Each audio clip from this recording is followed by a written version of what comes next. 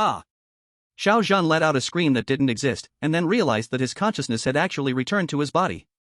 I'm not dead yet. In the clean rental house, Xiao Zhan looked around at the familiar environment, his heart filled with excitement. His memory was still stuck a month ago. A month ago, he had accidentally bound a multiverse film system. As the name suggests, it was a system that could take him to various movie worlds. This system didn't just go to different film worlds, it also allowed him to accept tasks, and completing them would grant rewards. Having read many novels, he quickly understood that this was nothing more than a single-player version of the main god space. He then directly began his first world traversal. Originally, he planned to go to movie worlds of his choice, preferably peaceful ones, where he could get things like gold to improve his living conditions. He had been working for years, and at 25 or 26 years old, he had no savings, no car, no house, and not even a girlfriend. But he never expected the system's world to be random. The first world it assigned him was the world of Resident Evil. When he saw this world, Xiao Zhan took a deep breath. This world had zombies, and not just ordinary zombies, but also lickers, tyrants, and other terrifying creatures. As an ordinary person, Xiao Zhan carefully chose from the tasks of killing zombies, lickers, tyrants, and interacting with the main characters. He picked the simplest one, survive for 30 days. Because Xiao Zhan took a closer look and realized that it wasn't the movie version of Resident Evil, but the game's CG version, and because the survival time was set for 30 days, the timeline was also moved forward to ensure he could complete the task before the nuclear explosion. Xiao Zhan's plan was to find a safe house and hide there before the zombie virus fully broke out, just waiting out the 30 days to finish the task. But his bad luck struck again. Before he could even begin to act freely after crossing over, he was immediately captured by an Umbrella Corporation team out on a mission to capture people. He was then taken to a laboratory and subjected to inhumane experiments. At first, Xiao Zhan was still conscious, but later, he lost all awareness, leaving only a faint sense of instinct. But now, he had miraculously escaped death and returned from that world. Looking at the simple rental house around him, Xiao Zhan felt like crying and laughing at the same time. However, soon he noticed something strange. He couldn't make any sound, and his vision was completely off. There was a large fridge at home, which he had bought with much difficulty just so he could save some money on cooking and have a bit more coolness in the summer. The fridge was 1.7 meters tall, and his line of sight used to be just a little higher than the fridge, but now, it felt completely like he was looking down, and the fridge seemed to be a tiny thing in his eyes. What's happening to me? A bad premonition rose in Xiao Zhan's heart as he hurried to the bathroom and the bedroom, but as soon as he moved, thud! A dull footstep sound made Xiao Zhan's heart jump again. With a big stride, Xiao Zhan reached the bathroom door, and then saw a doorframe that was shorter than him. Swallowing non-existent saliva, Xiao Zhan pushed open the bathroom door with a heavy heart. Inside the bathroom, the mirror on the sink counter was directly facing the door. Bending down, Xiao Zhan saw the reflection in the mirror. It was a tall monster, over 2 meters tall, with a broad build. Dressed in black leather, with dark bluish-black skin, cold eyes, and a bald head with no hair. Looking at this image, 2 words instantly rushed into Xiao Zhan's mind. Tyrant. Bio-Tyrant. He was actually turned into a Bio-Tyrant by the Umbrella Corporation. And now, he's back, wearing all this. Xiao Zhan could still vaguely find traces of his old face, at least it still resembled about 70 to 80% of his original looks, but now, is he still himself? Thud, thud. Xiao Zhan staggered back 2 steps and then collapsed to the ground, sitting helplessly. Now, his feelings were very complicated. Though he hadn't died, he was already lucky enough. But from being a normal person to turning into what he was now, it was something he still couldn't accept. This appearance, was he really going to stay a monster forever? Xiao Zhan couldn't imagine what kind of consequences there would be if someone outside saw him in this state. And unlike most orphanage protagonists in novels, he still had parents. How would he face them now? How would he explain to them that he had become this monster? Despite these complex emotions, Xiao Zhan was actually a little excited inside, but the sudden transformation made his worries temporarily suppress this excitement. After sitting for a while to calm down, Xiao Zhan had mostly regained his composure. He carefully examined his body. After calming down, it wasn't impossible to accept. For a man, what use is a face? Now, with this immense strength and explosive physique, doesn't this make him more satisfied than his previous small frame of 1.7 meters? Although his skin was a bit strange, if he had such a body before, he would have laughed himself awake in his dreams. Moreover, when going outside, thinking about it carefully, it wasn't such a big issue. If someone asked, he could just say he was cosplaying, and with a Bio-Tyrant so well recreated, people would actually be clamoring to take photos with him. The only difficult part was how to explain it to his parents. But for now, there was no need to panic. There were still a few months until the new year, and he hadn't gone home for the new year in 2 years. As for why he hadn't gone back, it was because he didn't have money. What was the point of going back? He truly had no face to face the people of Jiangcheng. Though it was said that whether he had money or not, his parents wouldn't reject him, he couldn't accept it himself. He felt like a failure. Why could others drive a Bentley at 20, but he was already in his 20s and couldn't even send money to improve his parents' lives? But now, Xiao Zhan had already come up with countless money-making ideas in his mind in this short amount of time.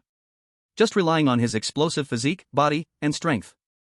Although Xiao Zhan didn't know the exact numbers, based on the Bio-Tyrant's performance in the game, he was a being who could tear down buildings with bare hands, crush cars, and even take rockets head-on. He could casually start a livestream to showcase his strength and would probably become a top streamer. But becoming a streamer still felt too much in the spotlight, which didn't align with Xiao Zhan's idea of staying low-key. With this thought in mind, Xiao Zhan finally remembered that he had a system and immediately opened the system panel. Mission: survive for 30 days completed, reward 100 mission points. As soon as he opened the system, a message popped up saying that the mission was complete. Xiao Zhan thought to himself, as expected, his task was done, which was why the system had brought him back. And thank goodness for the system, or he might have truly become a mindless Bio-Tyrant. If it had been any later, he might have been killed by Leon. Leon, Li Sanguang, the popular male protagonist of the Biohazard series, was not to be taken lightly. Chapter 2, Debt Collection. Xiao Zhan continued looking at the system panel.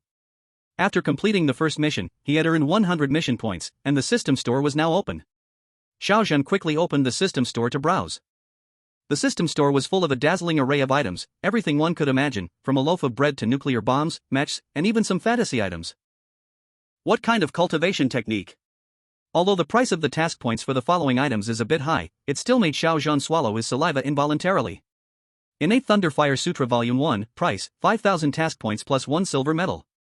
This is just one of the many cultivation techniques in the store, and it's only the basic first volume, yet it costs 5,000 task points and 1 silver medal. Medals are a currency that is separate from task points, which the system uses independently. When undertaking world missions, there are many tasks to choose from, and these tasks are also ranked. The more difficult, the higher the rank. The simplest is the Black Iron task, followed by the Bronze task, Silver task, Gold task, Platinum task, Diamond task, and so on. The harder the task, the higher the level. Completing a task of a corresponding level will reward the player with a medal of that level. For example, the survival task Xiao Zhan took before was a simple task with no rank, so the reward was only 100 task points. Meanwhile, in the shop, the stronger the item, the higher the rank of the medal required for exchange. This means that to become stronger, merely completing simple tasks to gain task points is not enough, only completing dangerous tasks can make one stronger. However, simple tasks aren't necessarily safe. Just like Xiao Zhan this time, a survival task for 30 days. According to the system's timeline, even if he survives until the end of 30 days, there are still a few days left before Raccoon City gets nuked, and it hasn't reached the most chaotic time yet. As long as he follows the instructions, finds a high-level building, blocks the doors and windows, seals them tightly, and prepares 30 days of food, he can complete the task. But since he's unlucky, he was caught by the Umbrella Corporation's people as soon as he landed. But fortune and misfortune go hand in hand.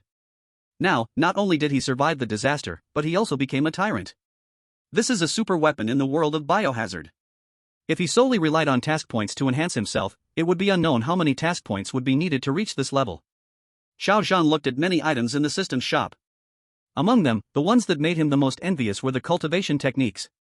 However, after carefully checking, Xiao Zhan doubted that his body right now might not even be able to cultivate at all.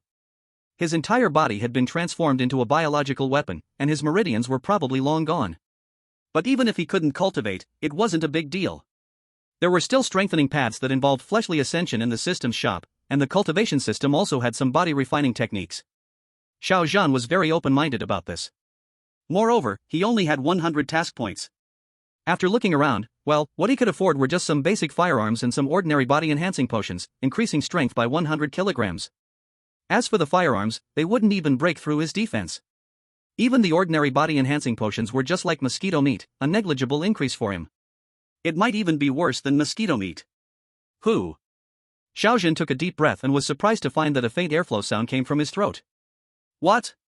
Xiao Zhan was startled, quickly recalling the setting of the tyrants in Biohazard. Soon, the settings appeared in Xiao Zhan's mind one after another.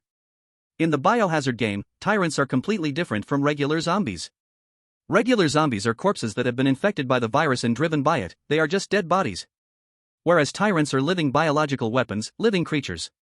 They need to replenish energy and need to eat, they are super biological weapons, biological soldiers, not the dead like zombies. To give the simplest comparison, a tyrant's heart beats, while a zombie's heart is stopped. So, his body is actually still alive.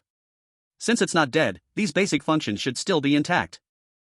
But he had been modified, and for now, he couldn't get used to it, so he hadn't been able to speak earlier. After taking a moment to relax, he was still able to speak. In the game, the tyrant did indeed have moments where it spoke, though rarely, only a few simple words. But this also proved that the tyrant had the ability to speak. However, as a biological weapon, it had no emotions and no need to speak. But Xiao Zhan was no longer an Umbrella Corporation's biological weapon, he had his own thoughts and his own emotions. When he realized this, Xiao Zhan felt excited. After all, no one liked to be mute. Just as Xiao Zhan was in a good mood. The rivers and mountains are beautiful as a painting. The country is built with swift horses. I will be a pleasant ringtone broke the silence of the rented room. Xiao Zhan's phone was ringing. Xiao Zhan quickly turned his attention to where the sound was coming from. On his 1-meter-wide bed, his phone was ringing. He immediately walked over and grabbed his phone. What once required one hand to hold now seemed as fragile as a thin cracker in Xiao Zhan's hand. He was afraid that with one too firm grip, he would crush the phone. Using the posture of an old man on the subway, Xiao Zhan raised a thick finger and swiped to answer. It was an unknown number. As soon as he answered, a harsh voice came from the other end.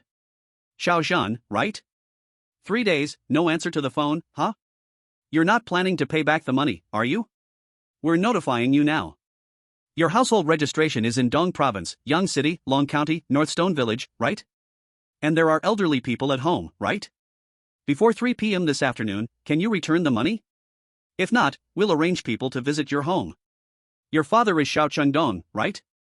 And your mother is Wen Ting, right?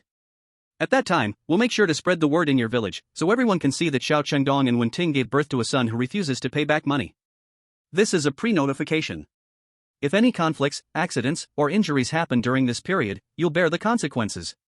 Upon hearing the threatening voice on the phone, the joy in Xiao Zhan's heart disappeared in an instant, replaced by a surge of anger. 3 months ago, he had received a call from home, and on the other end was his mother's voice, trembling and cautious. Ah Zhan, can I talk to you about something? It's just, your father injured his hand while working. The hospital says it'll take 50,000 yuan to save his hand, and we still owe 20,000 yuan. If you have any money, could you lend it to your mother? At that time, Xiao Zhan was eating instant noodles in his rented room, and when he heard his mother's voice, his eyes instantly reddened. He wished he could slap himself. He hated himself for being so useless. It was the end of the month, and he hadn't saved any money over the years. He was powerless. His job paid poorly. He worked tirelessly every day, like an ox, with less rest than an animal. But in the end, the reward was just enough to barely eat in this country. He had asked himself more than once, was it his problem, or was it the problem of this world? He opened his phone balance, only a pathetic 1,000 yuan. But he still held back his emotions and answered the phone as calmly as possible. Mom, don't worry. I'm working on a project and have saved quite a bit, but it's all invested online. Just wait, I'll take it out right away and send it to you tomorrow. Chapter 3, Murderous Intent.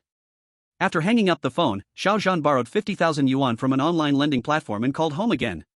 But at that time, Xiao Zhan only transferred 46,000 yuan back. Because although the platform lent him 50,000 yuan, the amount he received was. They actually want to take 5,000 yuan as a fee, leaving only 45,000 in hand. Xiao Zhan borrowed for 2 years, 24 installments, each month he has to pay over 2,000 yuan of principal, plus over 2,000 yuan of interest. That means nearly 5,000 yuan to pay each month. Xiao Zhan's salary is just a bit over 5,000, after paying, it means he can only eat instant noodles this month. This is basically a high-interest loan. When paying the first installment, Xiao Zhan already felt something was wrong, because when he borrowed, there was no mention of such high interest. And they also took 5,000 yuan from him as a fee. But on the first installment, when Xiao Zhan was only 1 day late, a call came through, and the threats began, if Xiao Zhan did not pay. They already had his contact list. If he did not pay, they would spam everyone in it, ruin his reputation, make him unable to survive. This immediately hit Xiao Zhan's weak spot. Over the years, though he never went back, every call he made was only good news, no bad news. If these people really did that, his parents, already old, would be hit by this. He could not imagine what would happen. If it only affected him, Xiao Zhan would fear nothing, but when it involved his parents, he could only bite his teeth and swallow the pain.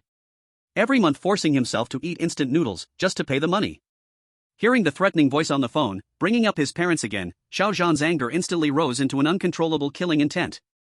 Family is Xiao Zhan's greatest weakness, but also his reverse scale. In that moment, only one thought remained in his mind. Those who threaten him with his parents must die. Even Xiao Zhan himself did not understand why he suddenly had such violent thoughts. He had barely ever fought in the first half of his life. Now, in his mind, he suddenly wanted to kill. After his body was transformed into a biochemical tyrant, his grey-blue skin was already frightening. Now, with killing intent rising, his face looked extremely savage and terrifying. Xiao Zhan took a deep breath, his voice hoarse. Money, I have it, but it is cash. He paused, then continued, these days I was not answering calls on purpose, something happened, I just got my phone, my bank card is frozen, cannot use it, I have cash, can pay in full. Will you send someone to take it, or give me an address, I will come to you. Hearing Xiao Zhan, a harsh voice on the other side suddenly laughed, though still full of ill intent. Okay, pay in full, but paying in full, the interest is still calculated for 2 years, we give you a small discount, prepare 95,000 yuan cash, no problem, understand? A cold smile appeared on Xiao Zhan's face, his voice hoarse, continued, no problem, 95,000 cash, I have it now. Xiao Zhan randomly said it, he didn't even have 950 on him. But he never planned to give these bastards a single cent. Paying? Don't worry, after crushing them, he will burn it to them. Good. Hearing Xiao Zhan's answer, the person on the other side laughed, then gave him an address. This is our office in Jiangcheng, just bring cash, we give you one more day, before 5 p.m. tomorrow, better not play tricks, or, he.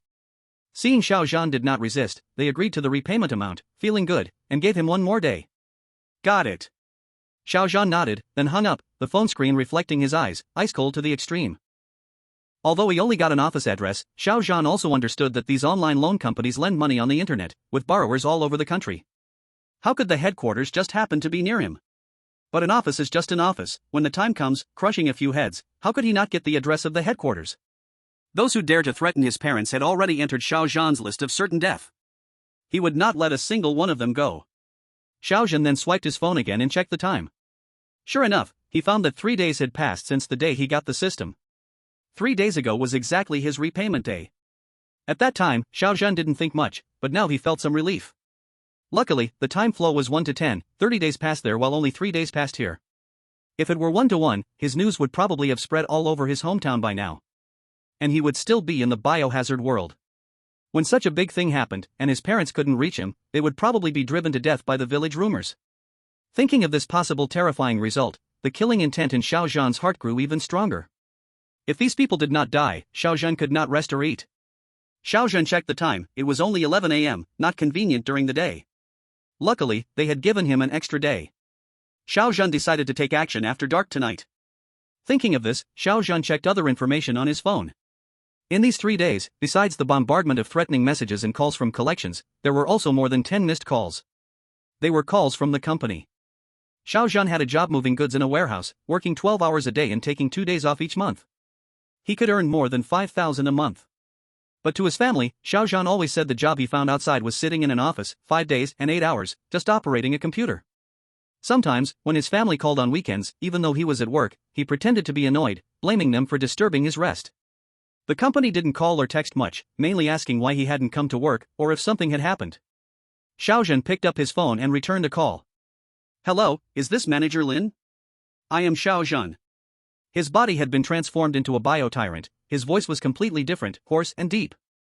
There was a pause for several seconds before the other side responded. Xiao Zhan, what's going on? You haven't come to work for 3 days. Did something happen, or do you not want to work? Some things happened. I won't do this job anymore, Xiao Zhan said. Okay, since you won't do it, the company will follow the process. Your salary will be sent next month. Fine. Xiao Zhan didn't say more and hung up the phone. This job was tiring but didn't have many weird colleagues or bosses, that was why Xiao Zhan had persisted for 2 years. But from today, he no longer needed to work. In the system store, Xiao Zhan saw an exchange option. Points could actually be exchanged for cash. And the rate was very high. 1 point could be exchanged for 100,000 yuan. 100,000 yuan was almost 2 years of Xiao Zhan's wages. And he had a full 100 points, exchanging all to cash gave 10 million. 10 million, for the old Xiao Zhan, was a lifetime earning he could never reach. But now, Xiao Zhan found that his heart barely stirred. He didn't know if it was because of the system or because his body had been transformed into a bio-tyrant. Chapter 4 Leaving. Xiao Zhan put the phone in his pocket. The system would start the next world. There is still half a month of cooling time, so there's no need to worry about it for now.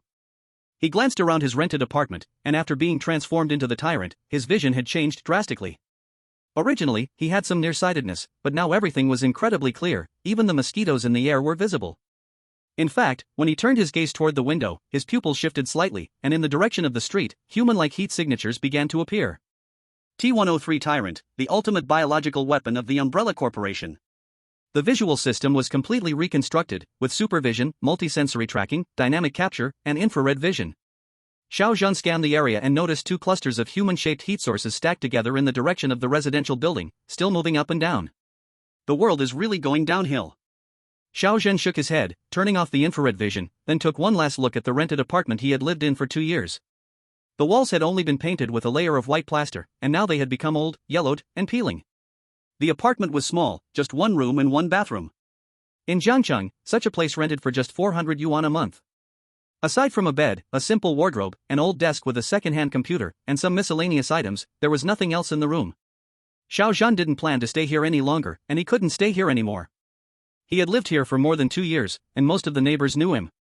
Now, suddenly changing into this appearance, it would definitely draw unwanted attention. He needed to find a new place to live as soon as possible. Xiao Zhan quickly packed up, gathering his clothes and computer.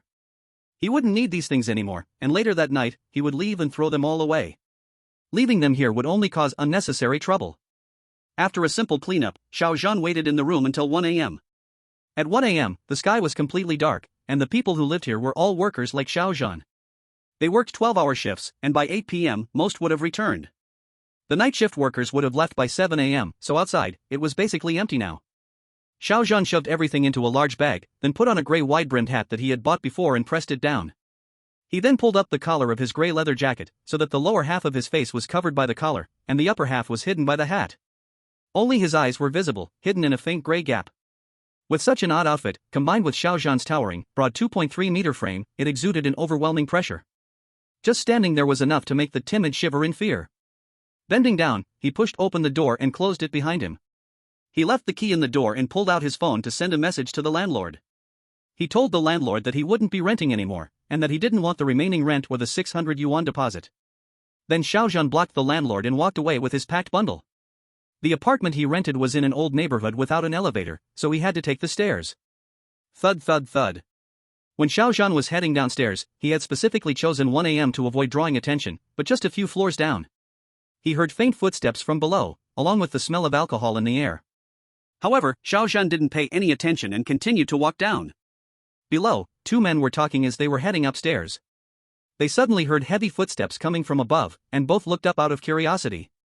They could only see the dim yellow light from the stairwell casting down, and a huge shadow creeping from around the corner of the stairs. Then, an incredibly imposing figure stepped out, leaving a strong visual impact. Boom boom boom. The muffled footsteps seemed to be stepping right on the hearts of the 2 people.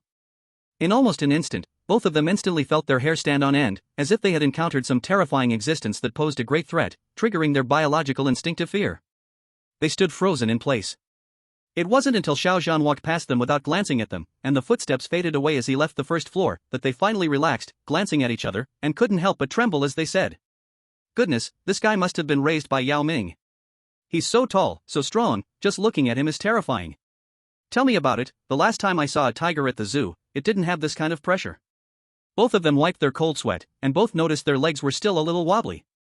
Actually, they couldn't really be blamed for this. If it had just been an ordinary tall human, they wouldn't have been scared like this, at most they'd have been surprised.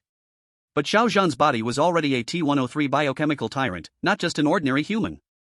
The presence of the T-virus directly triggered their fear instincts at the genetic level, a biological instinctual fear of danger. In the narrow stairwell, a semi-closed environment, especially at 1 a.m., it was what made them react like this. After going downstairs, Xiao Zhan went to the neighborhood's garbage station and directly threw everything he had packed into it. Then he walked out of the neighborhood. At 1 a.m., although the area where Xiao Zhan lived was an old neighborhood, a dilapidated part of Jiangcheng, there were still some stores open, doing business late into the night because there were so many workers. There were also quite a few customers in the stores. However, there weren't many people on the streets, which was why Xiao Zhan had left so late. If he had come out earlier, with his current physique, he would probably have been surrounded, with people wanting to take photos and selfies.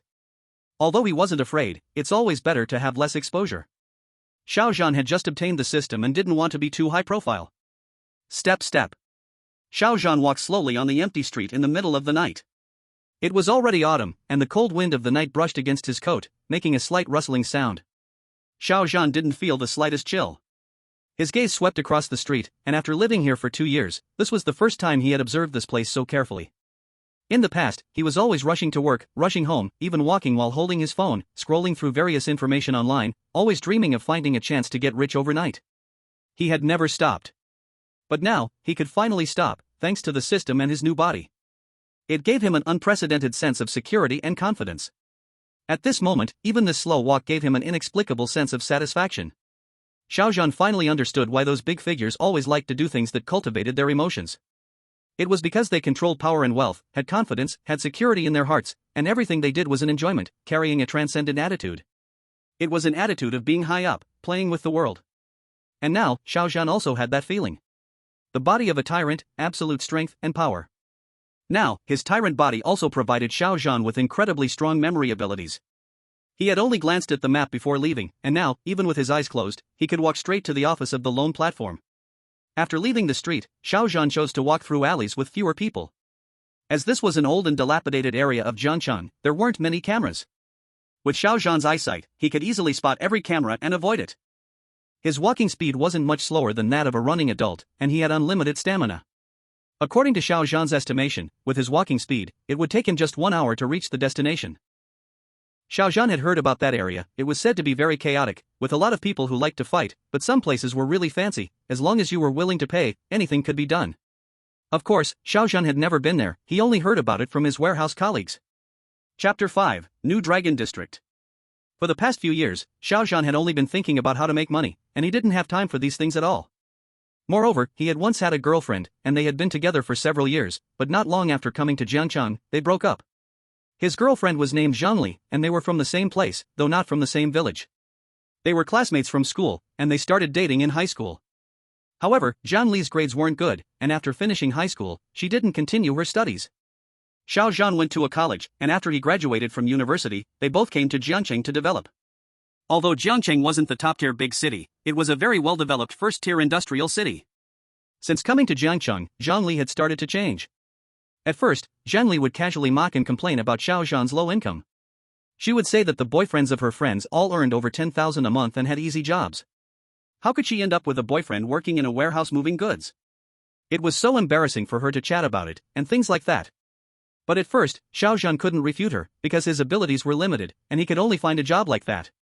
Until one argument made Xiao Zhan completely see through Zhang, and then he proposed breaking up, which turned out to be a timely decision. It was once when they went out to eat, and they happened to run into Zhang boss and colleagues from the supermarket who were also shopping. They ended up sitting at the same table. At that time, Zhang supermarket manager ordered a plate of stir-fried pig's blood.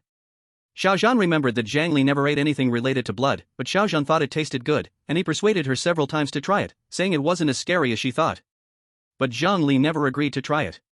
Xiao Zhan remembered that one time, when Zhang was at home, her sister wasn't feeling well, so her mother made several dishes to supplement blood, and they all had blood in them. Zhang had thrown her chopsticks and ran out angrily. But that time, Zhang supermarket manager, a man in his 30s wearing glasses and driving a BMW, casually said, "Try this dish, it tastes good." Zhang smiled and took a bite, and to her surprise, she found that this kind of dish really tasted good, and she ate quite a bit. At that moment, Xiao Zhan's face changed. He understood that he could no longer maintain this relationship. Ending it now would allow him to cut his losses, but if he waited any longer, he might really end up with a hat on his head. So, the next time Zhang mocked him again, Xiao Zhan erupted, and they argued and broke up. After that, Xiao Zhan blocked all of Zhang contact information and never contacted her again. Over the years, although Xiao Zhan didn't have much money, the money he spent on Zhang added up to 50 or 60,000 yuan. Xiao Zhan just thought of it as bad luck, and accepted it. But since they had been together for so long, people in their hometown knew about it, and during that Chinese New Year, Xiao Zhan didn't go back. But after the New Year, he heard that Zhang had brought a boyfriend who drove a BMW back to their hometown.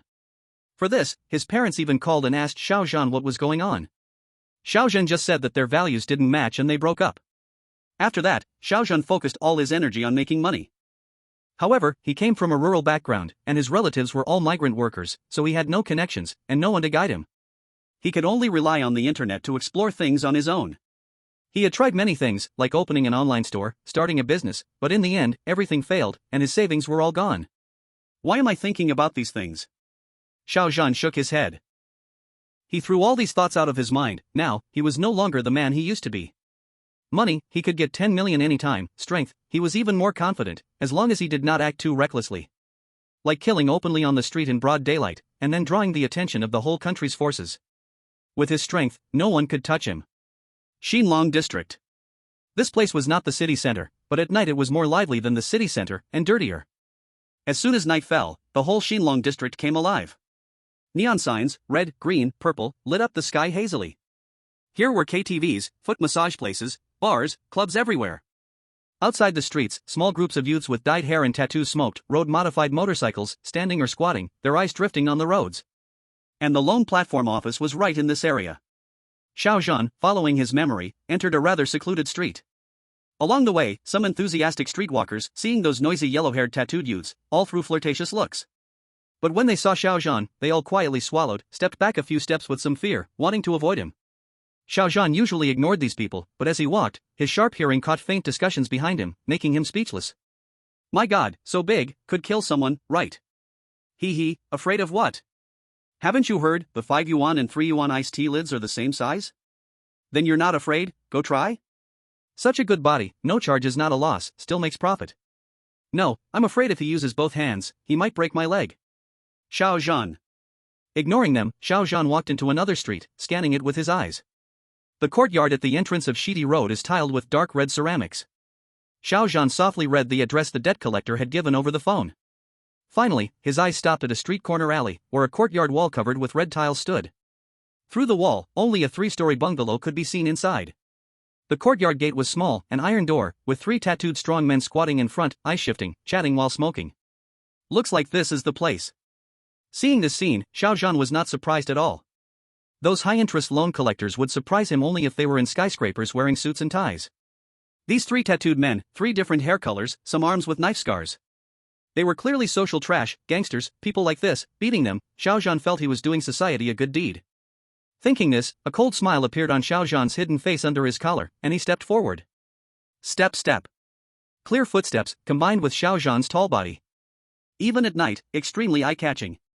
The 3 strong men guarding the courtyard gate quickly looked toward Xiao Zhan. In their gaze, they saw only a mountain-like man, wearing a leather coat and hat, face hidden, walking purposefully toward them. Along with him came the dangerous aura radiating from his body. The 3 frowned, even stopped smoking, watching Xiao Zhan warily. Chapter 6, Crush. Seeing Xiao Zhan getting closer, the 3 thugs could not hold back, all stood up. The one in front directly shouted. Hey, what are you doing? Stop right there. The other 2 thugs also reached under their clothes, touching long objects, glancing at Xiao Zhan unfriendly. Although Xiao Zhan is tall and his appearance is indeed intimidating and impressive, the 3 men were not newcomers to society. They had been around for many years, doing work in lending and debt collection. They had seen all kinds of people, and blood was a common sight for them. It's just that things have become tighter recently. A few years ago, chopping off hands or feet was just another day at work. Besides, they were all carrying weapons. It wasn't just because they were tall.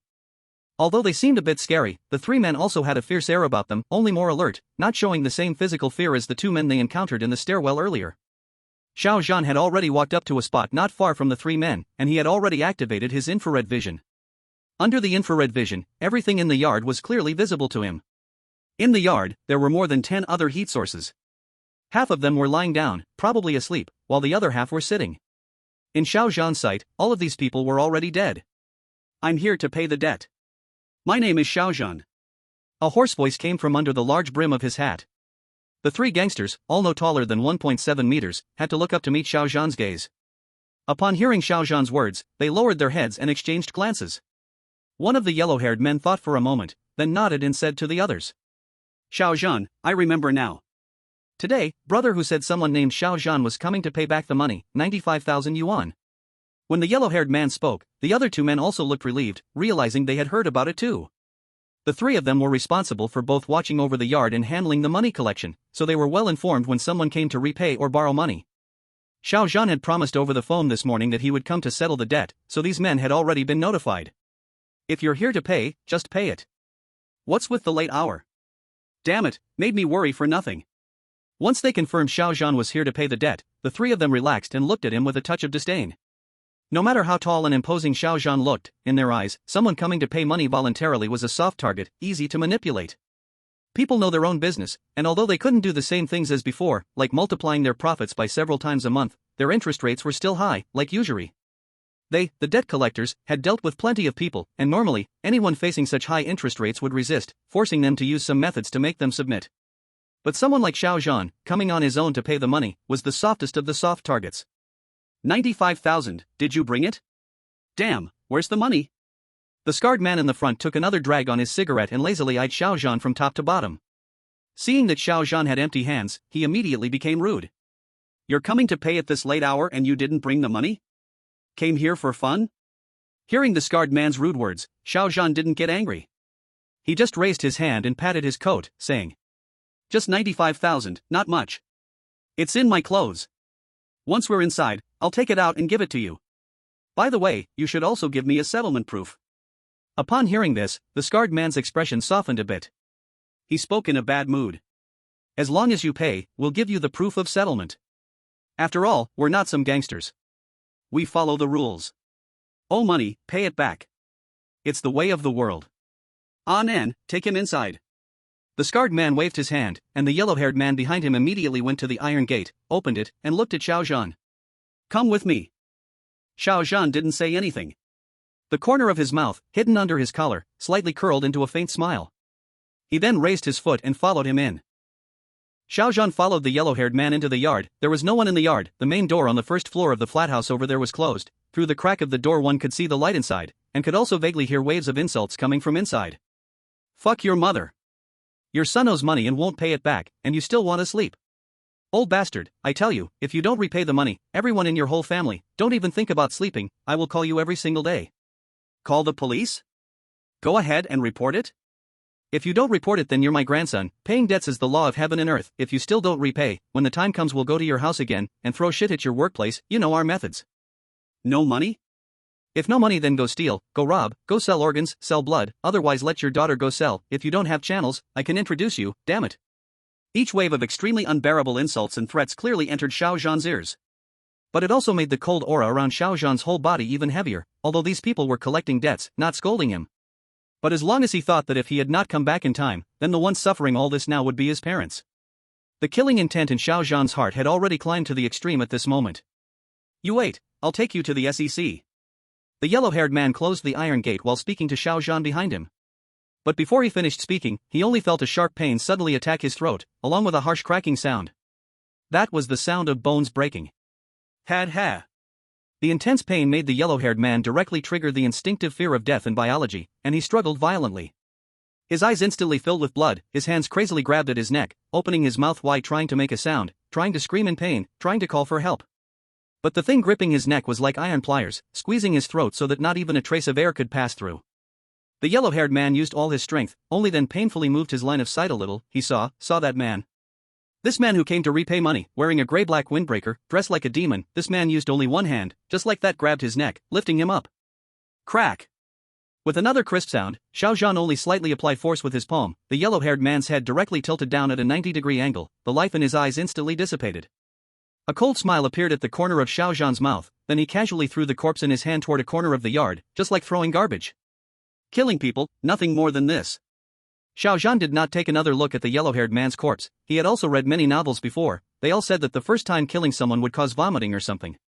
But at this moment, Xiao Zhan not only did not feel that at all, instead he felt his heart beating faster and faster. That was excitement, that was war drums. Chapter 7 Kill Again.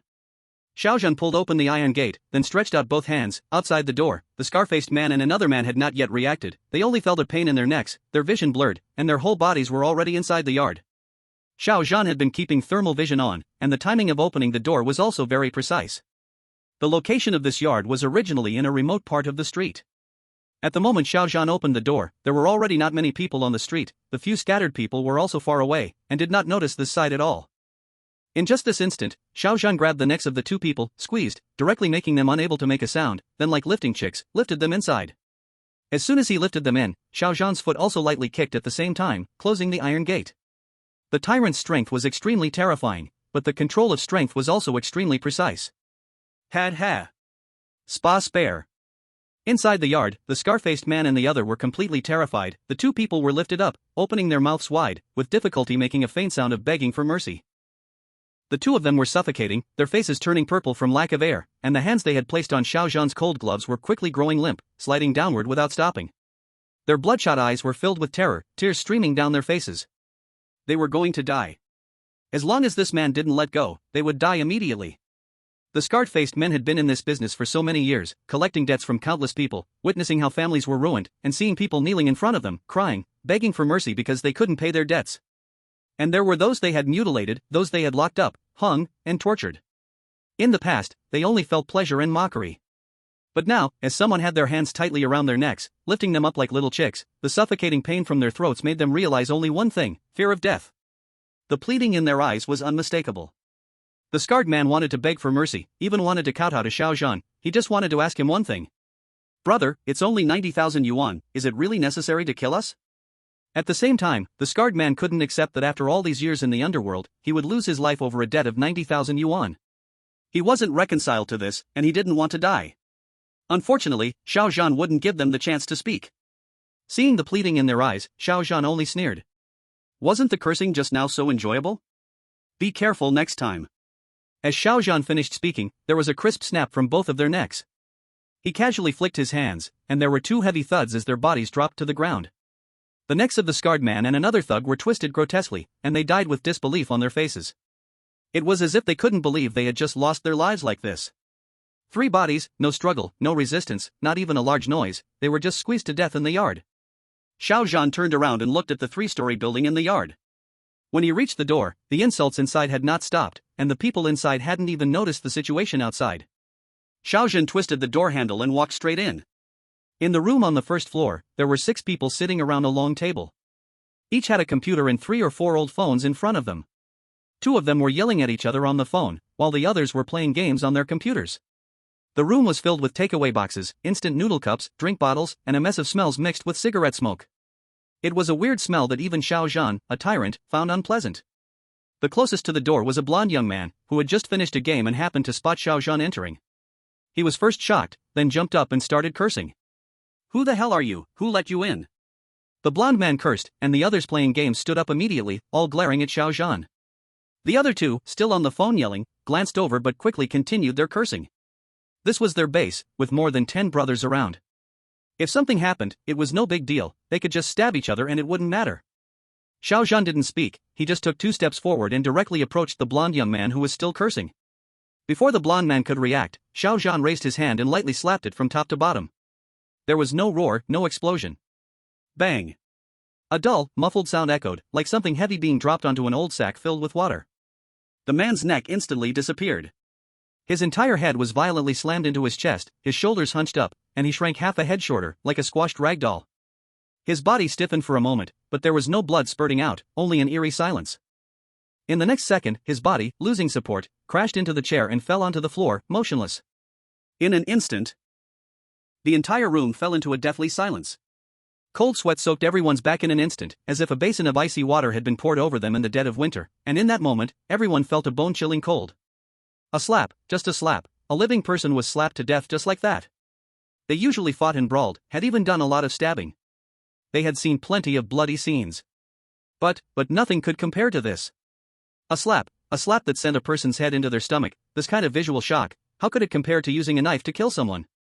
The thug standing at the very back was scared out of his wits, his lips trembling in terror, just about to let out a sharp scream. The next moment, they saw Xiao Zhan grab an old phone from the table and casually toss it, a shadow flew out. The others in the room didn't even have time to see it clearly. The next second, the shadow shot straight through the person's open mouth. The scream that had yet to break out stopped abruptly, like a string being suddenly cut off. The person's eyes bulged out, his body stiffened in place, swayed, and then fell backward stiffly. Not even a grunt escaped his lips, he died on the spot. Stand still, or die. Xiao Zhan's hoarse voice rang out at the same time. The people, who were originally terrified and wanted to escape or scream, were now frozen in place, like chickens grabbed by the neck, too frightened to make any rash movements. One by one, they let sweat beads the size of beans roll down their foreheads, trembling, fearing that the next one to die would be them. Very good. Xiao Zhan smiled with satisfaction, gathered together. At Xiao Zhan's command, a few of them shakily gathered together, not daring to entertain any thoughts of resistance or escape. 2 who liked to play games were almost crying, their hearts filled with despair. They had already recognized the terrifying look of Xiao Zhan. Wasn't this the tyrant from Resident Evil? Could it really have come into reality? But they hadn't done anything, how could they have encountered such a thing? The other two had also long been scared out of their wits, completely lacking the arrogance they had just shown while cursing on the debt collection call. Chapter 8, Brother Who. In the room, 4 tattooed men stood together, their faces pale, bodies trembling like leaves in the wind. Xiao Zhan looked down at them, his face hidden beneath the brim of his hat, showing no emotion at all. His low and hoarse voice sounded. Next, I ask, you answer. Xiao Zhan, you should know this name. Who is responsible for his debt collection? As soon as Xiao Zhan spoke, the 4 men wished they had more ears, afraid they'd miss something and end up with the same fate as the 2 corpses in the room. The moment Xiao Zhan's voice fell, the 4 men's brains began to work at full speed. I know, this guy named Xiao Zhan is not the one responsible for collection here. He was transferred to us today, and only today he told us he was going to visit and collect the cash. A tattooed man with long hair and a wolf-tail hairstyle quickly spoke up, his voice trembling but fast, afraid that if he was too slow, the chance to speak would be snatched away by the other 3 men. That's right, we only handle outsourced business, many platforms refer clients to us, and we only got the notice about Xiao Zhan today. This Xiao Zhan was entrusted to us by a platform called Anshin Loan. The rest of the men also scrambled, crying out, afraid they would fall behind. Quiet. Xiao Zhan slowly spoke 2 words, and the room instantly fell silent again. Anshin Loan, that was the online lending platform where Xiao Zhan had borrowed money from. Xiao Zhan thought this was the Anshin Loan office, but it turned out to be a third-party entrustment. But after thinking about it carefully, it made sense. Every city had these kinds of scum gangs, doing the work of loan collection and debt chasing. And the scum who do this kind of thing, they have no ability to set up anywhere, basically a nest of snakes and rats, drawn to each other's stench. You help me chase, I help you chase, it just depends on who is closer. Where is the headquarters of the Anshin Loan platform? How much do you know? How many people are on this platform, and what are their names? Xiao Zhan asked again. This time the 4 all shook their heads at the same time, trembling as they spoke. This we really don't know, but, Brother Who must know. Yes, Brother Who is our boss, these platforms are all contacted by him, he is sleeping upstairs now. Big brother, shall we call him to come? The 4 trembled, carefully looking at Xiao Zhan, their eyes full of pleading. In their hearts, they only wanted to live, hoping that Xiao Zhan would spare them because they were cooperating. Xiao Zhan did not speak, only nodded, his face hidden under his collar and cap, impossible to see. His tall, oppressive body stood before the 4, the light casting shadows that nearly engulfed them all. The 4 trembled like that, looking at Xiao Zhan with pleading eyes, praying for the final judgment. Seconds passed, but in their minds it felt like a century. Then they heard a hoarse, low laugh from the collar of the trench coat monster. Hee, very good, thank you for your cooperation, don't worry, everything is over. Hearing Xiao Zhan's words, a wave of unease ran through them, but they didn't dare to think in that direction. The 4 showed a smile uglier than crying, forced their mouths open, about to tremble out a thank you for sparing us. But the next moment, Xiao Zhan moved, raising both hands and clamping 2 heads. His 5 fingers pressed slightly on the tops of their skulls. No rage, only calm strength. Crack! A dull snap of bone exploded in his palms, the skulls caved in like eggshells. No time to struggle, bodies shivered, eyes wide, completely limp. 2 people, dead. The remaining 2, seeing this, were terrified out of their minds, one even peed themselves. Ah! Bang!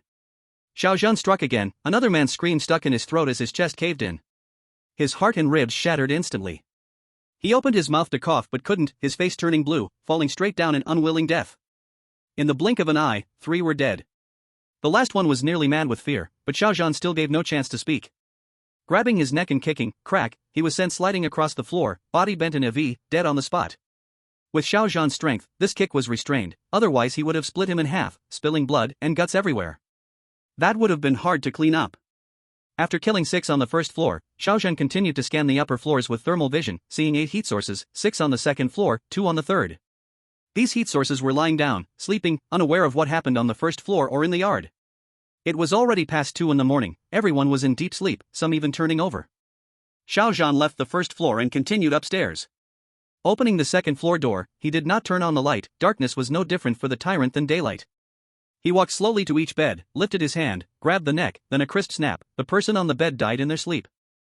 Some were still a man and a woman hugging while sleeping, and Xiao Zhan made no difference, just crushed them with a snap. After easily crushing 6 people, Xiao Zhan carried 2 bodies up to the 3rd floor. The 3rd floor was the room that the small underlings on the 1st floor said their boss Hugo lived in. 3rd floor. Hugo was a not too big, not too small gang leader in Xinlong district, Jiangcheng. He had been in society for more than 20 years, quitting middle school, taking a machete into the streets, following some big brothers to cut people. With boldness and courage, after more than 20 years, he finally became known.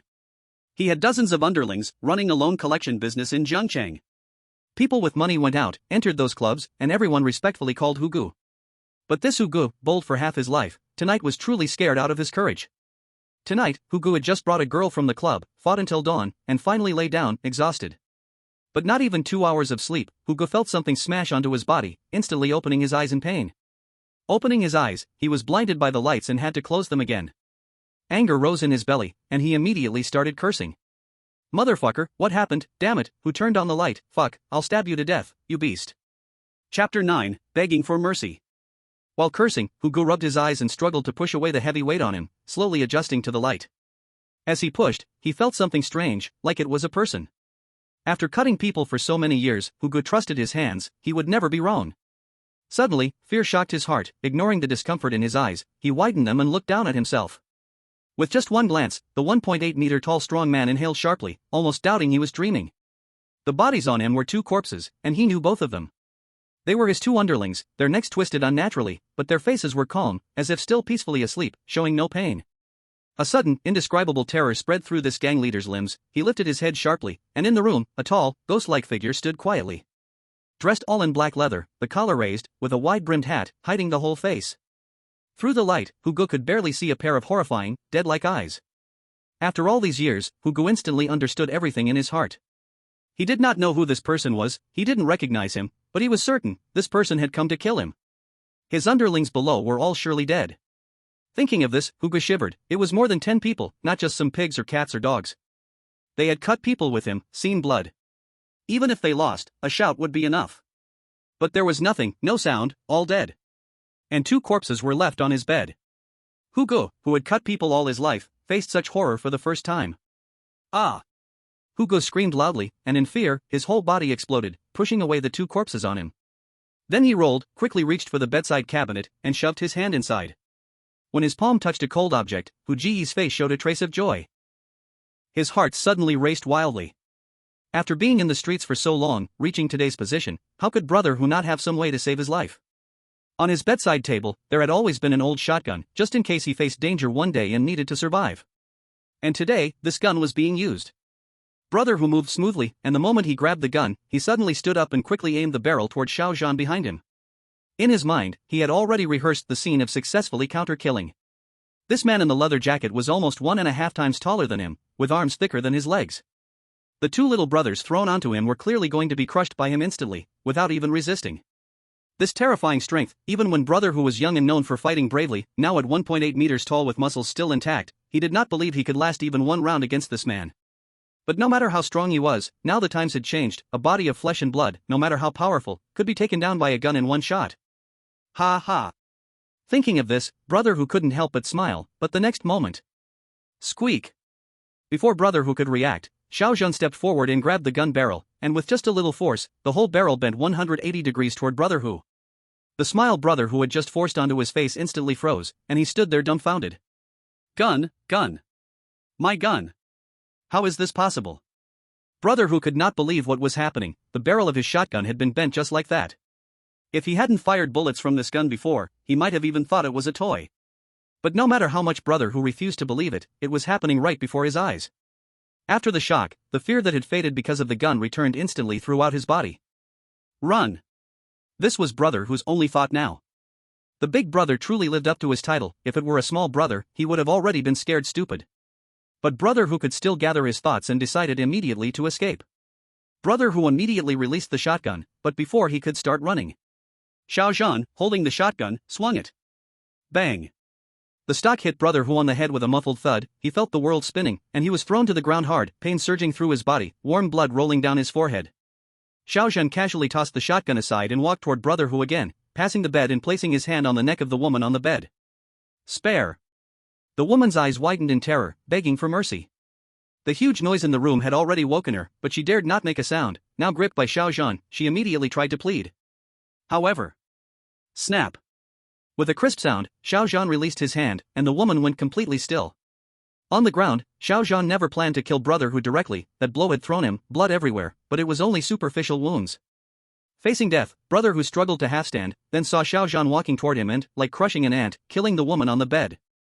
Brother Hu swore he had never seen anyone so cold-blooded in his life, killing a person like killing an ant. This man, he was not human, he was a devil.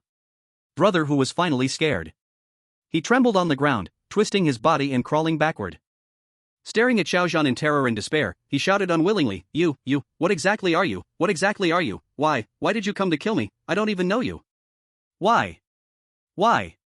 You, don't come over, you are not human. I don't want to die, let me go, whatever you want, I can give it to you. Hu Ji's shout was already mixed with sobs, he was terrified to the extreme. While shouting, Hu Ge waved his hands, as if this could drive Xiao Zhan away. He did not want to die at all, after mixing in this world for so many years, finally reaching today, not lacking money or women, he still had not enjoyed enough.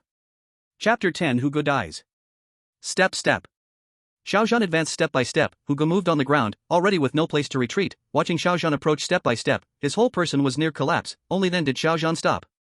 I ask, you answer, or die.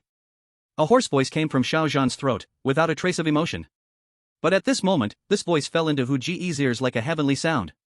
Like a drowning man grabbing a straw, Hu Ge immediately nodded repeatedly.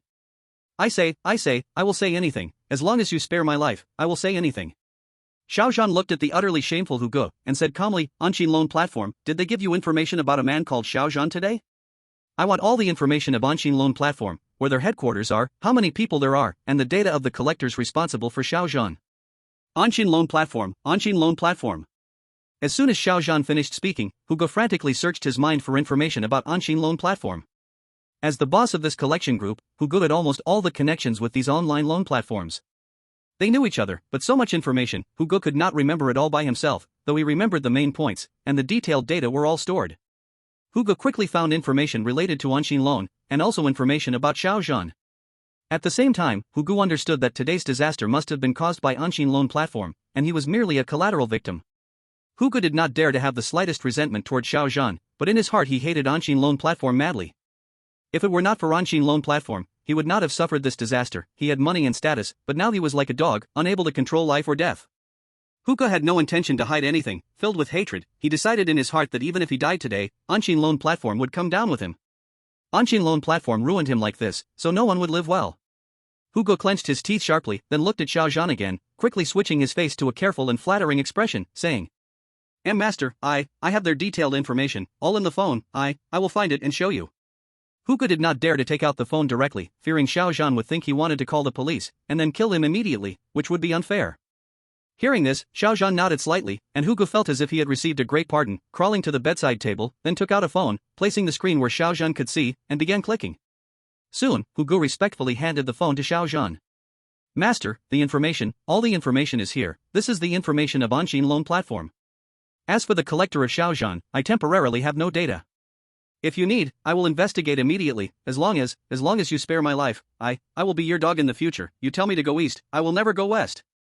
To save his life, Hu Ge even admitted he would be a dog if necessary. He cannot be blamed for having no backbone, after all, there is an old saying, those who understand the times are heroes. Xiao Zhan raised his hand and took the phone, said nothing, just quietly looked at it.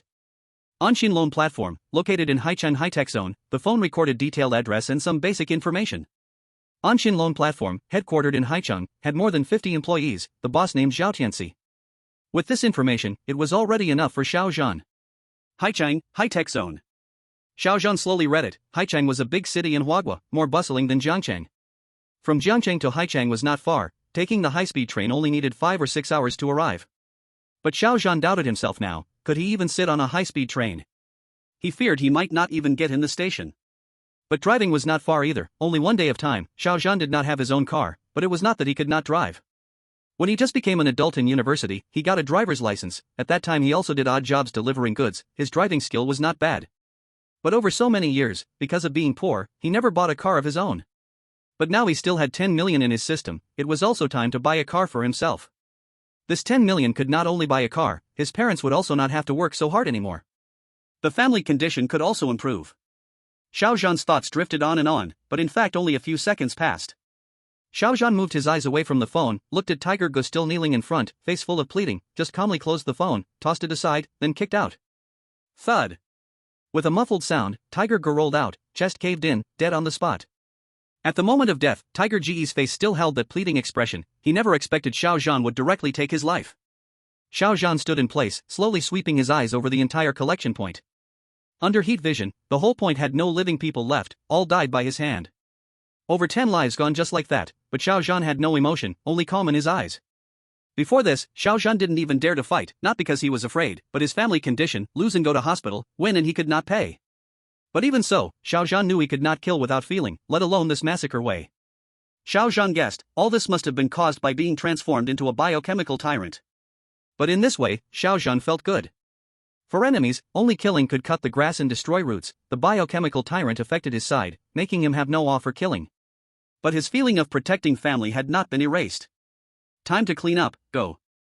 Xiao Zhan put away his thoughts, stepped forward, lifted Tiger Ge's corpse. During the day, Xiao Zhan did not just wait, he made some preparations. Now he killed more than 10 people, if not handled. Once discovered tomorrow, it would be a big case shocking the whole Jiangcheng and even the whole province. Then it would probably attract the whole province's power to investigate. This was not what Xiao Zhan wanted to see in short time. But even if wanted, Xiao Zhan was not afraid. At worst, escape to Southeast Asia, escape to America. The world was big. With his strength, he could go anywhere. Just afraid of involving parents and family. Xiao Zhan knew, in the south suburbs of Jiangcheng, this industrial big city, there used to be a mine vein, now abandoned. But it left a mine pit 100 meters deep. After years of abandonment, this pit had collected water into 100 meters deep water area. Xiao Zhan had already made a plan, to throw these people inside, sink to 100 meters below, with no chance to float up at all. With no bodies, when the time comes the case will be much simpler, maybe it will even be said as missing, not certain either. Chapter 11 Anshin Loan. Outside the back door of this courtyard base, there is also a remote small road. Beside the road several cars belonging to these debt-collecting thugs are parked, among them there is one large van. Originally Xiao Zhan had already considered early to think of a way to transport all the bodies away. Seeing this large van, immediately he was delighted. This is simply like when sleepy someone sends a pillow. Xiao Zhan observed for a moment. The time was already past 2 in the early morning. Under the cover of night, there were almost no people on the streets outside. The remote small road at the back door, even more, did not have a single human shadow, not even streetlights. Xiao Zhan quickly dragged more than 10 bodies one by one into the courtyard, after finding the car key, then stuffed all the bodies into the large van at the back door. Also the murder weapons that had been used, the things stained with blood, were also thrown inside. The whole van was immediately stuffed full, even the tires sank down. When Xiao Zhan washed the gloves, pulled open the car door and bent down to get in, the chassis of the van was almost touching the ground. Luckily this is the Divine Car Wuling Hongguang brand, otherwise it would have long been unable to bear the load. Xiao Zhan alone is estimated to weigh 500 or 600 jin. Not to mention there are more than 10 bodies. Fortunately this van is also an enlarged version, seems also modified a bit, can be considered to be put to use. But stuffed with more than 10 people, plus Xiao Zhan's 2.3 meter height, sitting inside the car, still a bit cramped. Thinking of this, Xiao Zhan could not help but sigh. With his current body size, Rolls-Royce and these luxury cars need not be thought of, simply cannot sit inside. If buying a car, in the future he can only buy those large vehicles. Xiao Zhan, while driving the car, while opening the navigation, while relying on the navigation to guide the way, while using supervision, avoided some routes with cameras, those that really could not be avoided. He also deliberately blocked the inside of the car, at the same time not exposing himself. Very quickly, Xiao Zhan drove the vehicle to the southern suburb mine pit. The mine pit is at the mountainside. After many years of abandonment, originally there was a dirt road leading up. After one heavy rainwash, that road also collapsed. Now there is already no road directly reaching it. The mountain road at most can only reach not far from the mine pit. To reach the mine pit, still need to walk more than 10 minutes of small path. When Xiao Zhan drove to the mountainside, he found that on the mountain road there were actually several cars parked. Damn fishing guys. Looking at these cars, Xiao Zhan cursed in his heart, and directly guessed what these cars were parked here for. Where there is water there are fishing guys. As for why Xiao Zhan knows so clearly, because he himself once was a fishing guy. And also came here to fish before. This is also the reason why he is very familiar with this place. Xiao Zhan had no choice but to drive the car a bit farther, directly to the end of the road, because it is not a cement road. The surface here is almost already covered by weeds. And this place is relatively far from the mine pit lake, also no cars parked here. Xiao Zhan immediately parked the car here. Then got off the car, closed the door, walked to one side of the vehicle. Xiao Zhan bent his waist, both hands lifted, and directly lifted this large van up. At the same time he opened thermal vision, just like this, lifting the van, step by step walked up the mountain. This point was also considered by Xiao Zhan. There is simply no road leading to this mine pit lake. He would carry the car over to dump the bodies. No one could imagine that someone could actually carry a car up the mountain, then throw it into the lake. This way the police will even more not be able to find the whereabouts of these people. With the help of thermal vision, Xiao Zhan carefully avoided one fishing guy after another. At this late hour, Xiao Zhan noticed 7 or 8 fishing guys. If the mine pit wasn't so big, tonight would have been really difficult for him. After taking a roundabout route, Xiao Zhan finally found a corner no one was watching, then violently threw the whole van. Boom! A huge splash erupted, and the van was thrown by Xiao Zhan tens of meters from the shore, sinking quickly. Watching the van completely disappear underwater, Xiao Zhan turned and walked away. Some fishing guys in the distance were startled by the sudden noise. The braver ones sneaked closer, wanting to see what had happened. Xiao Zhan had already gone far down the mountain. Jiangcheng City. After leaving the mine pit lake, Xiao Zhan did not return to Jiangcheng City's urban area. He remembered there was a big bus stop in the suburbs where many buses from the city stopped to pick up passengers. And no security check or ID check was needed. Xiao Zhan planned to wait here for a bus to High City. He planned to deal with the Anshin loan platform in one go, so he could settle down to do his own things. Next to the bus stop were some cheap lodgings and small diners. People waiting for buses could rest here. The lodging owners would even wake guests up when the bus arrived. Xiao Zhan randomly chose a lodging that looked a bit better and walked in. The front desk had only a middle-aged man watching TV, not noticing Xiao Zhan. Xiao Zhan walked to the front desk, knocked on the table, his hoarse voice sounding. "Boss, give me a room, 10 bowls of beef noodles, and tell me when a bus to High City comes." The boss, still looking at the TV, quickly calculated in his mind and gave a quote. "A total of 150, QR code or cash?" QR code. Xiao Zhan took out his phone and scanned to pay 150 yuan. After the payment notification sounded, the boss took a key from the drawer, glanced at it, then put it on the table, saying, "The room number is on it, go yourself, I'll call you when the bus comes, noodles will be delivered later." Okay. Xiao Zhan took the key and went straight upstairs. Although the tyrant was the ultimate biological weapon, it was still alive, unlike zombies which were dead things. The tyrant also needed to eat to replenish energy. Xiao Zhan had killed over 10 people today, carried a van, and walked so far. His body energy was slightly drained, plus he had not eaten all day, and still had taste. Naturally, Xiao Zhan also missed the feeling of eating. Xiao Zhan's room was 302, he walked to the 3rd floor and opened the room, which had decent facilities. There was a bed, a table, and a private bathroom. Xiao Zhan lay on the bed, closing his eyes to rest lightly. The tyrant's body did not feel tired and theoretically did not need rest. But that applied to a biological weapon. Xiao Zhan's mind, as a normal human, still needed some rest to relax his spirit. Xiao Zhan rested a short while, and the 10 bowls of beef noodles were delivered. In the past he would eat at most 1 bowl, now it was 1 bite per bowl. 10 bites, and Xiao Zhan finished all 10 bowls. It was not even half full. However, he did not choose to order more. Eating more would scare people. Chapter 12, The Woman Who Got on the Bus Midway. Xiao Zhan had barely rested when, near 5 in the morning, the girl who delivered the food knocked on the door. Sir, hello, a bus to High City has arrived."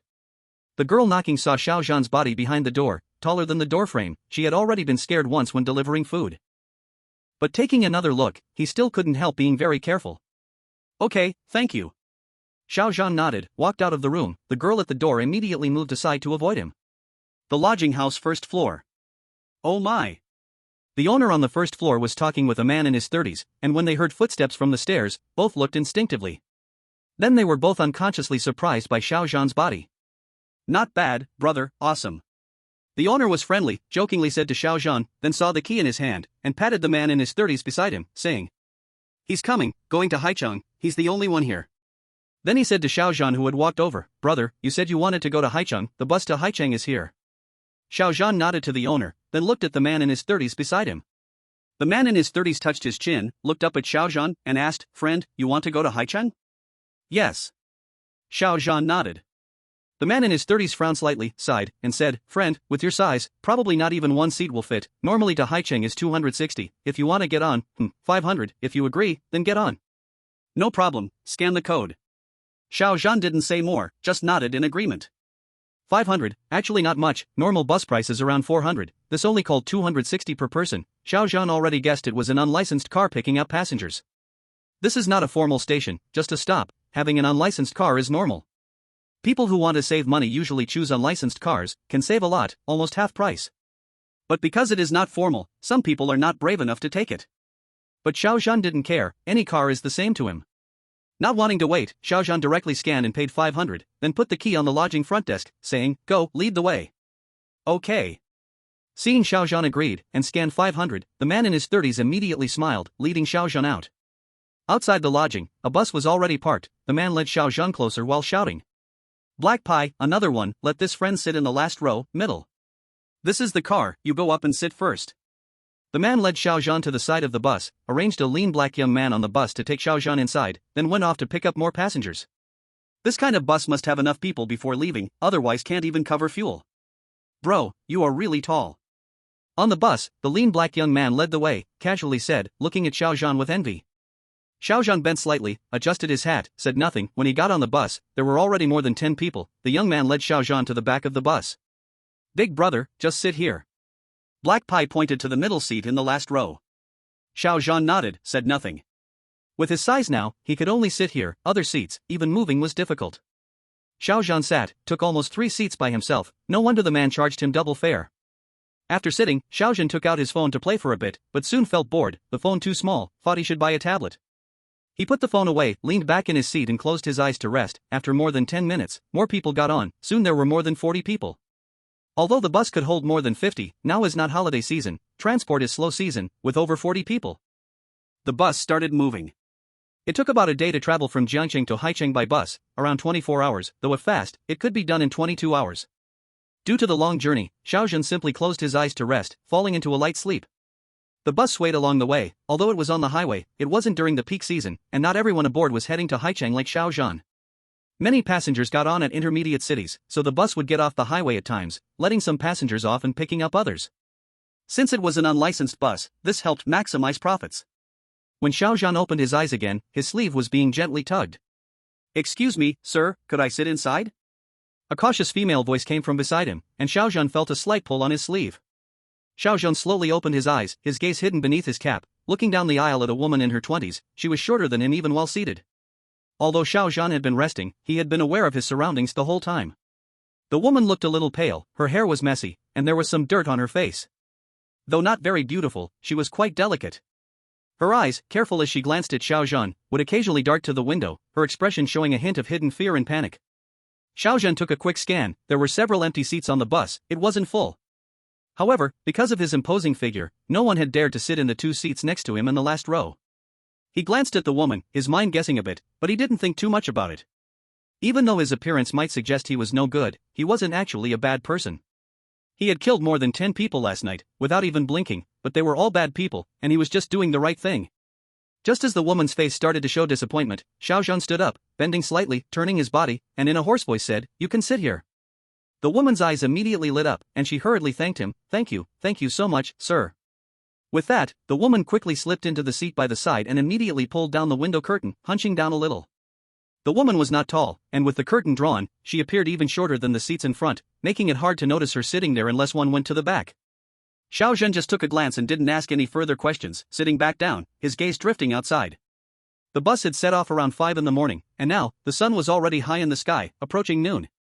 The bus had probably already crossed out of Jiangcheng's province. In a little over 10 hours, it should arrive in Haicheng by early morning. Chapter 13, The Villagers Stuck in Traffic. Xiao Zhan took out his phone and quickly searched for short videos about Jiangcheng, but found no news, which meant it was still early, and the disappearance of those people had not been discovered yet. He didn't dwell on it, tucking the phone back into his pocket and continuing to rest. The bus didn't stay stopped for long, and after 2 people got on, it started again. The province between Jiangcheng and Haicheng was relatively poor, and once the bus started again, the road was bumpy and shaky. However, after this stop, the bus would get back onto the highway, as this stop was just for temporary passenger pickups and drop-offs. The bus had only been driving for about 5 or 6 minutes when suddenly, there was a sharp, sudden brake. The screeching sound of the tires was ear-piercing. Ow! Ah! The passengers on the bus immediately lurched forward, many of them crashing into the seats in front of them, with only a few who had their seatbelts fastened managing to avoid injury. Xiao Zhan, sitting firmly in the center of the back row, remained steady like a mountain, not moving an inch. Before the passengers had a chance to start complaining. Outside the bus, a noisy wave of curses had already started. Stop the car. Damn it, open the door. Mother open the door. The passengers inside the bus heard the voices outside and all quickly turned to look out the windows, but just by looking, their faces immediately went pale. Outside the bus, it had just left the stop, driving on a national road that was almost like a mountain area. Both sides were covered with mountains, and ahead on the road, a large fallen log blocked the path. Dozens of people had gathered on both sides of the road, each holding hoes or carrying poles, and a few held machetes and sickles. These people had already surrounded the entire bus, shouting and demanding the driver open the door. This is, have we met bandits? It's over, it's over. Some timid passengers were instantly scared out of their minds, surrounded by so many bandits in this wild area, one mistake could cost their lives. Only some younger people retained a bit of calm, swallowing hard and looking outside, unable to believe that in this day and age, not 10 or 20 years ago, people could still form such a large bandit group to rob and kill on the road. Xiao Zhan was also disturbed by the noise and opened his eyes, but he only glanced calmly out the window. However, in the corner of his eye, he saw the young woman beside him, her face not only pale but her body trembling. In front of the bus. What are you doing? What are you doing? Are you trying to rob the road? I will call the police. The bus driver and ticket collector were also very scared by this scene, having driven for many years, but now this was not the same as 10 years ago. They never expected to encounter such a thing, but still, they shouted at the people outside, trying to stand their ground. They hoped to make these people retreat, because now it was not like before. Now if someone did this, gathering so many to rob a bus, it would be an extremely big case. He could not believe they would not know the consequences. As soon as the bus driver shouted, the villagers outside cursed back. F******Q, who are you trying to scare? Stop talking your sh**t here. No one is trying to rob, but I tell you, open the doors immediately. We are here to find someone, check, and let you go. If not, we smash your bus, understand? F*****Q. Outside, the villagers glared at the bus driver fiercely, cursing, and some had already started kicking the bus and violently pulling at the doors. The bus driver and ticket collector exchanged a glance. After years of driving all over the country, they immediately understood what was happening. Though it felt humiliating to be cursed like this, since the other side was not here to rob, and this was their territory, they had no choice. Dozens of people outside with hoes and machetes were not something to challenge. Although they had a few weapons inside, 2 fists could not beat 4 hands, and there was no need to cause trouble for themselves. The bus driver and his team quickly gave in. Stop pulling, I will open the door, just open it. The bus driver immediately opened the doors. The villagers outside did not waste words and surged onto the bus in a crowd. The passengers had originally hoped the bus driver would be tough and not open the doors, but before they could say anything, the doors were already open. Seeing the fierce villagers pour into the bus, each passenger shrank in fear, and some quietly stuffed their valuables into their underwear. Raise your head. Raise it. Ah. Smack. Whoa. More than 10 villagers rushed onto the bus, and seeing the passengers shrinking, they roughly dragged them up to look at their faces. Someone was shouting, struggling, or resisting, and without hesitation, a slap was directly thrown. On the bus, there was a young couple who looked to be in their 20s. After the villager slapped the woman, he pulled her up, took a good look at her face, and his eyes suddenly lit up as he shouted loudly. This one looks a bit similar, take her down. Other villagers saw this and also smiled with pleasure. 2 of them quickly came up and dragged the woman away. Let go of me, what are you doing? I don't know you, help, help. The woman immediately struggled in terror and screamed. A young man sitting beside the woman, wearing glasses, suddenly stood up, about to make a move, but a machete was pointed at him. The man immediately turned pale and sat back down. The villagers saw him acting so weakly, sneered, and gave the man 2 more slaps. Smack, smack. The 2 slaps made the man's mouth bleed, and his glasses flew off, but the glasses-wearing man didn't dare to resist, just enduring the humiliation. Shout for your mother, I paid for you, and you dare to run, shut up. The woman also got 2 harsh slaps, making it impossible for her to speak. The passengers on the bus, witnessing this, all turned their heads away. Even though the woman had screamed for help earlier, no one dared to stand up and speak out. The bus driver and others, at that moment, were in the driver's cabin below the bus, too scared to make a move. They heard the commotion above and frowned, but didn't dare to say anything. They knew who these people were, villagers from the deep mountains, poor and mad. These people couldn't get wives and had to buy them. It seemed that the wife they had bought had run away, which was why so many people had come to block the bus. The bus driver took a glance. The woman being dragged off was the one who had gotten on the bus in Jiangcheng long ago. She definitely couldn't have been someone who ran away from some village. However, it was just bad luck for her to encounter such a situation. The passengers around 40 to 50 years old were lucky enough to escape. Chapter 14, A Kick That Sends Her Flying. On the bus. While the woman was being dragged off, the other villagers on the bus continued to check the remaining passengers. Walking at the front was a middle-aged man in his 40s, holding a machete, his eyes murky and fierce. After slapping 2 more people, he finally reached the back of the bus, in front of Xiao Zhan. "Oh, pretty tall, huh?" The middle-aged man provocatively sized up Xiao Zhan, then raised his hand and horizontally pointed the machete at Xiao Zhan's chest, before starting to curse. "Damn it, take off that hat, stop acting all mysterious, do you believe I'll stab you to death with this knife?" With Xiao Zhan's physique, anyone with clear eyes could tell that he could not possibly be the woman they were looking for. The middle-aged man naturally knew this, but he was just annoyed by Xiao Zhan. Damn it, there were so many people sitting on the bus, and after they got on, they all cowered like quails, but Xiao Zhan was the only exception. He sat boldly in the center of the back seat, not giving any reaction, as if he didn't take them seriously at all. And when the middle-aged man got close to Xiao Zhan, at first, he couldn't help but feel a sense of fear in his body, which made him even more furious. "Damn it, just because you're tall, you think you're special? I'll still make it so you don't get to talk." "Ha!" A hoarse laugh sounded above the middle-aged man's head, and Xiao Zhan smiled. He looked down at the middle-aged man, who had raised a machete, pointing it at his chest. "You have 3 seconds to kneel down and apologize for what you're doing right now." Xiao Zhan remained seated, unmoved, with only a voice without any emotion or threat coming from under his collar. Xiao Zhan's voice carried no emotion, nor any hint of a threat. The words were very plain, but it was these very plain words that caused the middle-aged man's heart to unexpectedly jump. His body tensed up, as if his instincts were warning him, giving him a warning of danger. It made the middle-aged man have an instinctive illusion, as though if he didn't obey the windbreaker-wearing man's request, the consequences would be unbearable. For a moment, the middle-aged man was indeed affected by this intuition, but he quickly smiled. He was even angry at himself for the reaction that had just appeared. "Damn it, here I am with a machete and dozens of people, and I'm actually scared by a big guy with nothing but his bare hands." The middle-aged man's gaze became sinister, and he coldly sneered before cursing, "Screw you." Bang! Before he could even finish the word mother, a huge bang echoed inside the bus, and no one saw what happened. All they heard was a loud bang. A shadow swiftly flew through the bus aisle, and the 7 or 8 villagers still inspecting the area didn't even have time to scream before they were ruthlessly knocked over by the figure.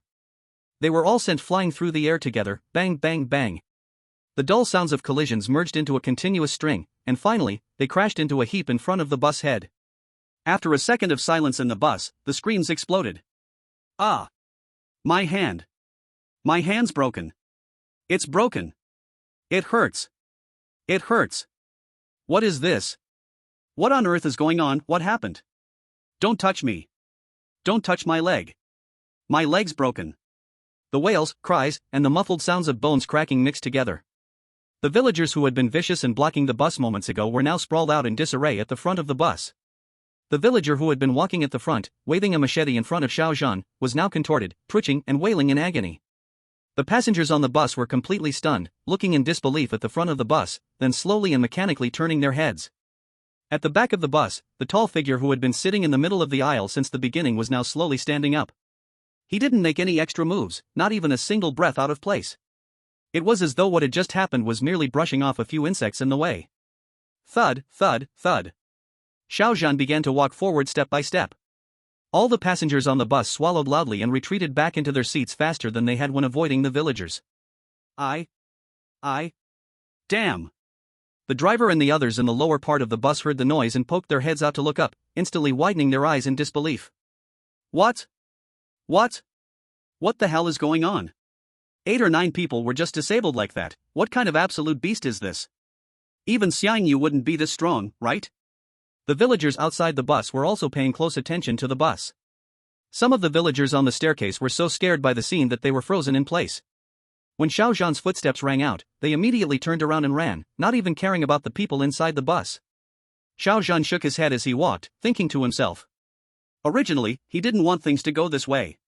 He just wanted to get to Haicheng quickly and deal with the trouble of Anshin Lone. But alas, heaven's punishment, one can survive, but self-inflicted punishment, one cannot survive. Some people insist on seeking death, and you can't stop them. As Xiao Zhan passed the front of the bus, he didn't even spare a glance at the sprawled villagers on the ground, walking directly off the bus. Outside the bus, more than 20 villagers saw Xiao Zhan step out and all swallowed nervously, taking a few steps back. Although these people outside didn't witness what Xiao Zhan did inside the bus, the screams from inside and the accounts from the villagers who had run out made them all develop an extreme fear of him in an instant. Hey Z, are you really telling the truth? With just one kick, he completely disabled. Did we just waste 8 or 9 of us? The villagers looked at Xiao Zhan, a giant of a man who was a good head taller than them, with a mix of fear and disbelief, as they hesitated, still trying to press the few villagers who had just rushed out of the car for answers, whispering in their ears. I didn't dare to lie. I don't know about using my feet, but in that instant, I just heard Uncle Hai cursing him the moment before, and the next second, he flew over. Damn, he flew from the back of the car to the front. Uncle Biao, Uncle Dong, they were still in the aisle, and all of them got knocked down, crippled. The villagers shivered and sweated as they spoke, their voices trembling with fear. What happened inside the car was simply terrifying. Had they taken a few more steps inside, they'd be among those with broken limbs inside the vehicle right now. Looking at the terrified expressions of the villagers who had run out, the others couldn't bring themselves to make a move against Xiao Zhan either. But even though they stepped back, they were unwilling to leave. They gripped their hoes and machetes tightly, staring at Xiao Zhan with unwavering resolve. After Xiao Zhan stepped out of the vehicle, he began walking toward them, step by step, without any unnecessary actions, just walking slowly, calmly, and steadily. But as Xiao Zhan moved forward, the villagers kept retreating, step by step. More than 20 villagers, all armed with weapons, were being intimidated by a single man, retreating again and again. While this standoff unfolded, behind them, the bus driver and the others had quickly thrown the villagers off the bus and reversed the vehicle, speeding away. Xiao Zhan turned his head, glanced at the bus, and said nothing. After all, he didn't have any luggage on the bus. It was actually a good thing the bus left. With more people, it would only affect his performance. If he hadn't been worried about the other villagers still being inside the bus, that kick he gave earlier would have sent those people flying through the front of the bus, causing a huge hole, rather than just leaving them with broken limbs. The woman who had been dragged off the bus earlier also seized the opportunity to break free and ran away. With Xiao Zhan's pressure, the villagers couldn't even stop her. In the blink of an eye, only Xiao Zhan and the 20 or so villagers remained on the mountain road. The villagers kept retreating, already having moved more than 20 steps back, when finally, one of them couldn't hold it anymore and erupted. Damn it! We're more than 20 people, does he think he can kill all of us alone? Don't be scared, charge at him. One of the villagers shouted loudly, brandishing a machete as he charged toward Xiao Zhan. Encouraged by this, the others found some courage as well. They stopped retreating, gritted their teeth, and prepared to advance. But before they could even make a move, there was a loud crash. A figure descended from the sky. The villager who had just charged forward was sent flying through the air and slammed heavily onto the ground. His eyes bulged as he coughed up blood, and with a twist of his neck, he lay motionless. At this, an overwhelming silence of fear spread among the villagers. He's dead. Someone's dead. He killed Uncle Dafeng. Someone, avenge Uncle Dafeng. One of the villagers, shaking with fear, shouted, staring at the body lying on the ground. But before he could even finish, someone slapped him across the face. Vengeance? What the hell are you talking about? This guy is a monster. A monster. A monster. Run. The first scream was let out by someone in the crowd, and in an instant, the more than 20 villagers were thrown into chaos. These villagers, who lived deep in the mountains and had little education, were convinced that Xiao Zhan could kick someone so hard they would fly and die. Is this something a normal person could do? And remember the bus earlier, that one kick had already crippled 7 or 8 of them. Add to that his towering height of 2.3 meters and his broad physique, which made him move like a small mountain walking. At that moment, the villagers were overwhelmed with thoughts of bears or wild beasts turning into spirits. In an instant, more than 20 people scrambled and rolled, all in panic. He ran while crying out for his parents. Run? Xiao Zhan sneered. If he hadn't made a move, it would have been fine. But now that he had already killed someone, he couldn't leave any survivors. With his mind made up, Xiao Zhan stopped walking slowly and, with a thud, he pushed off the ground, flying forward. The tyrant's body was already strong, and with his tall frame and long legs, he covered almost 20 meters in a second. These villagers stood no chance of escaping. Xiao Zhan killed as he ran, swinging his fists casually, sending several villagers soaring into the air like ragdolls. Then, like raindrops, they crashed down, hitting the ground hard, their limbs twisted, vomiting blood before twitching twice and falling silent. A few of the smarter ones scattered and ran, darting into the nearby woods, hoping to use the complex terrain to buy some time.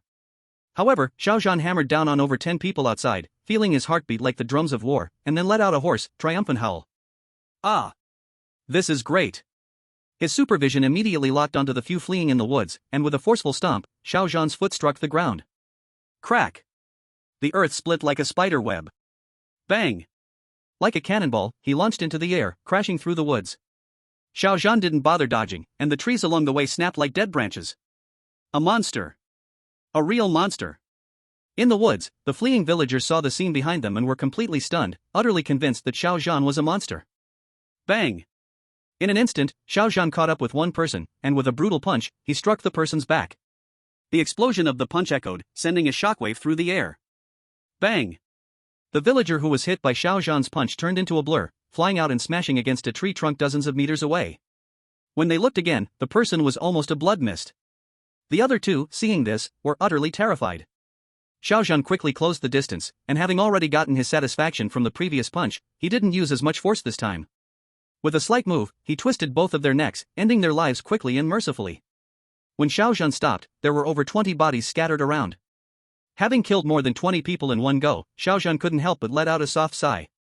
Seems like the tyrant's murderous nature has rubbed off on me. However, these 20-plus bodies couldn't be left here unburied. Xiao Zhan used his heat vision to scan the area and found no other living human heat signatures. The people from the bus had long since moved away. When that woman had fled, the bus had waited a bit, picking up the passengers, showing some decency. Unfortunately, it left only him behind. But Xiao Zhan only said this in passing. If the bus came back to pick him up, he would have to consider whether to destroy the bus to silence them. Xiao Zhan spent 1 point in the system shop to buy a huge shovel, supposedly made from a superalloy. The material science was years ahead of current technology, but since it was just a shovel, it was sold for only 1 point. Xiao Zhan didn't care, and after crushing the 7 or 8 people on the road, he dragged all of them into the mountains, relying on the tyrant's immense strength and endless stamina. Xiao Zhan dug a large pit and buried the 20-plus bodies, then spent 5 more points to buy a high-grade chemical agent to dissolve bodies from the system shop. Altogether, he had spent 6 points, which made Xiao Zhan wince with a slight pang of regret. However, not dealing with these bodies would be even more troublesome, so 6 points was just 6 points. Xiao Zhan poured the chemical agent into the pit, proving once again that the system's products were top-notch. Not long after, the corpse began to dissolve, and soon even the skeleton was gone, all turned into water, dissolving into the soil. Xiao Zhan had dug this pit very deep, at least several meters, and he quickly filled the pit, then covered it with the original weeds and so on, roughly restoring the landform. He didn't believe the corpse would completely dissolve, buried so deep, it could still be found. After finishing all this, Xiao Zhan quickly left. Chapter 16, Taking a Taxi. When Xiao Zhan appeared again, it was already 2 hours later, and he had reached a slightly bigger road. Xiao Zhan used 10 points from the system to exchange for 1 million yuan, and the money went directly into his card. Now Xiao Zhan had also changed his outfit, still a trench coat, but in a different color, a khaki leather trench coat, open, with a little powder on his face. Although his skin was still slightly off compared to normal people, it already hid the original bluish-gray tone. Not enough to make people notice anything abnormal at first glance, the hat on his head was also changed to a fashionable denim hat, looking like a sunny big boy. But this sunny boy was indeed big, a full 2 meters and 30 centimeters tall. This outfit cost Xiao Zhan 2 points, from the original 100 points. After this spending, only 82 points were left. The replaced equipment was packed into Xiao Zhan's backpack and carried on his back. He could not bear to throw away this outfit for now, because the leather worn by the Bio-Tyrant was not ordinary leather, it was a super strong bulletproof vest. Xiao Zhan decided not to wear the leather jacket in daily life for now, only to change into the Tyrant outfit when he needed to kill. After all, he had killed so many people this time, and many on the bus recognized his Tyrant outfit. It was not suitable to show off in public. If the police investigated and asked, they might directly figure out his appearance and link these people's disappearance to him. Xiao Zhan didn't want trouble knocking on his door yet. After all, there was already enough trouble. Soon, Xiao Zhan hailed a large cargo van by the roadside. Honestly, after changing his outfit, Xiao Zhan looked more approachable. If he were still in the Tyrant outfit, probably no one would stop for him. After Xiao Zhan stopped the van driver and exchanged a few words, the driver smiled broadly and let Xiao Zhan get on the van. Because Xiao Zhan gave too much. He handed over 20,000 yuan, asking to be driven to Jiangcheng, who would refuse money. Brother, you just met me, otherwise, with your big size, ordinary cars really can't fit you. The van driver was a man in his 40s, very familiar and casual. Xiao Zhan sat in the back seat of the van without speaking. The driver could find topics on his own, chatting very cheerfully. Xiao Zhan played on his phone, casually responding a few words, and did not feel bored. On his phone, the time was already past 4 in the afternoon. Xiao Zhan remembered that the Anqin loan platform had given him a repayment deadline before 5 this afternoon. Soon, they would contact the Jiangcheng office. But they would never reach him. Xiao Zhan estimated that taking this van to Jiangcheng would take until tomorrow morning. He was not happy about letting the people from Anqin loan live a little longer. While waiting for the Anqin loan platform to contact Jiangcheng after 5, not receiving news about his repayment, and calling to threaten him, a special attention notification popped up on his phone. Younger sister, brother, are you coming home for New Year this year? Seeing this message, Xiao Zhan could not help but recall the lively and cute image of his younger sister in his memory. He had not seen her for more than 2 years. Xiao Zhan's parents had a total of 2 daughters and 1 son. Xiao Zhan was the second child. He also had an older sister, Xiaoyu, who was already married, and a younger sister, Xiao Zhan, who was now in college, just in Hangzhou City. Hangzhou was not far from Haicheng. It had been 2 years since Xiao Zhan last went home for New Year, and he had not seen his younger sister for 2 years. Xiao Zhan's memory drifted into the past. When he was young, his sister often followed him, and he followed his sister Xiao Zhan. The three siblings, the brother and sisters, had always been close from childhood. But since Xiao Zhan came to Jiangcheng, not only had he not gone home for New Year for 2 years, but his contact with his family had also decreased, and he rarely contacted his sister and older sister. Before, they chatted on the phone almost every day, but now, looking through the chat history, the last conversation was months ago. Xiao Zhan did not really want it to be like this, but he remembered his thoughts when he first went out to explore the world. He had no lofty dreams. There was only one pure wish, which was to make a lot of money and buy things for his family. But in the end, his life turned into a mess, not to mention buying things for the family, just being able to survive without starving. Xiao Zhan had already tried his best. Because he had no ability to make big money, no ability to bring change to his family, Xiao Zhan felt useless, and gradually closed himself off. His communication with his family also became less and less. But now, all of this was about to change. This year, he could go home for New Year. Xiao Zhan immediately replied on his phone. Xiao Zhan, coming home for New Year today. After sending this message, Xiao Zhan used his phone to transfer money directly to his sister, sending 100,000 yuan. As soon as the 100,000 yuan was sent, a reply from Xiao Zhan came. Sister? Xiao Zhan, your brother made money this year, did a project and earned a lot. Take it and spend it. Don't save. If it's not enough, just ask me again. Xiao Zhan remembered that the family was not well off. When Xiao Zhan was in school, other girls often had new clothes and shoes. But Xiao Zhan could only buy 1 or 2 sets of new clothes a year. Now in college, the allowance from home was not much. Xiao Zhan remembered asking once, there was only 1,000 yuan, and his sister still had to do part-time work to get through each month. Before he was poor, what he could support was limited. Now, the system points could still be exchanged for more than 8 million, he was not short of money. Xiao Zhan remembered that Hangzhou was not far from Haicheng. After he finished his business in Haicheng, he would go to Hangzhou to see Xiao Zhan. At this moment, Xiao Zhan, lying on her college dorm bed, saw the transfer of 100,000 yuan, her eyes widened and she sat up. No way?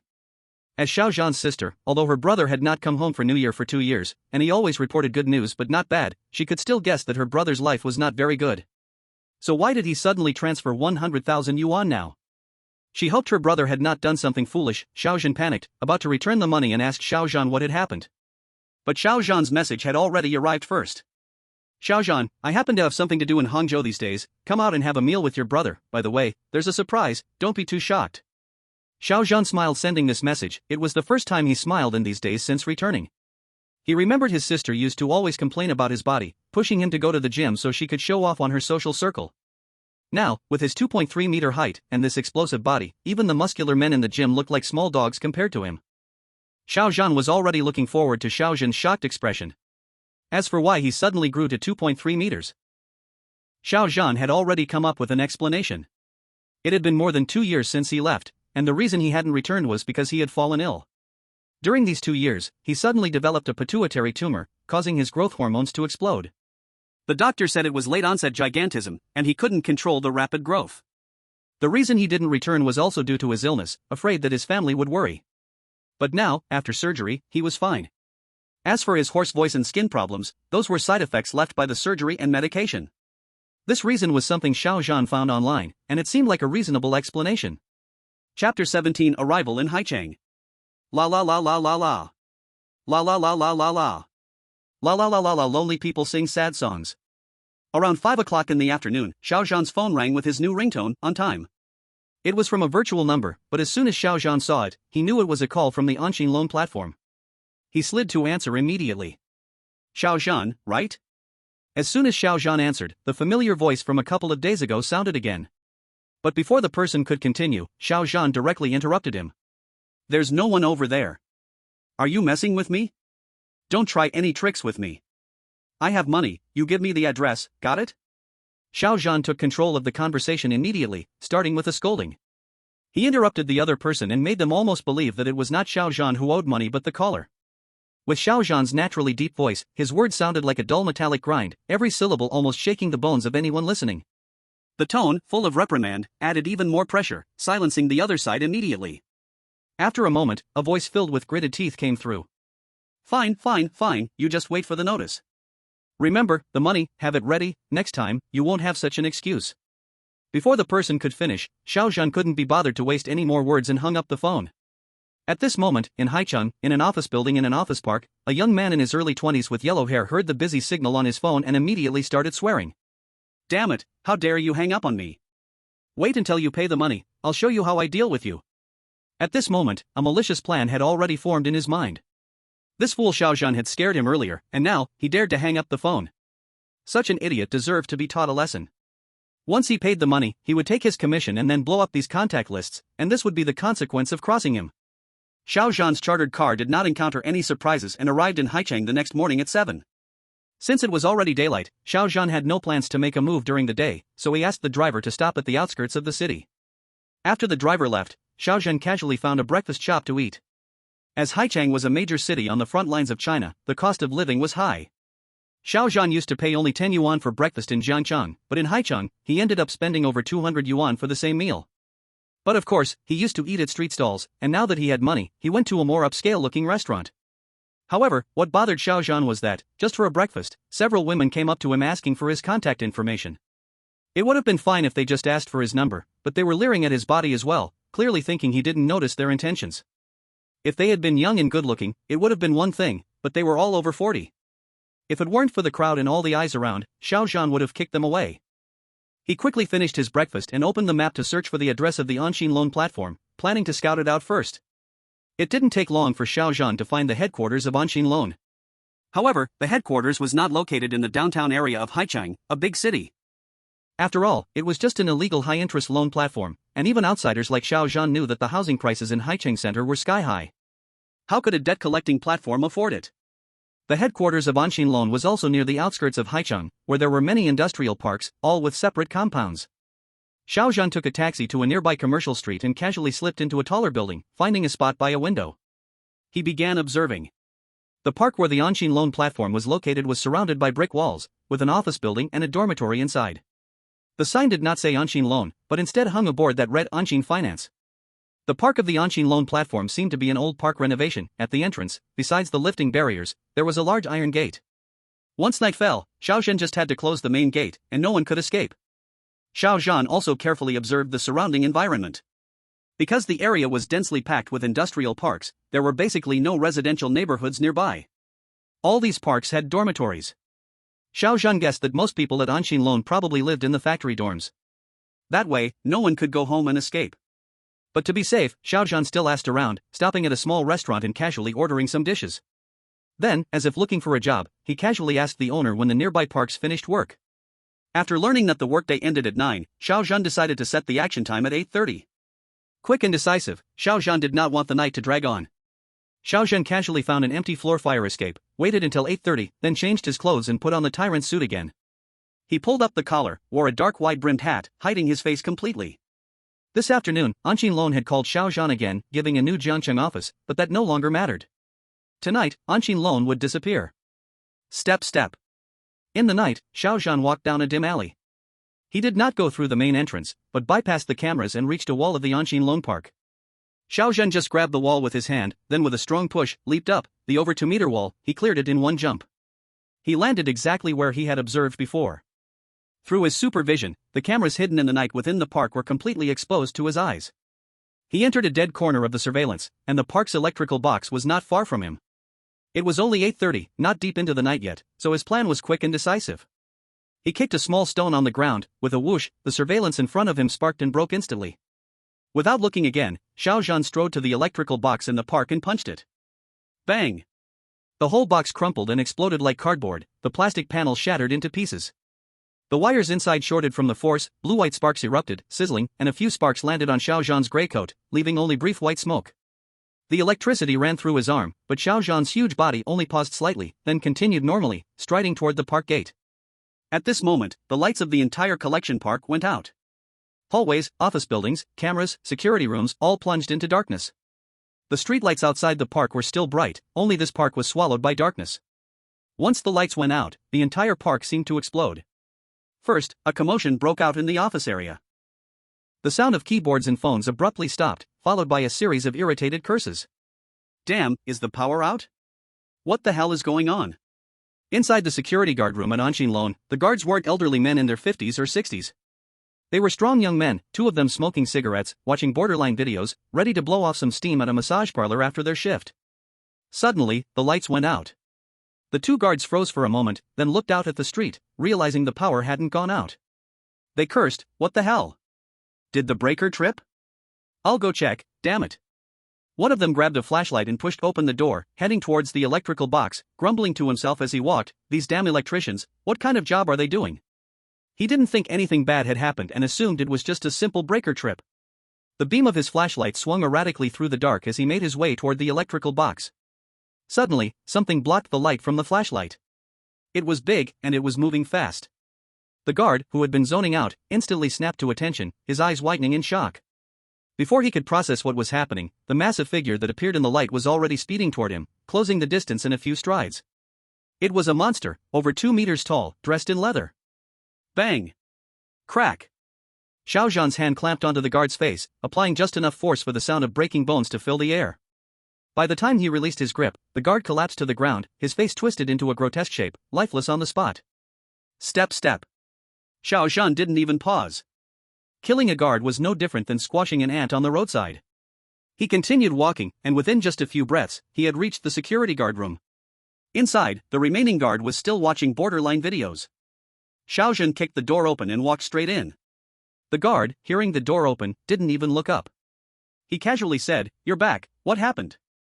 Xiao Zhan said nothing. He walked up to the guard, grabbed his head, twisted, and crack. The guard's neck rotated 360 degrees. Xiao Zhan let go, and another body hit the floor with a thud. After killing 2 guards, Xiao Zhan immediately went to the factory gates, slammed them shut, and pulled the heavy iron bar across. He applied a little pressure, twisting the bar into a U shape, locking the gate completely. Only then did Xiao Zhan turn his attention to the office building in the park, activating his thermal vision. It was time to hunt down those trapped in the dark. With his thermal vision, Xiao Zhan could see everyone in the park, no one could hide. In a single leap, he moved at a speed of 20 meters per second, reaching the front door of the office building. Because of the sudden power outage, employees inside were already heading out. One by one, they had made it to the first-floor lobby door, cursing as they went. "What the hell, the power's out, damn it."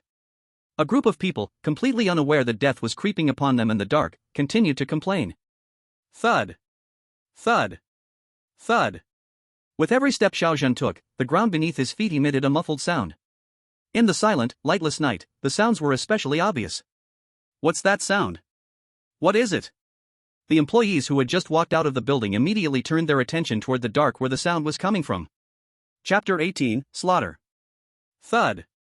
The muffled sounds grew louder, like a snake slithering rapidly through the darkness, tearing it apart. Inside the first-floor lobby, some employees had just turned on their phone flashlights to check outside. The next moment, there was a loud explosion. Boom. Crash. The office building's first floor had glass doors, and at that moment, they exploded with a deafening crash, as if a high-speed car had collided with them. A large amount of glass shards flew out quickly, scattering into the crowd. Ah! My eyes. My face. The sharp broken glass hit with strong force, in an instant like a fragment grenade exploding. Many glass shards pierced the crowd, and the whole hall erupted with screams and wails. Some people were stabbed in the face by shards, in unbearable pain, some had their necks cut, blood spraying out. The whole hall already had 20 or 30 employees fallen, none spared, the entire first-floor hall turned into a living hell. Screams, wails, blood. But there was no time for fear. After the glass shattered, the culprit that broke the glass, like a speeding truck, crashed directly into the crowd. Boom! Those at the front felt a massive impact, like a cement wall smashed into them. Crack! In an instant, the sound of bones breaking filled the air, just one contact, and most bones in the body shattered. Under this terrifying force, the bodies were lifted into the air, then thrown out violently. Thud! A dull sound hit the wall, leaving a blood mark, then rolled to the ground, not even a scream before death came. Xiao Zhan's charge killed over 10 people, those left in the hall hadn't reacted, only seeing Xiao Zhan smirk. Ha ha ha ha. With both hands, he grabbed 2 people, spinning them like wind firewheels. Slap. With one swing, 3 or 4 were flung, hitting the wall, leaving bloodstains, dead on the spot, the unlucky one splattered brains on the wall. The 2 spun in Xiao Zhan's hands, even one swing shattered their bones, no time for screams, and they died instantly. This operation, Xiao Zhan wanted fast and decisive, because in the industrial park, after killing, there was no time to handle the scene carefully. So this time, Xiao Zhan completely let go of himself. Raising his hand was a killing move. In the blink of an eye, over 20 people in the hall were all dead, leaving only bodies and blood, like a living hell. Thump thump thump.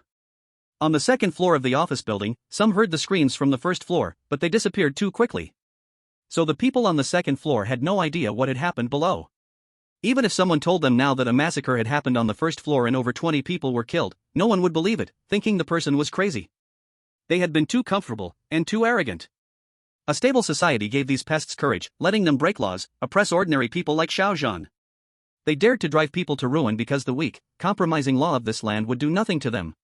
And if the oppressed dared to fight back, the law would punish them severely. Such a society made them act recklessly. It made ordinary people suffer endlessly. And it made them never think that it's not revenge forgotten, the time just hasn't come. Thud. Thud. Thud. Xiao Zhan strode toward the second floor. At this moment in a manager's office, a middle-aged man with a big belly, wearing glasses and frowning, walked out, cursing while heading to the first floor stairs. Damn, it's just a power outage, why all the fuss downstairs? Can't there be some order, some discipline? The middle-aged man cursed a few words, just reached the stairwell, when a large hand reached out from the darkness, pressing his head down. Before he could struggle, the hand pushed his head against the wall. Thud. Blood exploded like a watermelon bursting. Splatters covered the entire wall, and with a release of a large hand, a headless body fell to the ground with a thud. Chapter 19, Find the Debt Collector. Ah! A terrified scream echoed out from the second-floor hallway. A red-haired female staff member had somehow appeared there. At this moment, she was trembling, holding a flashlight in her hand, staring in horror at Xiao Zhan, who, under the flashlight's beam, was pressing down on a head and crushing it with one hand. He. Xiao Zhan let out a low chuckle, allowing the light from the flashlight to shine on him, slowly retracting his right hand. His right glove, which had crushed a skull, was almost completely stained red, fresh, warm blood dripping slowly from his fingertips. In the woman's eyes, Xiao Zhan now appeared like a terrifying demon walking out of hell. Wearing a trench coat that was already unusual for a regular person, and now with his hands covered in blood, accompanied by the headless body lying next to him. A ghost. There's a ghost. With a terrified scream, the woman didn't even care about the flashlight, tossing it aside and scrambling into the dark hallway. Xiao Zhan paid her no mind for now. There was only one staircase from the second floor to the first, and with his thermal vision, no one could escape. Xiao Zhan turned his gaze toward several office rooms on the second floor. At that moment, there were still numerous phone lights flashing inside. From a glance, over 30 employees were visible. Some were sitting, playing on their phones, while others were still making collection calls, constantly cursing at the other side, even standing up to slam the desk in anger. Just as Xiao Zhan was about to charge in and unleash a massacre, he suddenly paused for a moment. Immediately, the sinister expression hidden beneath his collar revealed a smile. Ah, it really is fate. Xiao Zhan laughed. At this moment, with his enhanced hearing, a familiar voice was coming from an office room not far away. Wang Li, right? You're 3 days overdue, why haven't you paid yet? Are you planning not to pay at all? Just so you know, your registered address is in Qingshui Village, Zhou County, Hangzhou, Nan Province, right? You have elderly people at home, right? By 10 p.m. this afternoon, can you pay the money? If not, we'll send someone to visit. I heard your sister is still in middle school, right? Don't blame us if we go to the school and let everyone know that your family is full of debtors. How about that? Illegal? Are you making fun of me? You owe money and don't pay. All the consequences will be your responsibility. The familiar voice was that of the debt collector who had called Xiao Zhan. Xiao Zhan recognized him immediately just from hearing his voice. This person was one of those on his kill list. At the moment Xiao Zhan paused, the previous woman's terrified scream had already affected the people in the office rooms. One by one, they were still a bit confused, but upon hearing the mention of a ghost, many of them put down their phones and turned on their flashlights, preparing to come out and see what was happening. Xiao Zhan no longer waited. His body moved like a cannonball, and with a loud bang, he crashed through the glass wall door, sending a shower of shards flying. The entire second floor echoed with miserable screams. Before these people could recover from the pain of the glass shards, Xiao Zhan casually slapped several of them away as if they were trash. The people who were slapped flew through the air like mosquitoes, crashing into the walls with a sickening thud, leaving behind pools of blood, dying instantly. Then, Xiao Zhan grabbed a wooden office desk with one hand and swung it. The solid wood desk, a heavy piece weighing hundreds of pounds, was as easy as lifting a bottle of water in Xiao Zhan's hand. With a casual swing, the whooshing sound of the air was heard as it rushed through the room. Everyone in the room was almost stunned by the sudden event, and they hadn't reacted yet. It wasn't until the office desk swung and hit someone that they snapped back to their senses, but by then, it was too late. Bang! Bang! Bang! Ah! Ah! A series of muffled sounds, mixed with chilling screams, continued to echo. One figure after another was sent flying. Bang bang bang. The entire second floor seemed to scatter like flowers from the sky in an instant. Some were thrown out and crashed violently into the wall, turning into mush, others hit the corner and folded in half, some were even embedded into cabinets. Almost no one suffered much pain, because when the office desk struck them, most of their bones were shattered beyond recognition. Before they died, each one had an expression of disbelief on their face, their bodies convulsing instinctively as blood and broken internal organs spilled from their mouths. The rest finally reacted, screaming in terror. Murder! Murder! Monster! Monster! These debt collectors were all either thugs from society or former gang members. After all, Anshin Loan was not a legitimate company, and with double the interest rate, they couldn't possibly go through any legal procedures. And those who joined the company were fully aware of what they were doing. But they still chose to continue their illegal actions, so at this moment, every one of those killed by Xiao Zhan was not dying unjustly. These people once threatened and bullied others over the phone, arrogantly believing they controlled other people's fates, attacking and humiliating them without restraint. Back then, they were carefree, confident, and in high spirits. Each of them thought they were incredibly powerful, like big shots in society. But now, each of them had become a subordinate. The few who hadn't been killed in the office, using the faint moonlight outside the window and the flashlights from their phones, looked around the office. Just moments ago, they were bragging with their companions, but in the blink of an eye, everyone had turned into miserable corpses, lying on the ground, on the walls, or inside cabinets. The cowardly ones fainted from fear. Those who didn't faint were already crying and begging for mercy, with some even wetting their pants. Don't kill me, please spare me, I don't want to die. Some were frantically trying to escape. For a moment, all kinds of reactions could be seen. But no matter what these people did, they couldn't escape the same outcome, death. The ones who fainted were better off, as Xiao Zhan simply stomped on their heads, and they died without much pain. More than 30 people on the second floor office were ruthlessly destroyed by Xiao Zhan, and in the blink of an eye, only a few were left alive. Xiao Zhan casually threw the office desk out, the heavy desk, weighing hundreds of pounds, flew out with a loud crash. A person trying to escape in the distance was directly crushed under the desk, which continued to slide with its momentum. An ear-piercing scraping sound. The desk left a bloody trail on the ground, with scattered crushed intestines and internal organs, steaming hot. In a short time, the entire second floor turned into a hellish scene. Anyone who entered and saw it would immediately vomit. However, Xiao Zhan looked over the blood-soaked ground with no change in his expression. Boom boom boom. Xiao Zhan continued walking through the office, his thermal vision activated, and there were only 3 people still alive on the second floor. They were now trembling, hiding away. One was hiding in a cabinet, another was under a thick office desk, and the third was behind the door. The 3 of them tightly covered their mouths, their bodies shaking, tears streaming down their faces, afraid to even breathe too loudly. They were terrified that Xiao Zhan, this terrifying monster, would discover them. Now, the 3 of them only hoped that this monster would go to the 3rd floor and not find them. The entire company was now without power. The second floor was also pitch dark. And this darkness gave the 3 of them a false sense of security. They couldn't see, and instinctively thought that in such darkness, as long as they stayed quiet, the monster wouldn't notice them. But they didn't know, under Xiao Zhan's heat vision, their body temperatures stood out like the sun in the darkness. Xiao Zhan took a big step and walked up to the heavy desk. With a lift of his hand, he flipped the desk over. Then, reaching out, his large hand grabbed a young man with yellow hair and earrings, looking rough and in his 20s, by the neck and pulled him out. No, don't kill me, please don't kill me, please, let me go, I don't want to die, I don't want to die. Don't kill me, help, let me go, please. As soon as this yellow-haired man with earrings was lifted up, he immediately became limp with fear, tears, and snot flowing freely as he begged wildly. And the voice of this person was none other than the debt collector who had been chasing Xiao Zhan. That was also the reason why Xiao Zhan didn't immediately crush his neck. Seeing others being instantly killed, but he still managed to survive for a few more seconds, the yellow-haired man, who had already lost all hope, suddenly felt a glimmer of hope. He immediately redoubled his efforts to beg for mercy, hoping that this terrifying monster would spare him. Don't kill me, I don't want to die, I'll do anything you ask, just don't kill me, I'll be your dog from now on, woof woof woof. Whoa whoa, please don't kill me. Woof woof woof. Chapter 20, Burn. Seeing the yellow-haired man's pitiful performance, Xiao Zhan smiled. He. The hoarse laugh echoed through the quiet office. This was the first time the monster wrapped in a trench coat made a sound, causing the yellow-haired man with earrings to feel a surge of joy in his heart.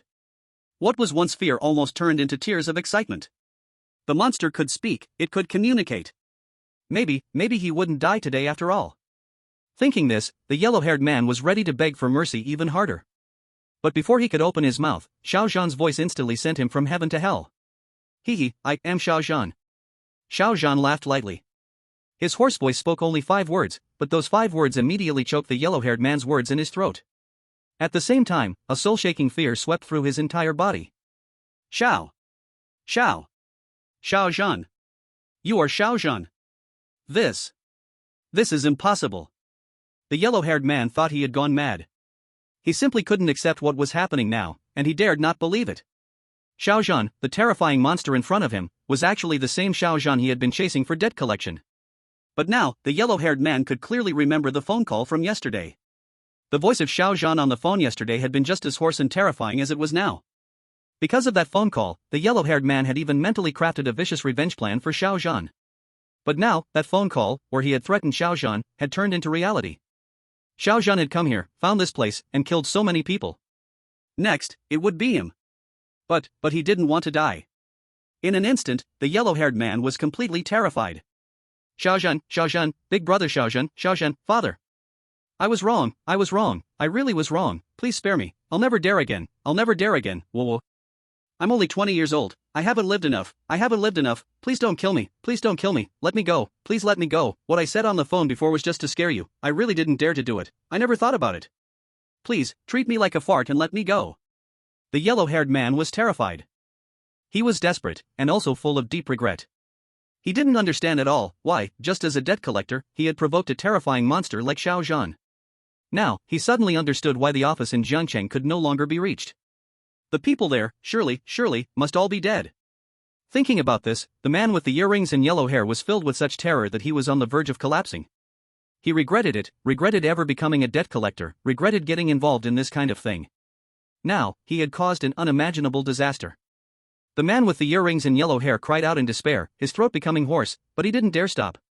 He didn't want to die, he wanted to live. As long as Xiao Zhan would put him down now, he would immediately kneel and bang his head on the ground, even if it cracked his skull. As long as Xiao Zhan was willing to spare his life. But all that responded to him was Xiao Zhan's cold voice. No, you are not wrong. Those words completely sent the man with the earrings and yellow hair into an ice-cold abyss. And Xiao Zhan didn't give him any time to talk. As soon as his words fell, Xiao Zhan raised his hand, and with a tearing sound. Ah! An incredibly tragic scream almost pierced through the entire office building. Tear. There were 4 consecutive tearing sounds, like fabric being ripped apart. Xiao Zhan didn't give the man with the earrings and yellow hair a quick death. Instead, he directly ripped off his 4 limbs. Then, with a look of disgust, he threw the human stick in his hand away. The limbs were torn off painfully, but the man didn't die immediately. However, the extreme pain had completely shattered the will of the man with the earrings and yellow hair. Now, he was a human stick, wailing and twitching on the ground. Poof! Xiao Zhan sneered, without a trace of mercy, even feeling like this was too easy for the man. If anyone were to blame for the bloodshed along Xiao Zhan's journey from Jiangcheng to Haicheng, it was this person in front of him. If it weren't for this person threatening Xiao Zhan's parents over the phone, Xiao Zhan wouldn't have come from Jiangcheng to Haicheng killing so many people. Now, the fate of this yellow-haired man was nothing but self-inflicted.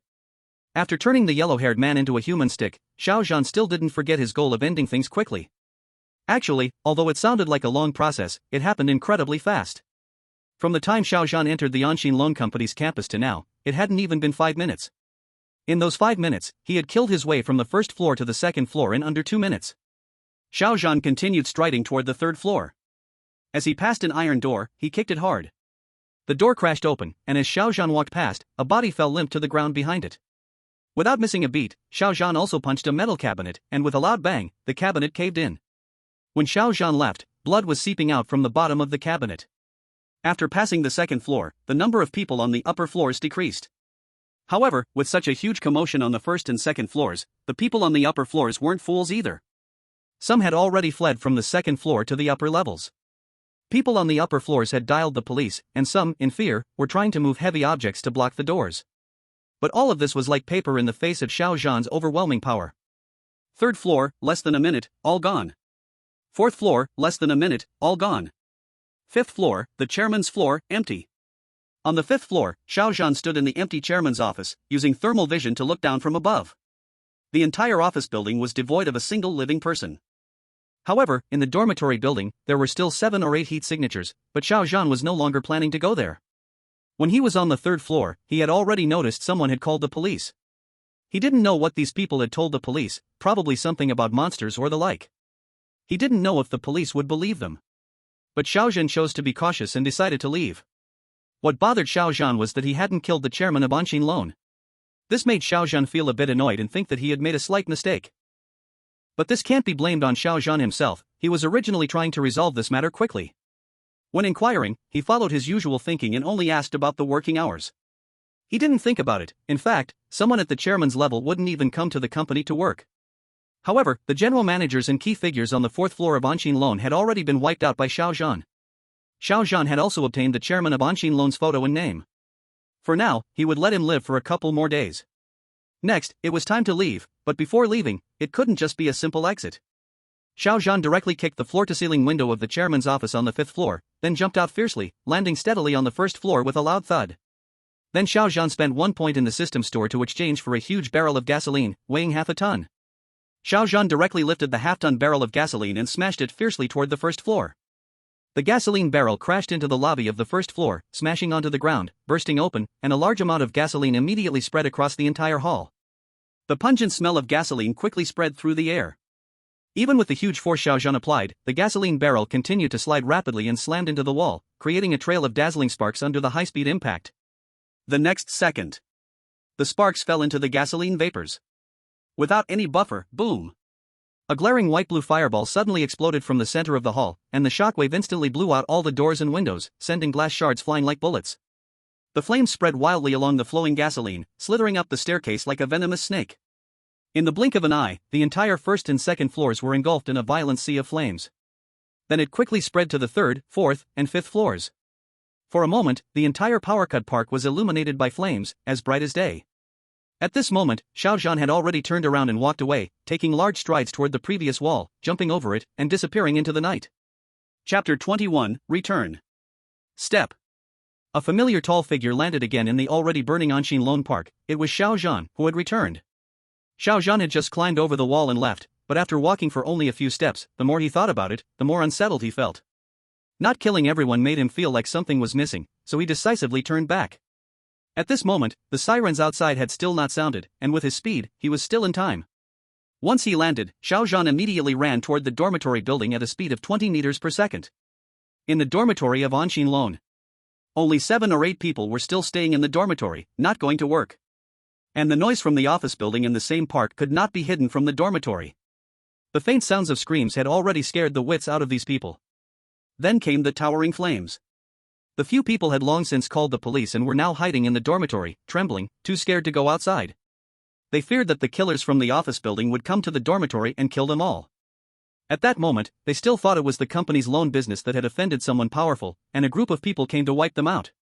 They never imagined that it was all the work of a single person. Their prayers did have some effect at first, as Xiao Zhan was indeed planning to leave.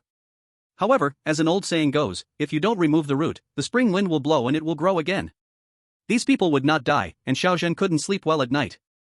Boom! This time, Xiao Zhan wasn't so gentle. He leaped directly from the ground to the second-floor balcony, then kicked the balcony door off. He charged straight in, and with one kick, he smashed a bed into pieces, causing the entire floor to collapse, almost caving in. The person hiding under the bed was directly crushed into 2 parts, exploding like a burst of juice under the bedboard. Xiao Zhan didn't spare even a single extra glance, as he swiftly hunted down his targets throughout the entire dormitory building under the thermal vision. Every strike Xiao Zhan made was without hesitation, pursuing speed, causing immense noise in the process. Boom boom boom. The heavy, rapid footsteps echoed through the empty dormitory building, like a death hammer, striking the hearts of every remaining person in the building. Ah!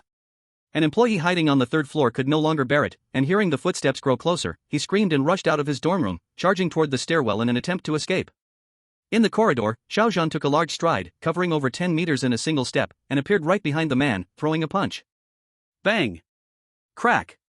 A dull, loud crash echoed, and the man was sent flying like a cannonball, crashing into the wall at the end of the corridor with another massive boom. Looking again, the man's body was already embedded in the wall, bones shattered, blood continuously spilling from his broken body. After the body, the wall itself was deeply dented from the immense impact, with spiderweb-like cracks spreading across it.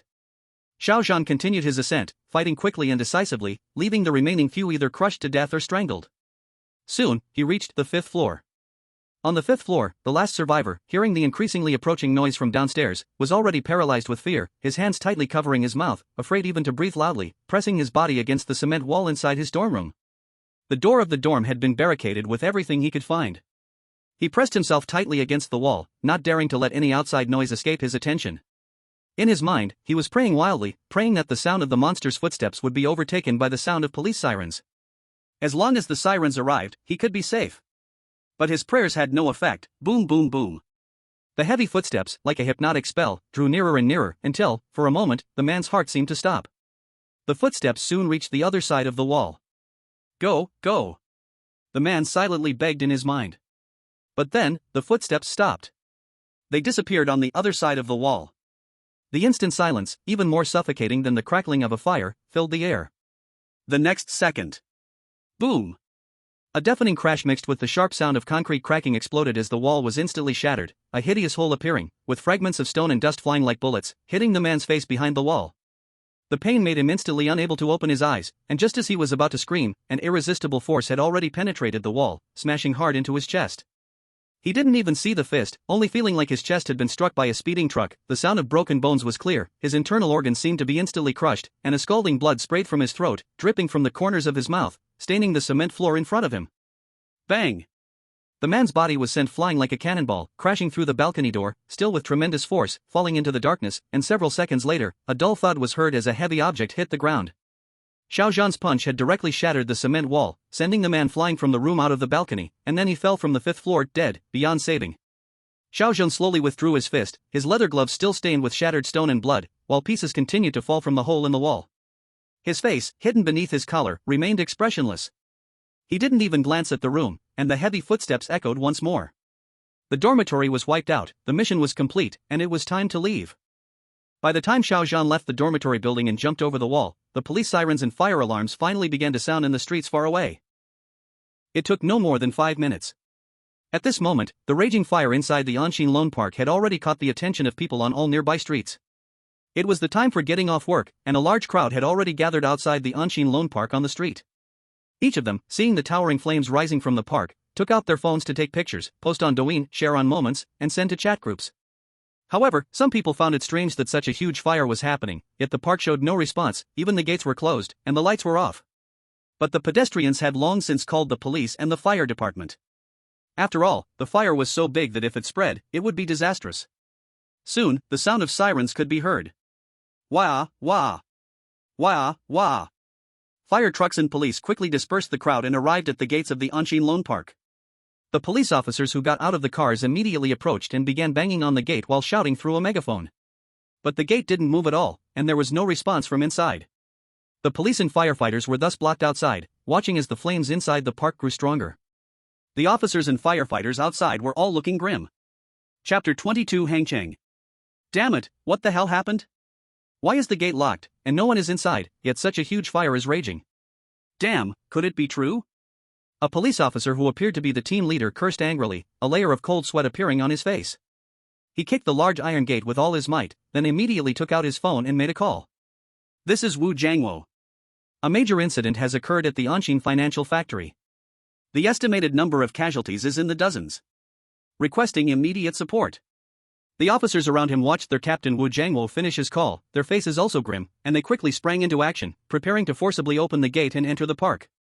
Not long ago, their police station received a large number of reports from Anshin Park, claiming there were ghosts, monsters, and even reports about a killing gang inside the park, murdering people. They said dozens of people had already died. At first, when the reports mentioned ghosts and monsters, the police station thought it was a prank. But to be safe, they decided to send 2 officers to check.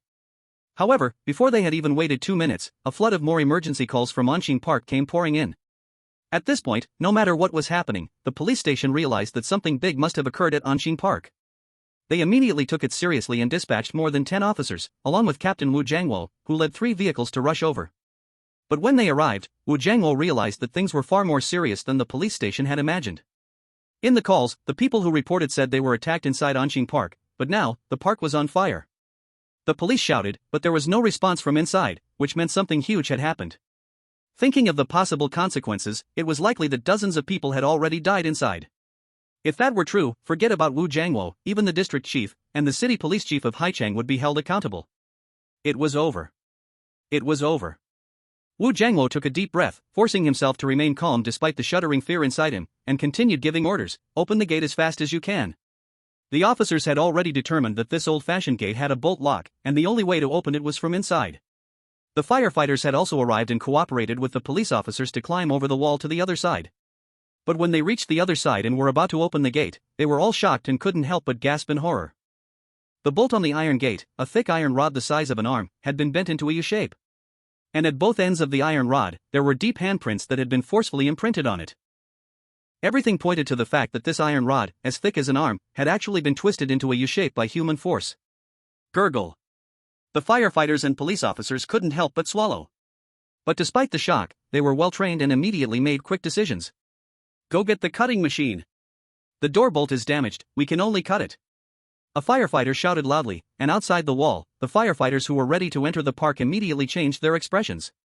If the cutting machine was needed, the fire in the park was already quite large. Using the cutting machine would delay them for another 3 to 5 minutes. I'm afraid the people inside will never make it out alive. By the time they opened the door, all they could do was simply control the fire. Outside, upon hearing these words, Wu Jiangwo's face turned even paler.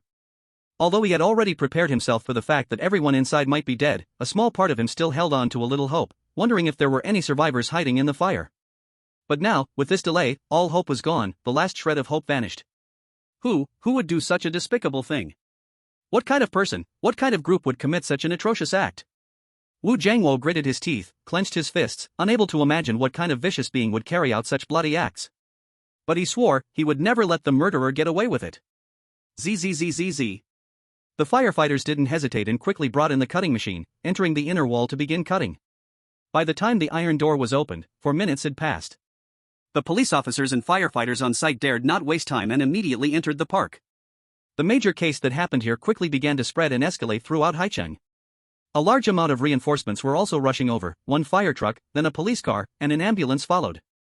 The crowd of onlookers was quickly dispersed by the arriving police officers, and the scene was cordoned off with tape. The whole street was affected, and although the workers in the neighboring factories felt somewhat guilty, they still couldn't help but smile. The area was sealed off, and they could have a day off, so they were happy.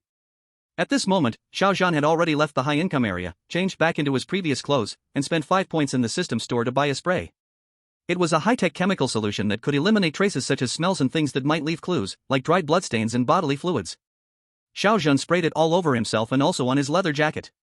The high-tech district was already located on the outskirts of Haicheng.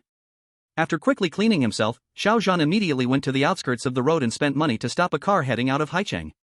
After leaving the city completely, he spent money on a car heading to Hangcheng. Before Haicheng's forces realized and set up checkpoints, Xiao Zhan had already left Haicheng completely. Hangcheng. Hangcheng was the capital of Zhejiang province. Although it was slightly inferior to Haicheng, it was still one of China's top cities. Moreover, Hangcheng had a long history and was even more culturally rich than Haicheng. After Xiao Zhan got off the car in Hangcheng, it was already midnight. He casually found a hotel, checked in, and slept the night away. The next day, after having breakfast, Xiao Zhan left the hotel and called for a large car service. With his current size, he couldn't fit into a regular taxi. Xiao Zhan's destination was the Hangcheng Auto City. Now that the Lanshin loan issue was temporarily resolved, Xiao Zhan leaned back in the car's back seat and opened his phone. Yesterday, he exchanged 1 million yuan and transferred 100,000 to his sister Xiao Zhan. He now had 900,000 left. 900,000, Xiao Zhan thought for a moment, opened the system store, and used 6 more points last night. He had 76 points remaining. Xiao Zhan directly exchanged for 2.6 million yuan. Ding, with a beep from the phone, the money arrived. His bank card balance instantly changed to 3.5 million yuan. The money exchanged by the system would all be sent to his card in a reasonable way, without triggering any real-world alerts. Now Xiao Zhan had temporarily solved the trouble with Anshin Loan, though there was still one chairman left to deal with. But the entire Anshin Loan company had been slaughtered by him, the office building burned, and the documents likely gone in the flames. The Anshin Loan platform was completely finished, even if Xiao Zhan didn't go after him for now. Probably when the chairman found out the company had been destroyed, he would be scared out of his mind. So Xiao Zhan now had no worries at all, and since everything was settled, it was time to reward himself properly. Xiao Zhan had suffered for so many years, and he had always wanted to buy a better car for himself. This was his dream. Now was the perfect time to look at cars, fulfill his dream, and after more than 2 years away from home, it was time to return in glory. Xiao Zhan started browsing cars on his phone, planning to buy one before going to see his sister Xiao Zhan. Chapter 23, Buying a Car. Xiao Zhan quickly found a car on his phone, a Mercedes G63 AMG 4x42. This car was a large off-road model, perfectly matching his tall and strong build, comfortable to sit in without feeling cramped. The final price was less than 4 million. That decided it. When Xiao Zhan arrived at the car city, he headed straight to the Mercedes 4S store. He asked a lot of questions in the store, but unfortunately, there was no stock of this car in Hangzhou. But there was one in Haicheng, and only the top model, which was exactly what Xiao Zhan wanted. Xiao Zhan waved his hand, paid the full amount, added extra, and immediately arranged for it to be delivered from Haicheng to Hangzhou for same-day pickup. Immediately, the 4S store treated Xiao Zhan with great enthusiasm, calculating the price with top model, purchase tax, and extra charges. The final price reached 5.5 million. Although it slightly exceeded Xiao Zhan's budget, it was still within his acceptable range. Xiao Zhan directly exchanged another 30 points, 3 million arrived, making his balance 6.5 million. He still had 20 points left, kept as backup. Although only 20 points remained, this car purchase did cost a bit, but Xiao Zhan had a plan in mind. Several days had passed since he returned. In about 10 days, the system would open the next world to do tasks. Last time, he only did a 1-month survival task and got 100 points. Now he was a biochemical tyrant, with such strong power, able to pick any task with more points to complete. Was he still afraid of lacking points? Spending a total of 5.5 million, Xiao Zhan rested in the 4S store for a while, and used the time to change his phone. He got a tablet worth more than 10,000 yuan. Holding the tablet in his hands, Xiao Zhan finally felt like he had his old phone feeling back. Otherwise, with his current size, using his old phone, he couldn't even type because his fingers were too big, only able to use voice-to-text. Now holding the tablet, he felt the old pleasure of scrolling on a device again. After transferring all the data, Xiao Zhan completely gave up his phone, planning to use only the tablet from now on. By 5 p.m., his brand new Mercedes G63 had its plates installed and was parked in front of him. Xiao Zhan immediately got in to try it out. It had to be said, for a car costing 5.5 million, it felt completely different. The top model also had a lot of space, and even with his 2.3-meter muscular build, he felt no discomfort. In one word, it was awesome. Xiao Zhan immediately took out his tablet, took a photo of the steering wheel, and posted it to his Moments with a caption. Paid in full for Mercedes G63, 26 years old, no help from parents, no loans, no installments, no help from relatives or friends, no help from anyone, all by myself. Finally, he added a dog face emoji. Xiao Zhan happily posted on his Moments. Not long after the post went up, there was a reply. Nyozi bro, I almost thought you were living a good life, didn't notice the last sentence. Nyozi is a former colleague of Xiao Zhan, and because his name contains the character Nyo, cow, everyone calls him Nyozi. When they were moving goods in the warehouse, they got along well, and after Xiao Zhan left his job, Nyozi reached out a few times to ask why. This afternoon, after Nyozi finished work and was eating, he opened his phone and saw Xiao Zhan's post, which startled him. He thought Xiao Zhan must have won the lottery and gotten rich, leaving his job and driving a luxury car just a few days later. But the last sentence, which was something he had to think about, made Nyozi breathe a sigh of relief. Thank goodness, thank goodness. Xiao Zhan usually doesn't post on Moments. He had worked in Jiangcheng for more than 2 years and hadn't posted even once. This was his first post, and it still got a lot of likes from many people, such as distant relatives. They all left comments, encouraging Xiao Zhan to work hard and keep going. Soon, Xiao Zhan saw a reply from his sister, Xiao Zhan. Sister. A string of abbreviated ellipses. Xiao Zhan smiled in the car. After being poor for over 20 years, he finally got to drive a luxury car, and it was his first time experiencing sudden wealth. He couldn't help but post a moment to show off. After all, it's only natural to want to share this joy. If it were anyone else, who could resist showing off a luxury car worth millions when they're in their 20s and got it on their own? However, Xiao Zhan didn't want to be too high profile, afraid that some people might think he got rich and feel envious. So, he posted a lighthearted and somewhat funny caption. It satisfied his desire to post on Moments, while also avoiding any potential risks. Seeing his sister's comment, Xiao Zhan quickly exited the Moments screen and opened the chat with his sister, Xiao Zhan. Xiao Zhan, sis, where are you? I've already arrived in Hangzhou. It's the perfect time for dinner, it's the weekend so you probably don't have class, right? Send me your location, I'll drive over to pick you up. Xiao Zhan sent the message and shared his location. At the same time, in Hangzhou, on Xiao Zhan's side. Xiao Zhan was a good student and got into Hangzhou University. At this moment, she was at a milk tea shop near the university, almost 6 in the afternoon.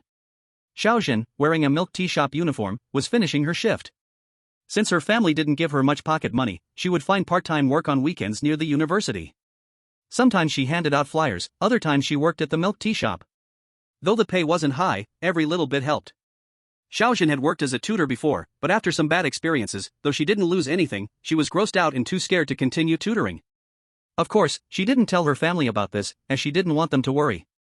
Since it was the weekend, there were more people during the day, and Xiao Zhan was working the day shift today. Around 6, she was just about to finish her shift. She saw the message from Xiao Zhan and immediately smiled, her face lighting up. She hadn't seen her brother for 2 years. A few days ago, Xiao Zhan had mentioned he was coming to Hangzhou, but she didn't expect him to have arrived already. Xiao Zhan quickly sent her location to Xiao Zhan. "Zhan, bro, I'm here." "Little girl, why are you smiling so happily? Are you in love?" "Come on, spill it." Xiao Zhan's face was suddenly pinched by another girl wearing a milk tea shop uniform, with a petite, attractive figure. The girl leaned over and playfully hugged Xiao Zhan, pressing her head close. Let me see, what are you talking about?" Xiao Zhan smiled helplessly, allowing her friend to hug her, and said, "It's not about some love story. It's my brother, he's in Hangzhou now and asked me to join him for dinner." "Exactly, Chun, let's go together. My brother is treating, my second brother, the one you know." Chapter 24, Xiao Zhan. The young woman holding Xiao Zhan was named Zhao Chun. Like Xiao Zhan, Zhao Chun also came from a family with modest means, so the two often worked part-time together on weekends, looking out for each other. Xiao Zhan and Zhao Chun shared a close bond. Not only were they classmates in middle and high school, but they also lived in the same dorm, becoming best friends. They both attended the same university and were lucky enough to be assigned to the same dormitory. "Is it brother Xiao Zhan?" A nostalgic expression appeared on Zhao Chun's face. Before Xiao Zhan went to work, Zhao Chun, as Xiao Zhan's best friend, had naturally met him and spent time with him a few times. Given how close Xiao Zhan and Zhao Chun were, Xiao Zhan had confided in her about her brother's strange behavior over the years. Zhao Chun knew that the brother and sister used to have a great relationship, but after Xiao Zhan went to work elsewhere, they stopped communicating much. Xiao Zhan hadn't even returned for the new year in the past 2 years. However, a few days ago, Xiao Zhan suddenly transferred 100,000 yuan to Xiao Zhan. "Sure, it's just in time for dinner, I'm hungry too, and I haven't seen your brother in years." While talking, Xiao Zhan sent Xiao Zhan a message.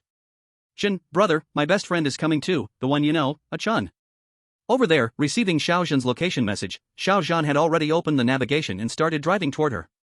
When Xiao Zhan saw his phone light up, it was a message from Xiao Zhan. He glanced at it and immediately replied. "Xiao Zhan, okay." Xiao Zhan had some memories of his sister's childhood friend. She was a lively little girl, very lively and full of spirit. Room. Xiao Zhan was driving his G-Wagon on the road. Drivers on the road became polite, keeping their distance, each one steering clear of the luxury vehicle. They were afraid of accidentally scratching the car, which they couldn't afford to pay for. The navigation showed that it would take about 40 minutes to reach Xiao Zhan, but he arrived in just over 30 minutes. Outside the milk tea shop, Xiao Zhan and Zhao Chun had already changed out of their work uniforms and were waiting by the street, playing on their phones. Suddenly, a brand new dark-colored G-Wagon stopped in front of them and honked the horn. Xiao Zhan and Zhao Chun looked up.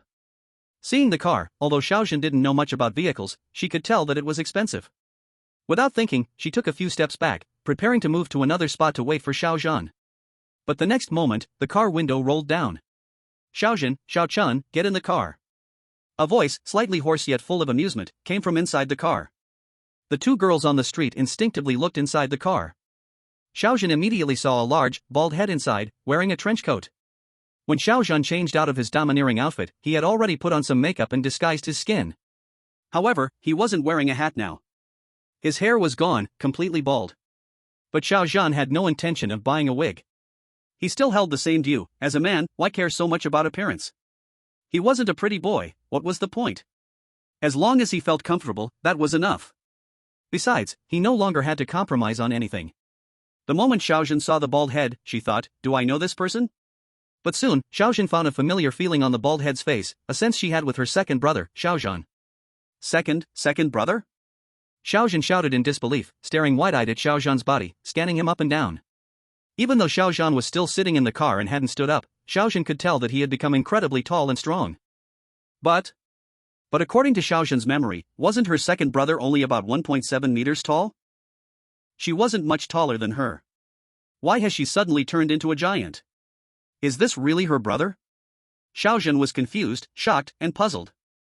Zhao Chun, on the other hand, was just simply surprised. She had met her best friend's brother a few times, but her memory wasn't that deep. She only remembered that Xiao Zhan was originally just a slightly handsome young man. How did he turn into a big bald guy now, with a body full of explosive muscles? Although his entire body was covered by a windbreaker, the muscular contours that showed through highlighted the explosive power beneath. This was definitely not some gym bulked up muscle. A simple glance made Zhao Chun unable to resist swallowing her saliva. To be honest, what she disliked the most was those skinny guys who thought they were handsome, but she was actually drawn to strong men like Xiao Zhan. Because they gave such a sense of security. And the Xiao Zhan in front of her was even more powerful and visually striking than any tough guy she had ever seen on her phone. In an instant, Zhao Chun grabbed Xiao Zhan's hand, unable to stop herself from gripping it a little harder. She really didn't expect that her best friend was doing so well. Xiao Zhan, seeing his sister's shocked expression, couldn't help but smile proudly, very satisfied, and cheerfully said, it's me, how did you not recognize me? Alright, stop standing there like an idiot, get in the car, both of you. You've been waiting for so long, you must be hungry. Let's go eat first, we can talk in the car. Under Xiao Zhan's urging, the two women, still feeling astonished, opened the car door and sat in the back seat. Inside the car, Xiao Zhan's 5.5 million yuan top-tier G-Wagon, with its various luxurious accessories, made Xiao Zhan gasp in awe after getting in. Although she didn't understand all the details, it didn't stop her from seeing that these things were definitely not cheap. Unable to resist the pile of questions building up in her mind, Xiao Zhan finally blurted them out as Xiao Zhan started the car. Wow, bro, what happened to you? Did you eat Yao Ming? How did you turn into this? Also, this car looks so expensive, how much is it? What have you been doing in Jiangcheng these years? Why didn't you come home all this time? You even transferred me 100,000 yuan the other day, what's going on? Sitting in the car, Zhao Chun was also shocked. Her lively and outgoing personality, along with her family's poor background, had made her used to browsing the internet for all kinds of information. She recognized the car as a Mercedes-Benz G-Wagon, a luxury car worth millions. Also, her best friend had mentioned the other day that her second brother had transferred her 100,000 yuan as pocket money, and now this multi-million yuan luxury car. Zhao Chun had already realized that her best friend's second brother had become successful. For a moment, Zhao Chun couldn't help but feel happy for Xiao Zhan. Now, her best friend wouldn't need to work part-time outside anymore, getting tired for little pay. Actually, Zhao Chun had long stopped wanting to work part-time outside. She had always been playful and mischievous since childhood, and with her good looks, she had accidentally become a gaming blogger while in college. In the gaming world, there were fewer girls, and even fewer with good looks, which helped Zhao Chun attract quite a few followers online. Although she wasn't very popular because she was terrible at gaming, she could still rely on her entertainment value and looks to draw on some fans. Even so, it was enough to cover her college living expenses and still have some left over. But Xiao Zhan had to work part-time outside on her own, and Zhao Chun was worried about her. Now, seeing Xiao Zhan become so rich and driving such a good car, Zhao Chun was genuinely happy for Xiao Zhan. Xiao Zhan drove while answering Xiao Zhan's questions. Sigh. Xiao Zhan sighed at first, then started explaining the excuse he had found online. Chapter 25, Explanation. Author's announcement. The author was arrested. Yes, it's not a delay in updates, it's not a pause in writing. The author was taken for investigation, detained for 3 days, and only released today. It's truly not a place for a human to stay, but it's fine, no worries, we are all tough men who have fought through the battlefields of life, we will continue writing. Content begins. These years, it's not that I haven't wanted to come home, it's because of some unexpected incidents. I got sick and didn't want to worry the family. What? Bro, how could you? Xiao Zhan paused here, glanced at Xiao Zhan, and indeed, a worried expression appeared on Xiao Zhan's face. Xiao Zhan quickly seized the moment and spoke the excuse he found online. At that time, I had a pituitary tumor in my brain, and my body started uncontrollably growing. I was even scared myself. But in the past 2 years, while working, I've been receiving treatment. It's all been taken care of now. But this pituitary tumor triggered what the doctor called late-onset gigantism, and that's how I became like this. I can't go back to how I was. But that's okay, a man should be stronger. Xiao Zhan said with a smile. However, the smile on Xiao Zhan's face made it seem like a forced laugh. Hearing her second brother casually talk about these experiences, her eyes immediately reddened, and she couldn't help but choke up. Bro, you've suffered these years, woo. Xiao Zhan saw his little sister suddenly cry and couldn't help but secretly wonder if he made the story too tragic. But there was no way around it. If he didn't make it sound miserable, how could he explain the changes that happened to him?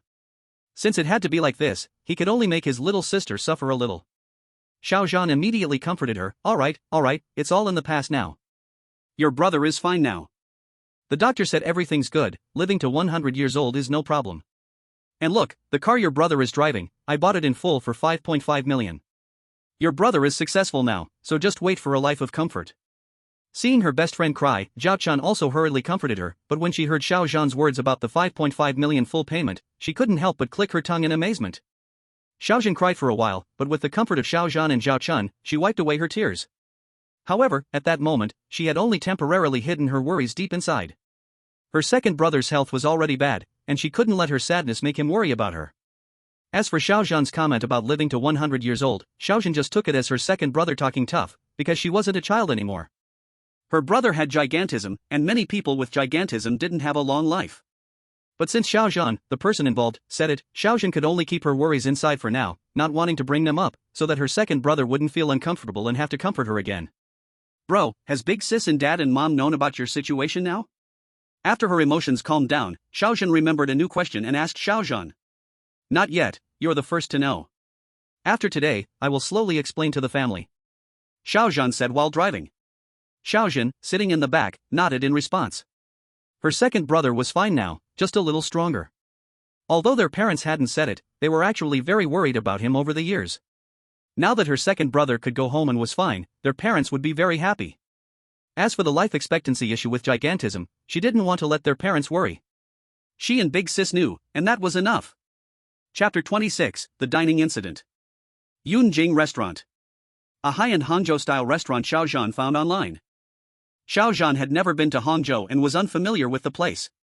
But after reading reviews online, this restaurant had great service and good food, though it was a bit pricey, with an average cost of a few thousand per person. But this amount of money was nothing for the current Xiao Zhan. But the reviews online really weren't fake. When Xiao Zhan arrived driving, the doorman at Yunjing Restaurant immediately came up. Sir, do you need help parking? Our restaurant has internal parking spots. Xiao Zhan nodded, giving a simple As high-end restaurant doormen, they are all at least 1.8 meters tall, but when Xiao Zhan opened the door, the doorman felt the sound was like it came from the sky. Only after the keys landed in his hand did he instinctively look up. Then he saw Xiao Zhan, like a wall standing there. And like most people, he was shocked. This was almost everyone's first reaction when seeing Xiao Zhan. Because a 2.3-meter tall person, though rare in real life, is not uncommon online. Those athletes, basketball players, many are big, tall people. But their bodies are basically long like noodles, same width top and bottom. They don't have Xiao Zhan's explosive body, which looks powerful and striking. Xiao Zhan was already immune to these staring eyes. This Yunjing restaurant, I saw online, it's good, let's eat here. After getting out of the car, Xiao Zhan casually opened the rear door and spoke to the two inside. Xiao Zhan and the other had already felt shocked by Xiao Zhan's body in the car, now seeing him get out gave them another visual shock. After Xiao Zhan jumped out, she quickly looked up at Xiao Zhan to compare. By comparison, she felt like a dwarf, and couldn't help but exclaim. Oh my god, bro, how tall are you now, and your body, I see those basketball players online, none are as strong as you. Xiao Zhan looked down and couldn't help but rub Xiao Zhan's hair, smiling. Just this tall, about 2.3 meters, not bad, the rest I just trained casually, amateur. 2.3 meters, and you call that not bad? Zhan, your bro is too show off, Xiao Zhan, casually training like this, then teach me casually too. Jiangcheng, who got out behind, heard this and couldn't help but complain full of resentment. God knows how hard it is for her to train for abs to keep her figure. Xiao Zhan already had a perfect body, something many people could never get. Ha ha. Xiao Zhan scratched his head.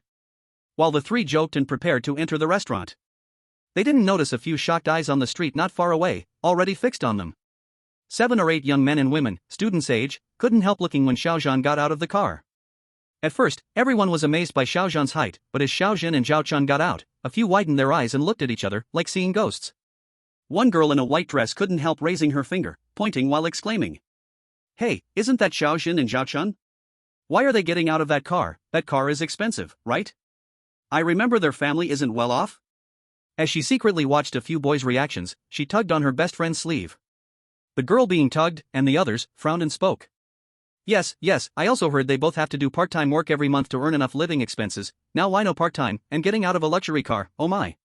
One girl exaggeratedly covered her mouth, showing a cautious look, and said. They couldn't be that kind of relationship, right? How can they do this? Isn't this ruining our school's reputation? As soon as the woman spoke, the faces of the people around her all changed, becoming ugly. Although the woman did not say those specific words, who could not understand the implication among the crowd? It was nothing more than those few meanings: kept, bell pepper, selling. Although they were all still university students, they were adults. On the internet, it was nothing new for university students to do such things. I checked this car, it's not cheap, it costs several million. One person took a photo with their phone, then tapped a few times, looked up, and spoke, pushing a boy in the crowd. Xiao Gang, what do you think? Aren't you boys the most knowledgeable about cars? The boy who was pushed immediately coughed a few times, quickly glancing at another boy with a low-pressure vibe. The boy was tall, good-looking, and wore a Rolex watch. At that moment, the boy gritted his teeth, clenched his fists tightly, and stared intensely in the direction of the Mercedes-Benz G-Wagon. Invisible low pressure radiated from his body, making the surrounding air seem to get a little colder for no reason. The boy who had just been pushed, Xiao Gang, swallowed hard and finally couldn't resist pushing the boy and saying, Zhang Peng, why don't we just forget it? Xiao Gang spoke cautiously, genuinely feeling that his roommate Zhang Peng's state was wrong. They were roommates and also students at Jiangcheng University. Zhang Peng was their dorm leader, his family had some money and connections, and he held a small position in the student union. Today, they went out shopping together because he had just started dating a girl who happened to be in the same dorm as Xiao Zhan. Zhang Peng had been pursuing Xiao Zhan at school recently, but unfortunately, she had completely ignored him. After finding out that his girlfriend and Xiao Zhan were in the same dorm, they decided to hang out together, two dorms having a little social gathering. Zhang Peng generously treated them and also wanted to gather some information. However, he never expected to witness such a scene on the street. Forget it, Pengu, it's not worth it. Let's go back. A few of the boys beside them were still persuading him. Although Xiao Zhan was indeed beautiful and was a campus flower-level existence. Even the most beautiful woman, if she did not love herself, would make everyone's impression of her shatter today. And the girls began to fan the flames. No, we can't encourage this kind of unhealthy trend. Let's go up and ask them if they still have any shame. Yes, let's call the tutor, report them. It's a disgrace to our school. Some girls were already preparing to post the photos on the school forum with a fake account. Although they were in the same dorm as Xiao Zhan, some weren't, but they were all in the same class, and their relationship was not good. It could be said that many girls in the class disliked Xiao Zhan. Because Xiao Zhan was good-looking, and all the boys in class liked beautiful girls. Many handsome boys had pursued Xiao Zhan, but they were all rejected. They were both jealous and secretly spread rumors that Xiao Zhan was pretending, putting on airs, stringing boys along. But when it came to looks, they indeed couldn't compare to Xiao Zhan, and academically, they were also no match. But they still had one thing they could attack: to maintain their sense of superiority. Xiao Zhan's family was poor. Alright, enough talking, damn it, I'm going to ask her myself. Why is she so cheap? Zhang Peng stormed toward Yunjing restaurant in fury. He was now furious to the extreme. Although he had been pursuing Xiao Zhan for months, there was no sign that she would agree. But now, watching Xiao Zhan walking intimately side by side with that bald-headed man, Zhang Peng felt like he had been cheated on. After chasing her for so long, acting like a cold goddess every day, what happened? Behind her back, she got into a big G? Zhang Peng may not be able to afford a big G, but his family has some assets, so buying an E300 is still easy for him. Besides, they're still classmates. Am I not handsomer than that bald guy? Although I didn't give any expensive gifts during the pursuit, they were all from my heart, and she didn't accept them. Now, she probably doesn't even know how much money she took from that bald guy. No wonder she looks down on the things I gave her. Are women nowadays really this materialistic? Xiao Zhan, you damn better stop. Zhang Peng rushed to the front of Yunjing restaurant in one breath and started shouting right away. It all seemed slow when told, but actually not much time had passed. At this moment, Xiao Zhan had just brought the two to the entrance and was about to enter the restaurant. Then, they heard someone shouting his sister's name in an unfriendly tone. Xiao Zhan's brows immediately furrowed. He turned his head to look and saw a guy about 1.8 meters tall, an angry shrimp, rushing over while glaring at his sister with hatred, shouting insults. You shameless thing! How dare you betray me, you slut! Zhang Peng, in his rage, had already lost control of his words. But before he could finish, Xiao Zhan took a big step forward, stretched out his hand, and directly pinched Zhang Peng's cheek, lifting him up. Xiao Zhan only slightly tightened his palm, and Zhang Peng's face was squeezed almost into a twisted mess.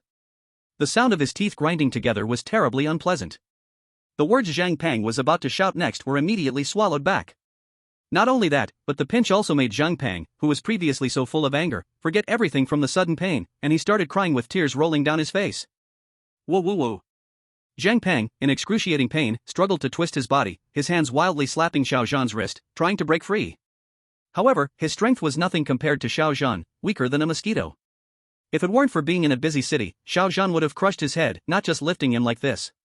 This idiot actually dared to curse his sister in front of him. Does he think Xiao Zhan is made of clay? Sis, who is this idiot? As Xiao Zhan lifted Zhang Pang, a chilling killing intent involuntarily emanated from his whole body. But when he turned his head to look at Xiao Zhan, his aura shifted seamlessly into something as gentle as a spring breeze. Xiao Zhan and Zhao Chun were both very irritated when they saw Zhang Pang cursing and charging over. Xiao Zhan and Zhao Chun both knew Zhang Pang.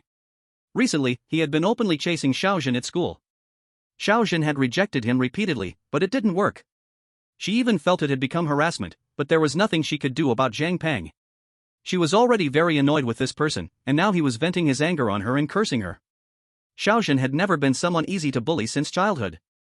If it weren't for having an older brother and sister suppressing her, she would be like a little devil. Although she had grown up and her temper wasn't as extreme as before, she was still about to retort when she heard it. But now, when they saw Xiao Zhan easily lifting up Zhang Pang like a chicken, all their anger vanished, and they couldn't help but laugh. Oh my, this idiot, ha, thought he was tough, but your brother just picked him up. I'm dying of laughter. Put. Xiao Zhan finally stopped laughing with great difficulty and said, Bro, this person is just a pure idiot from our school, don't mind him. Don't squish him to death, okay? It's not worth getting into trouble for such an idiot. After laughing at Zhang Pang's miserable state, Xiao Zhan immediately tried to persuade Xiao Zhan to put him down. Although Zhang Pang is an idiot and started with insults and provocation, if he really got hurt or crippled, when the police come, it would not be easy to explain. With Xiao Zhan's terrifying physique and strength, Xiao Zhan had no doubt that if his brother wanted, he could really crush Zhang Pang's dog head. Xiao Zhan naturally understood that this was a busy downtown area, so he immediately threw the little trash in his hand onto the ground. Plop. Woo woo. Zhang Pang was thrown onto the ground, sliding a few meters, letting out a whimpering cry of pain, but his lips were now so swollen he could not speak at all. Zhang Pang had just stopped, and only then did the others who had followed him dare to surround him, supporting him. Zhang Peng, are you okay? Go to the hospital, call 120, call 120. Since they were classmates, a few boys immediately supported Zhang Pang while taking out their phones to call 120. As for the rest, forget joking, when they saw Xiao Zhan's physique and the combat power that just casually crushed Zhang Pang, they realized that even all of them together would not match a single slap from him. Originally, among the four girls, two carefully stood in the back, not daring to step forward. After all, Zhang Pang's case was right in front of them, and Xiao Zhan looked so fierce. The two of them even suspected in their hearts, could Xiao Zhan have hooked up with some gangster big shot? But, there are always brainless people. The girl who first said something about Xiao Zhan and her companions were still mindlessly cursing. How can you just hit people? This is illegal. Don't you know? And Xiao Zhan, Zhao Chun, you two being kept by someone is one thing, but letting people hit someone, Zhang Pang is your classmate, and you actually colluded with outsiders to beat him like this. I tell you, you're finished, just wait, we will definitely call the police, definitely report to the school. You are all finished. Chapter 28, Slap in the Face. Chini, Bio, enough, you two stop talking. Several boys saw the two still fanning the flames, and panicked, shouting to stop them from continuing. But the two of them already thought they had caught Xiao Zhan and Zhao Chun, and would not give up easily.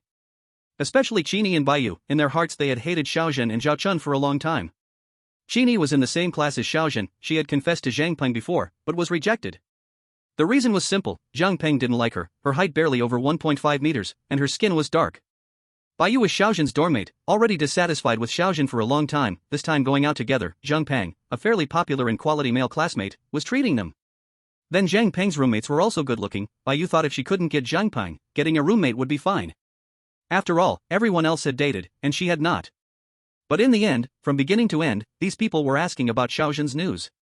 Though Bio did not show it on her face, all her dissatisfaction had been projected onto Xiao Zhan on the way. Now was the moment she exploded to vent her anger. But if the boys knew this thought, they would be shocked, unable to help mocking, saying, no, sister, look at yourself, get a bit fatter and you'd be a pig, are we blind? Who would like you? Suddenly. Slap. Slap. With two crisp slaps, the cursing stopped abruptly. The two cursing girls staggered back 2 steps, crying out in pain, covering their quickly reddening faces, staring at Xiao Zhan and Zhao Chun in disbelief. They had actually been hit. In their imagination, by exposing Xiao Zhan and Zhao Chun, these two should have been ashamed, with no face to reply, only letting them criticize and humiliate. And to be pointed at and gossiped about on the street. After the two of them had cursed enough, they would go up, slap twice, kick a few times, just to feel relieved, and then report to the school, making Xiao Zhan and Zhao Chun lose face and be expelled.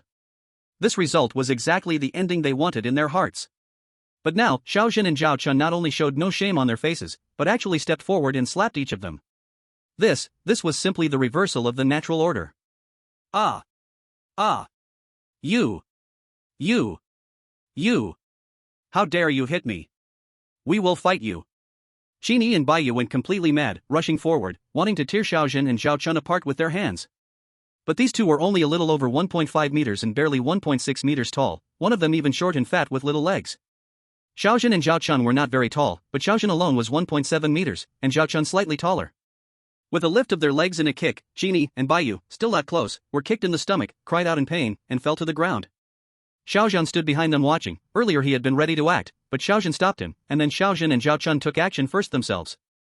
But seeing his younger sisters kick the others down, Xiao Zhan nodded in satisfaction. Qin and Baiyu, full of hate and anger, unable to fight back, were now even more embarrassed, kicked down on the street, their faces completely lost. Their emotions collapsed at once, sitting on the ground, throwing tantrums, crying, and cursing loudly. Ah! Ah! You did this, still so arrogant to hit people. I will call the police, I will call the police. Everyone come see, shameless. Slap. Slap. Xiao Zhan and Zhao Chun did not let them off, giving each of Qin and Baiyu another slap. You spread lies, shouldn't you be hit? Randomly cursing, shouldn't you be hit? Curse again, get hit again.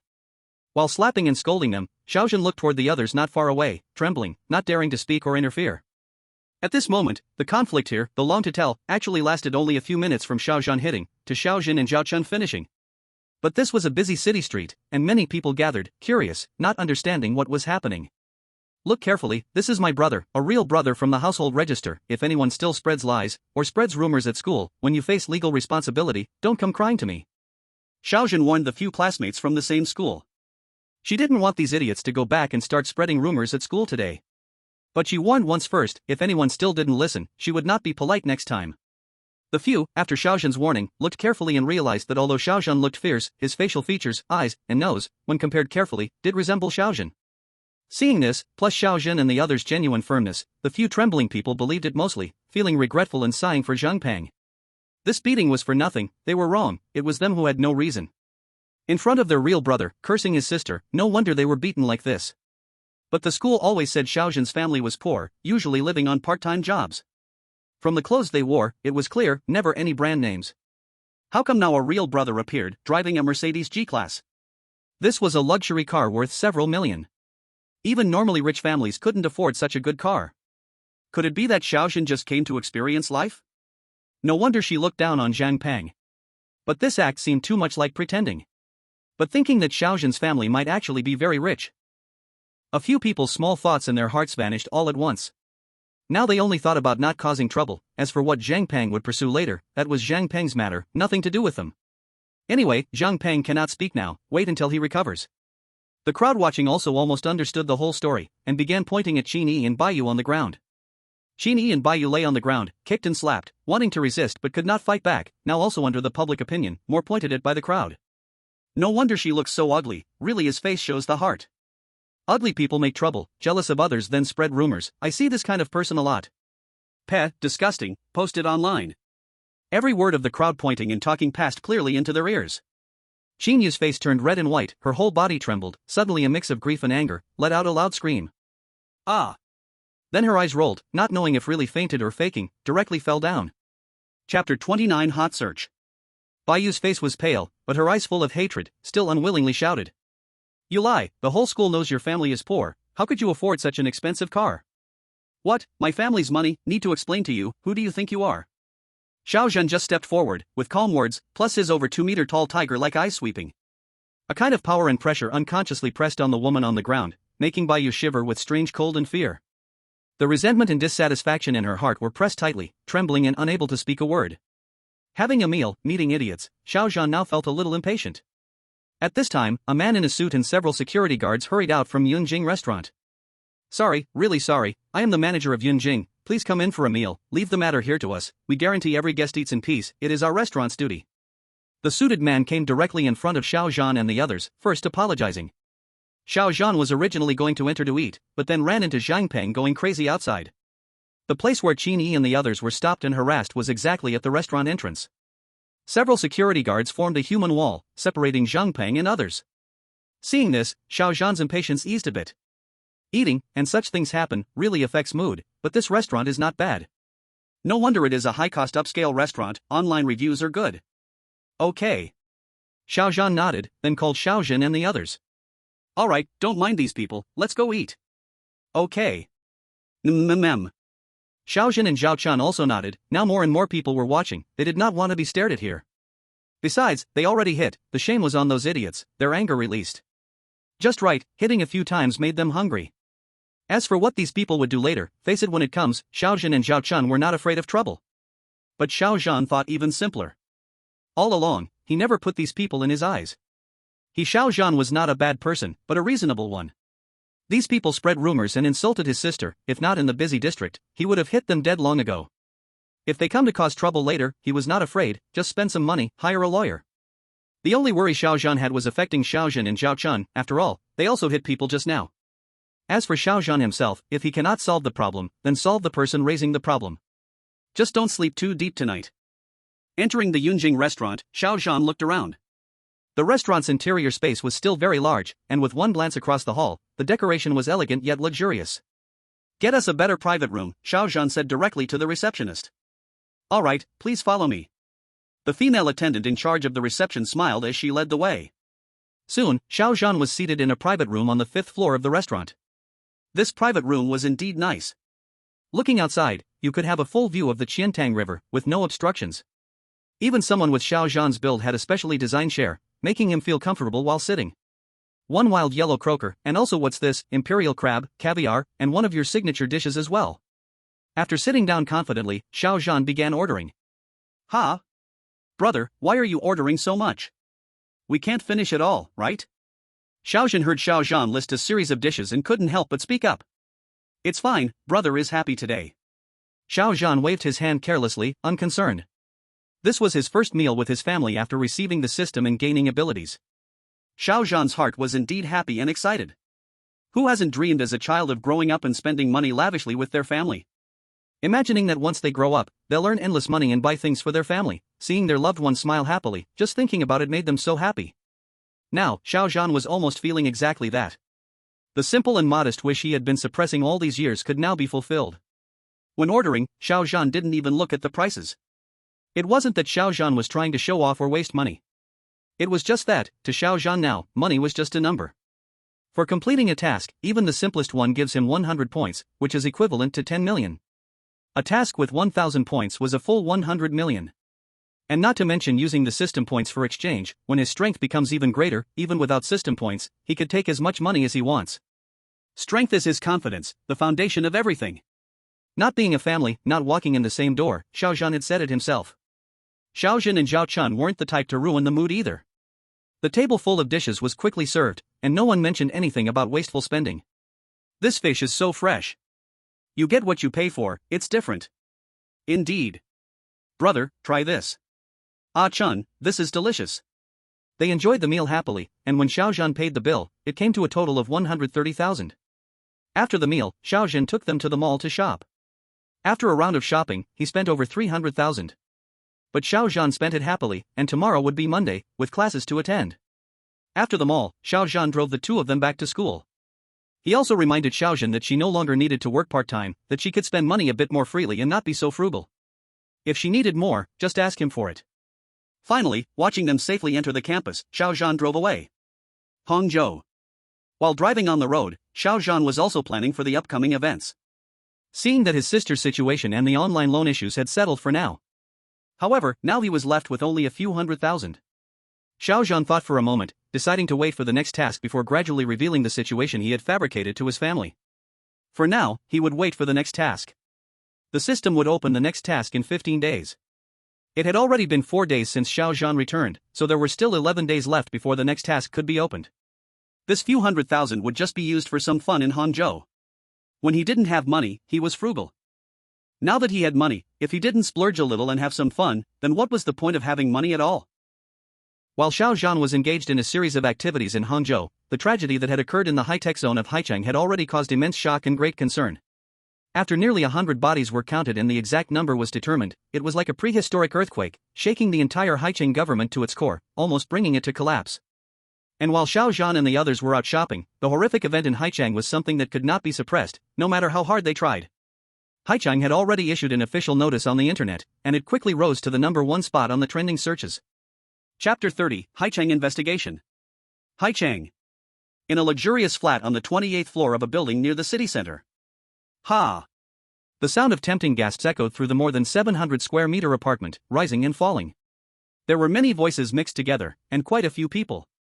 The most eye-catching among them was a bald, roughly 1.8 meters tall, smooth-skinned, fat man, the only man present. Boss Duan, I want to. A number of women around the bald man were still acting coquettish, while he smiled in enjoyment. Boss Duan. Real name Duan Chang, chairman of Anqin Finance, the only surviving member of the company. It has now been confirmed that this individual is suspected of organizing a criminal gang, collecting illegal debts, and other crimes such as disturbing the peace, illegal detention, extortion, premeditated murder, and illegal business operations. According to reliable information, this person is currently staying at one of Haicheng's residences, located on the 28th floor of Beilong Building. Everyone, listen up. Move out immediately to capture him and all related individuals. At Haicheng's police headquarters, with the commander's order, nearly 100 officers quickly mobilized, and police cars rushed out of the station. Meanwhile, only 4 hours had passed since Xiao Zhan left Anqin Finance. In just 4 hours, the Haicheng police had completely extinguished the fire and had tallied up a number that no one could accept. A total of 94 bodies. 94 bodies, when the number was heard. At Haicheng's police headquarters, the veteran police chief almost fainted from the shock. This was a major case that had not occurred in many years. It was an extremely brutal collective massacre. Preliminary checks at the scene reported that every single body had met a tragic end, with the criminals being particularly vicious. In response to this, the entire power structure of Haicheng had mobilized in an instant. Haicheng, as a super-large city, had an incredibly strong police force, far beyond what any small city could compare to. In the past, Anqin Finance had been safely tucked away in the suburban high-tech park, protected by its connections. But now, everything related to Anqin Finance had become like a plague, terrifying to anyone who came into contact with it. It didn't take long before, even though Anqin Finance's office building had been completely destroyed by fire, everything about it was still laid bare before the Haicheng authorities. Illegal lending, illegal debt collection, gang activities, and a whole list of previously covered-up crimes such as illegal detention, extortion, premeditated murder, and more, all came to light at this moment. Upon seeing all this, the Haicheng police headquarters immediately gave an order. Immediately list the victims and their families as important suspects, and conduct a thorough investigation right away. Of course, what enraged the Haicheng police the most was the chairman of Anqin Finance, Duan Chang. If it hadn't been for Duan Chang opening this evil enterprise in Haicheng and committing so many actions that enraged the public, how could this have led to such a tragedy? 94 people dead, and a building burned down. At the first moment, the Haicheng police suspected it was a gang doing revenge. After all, to kill 94 people. And all this happened in an extremely short time, without attracting any attention around. Before the investigation even began, the entire Haicheng police were already on high alert. All of this proves that these people have strict organization, strict training, and it is definitely not an ordinary sudden action, but a planned, premeditated one. The police first suspected it was black-on-black crime, but even black-on-black could not do such a total extermination. You have to know, doing this is almost like mutual destruction. No mafia boss would be foolish enough to do such a thing. The only reason to do this is revenge. However, the police faced difficulties at the very beginning of the investigation. The electric boxes in the whole Anqin area had been destroyed, and after emergency repairs and reading some surveillance, they did not find even a trace of anything suspicious. While searching for the murderer temporarily got stuck in looking for clues, on the other side, the only survivor of Anqin Finance, the president and chairman, Duan Chang's address was quickly found. Because of this incident, the whole Haicheng officialdom was almost about to be reshuffled. For a time, everyone hated Duan Chang to the bone. Duan Chang, still in his 28th floor penthouse, did not notice anything unusual at all. Even though videos of the fire in the Anqin area had already been shared by many people, though temporarily restricted, Duan Chang was in Haicheng, and local people could still see them. But a rich man like Duan Chang would never bother to watch such things. As for the officials who had connections with Duan Chang, they were already at home, each feeling as miserable as if they had lost their mother, wishing they had never met Duan Chang. Not to mention telling Duan Chang. This matter had not yet started to ferment, and no decision had been made from above. But they knew, anything related to Duan Chang could not be hidden. Settling scores was only a matter of time. So many people died, and no one could bear this responsibility. Beilong Building. It was already the middle of the night, but in a super metropolis like Haicheng, it could be called a city that never sleeps. And Beilong building, close to the city center, was in a busy area. Even at midnight, there were at least small groups of people. But now, the streets outside the whole Beilong building were eerily quiet. The shop owners seemed to guess something, each pulling down the shutters of their shops. At this moment, at the end of the street, a police line had already been quickly set up, and police cars drove in fast. In no time, the whole Beilong building was completely sealed. Nearly 100 police officers, like precise machines, as if rehearsed countless times, quickly stormed into Beilong building. 28th floor of Beilong building. At this moment, Jiangcheng, a tall, round man with bronze skin, had just finished exercising, lying on the sofa, wiping sweat, being served. He did not sense at all that disaster was about to strike. Ah! While Jiangcheng enjoyed a massage, suddenly there was a loud bang at the door of the penthouse. Boom! The next moment, the whole door was smashed open, and before Jiangcheng could understand what happened, he only managed to look at the door when several SWAT officers rushed in. Behind them, many police officers followed, entering in an orderly line. Don't move! Don't move! A harsh shout, and the police acted quickly and cleanly. The women were pressed down and handcuffed immediately. Chapter 31, The Chairman is Arrested. The women pressed down and handcuffed, in an instant, turned pale, bodies trembling, looking at Jiangcheng in terror, shouting, President Duan, President Duan. Now, so many of them were in the same room with Jiangcheng.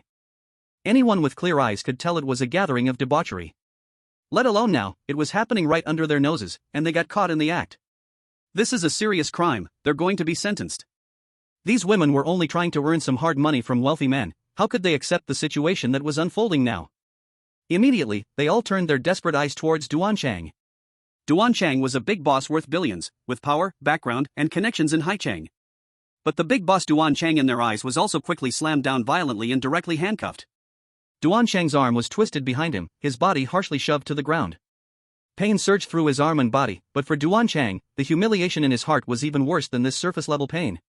How many years had it been, since he first settled in Haicheng? No one had ever dared to show him a bad face. But now, to be treated like this, roughly, even the crash to the ground just now made Jiangcheng feel a burning pain between his legs. Jiangcheng's face turned pale, he gritted his teeth to suppress his anger and didn't resist, but his voice still carried rage as he shouted. What's going on? What are you doing? Which precinct are you from? Do you know who I am? What crime have I committed? What crime? You're breaking the law, breaking the law. Do you know the consequences? Poof. The officer who arrested Jiangcheng directly threw him a bathrobe and pulled him up, sneering coldly and warning. Behave yourself, Jiangcheng. You are suspected of organizing a gang, premeditated murder, extortion, and other crimes, and the Haicheng City Bureau has officially ordered your arrest. What? This is impossible? Jiangcheng's eyes widened in disbelief. How could this be? He couldn't believe it. How could the City Bureau issue such an order against him? He had always paid his respects every year, without a penny missing. Behind the scenes, they all treated each other like brothers, so what exactly was going on? He had done nothing. How could this happen all of a sudden? I don't believe it. Jiangcheng's heart was in complete chaos, but he still clung to the last thread of hope. The officers didn't say much, they simply took out an arrest warrant and shoved it in front of Jiangcheng's eyes. When Jiangcheng saw the content on the arrest warrant, he felt as if a thunderclap had struck him, leaving him dazed. Why was this happening? He had been operating in Haicheng for so long, why did everything fall apart overnight? What had he done? Had he offended someone big? But recently, aside from fooling around with some women, he really hadn't done anything. The last time he killed someone was over a month ago, and didn't he already pay to settle it? Why was this happening? What was the reason? Jiangcheng's face turned ghostly pale, his body grew weak and slumped, and only a few officers could help drag him along. It's over. The women who were arrested saw Jiangcheng's condition and immediately showed expressions of despair. Take him away. With a command, the officers immediately took Jiangcheng and the others out of the North Dragon building, put them in the police car, and drove them to the Haicheng City Bureau. Haicheng City Bureau. After Jiangcheng was delivered, he was immediately interrogated at the City Bureau. At this moment, a special task force from Beijing had also arrived in Haicheng to supervise the investigation. When Jiangcheng saw the interrogators from Beijing, he was even more stunned. Just because of him, even Beijing was involved? Jiangcheng didn't know whether to feel proud or hopeless. He was just a usurer, not involved in drug dealing, arms trafficking. Did he really deserve such a big fuss over it? But soon, Jiangcheng understood everything. All my people in the company are dead? When he heard about everything that had happened at the Anshin Financial Park from the interrogators, Jiangcheng felt as if a bucket of cold water had been thrown over him in the dead of winter. A chill spread from his limbs to his soul. That was nearly 100 people. 100 lives. And among them, the key figures were either his nephew or his son, the general manager of the company, his only son. Why did this happen? What on earth happened? Jiangcheng's emotions completely broke down, this former top figure of the underworld in Xiangcheng. A ruthless character who wouldn't blink an eye when killing. But after a series of blows today, he was utterly emotionally broken and out of control, screaming hoarsely. We are asking you. What exactly did your company do? You know the answer. Now we are asking you, have you had any conflicts with other forces recently? Have you done anything special that could have this kind of capability and be extremely resentful toward you? The interrogator's voice was calm, low, and authoritative, with an undeniable tone. This case was extremely serious. They had seen many people like Jiangcheng, who were nothing but a big or small tumor in the local area. The things he did were neither big nor small. But this time, the murderer who killed the entire Anshin Park was fundamentally different from Jiangcheng. From the intelligence currently gathered in Haicheng, it showed that 94 bodies had been executed in an extremely short amount of time. This was very likely an armed raid, carried out by a highly trained armed terrorist group. These people were 1,000 times more terrifying, 1,000 times more dangerous than Jiangcheng. As long as they were not captured, it would be a nuclear bomb that could explode at any moment for the security of the entire country. But now, Jiangcheng had been struck almost mad by this sudden news. However, the interrogators just quietly waited.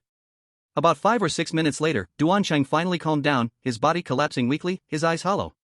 Another 10 minutes passed, and Jiangcheng's eyes gradually regained their focus. A deep hatred appeared in his eyes. He hated.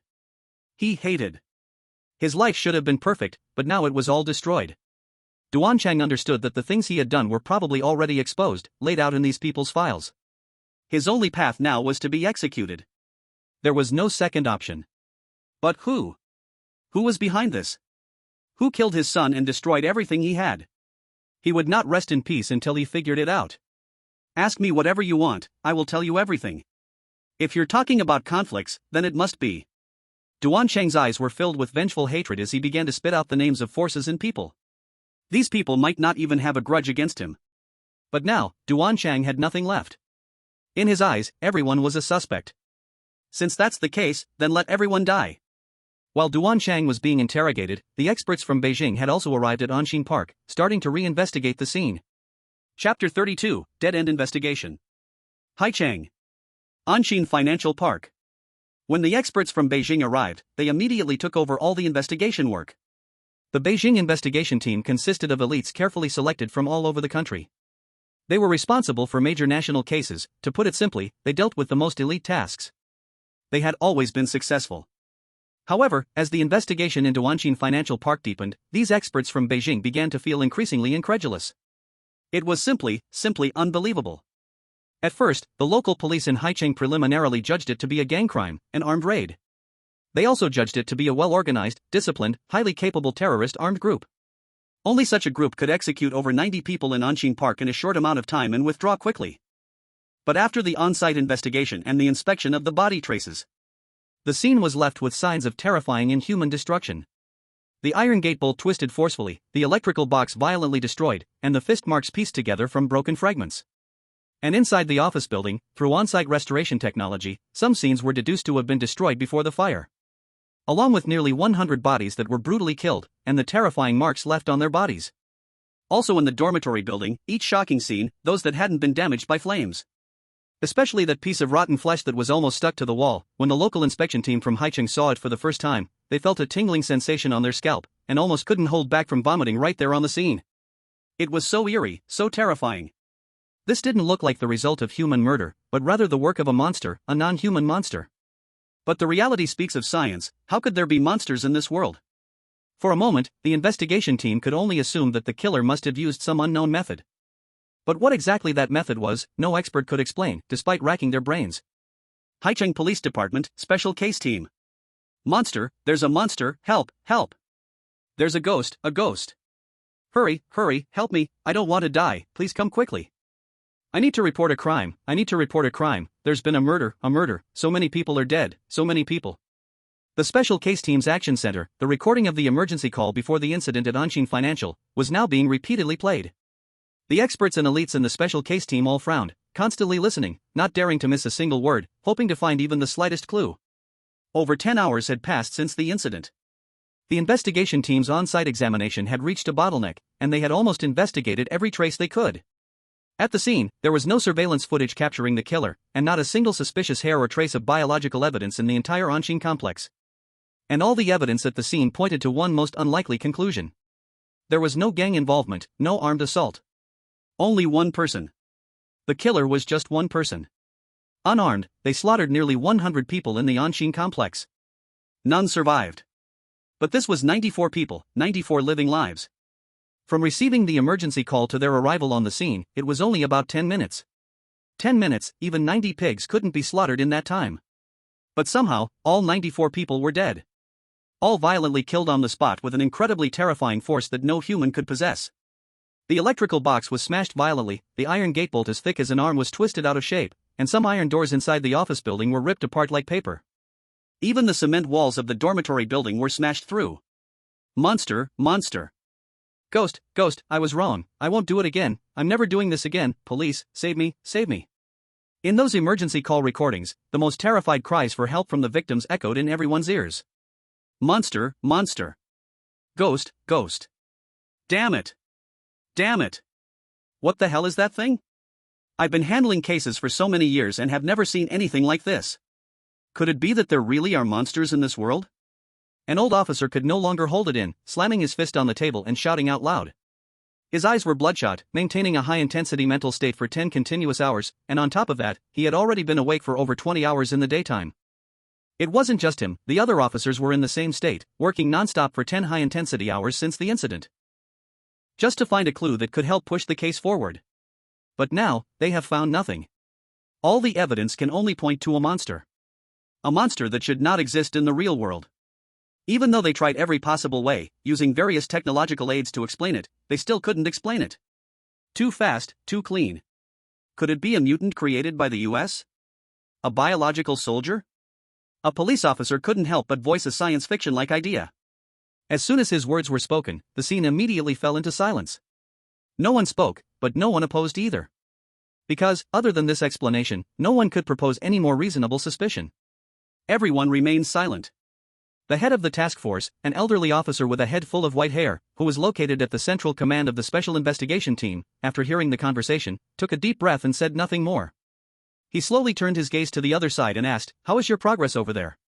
On the other side, a large number of police officers were constantly reviewing various materials. All the data from Anshin Finance, all debtors, and even former debtors, anyone who had any contact with Anshin Finance, were all under investigation. Even the entire high-tech zone, which was a key area before and after the incident, had all its mobile personnel investigated. And Jiangcheng, the current chairman of Anshin Finance, who is now held in the police station, had provided every single name. All the officers did not even dare to blink their eyes, anyone with even the slightest suspicion was thoroughly investigated. The data here was piling up like a mountain. This was only the paper-based data, the data in the computers was even more massive. Among them, one of the folders clearly contained information on Xiao Zhan, including the amount of debt he owed, the reason for the loan, the number of times he had been chased for payment, and even his 2 years of social security data from Jiangcheng, all clearly recorded. But this information had only been opened and viewed once. Anshin Finance is a company with billions in capital. There were people owing hundreds of thousands, millions, and even tens of millions. But Xiao Zhan's debt was only 50,000. Chapter 33, New Task. A worker who owed only 50,000, an honest and upright worker, far away in Jiangcheng, with simple social interactions and no criminal record. A young man who had never even been punished for security violations. He was only about 1.7 meters tall. The task force had only reviewed his information once and had temporarily removed Xiao Zhan from the list of suspects. They were primarily investigating debtors who owed millions, those owing hundreds of thousands were only being investigated a bit more. People like Xiao Zhan, who owed only a few tens of thousands, were as common as dirt in Anshin Finance's data. Moreover, such a person, an ordinary farmer, no one would think that this kind of person could have the means to kill nearly 100 people. The police officers investigating the data, upon meeting the gaze of the task force leader, shook their heads with grim expressions. They had no substantial findings either. The investigation into the case had reached a dead end. Hangzhou. In a high-end club. Ah. Big brother, it hurts, lighten up. Ha. Xiao Zhan curled his lips into a slight smile, shaking the water off his gloves, as a glass of wine was knocked over on the coffee table. He lay on the luxurious leather sofa in the gold and red decorated private room of the club. On Xiao Zhan's left and right, there were 3 women, some leaning on him with flushed cheeks. Others were drinking and singing, creating a lively atmosphere. After leaving Hangzhou University, Xiao Zhan had directly navigated to a high-end club. When a row of women, plump or slim, stood up for him to choose from, he couldn't help but sigh. Indeed, as they say, there's heaven above and Hangzhou below. There's Suzhou and Hangzhou. He ordered 6 at once. Xiao Zhan, with one arm around a plump, beautiful woman who was about 1.8 meters tall, casually took a sip of alcohol to moisten his throat. In the past, Xiao Zhan didn't drink much, mainly because he couldn't handle alcohol. But now, drinking was as easy as drinking water, though Xiao Zhan still found it unpleasant. He put down the glass, casually picked up a pink phone from the coffee table, tapped a few times, and brought up a family photo of 3. Then he smiled and looked at the plump woman in his arms, fiddling with a cherry in his hand while asking, "This is your husband and child. Your husband is even shorter than you, does he satisfy you?" Xiao Zhan asked this question purely out of curiosity, with no other bad intentions. But under Xiao Zhan's direct, intense gaze, the plump woman in his arms instantly blushed, raised her hand, and lightly punched Xiao Zhan's chest, scolding with a smile, You're just asking what you already know. How could he compare to you?" As she spoke, the woman's hand slowly caressed Xiao Zhan's chest, moving downward. Honestly, for someone as muscular as Xiao Zhan, the woman was truly curious about his size. With that thought, even Xiao Zhan's bald head seemed charming in her eyes. Her eyes even became a little moist. At the same time, she began to imagine what it would be like to have a moment with this perfect man in front of her. Even if it meant dying, it would be worth it. "What are you doing?" But Xiao Zhan quickly stopped her wandering hand and pulled her back to reality. He swiped her hand away and suddenly let out a sigh, his previously interested expression vanishing without a trace. Check out." Shouting loudly, Xiao Zhan pushed the woman off him and walked out the door without looking back. This sudden turn of events left the 6 women in the room dumbfounded, not understanding what had just happened. Xiao Zhan spent 80,000 yuan, left the club, and got into his Mercedes-Benz G-Class, rolling down the windows to let the wind blow. He closed his eyes and just lay there. Bored, truly bored. Xiao Zhan sighed inwardly. Even though he had become a tyrant, his physical abilities hadn't disappeared. On the contrary, under the enhancement of the T-virus, his physical responses were not like ordinary people, who would react to stimuli. Instead, everything was controlled by his reason. However, Xiao Zhan thought to himself that he was a biological tyrant, a T-virus-infected being. If he did anything, the woman might turn into a zombie halfway through. Xiao Zhan certainly had no intention of starting another biohazard crisis in this world, nor did he want to make zombies. If it weren't for this, the woman from earlier, he'd definitely have done something to her tonight. Damn it, she's married with children and still out here doing this. This kind of woman really deserves it. Xiao Zhan wasn't lecherous, he was prepared to pick up a weapon of criticism to attack his enemies. Lying in the car for a while, Xiao Zhan took out his tablet, bored, and started scrolling through videos. Before he could watch 2 videos, he came across a piece of news. Urgent report, on the night of the 9th this month, a fire broke out in a park in the high-tech zone of Jiangcheng. Police and firefighters arrived after receiving reports and broke down the gate to deal with the situation. Subsequently, a major homicide case was discovered. According to official news, after the office building in the park caught fire, firefighters and police rushed to the scene. After extinguishing the fire, 94 bodies of victims were found on site, all employees of the companies in the park. Currently, the actual controller of the company has been arrested. The case is being overseen by a special task force from the capital, and the police are working hard to trace clues and find the criminal suspects. If you have any relevant information, please call the official tip-off hotline to assist the police in solving the case.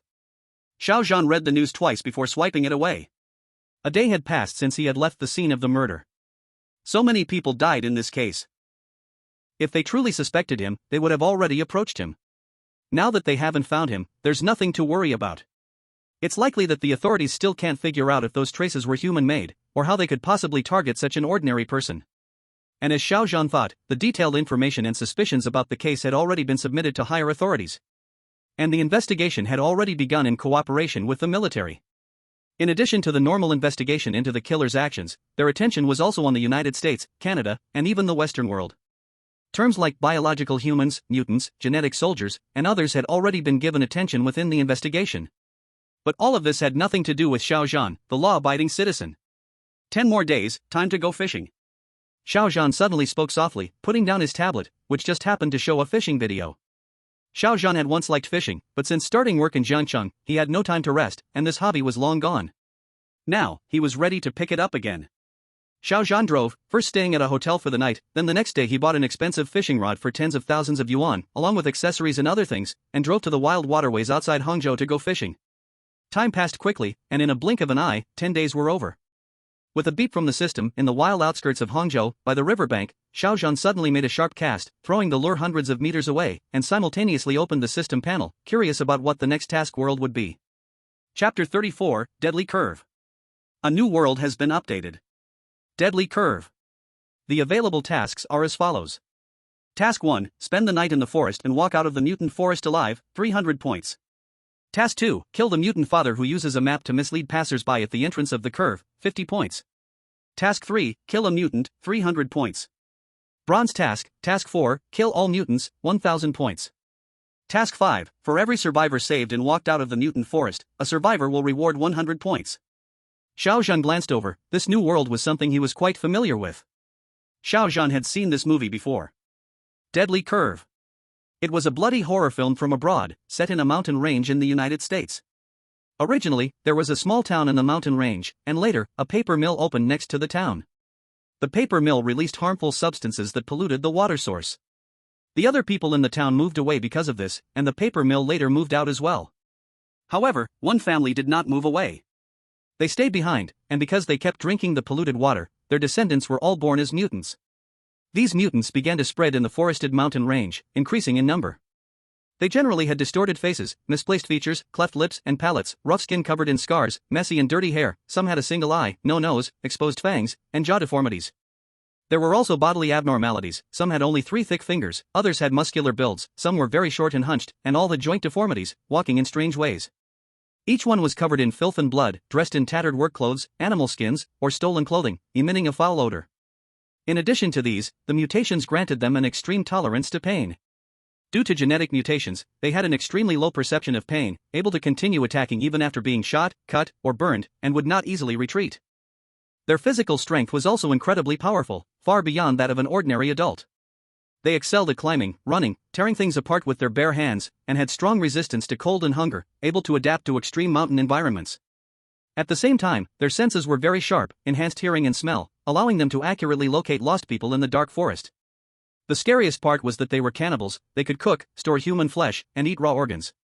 Although their appearance seemed deformed. Especially over these years, these mutants have already built dense traps in the mountains, many people were just killed by the traps directly. They also cooperate in hunting, ambushing. Living in deep mountain nests in groups, acting by family units, killing travelers who enter their territory without mercy. If we talk about danger and bloodiness in this world, in some ways, it is even more terrifying than Resident Evil. At least the zombies in Resident Evil have no intelligence, hiding only leads to starving to death at most. But here, entering the jungle, dying is a luxury, the silent fear, the terror of being hunted. However, this mission still has a chance of survival. A wheelchair mission, to kill the father of the mutants. The father of the mutants, an elderly man, usually lives outside this mountain range.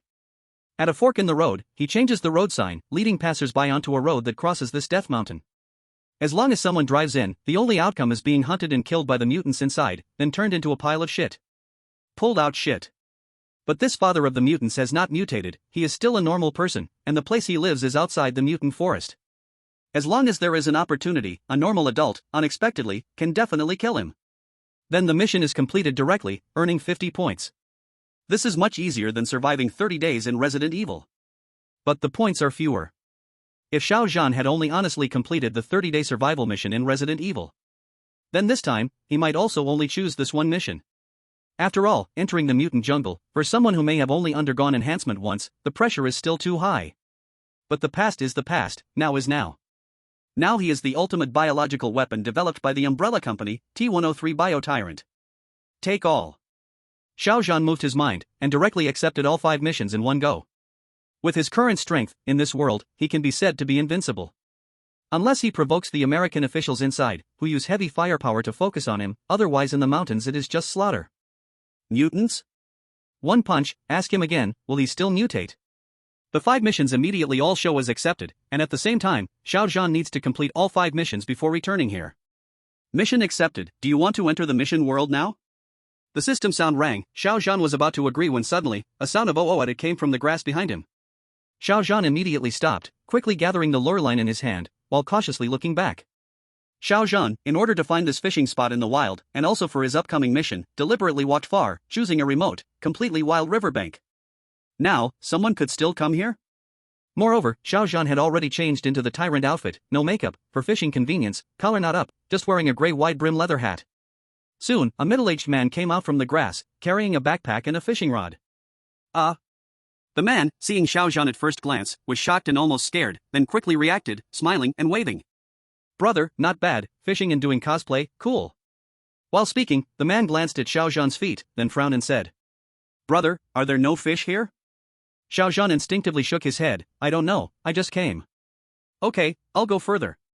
The man smiled, the surroundings were all wild grass and shrubs. The place Xiao Zhan found could probably only fit 2 or 3 people. But Xiao Zhan was fishing with a lure, and he was so strong, if he made a mistake while casting, the middle-aged man was afraid that his skull might be cracked open. So, let's move to another spot. Xiao Zhan nodded as well, thinking to himself, sure enough, fishermen could be found anywhere.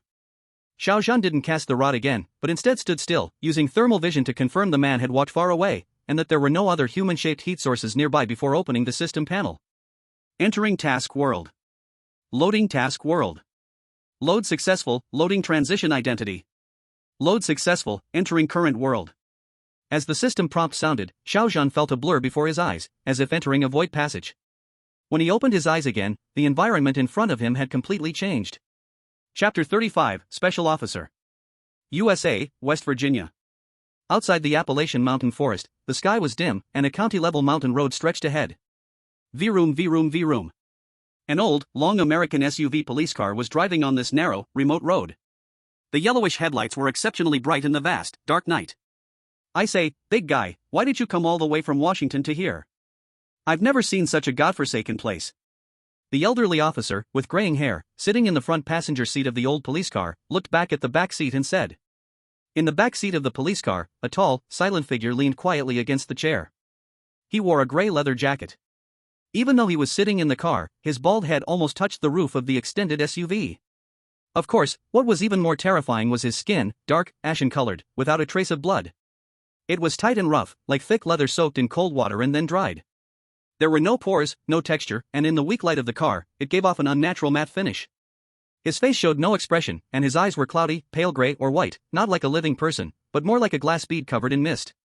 When he was silent and still, there was always an inexplicable, suffocating sense of intimidation, especially in this cramped vehicle. However, on his leather jacket, near his chest, he wore a police badge.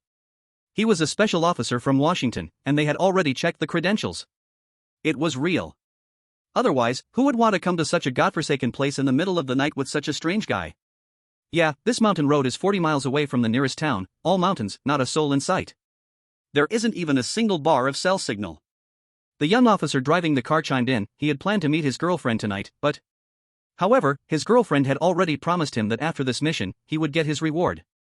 In the back seat of the police car, Xiao Zhan held his wide-brimmed leather hat in one hand, and lightly brushed the non-existent dust off the hat with the other. He slowly parted his lips, producing a low, hoarse voice. Just think of me as a tourist. Tourist? The old officer laughed. All right, it must be some special mission, otherwise, why would even our chief order us to cooperate with you? Seeing that Xiao Zhan didn't want to say more, he stopped asking, turned around, leaned back against the passenger seat, and continued. Young man, but I must tell you a secret beforehand. Don't go spreading it around. A lot of people have disappeared around here. It's very dangerous, and it's been going on for a long time. Xiao Zhan sat in the back seat without answering. Disappearances? He knew this better than the old officer in front of him. This was the world of the deadly curve. This time, when entering the world, the system had assigned Xiao Zhan an identity, a special officer from Washington, here to investigate the disappearances in this mountain range. Xiao Zhan remembered the last time he entered the world of the biochemical crisis, the system had arranged an identity for him, that of a casual worker just arriving in Raccoon City, ready to take up work. This time, it was even better, he directly got into the organization. However, these identities actually had no real impact. They were probably all arranged by the system, providing a reasonable way to intervene in the world's storyline. This was Xiao Zhan's thought. When Xiao Zhan entered this world, it was already evening. If he were a normal person, he would have to rest for the night and set off the next morning. After all, the forest at night is far more dangerous than during the day. But Xiao Zhan was not just any normal person. At night, it was not certain who the real danger was. There's an intersection here, it should be to the right. The police car drove quickly to a junction, and under the timely direction of the senior officer in the passenger seat, the car immediately turned onto a more secluded mountain road. It's starting. Xiao Zhan muttered silently in his heart, and at this moment, he also fully opened his slightly closed eyes. According to the plot, he had already entered the mountain range where the mutants resided. Xiao Zhan raised his eyes and looked outside the car. The trees on both sides of the road were thick and dense. Deep within this thick jungle, the twisted, deformed cannibals were hiding. At the same time, Xiao Zhan activated his heat vision. The heat signatures of small animals in the forest immediately became clearly visible. However, Xiao Zhan didn't see any heat signatures of mutants yet. It's possible that the mutants hadn't arrived yet. Xiao Zhan's heat vision could accurately detect heat sources within a few hundred meters. Within 1 kilometer, he could detect living heat sources, but couldn't clearly tell what creatures they were. However, Xiao Zhan could be sure that they were now driving in the dark, with their lights on, boldly driving into this mountain range. It was likely that they had already alerted the deformed cannibals inside. They might even be watching from a distance right now. The deformed cannibals in this mountain range weren't just one or two. They existed in family units, marrying within close relatives, branching out and spreading throughout the entire mountain range. When one group of deformed mutants was killed, mutants from other areas would quickly come to avenge them. They were extremely xenophobic and had a strong sense of vengeance. It was just like in the movies.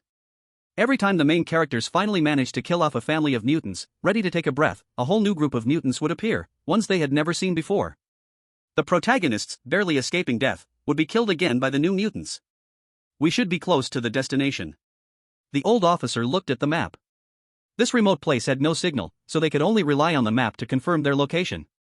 Just as the old officer finished speaking, the car suddenly went through a slight bump, followed by a sharp, ear-piercing screech that exploded outside the car. The whole vehicle jerked violently and quickly tilted. Outside, the hissing sound of the tires deflating quickly could be heard. What's going on? The young officer's heart tightened.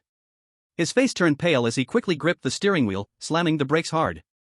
An attack? Is this an attack? The young officer yelled loudly. The car kept scraping along the ground, shaking violently. The tires were completely ruined, and the car was sliding with just the friction from its previous speed. The young officer held onto the steering wheel with all his strength, preventing the car from flipping. As for the old officer, he wasn't wearing a seatbelt and had already been thrown around like crazy, shouting out loud. F***K, my F***, King God, someone put something on the road, damn it. Only Xiao Zhan, sitting in the back seat, remained as steady as Mount Tai. Fortunately, this rough ride didn't last long. After some scraping, the old, extended SUV police car quickly stalled and came to a stop across the mountain road. Damn it, F***K. The young officer wiped the cold sweat from his forehead and immediately opened the car door to get out and check. The older officer paused for a moment, then quickly got out of the car to inspect. Once outside the car, the two officers indeed saw that both front wheels of the police car were completely ruined, with a circle of sharp barbed wire tangled around them. And these barbed wires were the main cause of the car's destruction. The two officers turned on their flashlights and shone them on the tires, clearly seeing the situation. Damn it, someone must have tied this wire around a tree, then across the road, and tied it to the other side. Fuck, damn it. The young officer immediately guessed the cause of the problem, breathing heavily and swearing angrily. The older officer was also very upset, slamming the car's hood angrily and shouting, I bet this was done by those black bastards. When I get back, they'll regret it. Chapter 36, Attack. At this moment, Xiao Zhan also pushed open the car door and stepped out. Despite the earlier noise, only he was unaffected, not even his hair out of place. Bending down to get out of the car, Xiao Zhan casually put on his hat. Sorry, we encountered this situation. I don't know who did this, but they placed barbed wire in the middle of the road. Fortunately, we have 2 spare tires on the car. You can rest for now, and once we change the tires, we'll continue. The older officer looked at Xiao Zhan, who got out of the car and spoke. In fact, he wanted to say something more since it was so late and they had encountered this issue. Maybe after changing the tires, Xiao Zhan could just go back with him, and they would come again in the morning. But after seeing Xiao Zhan's physique and the inexplicable oppressive aura he gave off, he closed his mouth. Because he knew that the person in front of him would never listen to him. Having been a police officer for so many years, he could tell that this special officer from Washington probably had killed more people than he had ever arrested criminals. With such a ruthless person here, he didn't know whether to worry for Xiao Zhan or for some of the people in this mountain forest. The young officer had already put on gloves and took out tools to begin cutting and removing the barbed wire from the damaged tire. Sigh. At this moment, the older officer suddenly felt the urge to pee. I drank too much. I'll go take a piss, be back in a moment. The older officer said to the young officer in Xiao Zhan, then turned and walked toward the woods beside the road. Just as the older officer reached the edge of the road, Xiao Zhan's voice, slow and steady, echoed behind him. Don't go too deep. I understand. The older officer waved his hand, signaling Xiao Zhan to not worry, then walked into the woods. As the older officer left, the young officer also stopped his actions, stood up, leaned against the car, and took off his gloves. He pulled out a pack of cigarettes from his pocket. Want one? The young officer glanced at Xiao Zhan, then raised his hand to offer him a cigarette. Xiao Zhan didn't speak, so the young officer shrugged, took one cigarette for himself, put it in his mouth, pulled out a lighter, and lit it. He started smoking, completely focused on himself. This place feels too creepy. The young officer spoke while smoking, glancing around. He was a young white man, with messy blonde hair and over 1.8 meters tall. He wasn't very muscular but wasn't weak either. Usually, as a police officer, he had seen crime scenes, including murders, and had trained his mental strength. But today, on this mountain road, he felt uncomfortable, his heart pounding for some unknown reason. As he spoke, he subconsciously moved closer to Xiao Zhan, as if being near him made him feel safer. But just at that moment, Xiao Zhan, who had been silently standing, moved. "I'll go take a look, stay here, don't move, stay alert," Xiao Zhan said, then took long strides into the woods beside the road. "Hey!" The young officer watched Xiao Zhan leave like that, leaving him alone by the roadside, and immediately became anxious. He shouted again, but Xiao Zhan had already entered the forest. The tall figure took several long strides and was completely hidden by the thick leaves. The young officer gritted his teeth, too afraid to follow, only touching the pistol at his waist, leaning against the car door to feel a bit of safety. In the forest, Xiao Zhan walked with big steps, and in his sight. Not far in the forest, the heat source of the old officer had stopped, relaxing, while behind him, another heat source was rapidly approaching through the jungle.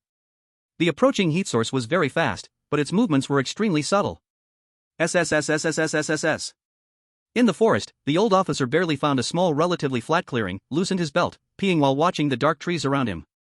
The thick forest trees twisted and tangled like countless twisted hands blocking the sunlight, the ground covered with rotting leaves, soft, sticky, and foul underfoot, even the wind through the leaves sounded strangely eerie.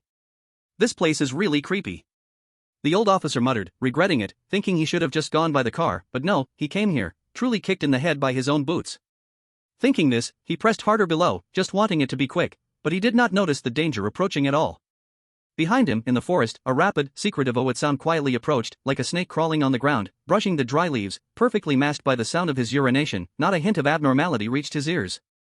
"God, please, let nothing go wrong, oh ho ho." The officer pulled up his pants, praying unconsciously, his voice full of unease, but before he finished, it stopped abruptly. In the darkness, a sudden icy pain struck, the old officer's body tensed, then began twisting wildly, his legs kicking the ground in vain, splashing rotten leaves and mud. Blood gushed from the corners of his mouth, sharp metal slicing through, deeply stabbing, tearing gums, force strong enough to almost cut off the upper half of his head. Behind him, a deformed black shadow tightly held both ends of the barbed wire, pressing the old officer's mouth from behind. Under the moonlight, the shadow's grotesque face showed a horrifying smile. The old officer's hands clawed desperately at the figure behind, nails whitening, cracking and bleeding, but only slipping uselessly, his throat only letting out ho-ho gasping sounds, each breath causing the steel to tear his flesh painfully. The fear of death completely shattered the old officer's mind, his eyes full of despair, his heart filled with unwillingness. But the next moment, the deadly force abruptly stopped. The old officer heard a harsh, grating snap from behind. Aha! A terrifying scream exploded in his ears, the barbed wire in his mouth loosened sharply, and the old officer collapsed weakly. Saved. Using the last bit of strength, the old officer turned on the ground, seeing the scene behind him. God! If his lips weren't already torn, he would have screamed, "Oh God, what an ugly monster this is." He thought accepting Xiao Zhan was already incredible. But now, under the moonlight, the filthy monster, that face, was not human at all. Every feature exuded nauseating abnormality, yellow pus, black, rotting tissue growth. The monster now screamed miserably, its two pairs of arms twisted like braids, and behind it, stood a familiar tall figure. It was the special officer from Washington. At this moment, the grayish-blue skin and lifeless pupils of Xiao Zhan seemed so familiar to the old officer. "Ah! Ah!" The twisted monster screamed in horror, its arms contorted, yet it could still endure the excruciating pain, glaring with twisted hatred, launching another attack at Xiao Zhan. It roared, opening its mouth wide, turning around to reveal its foul, decayed teeth, attempting to bite Xiao Zhan. But with its height, it could only reach Xiao Zhan's chest. It could only bite at the leather jacket. However, Xiao Zhan didn't want this filthy thing to stain his leather jacket. Bang! Xiao Zhan raised his fist and struck, sending the deformed monster flying, crashing violently into the thick trunk of a tree nearby. With a thunderous sound, the entire tree swayed under the massive impact, and the deformed monster was even worse off, falling to the ground and vomiting a mouthful of blood mixed with its entrails. Its body was twisted at more than a 90-degree angle, and after struggling a couple of times, it finally breathed its last. Xiao Zhan took a large step forward, casually breaking a tree branch in his path, then moving forward to stab it through the ogre's corpse, plunging the tree deep into the ground, making it stand upright. At this moment, the ogre's body resembled a roasted meat, pierced through. Xiao Zhan's action was not without purpose. He knew the nature of these deformed ogres. They were extremely xenophobic and had a strong sense of vengeance. These deformed ogres were their kin. Now, by impaling this deformed ogre's body here, when the others saw it, they would surely go mad, rampaging through the forest, seeking vengeance for their kin. What Xiao Zhan wanted was exactly this effect. The more the ogres acted, the faster he could kill them. After doing all this, Xiao Zhan turned around and cast his gaze toward the old officer lying on the ground. In fact, he had noticed the deformed man long ago and could have saved the old officer without injury. However, Xiao Zhan didn't know the criteria for determining survivors. But now, it should be 100 points earned. All he needed to do was get the old officer out of the forest. As for the suffering the old officer endured, Xiao Zhan glanced at him lying on the ground, his mouth bleeding, unable to speak, with a look of having survived a disaster, gazing at Xiao Zhan with gratitude. At worst, he would buy him a band-aid once they were out. Xiao Zhan nodded inwardly in agreement. A band-aid wasn't cheap. Under the moonlight, Xiao Zhan also looked over at the deformed ogre he had just killed and pierced, trying to recognize it. But because it was so ugly, Xiao Zhan still couldn't recognize it. Originally, Xiao Zhan had wanted to see if he could recognize it, then he could count it and earn some rescue points. But since he couldn't recognize it, he let it go. He already had 200 reserve points anyway. With that in mind, Xiao Zhan moved forward and lifted the old officer. Everything that had happened made this surviving old officer unable to stand, still too weak to move. Pulling the old officer up, Xiao Zhan started heading back. But before he had taken 2 steps, Ah! A terrified scream came from the direction where the vehicles were parked. From the sound, it was the young officer who had stayed behind. The old officer's eyes suddenly showed unease and anxiety.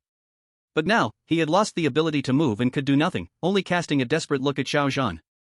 Xiao Zhan continued walking with large steps.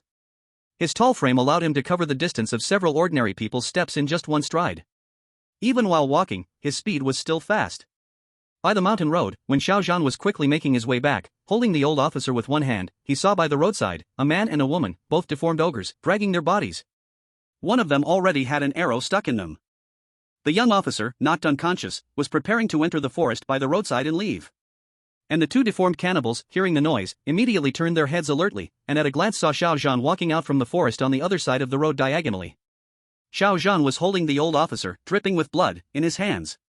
The deformed ones had strong night vision. Even with only faint moonlight, they could clearly see Xiao Zhan's figure. He was a giant like a small mountain, his eyes looking nothing like a living creature's. He strode forward with imposing momentum, not stopping a single step. Even the ground beneath made a dull thud with each footstep. At the same time, the 2 deformed cannibals smelled the blood on the old officer in Xiao Zhan's hands. The smell of blood instantly stimulated the 2 cannibals, their fierce monstrous eyes narrowed, and they threw the young officer they held aside. Ah! The 2 cannibals stared hard at Xiao Zhan, making strange warning sounds from their mouths. Meanwhile, the male deformed cannibal carrying a bow quickly drew an arrow and shot without any hesitation. Even Xiao Zhan's 2-meter-3 tall body did not make them feel any fear. Whoosh! An arrow shot toward him. Xiao Zhan neither dodged nor moved. Thud! A dull heavy sound, the iron-sharp arrow hit Xiao Zhan's face and bounced off as if hitting a steel plate, leaving not even a mark. Seeing this, the 2 deformed ones were stunned in place. A trace of confusion appeared in their ugly eyes, as if they could not understand what had just happened. Even the old officer in Xiao Zhan's hands widened his eyes, almost panicking. Xiao Zhan clearly had a gun, yet he didn't use it, walking boldly straight ahead to confront them, ignoring their long-range weapons. But what he saw shocked him. The arrow had bounced off Xiao Zhan's face. Ah! After all, they were mutated deformed creatures. If it were normal people, they would have run away in fear long ago. The 2 deformed ones, seeing this, paused for a moment, but instead of fleeing, the female deformed pulled out an axe, let out a strange scream, and threw it at Xiao Zhan. Clang! The axe spun in the air and struck Xiao Zhan's shoulder accurately, but it bounced off his leather jacket. Only then did the 2 deformed ones seem to understand. They screeched twice, attempting to escape, even trying to drag the unconscious young officer with them. But Xiao Zhan would never allow it. This was his 100 points. Thud! Thud! The sound of footsteps and ground shaking grew closer. The Tyrant had a terrifying feature: his massive body made each step cover a huge distance. This created an illusion, making people think they were still safe at a distance. But Xiao Zhan closed that distance in just 2 steps. No words, just a simple punch downward. Boom! Crack! The punch struck diagonally, hitting the back of the ugly male deformed who had just turned his back to him. The terrifying force smashed into his back, a huge muffled explosion, sending waves of flesh across his back, followed by a horrifying tearing sound.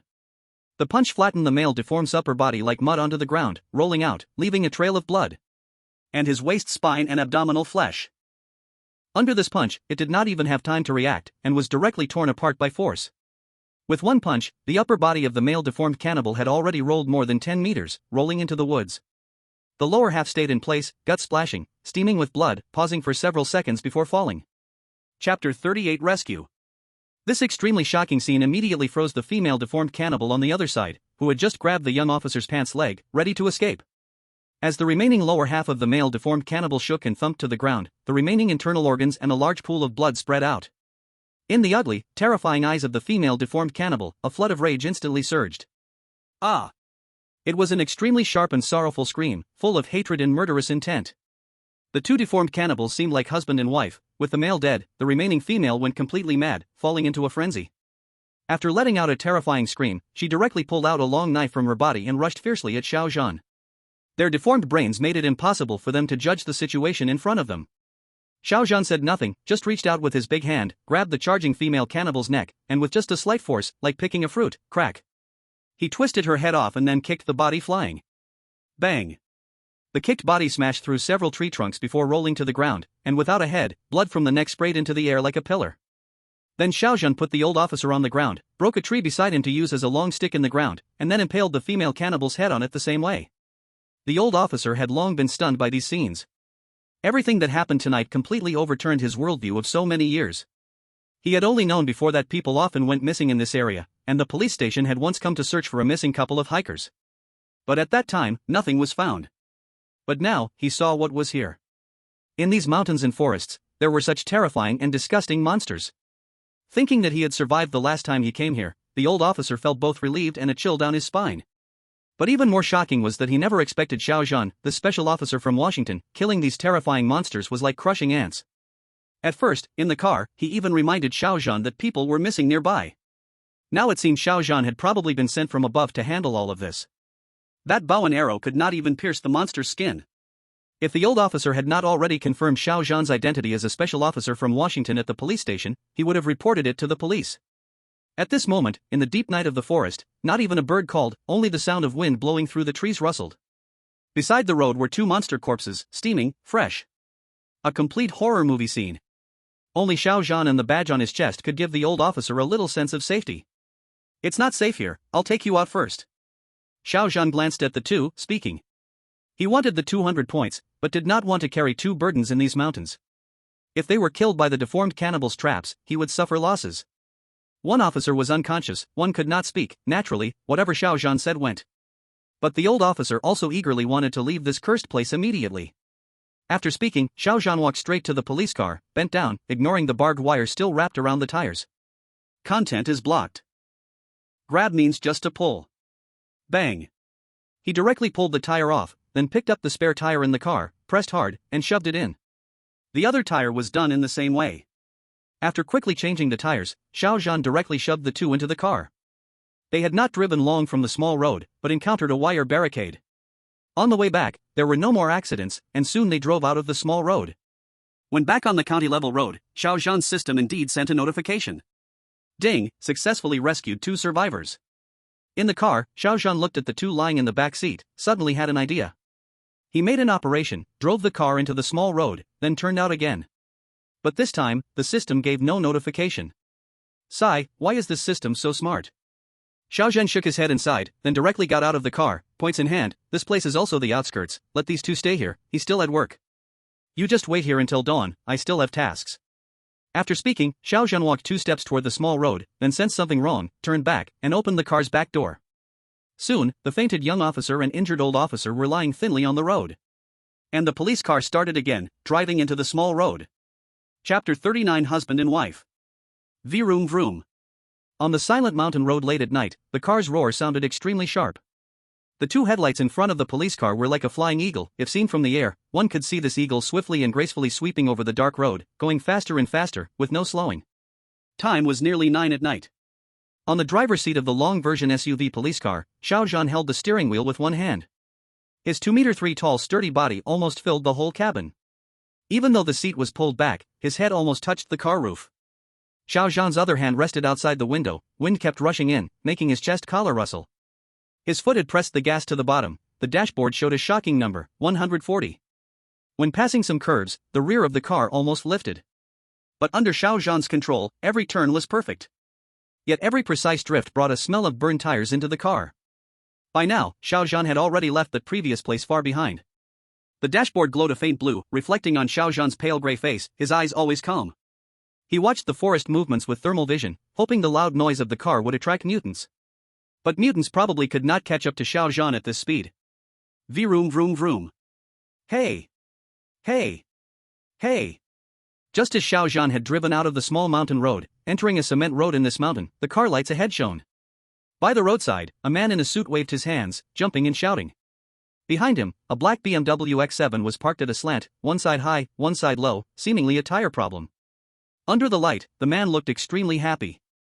He had short golden hair, around 30, thin build, about 1.8 meters tall, beard shaved very clean.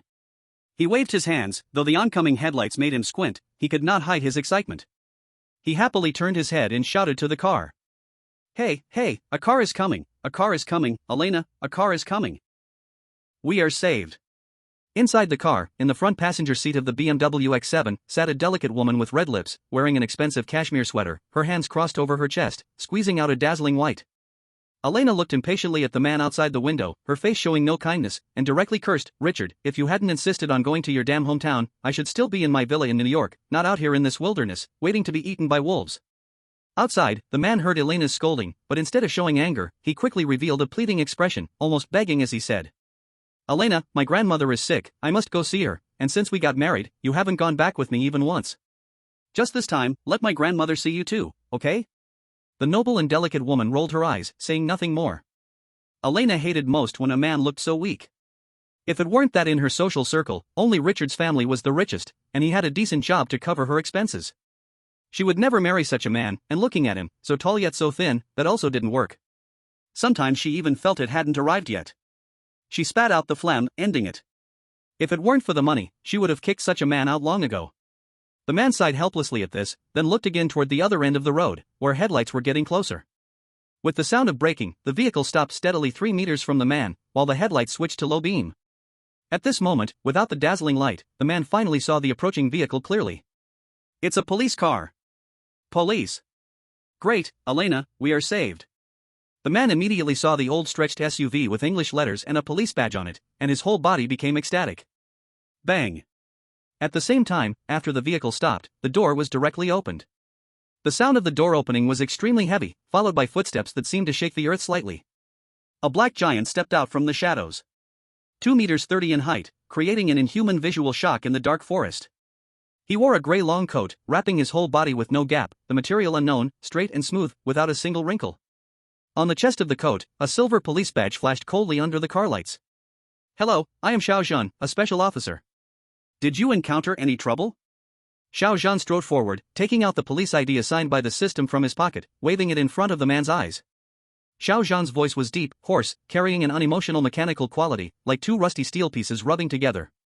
Inside the car, Elena looked through the window, seeing Xiao Zhan's tall figure within the light, subconsciously gasped, her delicate body moving, and her beautiful legs in flesh-colored stockings instinctively closed together. Because it was late at night, Xiao Zhan's grayish-blue skin and corpse-like stiff face under the hat shadow looked somewhat vague. But the expressionless, sharply carved jaw and lips, combined with his calm voice and body, emitted a cruelty more chilling than any forest monster.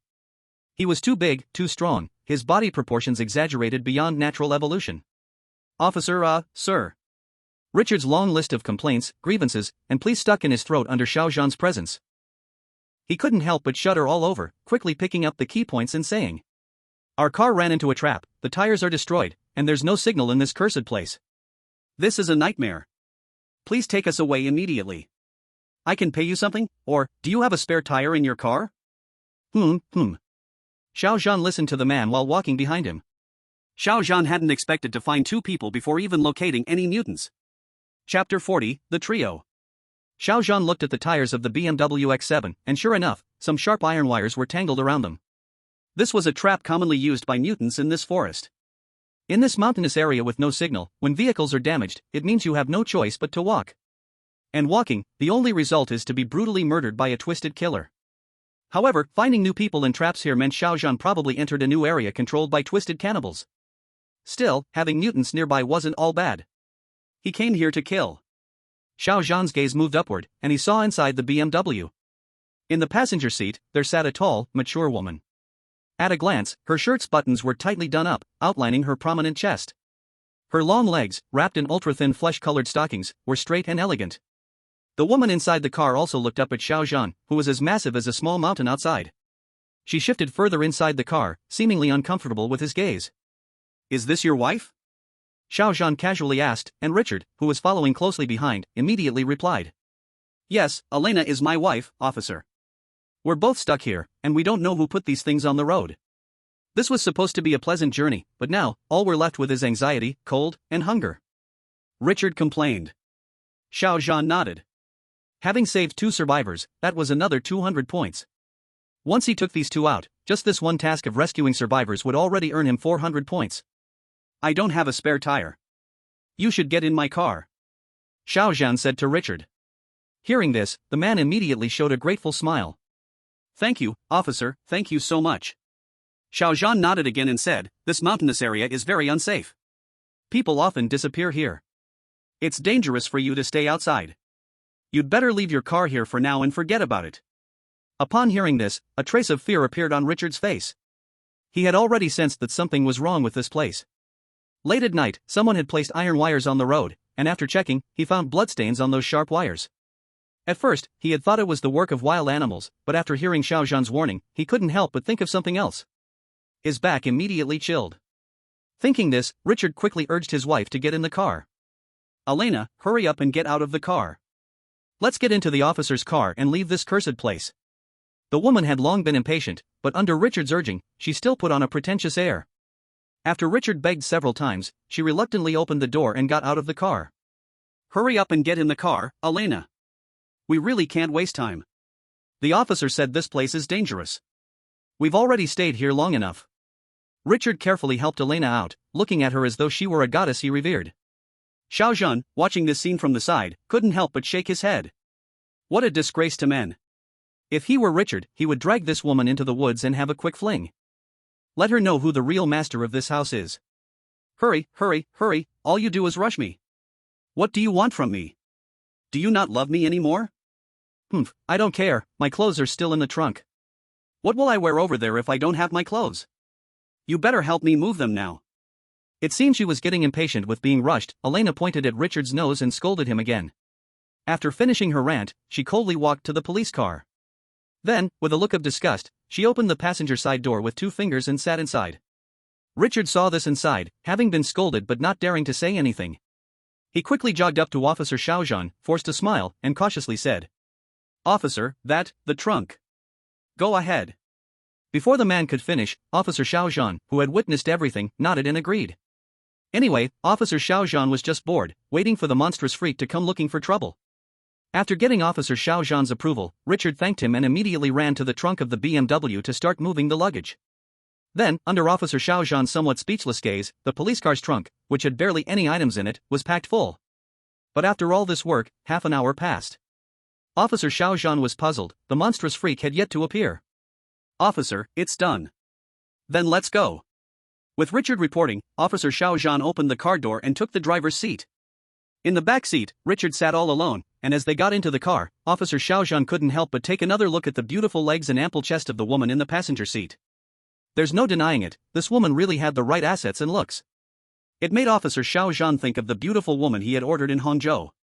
Over 1.8 meters tall, mature and full of charm, her face was so gentle it could melt your heart.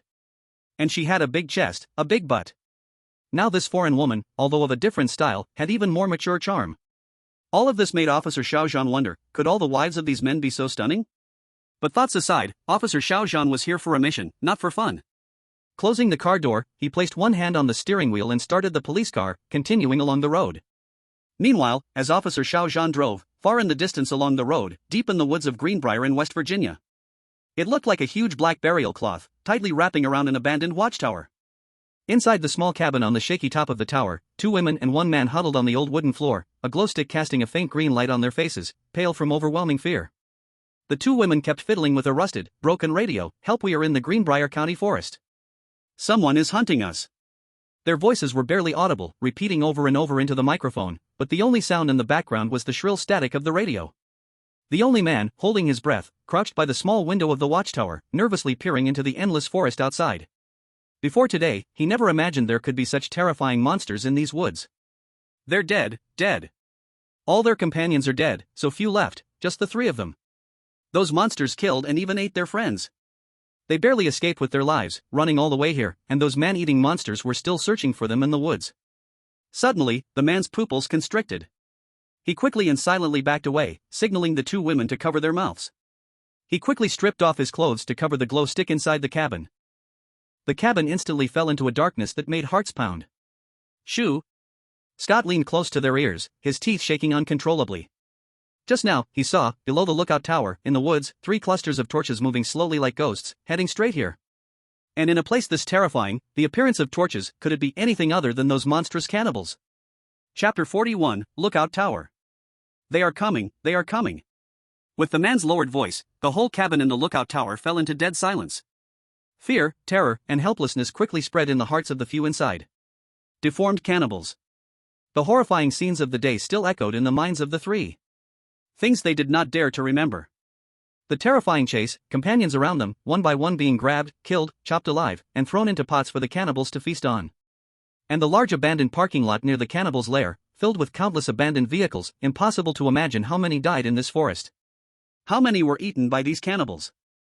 The 2 young women in short sleeves shivered and pressed tightly together, their eyes red. The only man, though afraid, slowly rose again and carefully moved to the lookout tower's window. He cautiously poked his head out to look down. In the woods below the tower, the 3 torches were drawing closer, and the figures holding them were now visible to Scott. Scott clearly saw that these 3 figures were the deformed cannibals of the jungle, who had hunted them and killed all their companions. Scott's face turned pale, he drew a deep breath, eyes wide, not daring to make a sound. The 3 deformed cannibals shook their heads and bodies, wearing ragged clothes stained with blood, carrying bows, axes, and other weapons. They searched inch by inch below, getting closer to the lookout tower. As they approached, Scott felt he could hear their terrifying low growls. Go quickly, leave quickly," Scott prayed silently, hoping the cannibals wouldn't notice the tower above and would leave fast. But, contrary to his hope, the 3 deformed cannibals stopped below the tower, standing at one of its support posts, looking around. Fortunately, they did not look up or notice the small cabin high above. Scott didn't dare even to breathe, staring down, cold sweat streaming from his forehead. After looking around, the 3 cannibals saw nothing and prepared to leave. Scott, on the tower, saw them start moving and breathed a sigh of relief. But then, a sharp electric buzz suddenly came from the tower's radio device. "Beep. Beep. Beep. This is the reporting center. Do you copy? Where are you?" At this critical moment, the radio, silent all day, finally gave the reply the 3 had longed for. But instead of hope, the reply brought a desperate urge to smash the device immediately. "Hun GRY. Hun GRY."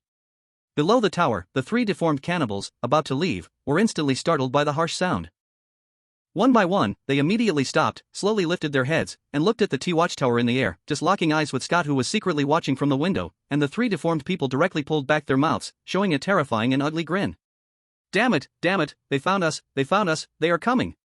At this moment, Scott almost felt his eyes pop out, it was so close, damn it. Inside the house, the 2 girls also turned pale instantly, wishing they could smash the radio device in front of them to pieces, but finally they maintained the last bit of rationality. The blonde woman hurriedly picked up the microphone of the radio device, shouting desperately. "Help, help, we are in great danger, we are in the forest of Greenbrier County, monsters are hunting us, send someone quickly." They were discovered by the monsters, but at least with rescue, there was still a chance of survival. However, the radio device only gave a cold response. "Sorry, we can't hear clearly, please repeat." The blonde woman grabbed the microphone with both hands, holding it to her mouth, almost screaming like she was going insane. "Help, I said help, we are in great danger, we are in the forest of Greenbrier County, monsters are hunting us." But the next moment. Beep beep beep. The radio device lost signal again. Fuck your mother. At this moment, the blonde woman could no longer hold it, she shouted angrily, kicked over the radio device, and then stomped on it in rage. However, all of this was only to hide the despair in her heart. What to do, they found us. The other black-haired woman was almost crying in panic, watching the blonde woman going mad, and the only man stood there in confusion. Below, the sound of the monsters climbing the ladder was getting closer and closer. Now they were in the middle of the air, with no way to escape. Don't panic, let's block the door, if they can't come up, we are safe. After panicking, the only man's survival instinct made his brain work fast, his eyes quickly scanned an old cabinet left in the wooden house. The man rushed over, swept everything off the cabinet, and dragged it directly, heavily pressing it against the floor door. The ladder of this T-watchtower was in the center of the wooden house, and this was a door that opened upwards. Pressing the cabinet on the door, to open it, one had to stand on the ladder and push upward. Bang! The man had just pressed the cabinet up when a dull impact came from below, bang! Then the cabinet was actually pushed open a little, and an ugly hand, following the small gap, stretched in. Die. The man was startled by the sudden movement, then stomped hard, one foot after another. The deformed mutant was at a loss now, one hand was caught by the door, and stomped by Scott like that. As the saying goes, 10 fingers connected to the heart, even a deformed cannibal monster could not escape. Ah! A miserable scream immediately came from behind the door below, then the hand quickly pulled back. Soon, there was no more movement under the door. Scott quickly found a big tree stick in the house as a weapon, staring at the wooden board, thinking if a hand came in again, he would hit it hard with the stick. As the saying goes, strike high to hit low, this perfect terrain defense gave the three a little confidence. Chapter 42, Setting Fire. The three waited for a while, and the door had no movement at all. What happened, did they leave? The two girls could not help asking carefully. I don't know, maybe. Scott swallowed, still holding the stick, not daring to relax even a bit. While nervously waiting. Suddenly, a smell of burning came into the room, the three of them twitched their nostrils, then all sharply turned their heads, only to see outside the window a thick white smoke rising. Nobody knew when it had started. What is happening? What exactly are they doing? Seeing the white smoke, the three were instantly shocked, and hurried to the window to check, only to see below, the T-watchtower building was already burning, and the three deformed cannibals were holding torches down below, tilting their heads back, smiling at the three of them. Damn it, they want to burn us alive. The black-haired woman could not help but scream, her whole body collapsing a bit, finally having stayed in the wooden house and thought she could relax, but now she was going to be roasted. Her boyfriend had been killed earlier today, and her companions had also all been killed. Woo-woo. The black-haired woman could not help covering her face and letting out a broken cry. Why did this happen? Why would heaven treat them this way? They just wanted to go camping. As the black-haired woman cried, the blonde woman was also in great pain, her eyes red. All of this was because of her. If she had not broken up with her boyfriend and been in a bad mood, her friends would not have come out camping with her to relax. And they would not have become like this now. At this moment, far from the T-watchtower, on the mountain forest road, a police car was buzzing and rushing forward. Xiao Zhan had one hand on the steering wheel, the other hand outside the window. Xiao Zhan's driving skill was not very good, sometimes the car shook or trembled, this was normal. In the front passenger seat, Karina, although wearing a seatbelt, was silent the whole way, keeping a proud expression, but as the car shook, her body swayed constantly, chest rising and falling. But Xiao Zhan never looked away while driving. In the back seat, Richard was rather messy, his face blue and purple, he sat in the middle of the back seat, and along the way still worried about front passenger Elena. But all he got back were Elena's disgusted looks. Without a seatbelt, every shake of the car made him bump and jolt. Suddenly, Xiao Zhan, who was driving, focused his eyes, looking toward a direction in the forest. His grip on the steering wheel tightened instinctively. In the distance, the source of heat from flames appeared particularly glaring in the deep night of the forest. A wildfire? No. Xiao Zhan shook his head. In his view of the heat source, he saw a blazing source almost like a halo far away. This kind of heat source, Xiao Zhan recognized in just a few seconds, it was fire, burning. But in Xiao Zhan's memory, in the mountain where the deformed cannibals lived, there had never been a wildfire plot. Only at the Deadly Bend one, there was a story where three main characters were trapped on the T-watchtower, then attacked and set on fire by the three deformed cannibal brothers. Finally, the three had to jump from the tower to survive, and one of them was killed, leaving only two. Xiao Zhan immediately understood, now this plot was happening. And he now should be driving into the territory of the three deformed brothers. This was 300 points, if he was late, only 200 points would be left. Xiao Zhan felt excited in his heart, also cursed, damn system, only letting him meet this now, and too late. He remembered the original main group had 8 or 9 people. That was almost 1,000 points, now only 200 or 300 points were left. Damn deformed people. Xiao Zhan cursed angrily, putting all the anger of losing 600 or 700 points onto the three deformed cannibals he had never met. Xiao Zhan stepped on the gas, immediately speeding up. When the car reached the next bend, he immediately stopped the car. With a sharp screech of brakes, front passenger Elena was instantly pressed hard by the belt, almost popping out. Almost couldn't breathe. Richard in the back seat even slammed with a bang, hitting the back chair, his whole body in a mess. Elena's eyes instantly turned red, with a hint of tears, hands pressed to her chest, trembling slightly, she looked at Xiao Zhan with hatred, wanting to curse. But seeing Xiao Zhan's tall body, she gritted her teeth and endured again. Damn it, she had endured the whole way. Although she wasn't a good person, she had self-awareness. In this wild place, Xiao Zhan clearly wasn't a good person. Richard, this useless guy, probably couldn't even block a single slap. Officer, why did you stop the car? Richard climbed up from the back seat, asking puzzled. Xiao Zhan had already pushed open the car door and said, "Found danger, I must handle it, you stay in the car, do nothing." Saying that, Xiao Zhan was about to rush into the forest, but the next moment he stopped, walking over to the passenger seat. "Richard, stay in the car, I borrow your wife to go to the forest for a while." Saying that, Xiao Zhan opened the passenger door, and before Elena reacted, he lifted her up, slinging her onto his shoulder.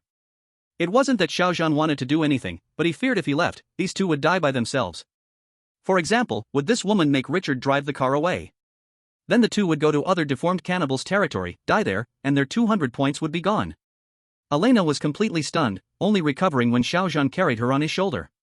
You. Put me down now, what do you want? You crazy, pervert, rogue. Elena cursed loudly, earlier thinking that once this brainless Xiao Zhan left, she would have Richard drive the car away. She didn't want to wait in this ghost place. And she could no longer endure Xiao Zhan, this beast. Previously, she sat in the passenger seat to PUA Richard. But along the way, this police officer drove deliberately, inside tightened, bastard. Beast. Damn it, you low person, let go of me, don't touch me with your disgusting body. Elena screamed in resistance, hitting Xiao Zhan, shouting at the car. Richard, are you still a man? Your wife is being bullied like this, you still don't help. This is none of your business, stay put, I will bring your wife back after finishing. Xiao Zhan only glanced at the car. Richard was always weak, otherwise Elena wouldn't have PUA'd him like this. Now pressured by Xiao Zhan's aura, his body that had just stood sat back down. He swallowed dryly, but dared not oppose Xiao Zhan, only looking at Elena and saying, Elena, endure a bit, officer, he won't hurt you. What? Elena widened her eyes, unable to believe what Richard said. She was his wife, now seeing herself being forcibly carried by another man. Her husband actually said to endure? Richard, you coward. Bastard. After brief shock, uncontrollable fury burst, Elena immediately cursed, then struggled violently on Xiao Zhan's broad shoulder. Slap slap. Her soft flat belly rubbed against Xiao Zhan's hard shoulder with her struggle, the two big balls at the back hit heavily on his shoulder with each restless movement. Hiss. Xiao Zhan immediately frowned, couldn't help inhaling sharply. After all, he was still a normal man, although his body was transformed into a T-virus tyrant, his mind and spirit were not affected at all. Since becoming a tyrant, he has always remained calm and indifferent, with an evil fire brewing inside him. At this moment, being constantly rubbed by the woman on his shoulder without any order, that fire was immediately sparked. Moreover, Elena was already stunningly beautiful, with her high nose bridge, snow-white skin, and the tall bone structure unique to foreigners. At nearly 1.8 meters tall, she was perfectly proportioned, with curves in all the right places and slimness where it should be, her figure incredibly sexy. Her long, rounded legs were now being held in Xiao Zhan's arms, swaying with her movements and constantly brushing against him. Richard, you useless piece of trash, trash ah. Elena, however, was completely unaware of this, still cursing loudly. Suddenly. Slap. A crisp sound. Behave yourself. Hearing Elena's continuous curses, combined with the strange sensation on his body, Xiao Zhan could no longer hold back. Instinctively, he raised his hand and slapped below his eye. The crisp sound exploded in the air. The tight-knit sweater sank deeply from the slap, and the curves in Xiao Zhan's view immediately rippled astonishingly. That jelly-like part trembled with lingering effects. The stunning sensation in his palm made Xiao Zhan momentarily stunned, freezing in place for a moment. The ripples made Xiao Zhan momentarily find it amusing. Unconsciously, he couldn't resist slapping again. Slap. Another crisp sound, and the soft waves under Xiao Zhan's gaze rippled once more. Xiao Zhan found it new and amusing, but Elena was genuinely suffering. The sudden sharp pain mixed with intense shame made her body tense up. Tears immediately surged from her eyes, soaking the red corners of her eyes. Ah, beast! You beast! She cursed loudly through her sobs. Her hands, which had been tightly clutching Xiao Zhan's shoulders, turned white from the force, and her slender fingers trembled uncontrollably. Elena never imagined that Richard was still watching from the car. This man actually dared to. What a sin, what a sin. Hearing Elena's curses, Xiao Zhan snapped back to reality and muttered a few sins in his mind. However, there was not the slightest hint of embarrassment on his face. Xiao Zhan only felt that the sensation was nice, and said, "Does it hurt? Should I rub it for you?" You. Hearing Xiao Zhan's words, Elena nearly spat out a mouthful of blood. She had never seen such a shameless man. "All right, no time for nonsense, behave yourself. If you don't, I'll slap you again." Xiao Zhan reprimanded seriously, then turned to glance at the car. Inside the car, when Xiao Zhan turned his head, Richard quickly lowered his head, not daring to meet Xiao Zhan's eyes. It was as if he hadn't seen or heard anything. But his tightly clenched fists exposed the truth. Xiao Zhan saw this but directly ignored it. He was just doing a good deed. Once he had trained Richard well, he'd have an obedient wife, right? It was better than being treated like a dog every day. Even as a bystander, Xiao Zhan was pissed off. He withdrew his gaze and no longer hesitated. His body moved, and he carried Elena into the jungle. Xiao Zhan's figure was tall, each step covering a great distance, and with his physical strength, he ignored the terrain, moving through the rugged jungle as if walking on flat ground. But this scared Elena, who was on his shoulder, her face turning pale. She could only see the ground passing by rapidly beneath her, sometimes steep enough that one wrong move could lead to death. At this point, she completely froze, not daring to move. She could only hold on to Xiao Zhan's shoulders tightly, squeezing the ball until it was flattened. Her whole body didn't dare shout curses at Xiao Zhan, but the anger in her heart made her unable to stop tears, biting her lips, murmuring through trembling teeth. "I will report you, I will sue you. This is illegal, I must sue you. Sue me for rough law enforcement? Actually, everything I did was for your good. Do you know how terrifying things in this forest are? I was saving your lives, truly ungrateful. If I weren't kind-hearted, anyone else would have left you to die in this jungle a long time ago. Truly like a dog biting Jesus, not recognizing a good heart." Listening to Elena's murmurs, Xiao Zhan couldn't help speaking. If it weren't for 100 points, he wouldn't bother caring about these people's lives at all. This person, was just too kind. That was his greatest weakness. Elena snorted, not believing what Xiao Zhan said at all. In her eyes, Xiao Zhan might be a terrifying killer. Maybe the police car was taken after he killed the officers. Suddenly thinking this, Elena's mind lit up like a flash, and she remembered many previously overlooked details. There were fresh scratches on the outside of the police car, and on the door, there was a trace of blood.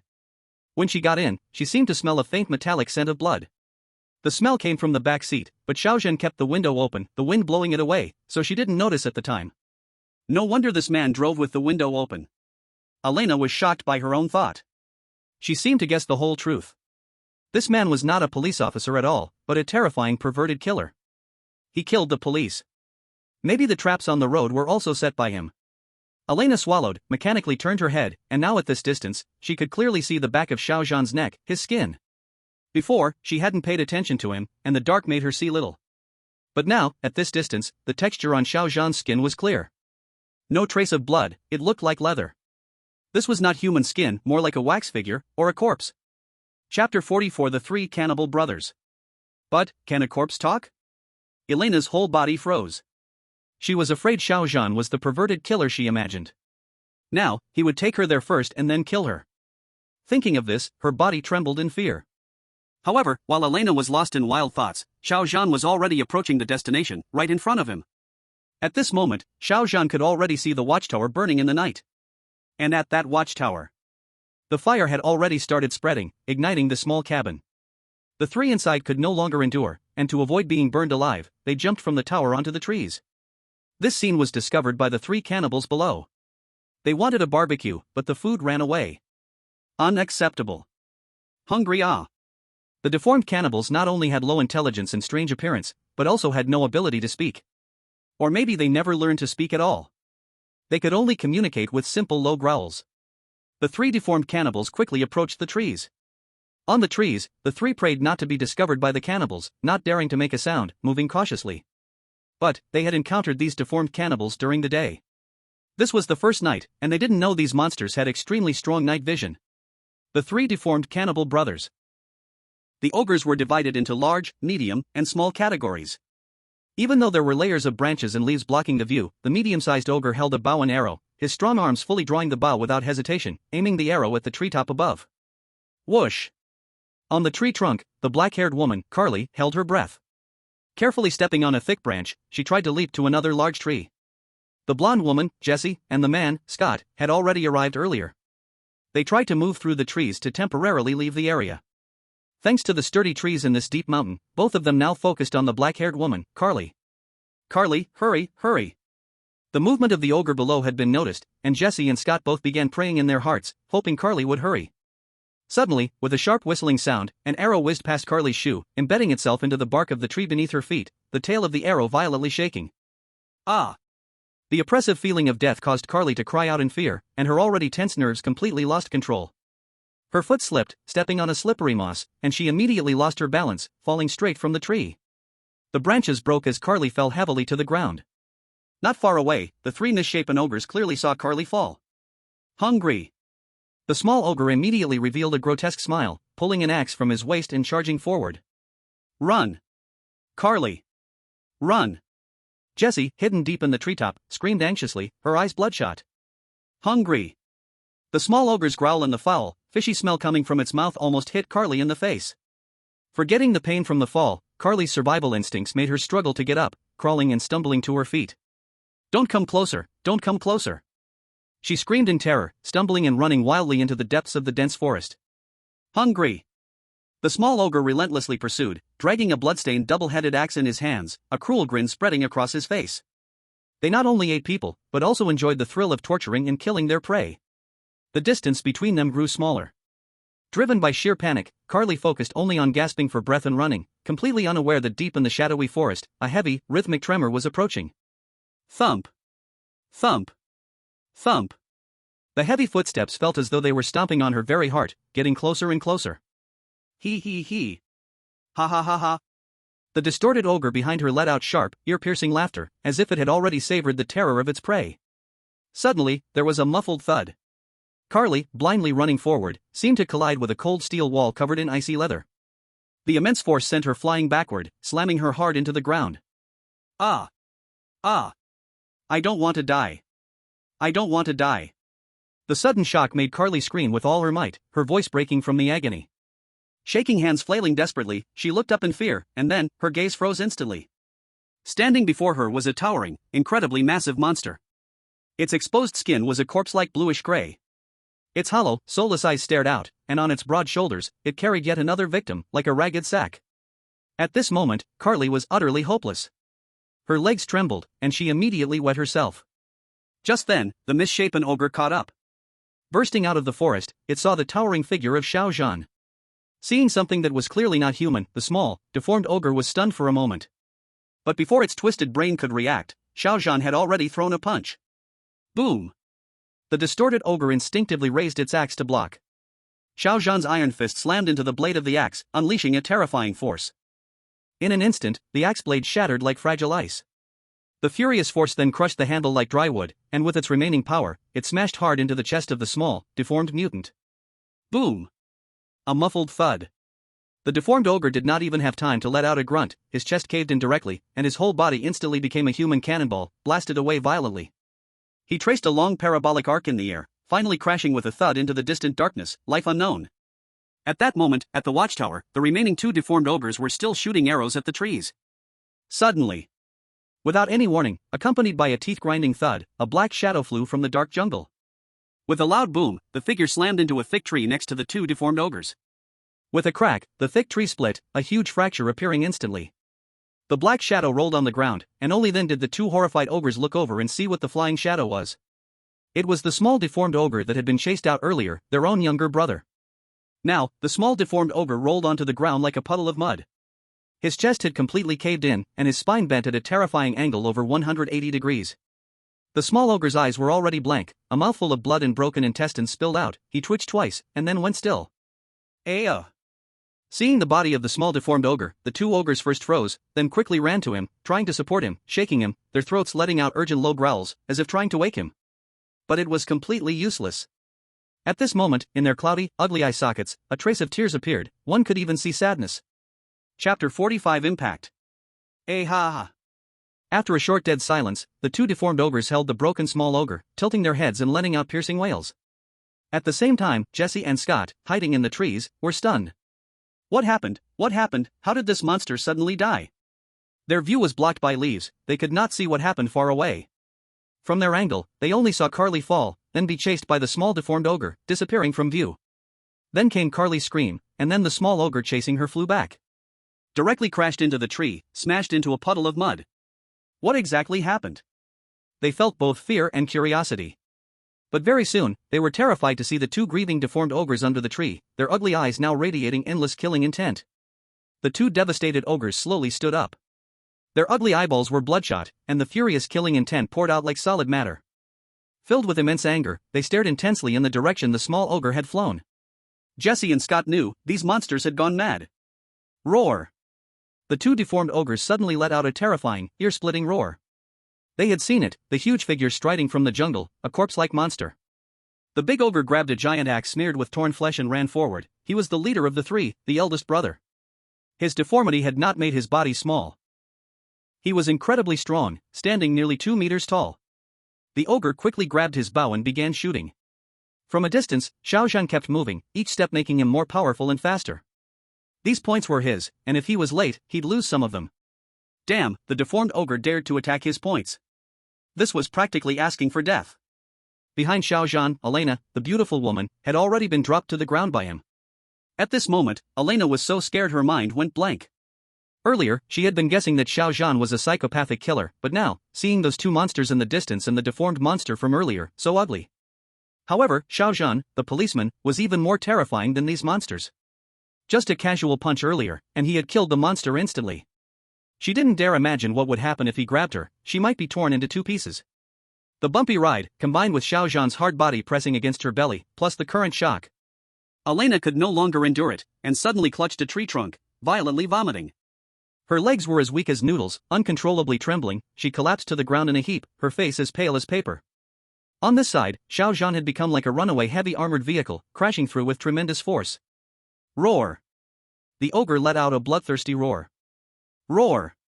Xiao Zhan snorted coldly, his throat releasing an even more savage and chest-rumbling roar.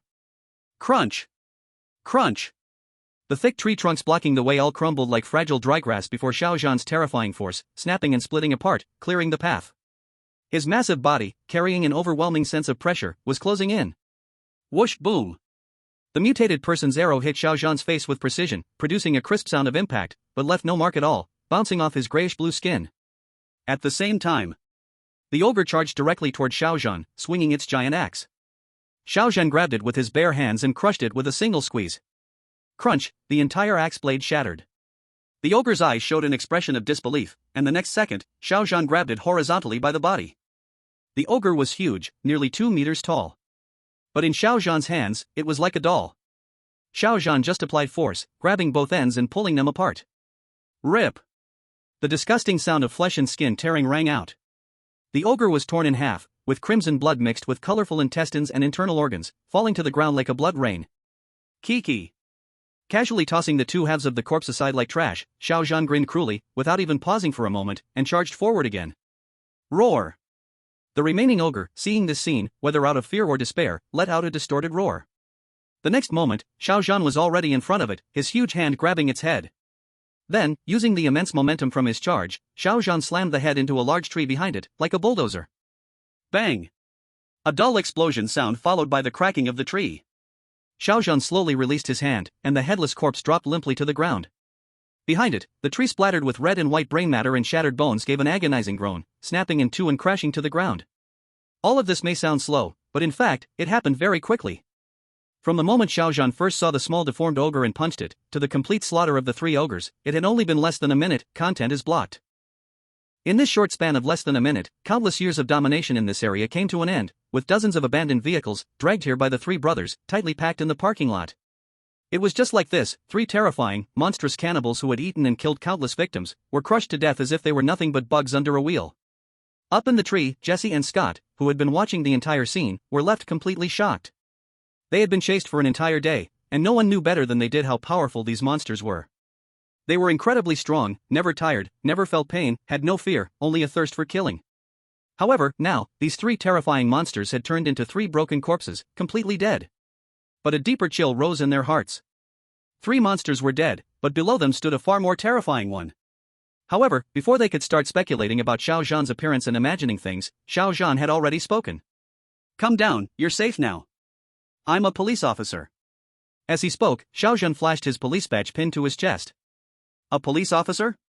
Up in the tree, Scott and Jesse almost thought they had heard wrong. Below the tree, a monster, looking as lifeless as a corpse, had just torn apart a mutant with its bare hands. Now, it was telling them it was a police officer? This monster couldn't possibly be trying to trick them into coming down, only to punch them to death, like it did with the deformities, right? Deep within the tree canopy, Jesse and Scott tightly clung to the rough bark, watching Xiao Zhan below them. Neither dared to breathe for a moment. But this monster could speak, and although its face was terrifying, it wore a calm expression, not the crazed look of the cannibal monsters. It was an expression of utter stillness, the kind of stillness that felt dead. For a moment, the two of them hesitated in the tree. Meanwhile, on the other side, Carrie, who had narrowly escaped death, had just come to her senses. I am saved? I am not dead? Carrie's voice was hoarse, and she shakily lifted her dirty, muddy hands, feeling and staring at her body, unable to believe that it was still in one piece. Her arms, her torso, nothing was missing, not even a single scrap of flesh. Just moments ago, there had been a terrifying monster ahead and a mutated, axe-wielding cannibal chasing her from behind. When she crashed into the cold, hard body of that monster, she thought her death was imminent. But what happened next? That monster saved her? Instead of tearing her apart, it punched the cannibal chasing her far away? He saved me? Carrie found it hard to believe. Her gaze shifted, and soon she saw Elena kneeling next to a tree trunk, vomiting. Carrie froze for a moment before quickly remembering the woman was the one who had been carried on the monster's shoulder earlier. At first, she thought that monster had brought her back as prey, a member of the same group as the cannibals. But now, it seemed that even this prey had been tossed aside. That monster really didn't have any intention of harming them. Driven by curiosity and the relief of surviving, Carrie bravely took 2 steps forward. Hello, what's going on? Who is he? Carrie couldn't help but ask Elena. He's an animal, a demon. Elena's face was as pale as a ghost, and she answered with a trembling voice. Even though Xiao Zhan hadn't really harmed Elena during their journey, aside from doing some things that were unpleasant, just the thought of him punching a cannibal and then rushing out. The scene that tore life in two appeared before them. Elena couldn't help but feel fear and dread, as her mind flashed back to the moment when Xiao Zhan had torn life apart, that visual shock still fresh in her mind. Elena couldn't hold back and vomited again. Carly. Not far away. After Xiao Zhan finished speaking to the two of them, he stopped paying attention to the two people in the tree and began to busy himself below. Like dragging a few bags of rotten garbage, he roughly stacked the 3 broken ogre corpses together. These 3 ogre bodies, he was also going to nail them up, hanging them here, so that those twisted people who came later could see, this is what happens in the end. Jesse and Scott exchanged glances as they sat in the tree. After thinking for a moment, they finally gathered the courage to come down. At first, the two were still cautious, always on alert around Xiao Zhan, maintaining an extremely cautious distance from him. But after coming down, they realized that although Xiao Zhan looked terrifying, he didn't seem to have any intention of harming them.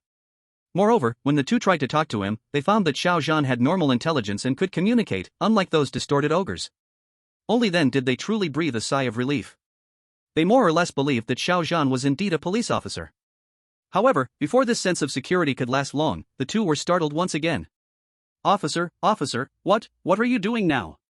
Under their shocked and incredulous gazes, they saw Xiao Zhan casually snap off several thick tree trunks, roughly stripping the branches, and with one hand, he turned them into sharp wooden stakes. Poochie! With the sickening sound of flesh and blood tearing, Xiao Zhan expressionlessly drove the sharp wooden stake directly through the ogre's chest.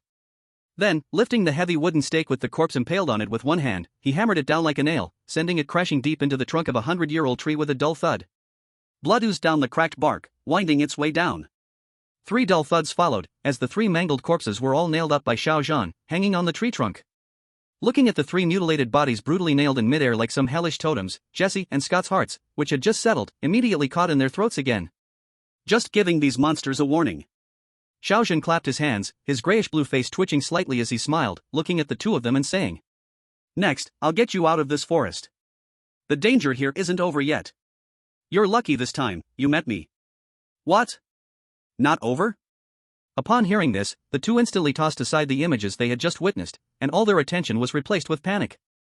Just thinking that there might still be such elusive monsters in the forest made them shiver with fear. Scott quickly asked, But officer, haven't you already dealt with these 3 monsters? Xiao Zhan let out a low, hoarse laugh from his throat. Do you think there are only 3 monsters in this jungle? To be honest, even I don't know how many there are. His words immediately turned the color of Jesse and Scott's faces ghostly white. But soon, the two recovered, and their eyes now held a mix of awe and ingratiation as they looked at Xiao Zhan. Without realizing it, the two of them unconsciously moved closer to Xiao Zhan. Now, in this forest, only Xiao Zhan could give them a sense of safety. After the chase, if Xiao Zhan hadn't appeared, their courage might have been slightly greater. But Xiao Zhan showed up, saved them, and gave them a glimmer of hope, and with hope, they feared death even more. Now, as they looked at the dark forest, their hearts filled with dread. It was as if every tree and bush was an enemy, fearing that some deformed monster might jump out at any moment. Alright, no need to be so scared, these deformed cannibals are not everywhere, they won't appear for now. Stick close to me, and don't run off until we leave this jungle. Unless you want to be caught at midnight and hung on a tree to dry. Xiao Zhan looked at the two, scared, and comforted them a bit. After all, each of them was worth 100 points. Seeing Xiao Zhan's imposing figure, Jesse and Scott nodded like crazy, not daring to even breathe. Then Xiao Zhan took heavy steps, leading them to find Carly and Elena. Chapter 47. Getting in the car. Carly shrank instinctively when she saw Xiao Zhan coming, but soon reacted and saw Jesse following him, quickly standing to thank Xiao Zhan. Thank you for saving me. Xiao Zhan nodded, said nothing, and walked straight toward Elena. At this moment, Elena's eyes were filled with a mix of fear, humiliation, and rage, staring fixedly at Xiao Zhan approaching. Seeing him get closer, Elena tried to move back. But before she could, Xiao Zhan lifted her up directly. Ah! Let go! What are you doing? Elena screamed in terror, her legs kicking weakly in the air. Before her words ended, Xiao Zhan already slapped her. Smack! Not obedient, huh? Still calling me a beast? Xiao Zhan sneered, the crisp slap made Elena shiver all over. Jesse, Scott, and Carly standing nearby were all stunned.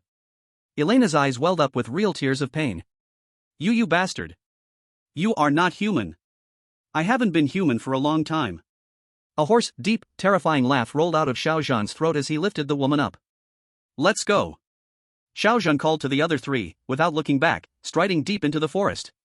This trip, Xiao Zhan gained 3 more survivors, earning 300 points, now holding 5 people, reaching 500 points. Going was fast, returning was not so easy.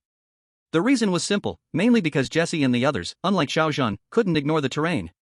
They walked and stopped repeatedly, taking half an hour to return to the previous parking spot. Richard had been watching eagerly, and when Xiao Zhan and the others came back, he quickly opened the car door and came forward with concern to Xiao Zhan. Xiao Zhan, like unloading cargo, put Elena down from his shoulders. Along the way, Elena had been completely tormented. Her face flushed, tears of humiliation still hanging at the corners of her eyes. As soon as her feet touched the ground, her long legs trembled uncontrollably. As soon as Xiao Zhan set her down, her legs nearly gave out and she almost knelt, her body drenched in sweat. Elena, thank God, are you okay? Richard, seeing his wife's miserable state, rushed to help with his hands. However, smack, a crisp sound. Elena, from somewhere, found strength and slapped Richard's hands away fiercely. Her reddened eyes were filled not only with fear from life and death but also with extreme disdain for this man. Don't touch me with your dirty hands. You useless coward. Elena bit her teeth and shouted. Being taken by this man, Richard didn't dare do anything. The humiliation she suffered completely shattered her noble lady's dignity. She didn't look at Richard again, holding her still painful part with one hand, limping to open the car door and getting into the back seat. With a loud bang, she slammed the door shut. Richard froze in place, Carly and the others nearby also looked at her strangely. So this person turned out to be that woman's husband? Then all along the way? Under everyone's strange gazes, Richard stood frozen, face red and ears hot, like a clown who did not know what to do. Suddenly, a heavy hand like iron slammed onto his shoulder. The terrifying force made Richard's legs weak, almost collapsing into the muddy ground. Alright, it's just a woman, what's the big deal? Really giving her face. She dares treat you like this, I'll teach her a lesson, damn it. Xiao Zhan stepped forward, patting Richard's shoulder, speaking as he pulled out car keys and threw them to Scott on the other side, saying, You and Richard, you two drive up front. I'm tired, I'll rest in the back first. Saying that, Xiao Zhan strode to the car, opened the extended SUV, and got into the back seat. Richard watched Xiao Zhan's back, his throat felt stuffed with cotton, unable to say a single word. Back seat. Elena leaned in the corner, eyes closed, thinking she could catch a breath. The next moment, the whole car sank, and when she opened her eyes, her pupils shrank, seeing Xiao Zhan, like a bear, squeezing in. Seeing Xiao Zhan also in the back seat, Elena instinctively reached to pull the car door, wanting to get out. However, before her fingers touched the handle, a cold hand like iron clamps tightly on her slim waist, yanking her back fiercely. Ah! Elena let out a short cry, instantly losing balance, falling directly into a hard embrace. As Richard and Scott took the front driver and passenger seats. Then Jesse and Carly also trembled as they squeezed into the back. The extended SUV's back row should have been very spacious, but with Xiao Zhan, a towering 2'3" figure, inside, the space instantly became tight. 3 women plus an inhuman monster. To make room for Xiao Zhan, Jesse and Carly pressed closely against the windows. But the two were indeed afraid of facing the same treatment as Elena. Yet they overthought it. With their small bodies, not even 1'80", Xiao Zhan wouldn't even notice them. With such small bodies, if they got crushed, they would snap like twigs. Elena, with no way to retreat, had most of her soft, plump body forced against Xiao Zhan's wide, hard chest. Xiao Zhan also unreservedly stretched his thick arm, roughly embracing Elena's waist. His palm also caressed upward. Elena bit her red lips in humiliation, using both hands to push Xiao Zhan, trying to escape. Xiao Zhan only said softly, "You don't want Richard to find out either, endure it." At this, Elena's body stiffened, no longer daring to resist, only biting her lower lip tightly. Huddled beside, Carly and Jesse saw everything, their eyes full of shock, yet they didn't dare make a sound. They hadn't forgotten who had torn the ogre in half just now. And now their lives were entirely protected by Xiao Zhan, the one who had saved them. Scott and Richard sat up front, focused on driving. The car had started. As the car started, Xiao Zhan played a little while closing his eyes to rest. He also felt a bit hungry. A tyrant needs energy for battle. Before crossing over, he had been fishing outdoors for a long time without eating. After entering this world, although he only instantly killed a few small deformities, he had exercised for a long time. Xiao Zhan decided, after leaving this area, he would first go to a nearby town for a full meal. Anyway, he had earned 700 points this night. And had also killed quite a few deformities. The corpses were all hung up as well, needing time to ferment. Let these deformed people discover this, and then go completely mad, swarming to take revenge on him. Chapter 48 Browsing the Store. Xiao Zhan continued to stay in this jungle, and for the time being, there was nothing to do. Going one by one to find the deformed people and survivors was too inefficient. Xiao Zhan remembered, there were quite a few strongholds of deformed cannibals here. And after each stronghold was cleared by the main group, new cannibals would immediately come to this area, killing the survivors who thought they were safe and returned, or the police who came later to investigate. The vehicle hummed as it traveled along the road. While Xiao Zhan closed his eyes to rest, he was not simply relaxing.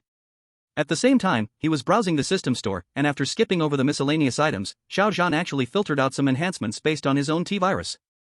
I didn't expect there to be T-virus enhancement branches too. The system store really has everything. Xiao Zhan sighed in his mind, then looked at it carefully. The T-virus enhancement branches were like a dense technology tree, with many branches extending out. But with Xiao Zhan's current funds, he could not look at the later ones, only the basics, the few evolution branches at the root of this big tree. T-virus high-density biochemical ripping claws. Price, 1,200 points. Description, activates rapid proliferation protocol of osteoblasts, creating a high-pressure biomass recombination microenvironment at the position of both hands. Finger bones undergo high-density calcification mutation, can be controlled by nerves, switching between palm and bone blades. This was the first enhancement branch Xiao Zhan clicked on, and the system also attached a full-body holographic X-ray view, showing clearly the blood vessels, nerves, skeleton, and more inside his body. When he focused on this enhancement option, his holographic image changed instantly. At the palms, dense points of light moved, and blood vessels, bones, and nerves rapidly reorganized. Soon, his palms completely disappeared, becoming large and wide, replaced by a pair of claws over 1 meter long. Next to it were dense data, showing their strength far exceeding natural alloy steel, able to easily cut through vehicles. It looks scary, but it's not really suitable for me. Xiao Zhan shook his head. Such big claws would indeed be powerful in battle, but he felt they were a bit ugly and inconvenient. Biologically, it takes many years to evolve from claws to palms. Now giving up palms to become claws to fight, isn't that putting the cart before the horse? Xiao Zhan continued to look down. T-virus ejectable mutated long tongue. Price, 1,000 points. Description, tongue muscles replaced by strong biological fibers, able to instantly shoot several meters to pierce prey. Extreme mutation based on muscle hygrostatic skeleton principle. T-virus forcibly fused esophageal smooth muscles with tongue skeletal muscles, and evolved a high-pressure biological hydraulic pump sac deep in the throat. At the moment of ejection, the pump sac contracts, injecting high-pressure body fluid into the hollow tongue muscle fibers, giving it bullet-like speed and penetration purely through hydraulic force. Similarly, there was a holographic image next to it, and through the X-ray, Xiao Zhan could see T-virus mutating in the throat. Then suddenly, a sword-like black shadow shot out more than 20 meters, in the demo even piercing a concrete wall mercilessly, then splitting the target behind it in two. Xiao Zhan. Although he did lack some long-range attack methods now. But it doesn't mean using his own tongue to attack. That would turn him into a frog demon. Xiao Zhan shivered and felt uneasy just thinking about opening his mouth and sticking out his tongue to attack the enemy. Next. T-virus amphibious breath-holding gill slits. Price, 500 points. Description: hidden biological gills grow on both sides of the neck, able to filter oxygen directly from water. Next. T-virus adaptive highly toxic sacs. Price, 1000 points. T-virus perfect anaerobic internal circulation. Price, 1000 points. The low-level enhancements of the T-virus, though few, still made Xiao Zhan dizzy from the many branches compared to the mid-level ones. There were hardly any he was satisfied with. Suddenly, one enhancement caught Xiao Zhan's eyes. T-virus absolute biological containment barrier. Price, 800 points. Description: heart bioelectric fields and gene-level mutations of specific endocrine enzymes give the host control over extraordinary viral activity switches inside the body. Without the brain issuing commands, secreting special information activators, any bodily fluid leaving the host, including blood, saliva, sweat, even reproductive cells, instantly enters a harmless inert state. Seeing this evolution, Xiao Zhan's eyes almost lit up, and he felt a thrill. Isn't this the evolution he desperately needed now? God knows how hard it was for Xiao Zhan to endure his current state. As a biochemical tyrant with normal thinking, Xiao Zhan clearly understood his physiological condition. His body was filled with an extremely terrifying concentration of T-virus. If he wanted to do anything, the beautiful women who had just been lively a moment ago would, the next second, scream horribly, their bodies rotting, turning into disgusting zombies that only knew how to bite. Life like this was truly boring. But after redeeming this, he could do whatever he wanted. Add to favorites. Xiao Zhan directly added this evolution to his favorites. Then he continued browsing. Soon, after eliminating some unsatisfactory evolutions, Xiao Zhan added 2 more favorites to his cart.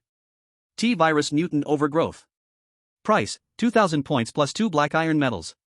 Description: omnipotent stem cell directed burst and biomass hydraulic pump. Controls local flesh to perform extraordinary targeted mutations, instantly producing tentacles. In the hologram, Xiao Zhan's left forearm skin suddenly split, and a thick, crimson tentacle like a python, covered with thorns and keratin armor, exploded outward. At supersonic speed, it pierced enemies more than 10 meters away. Then the tentacles retracted, and the wound closed perfectly. Even his arm showed no abnormal signs. Although also a ranged attack, this ability was much better than the previous tongue snap. And it was really worth the price, 1000 points for a tongue snap, but this one required 2000 points and 2 black iron medals. He had only earned a bronze medal from completing the task this time. 1 bronze medal could only be exchanged for 3 black iron medals. And this evolution consumed 2 black iron medals and 2000 points. Chapter 49 Evolution Options.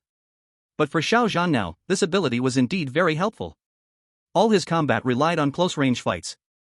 Having a ranged method not only made things easier but also greatly increased combat power. These tentacles were not just for attack; when not attacking, they could be used as extra arms. Thinking like this, Xiao Zhan even felt it was a bargain, since killing some mutants was such an easy task, yet could exchange for such powerful evolution. But this was also Xiao Zhan's assumption. He thought the task was easy because he had already become a biochemical tyrant. Otherwise, this task would simply be hell level, and this evolution is also based on Xiao Zhan himself already being a powerful biochemical tyrant, carrying out virus evolution and enhancement. It's like the house is already built, only decoration is needed. If it were an ordinary person, 2 black iron medals and 2000 points would not provide such a powerful enhancement choice at all. Xiao Zhan added 2 collections in total. The first is mutation proliferation, the second is another combat ability. T-virus G-type mimic, endless biomass stack plus sequence. Price, 1500 points plus 1 black iron medal. Description: this is an extremely dangerous gene tampering. In the perfect sequence of T103, a trace of G-virus's unique infinite proliferation code was injected in an extremely restrained way. The virus violently knocked out all muscle growth inhibitor expression genes in the DNA and rewrote the logic of telomerase operation. It gave the host the ability to absorb trace genetic origins from active carbon-based organisms. This energy will not be consumed as normal metabolism, but is forcibly transformed into extremely dense recombined high polymer stem cells. Like pouring concrete, layer by layer, permanently covering the host's original muscle fibers and bone armor. Permanently increasing its own base biomass reserve limit, intuitively, permanent muscle density increase, permanent bone armor thickening, permanent expansion of self-healing energy pool. At first, this evolution did not have much enhancement, but it made Xiao Zhan's eyes burn with desire. Infinite stacking and devouring, this is god-level evolution. The more he absorbed, the stronger his body became, the denser, and the more strength, weight, and defense could continuously grow. Naturally, Xiao Zhan added this ability to his collection without any doubt. And he decided that if this mission ended and points were enough, he would exchange all these abilities. Thinking about the upcoming enhancement, Xiao Zhan's hands, kneading, unconsciously pressed harder in excitement, causing the beauty in his arms to let out a painful yet sweet suppressed moan. Elena's plump delicate body trembled even more, yet she didn't dare to move away. At this moment, suddenly. Bang! Clang! The front hood of this moving extended SUV police car suddenly gave a dull explosion. Immediately after, the entire heavy body shook violently twice as if falling apart. Thick black smoke mixed with the acrid smell of burnt engine oil gushed out from the engine seams in an instant. Accompanied by a teeth-grinding creak, this extended SUV completely collapsed on the muddy dirt road. In the front row, Richard and Scott were thrown forward by the huge inertia, crashing hard into the front of the vehicle. Before they could recover, a displeased voice came from the back seat. What's going on? In the back seat, Xiao Zhan's lifeless eyes suddenly opened, his brows tightly furrowed. Damn, just lying down for a while, and this good car is ruined by these two idiots? And, not sure, we'll check it right away. In front, Richard and the other also looked dumbfounded. Hearing Xiao Zhan's displeasure, they immediately didn't dare to waste a second, quickly opening the doors and getting out. They ran to the front of the car, opened the hood, and began to carefully inspect it. After checking, the two faces grew paler and paler, then cautiously said to Xiao Zhan in the car, "It seems the cylinder exploded, the engine is broken." Cylinder exploded? Hearing this, Xiao Zhan immediately got out, strode to the front, looked down, scanning the engine inside, already in ruins. Xiao Zhan instantly became furious, directly scolding the two. Damn it, how many times have I said it, how many times have I said it? Don't drive violently, is this your car? Just stand up and stomp? Damn it. Both of them immediately lowered their heads, not daring to breathe. Xiao Zhan cursed and sighed in his heart. This car, it can't be fixed, it seems we have to spend the night in this damn jungle. But it's also fine, one of the 5 tasks is to spend the night in the jungle. But Xiao Zhan himself isn't afraid, he's just afraid for these people, that some hidden arrow might shoot them and kill them, then he would lose 100 points. That would be a big loss. The longer they stay, the bigger the risk, sending these people out and cashing immediately is the only way to be done once and for all. But now there's no choice, there's no signal here, he isn't going back the same way, who knows where he has driven to, how far from the exit. This is a huge mountain range, not a simple little forest. Scott and the other lowered their heads and exchanged a look, also feeling wronged, unable to understand. They clearly drove steadily. How did it become violent driving? All the way, they stared at the dashboard, not daring to go over 60, slowing down on turns. Afraid of driving too fast and encountering what happened before, ruining the car tires. This is clearly not their fault. This car was meant to retire long ago. Scott opened his mouth, about to defend himself, but seeing Xiao Zhan's huge body, he still didn't dare say anything. After all, in the distant ancient eastern country, there is a saying, those who understand the times are wise. As for Richard, he dared even less to say anything. All the way, even from the back seat came a sweet soft panting now and then. Richard was angry but didn't dare speak. As a man, as a husband, his dignity, in front of Xiao Zhan's terrifying pressure, was tightly suppressed. He endured humiliation in the front all the way, not daring to glance at the back seat. Even shamefully, he had a reaction. Although Elena treated him badly, he truly loved her. But, he was too cowardly. Xiao Zhan looked at the two being timid and didn't bother saying more, giving orders in a deep voice. Forget it, the car is completely ruined, stay here tonight, walking at night is more dangerous, with your skills, you're just going to deliver midnight snacks to these monsters. Tonight, all of you stay in the car, close the windows, better cover them, don't get out if there's nothing. Chapter 50, Unexpected Attack. Hearing this command like a pardon, Richard and Scott immediately ran back to the car. Those inside the car obediently listened, no one opposed, they all knew what was in this forest. They wanted to leave, but the car was broken, walking was more dangerous. And this was Xiao Zhan's order, if before meeting him, the car broke down in the ogre-infested forest, they would fall into hysterical collapse, desperately trying to walk out of this hell. But now, the situation completely changed. Now they met Xiao Zhan, such a strong fighter, who killed those ogres. They clearly knew how cruel and terrifying Xiao Zhan was. But in front of those deformed ogres swinging rusty axes with yellow teeth, Xiao Zhan's presence meant absolute violent safety. People are like this, only when truly in despair, everything is awakened. And now, just staying by Xiao Zhan's side gave them a sense of safety, why risk their lives? This is human nature. Even if allowed to leave now, they wouldn't dare. Because being with Xiao Zhan meant safety. The night was deep, the fog of the Appalachian Mountains wrapped around like cold shrouds. After this day that could be called hell. After a few people got on the car, there was no movement, and sleepiness began to sweep over them. Outside the car, the night wind was cold, the deep forest black as ink. Xiao Zhan, with a body as huge and heavy as an iron tower, leaned casually outside the car, standing. Officer. Richard suddenly opened the car window, and politely handed Xiao Zhan a cigarette. Xiao Zhan did not refuse, he took it directly, and Richard respectfully lit the cigarette. Xiao Zhan held the cigarette in his mouth, and took a deep puff. One cigarette, almost burned all the way to the root. Xiao Zhan slowly exhaled a thick white smoke. The smoke dispersed in the icy night wind. He did not smoke much before, but now in this situation, smoking one felt special. Xiao Zhan's eyes looked at the forest, heat vision turning on and off, watching everything around. Not long after, the back car door suddenly opened, and holding her stomach, Elena finally could not hold it and stepped out. She carefully looked up at Xiao Zhan, and after his gaze swept over, she immediately said, "I need to relieve myself." In the front seat of the police car, Richard had not fallen asleep either. Hearing the movement, he immediately opened the door and said, "I will go with you." After saying this, he also carefully looked at Xiao Zhan. Xiao Zhan nodded, not stopping them. Then Richard turned on the phone flashlight, helping Elena walk into the small forest by the roadside. Elena originally wanted to refuse Richard. After all, this coward had allowed her to suffer so much humiliation today. If Richard had not insisted on coming back, she would never have faced all this. It was all Richard's fault. But Elena was even more afraid that if Richard did not accompany her, that beast Xiao Zhan would follow personally. Then she did not know what extreme things he might do. But soon after they entered the forest, the angrier Elena became, and she directly shook off Richard's hand, venting her anger. "Don't touch me. Are you even a man? Watching that monster humiliate me, and you didn't dare to fart. I really was blind to marry a useless thing like you. Elena, I." Richard's face turned the color of pig liver in the weak flashlight glow. His lips moved trying to say something, but he could not. After a long moment, he barely forced out a weak excuse, I am protecting you. If we anger him, we will all die. Didn't you see with your own eyes the man-eating monster in this forest? And you say he tore one monster into two pieces. You. Hearing Richard's words, Elena felt she almost laughed in anger, like her punch had hit cotton, disgusting and powerless. Elena looked at Richard with disgust, as if he were something revolting. "Get far away. Stand there and don't move, turn around, don't let me see your coward face." After saying this, Elena went behind a dense bush 5 or 6 meters away.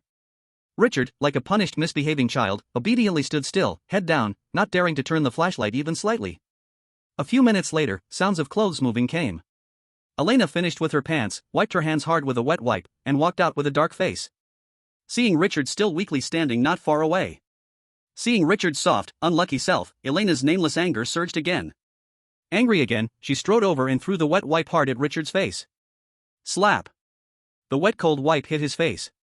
Richard did not get angry, instead began to plead. "Elena, when we get out, all this will end. You. Your mother." Elena never expected that the noblewoman dignity she had maintained for half a lifetime would today be forced to make her curse.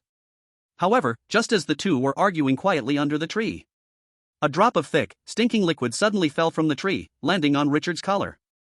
Elena immediately saw it, froze for a moment, wrinkled her brows in disgust, and instinctively grabbed the phone from Richard's hand, directing the flashlight beam straight at the dark treetop above.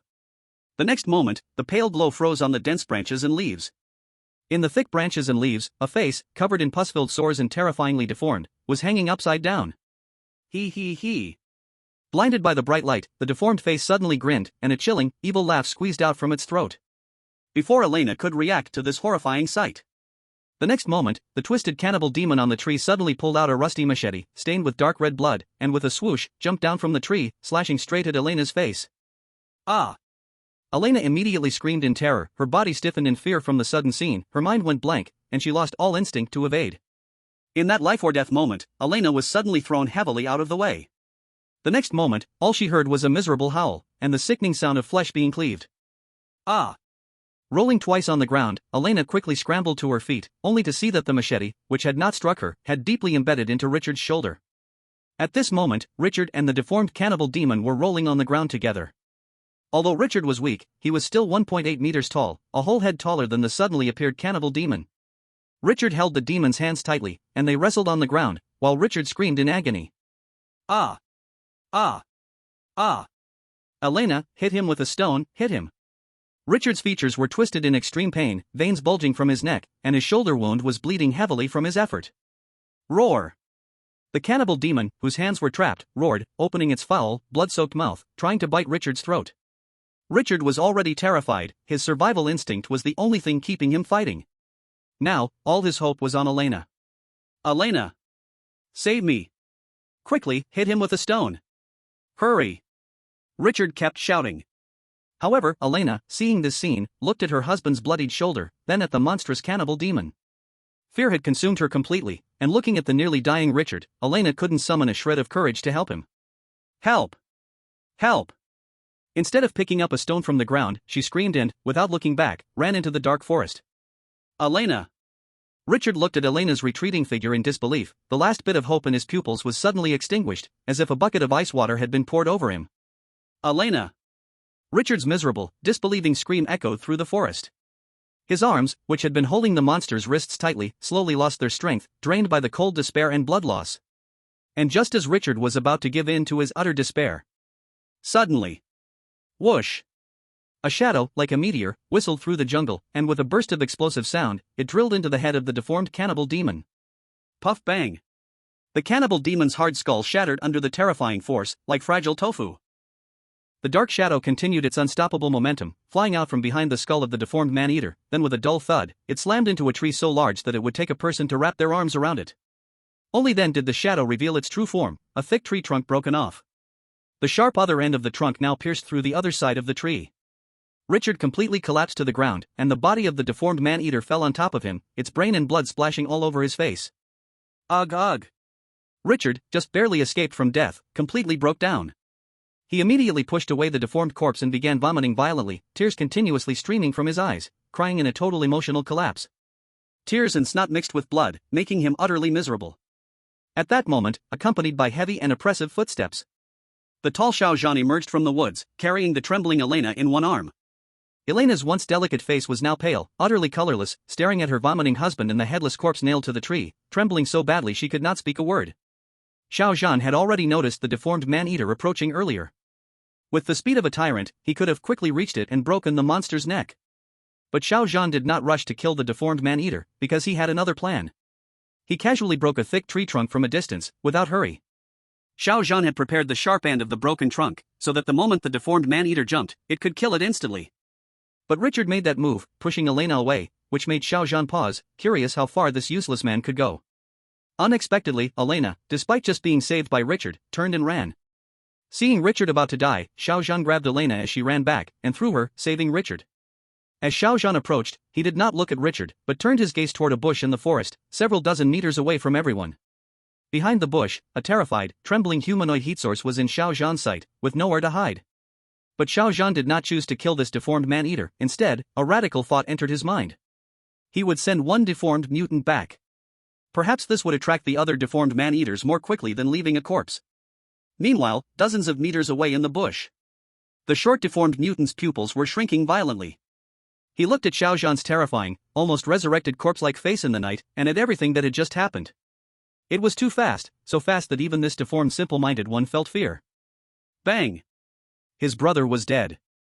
The deformed man-eater's eyes held rage, killing intent, and bitter hatred, yet his simple mind still knew that going out alone was death.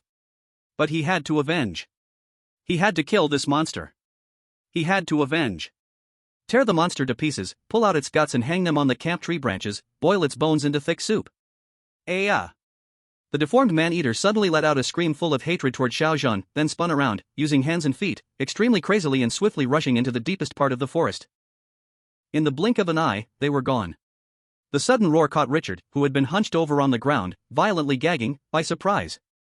It made him stop crying and wailing, bringing a moment of quiet to the scene. Xiao Zhan's emotionless gaze finally shifted to Richard on the ground. All right, it's safe now. Head back to the car and let them bandage you up. Xiao Zhan spoke to Richard and then turned to look at the trembling Elena in his hands. As soon as he laid eyes on her, a surge of anger rose in his heart.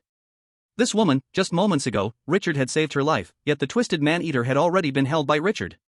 The area was full of stones, any one of which could have been used to smash that monster, but this woman was only concerned about running for her life, ignoring her own savior.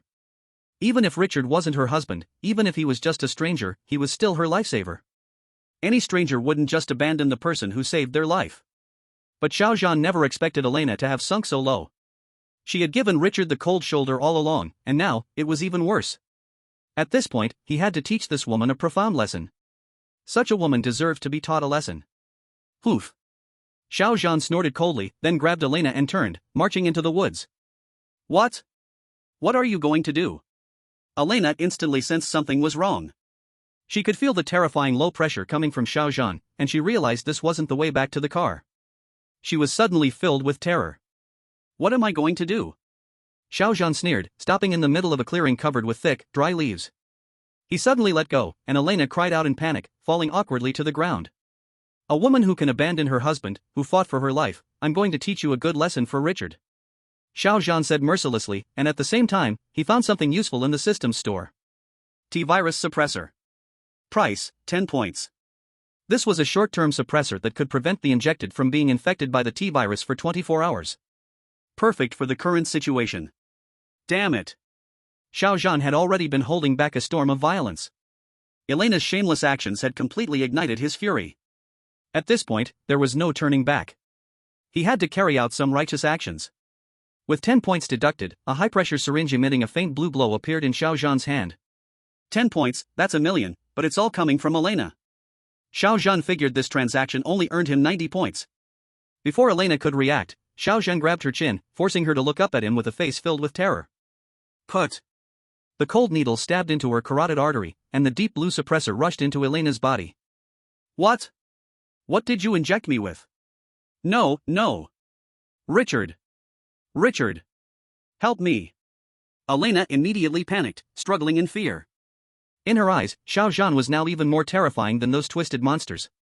But her strength, in front of Xiao Zhan, was nothing. She might as well have been an ant. In response, Xiao Zhan silently tore at her. Shut up. You still have the face to say those 3 words? If you don't want everyone to hear and come over, then swallow your voice and obediently take it. Xiao Zhan raised his hand and pressed down. Elena's pupils contracted violently, and she bit down hard on her trembling lip, tears of humiliation falling from the corners of her eyes. Desperately, she closed her eyes. The dark clouds blocked the dim, fading moon. The night wind in the mountains howled through the forest, wailing like a mournful cry. It perfectly concealed the deep forest, where a sweet, muffled groan, fiercely suppressed but uncontrollable, rang out from the intense friction of withered leaves. The shadows of trees swayed, a savage labor like a stormy wind and rain, continuing until a dim, pale white light began to appear on the horizon. At the same time, while Xiao Zhan was doing a long physical labor in the forest clearing, the night-active ogres in the jungle did not quiet down. As the sky was about to break into dawn, Xiao Zhan and 2 police officers were attacked, and their car tires were damaged. A misshapen ogre, holding a rusty double-barrel shotgun, followed the strong scent of blood and came closer. When this misshapen ogre pushed through the bushes following the blood smell, his murky yellow eyes suddenly shrank, and his ugly face involuntarily became even more ferocious. What came into view were 2 brutally torn bodies. He immediately recognized them, his 3rd brother and 3rd sister, residents of this area, lying dead. At that moment, their bodies were pierced by thick broken tree branches, crudely impaled like trophies, provocatively standing in the ground. On the ground, blood and entrails were scattered, already covered with flies and mosquitoes. Looking at this tragic scene, the misshapen ogre almost bit his teeth to pieces. Ah! This monster, who usually took pleasure in torturing and killing outsiders, stared in shock for 2 seconds, before finally letting out an angry roar. He rushed forward, took down the 2 bodies, angrily kicked away the flies and mosquitoes, then fell to his knees with a thud, pulling the bodies in front of him and howling toward the sky. His voice was full of pain, anger, and hatred. Who could it be? Who killed his brothers and sisters in such a humiliating way? Roar, roar, roar. A series of mournful and violent roars echoed through the forest, as if a beast was crying blood, scaring even the birds and animals to flee. Revenge! Revenge! After venting his anger, the misshapen ogre was left with only these 2 words in his mind. In his murky eyes, a towering murderous intent appeared as he suddenly stood up, lifted the 2 bodies, and ran out. This scene also happened on the T-Watch Tower side. The 3 bodies nailed to the trees were also taken down by 2 angry, ugly figures, who roared in anger, venting their fury and hatred, and carried the bodies away. After these 2 figures left, they swiftly moved through the jungle. Their brothers and sisters had been killed, cruelly killed. The enemies even provocatively hung their brothers and sisters' bodies. Killing. Revenge. They must tear apart every outsider in this mountain range, rip their guts out, and hang them all over the forest. They had been too merciful before. These outsiders must all die. This was the only bloodthirsty thought left in their chaotic minds. When the first ray of morning light struggled to pierce through the thick fog. In the heart of the forest, in an abandoned paper mill stronghold, demons were running wild. Last night, the misshapen ogre, whom Xiao Zhan had purposely let escape, had already returned here and told all the other misshapen ogres about Xiao Zhan's actions. And in the morning, the ogres carrying the bodies arrived here in extreme anger and sorrow. They howled in rage, pouring out their anger, telling everyone about what they had seen. Inside the paper mill, the anger of the many misshapen ogres exploded like a gasoline bomb lit by a match, igniting all at once. The already enraged ogres let out a series of savage roars. In this exchange, they had already understood, a damned monster had invaded their homeland, their territory. And it had brutally killed many of their brothers and sisters. They must take revenge, must kill this monster, and all those outsiders, they are all in it together. Everyone must die. They must take revenge, take revenge. No one had ever dared provoke them like this. It had always been them who planted the heads of outsiders into the ground, eating their flesh and drinking their blood. But now, the food has rebelled. Roar! Roar! Roar! These monsters, have they gone mad? No, don't eat me, woo. Inside the paper mill, in a rusty iron cage in a corner, there were humans, half-naked, filthy and trembling, huddled together. Hearing the angry roars from the paper mill, these people became even more terrified. They were all reserve food, originally a mountaineering team, but the day before yesterday, when they entered the mountain, they were captured by these cannibals, and many were killed that day. They were more than 20 people originally, now only 7 or 8 remained. This was because their companions' meat had not been finished yet. Chapter 53, The Attack.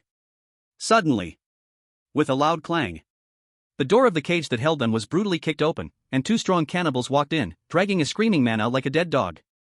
The others were even more like quails caught by the neck, not daring to breathe, desperately squeezing into the corner, not daring to resist, only praying they wouldn't be the ones caught. Put. No words, the man who had just been dragged out, still screaming and begging, had his carotid artery slit by a rusty hunting knife in the next moment. Hot blood gushed out, splashing into the old iron basins one by one.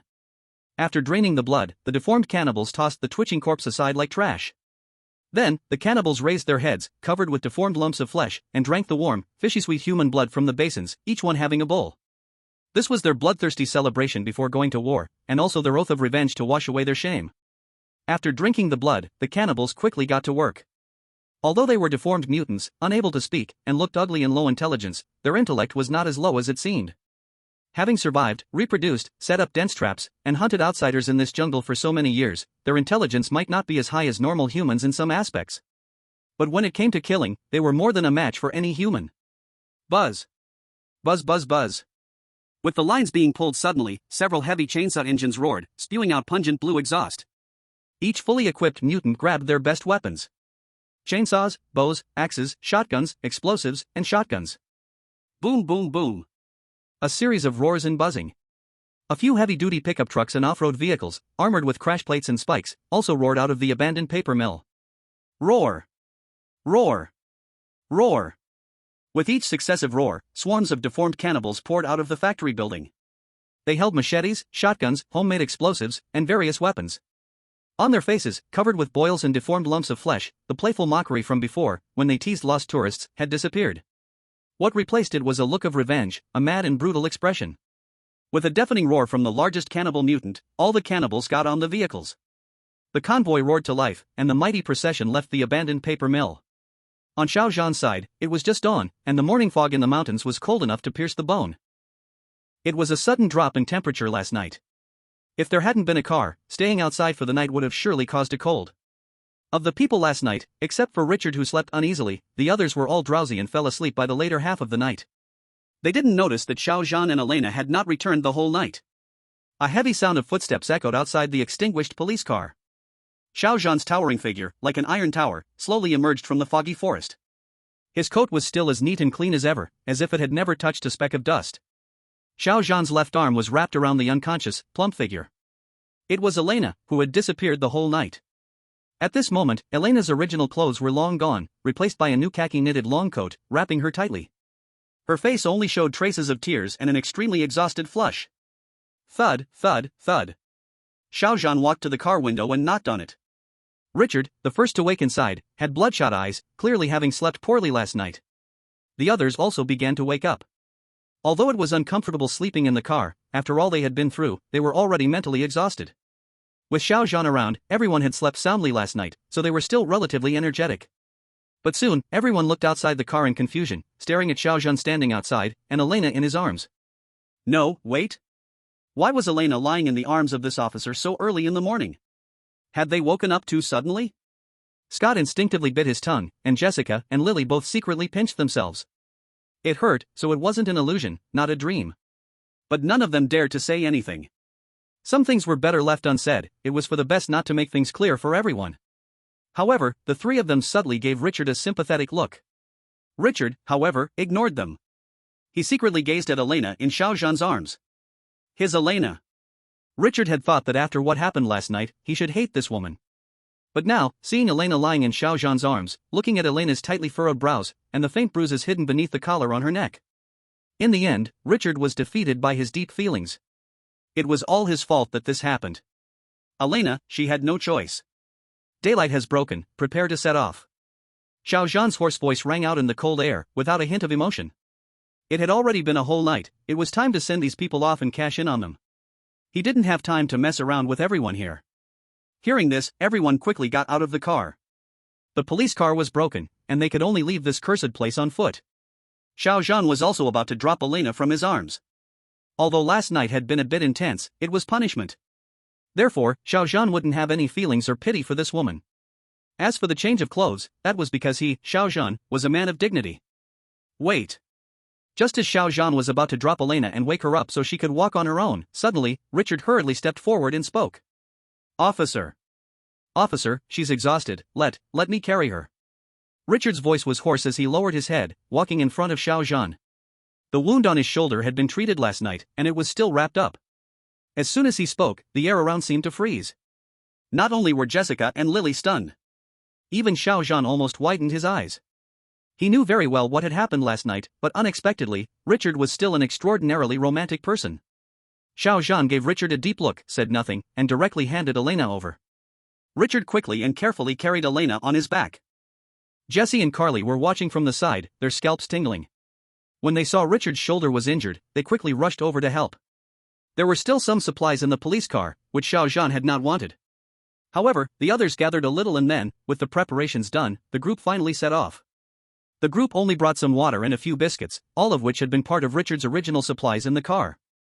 They were also lucky to have Elena, who had aggressively made Richard move the supplies. Now, Jessie and the others had some water to drink, and Richard could eat some biscuits to replenish his energy. The temperature today was not high, and there was no intense sun. The group walked along the asphalt road smoothly. If it weren't for the terrifying bloody events they'd experienced just yesterday. Now, this brief peace, the cool morning breeze, and the quiet forest path even made people feel like they were camping and taking a walk in the deep woods. The heavy footsteps behind them, the dull thudding sound of thump thump thump, gave them a sense of security. As long as this terrifying police officer was around, those distorted, cannibalistic monsters wouldn't dare to appear. They had walked for most of the morning. When the group rounded a turn at a wide mountain path, Jessie, who was walking on the side, suddenly stopped. She looked into the distance, and a burst of ecstatic light suddenly flashed in her dead eyes. Look! Look over there! Jessie exclaimed, her voice trembling with excitement, pointing towards the valley below in the distance.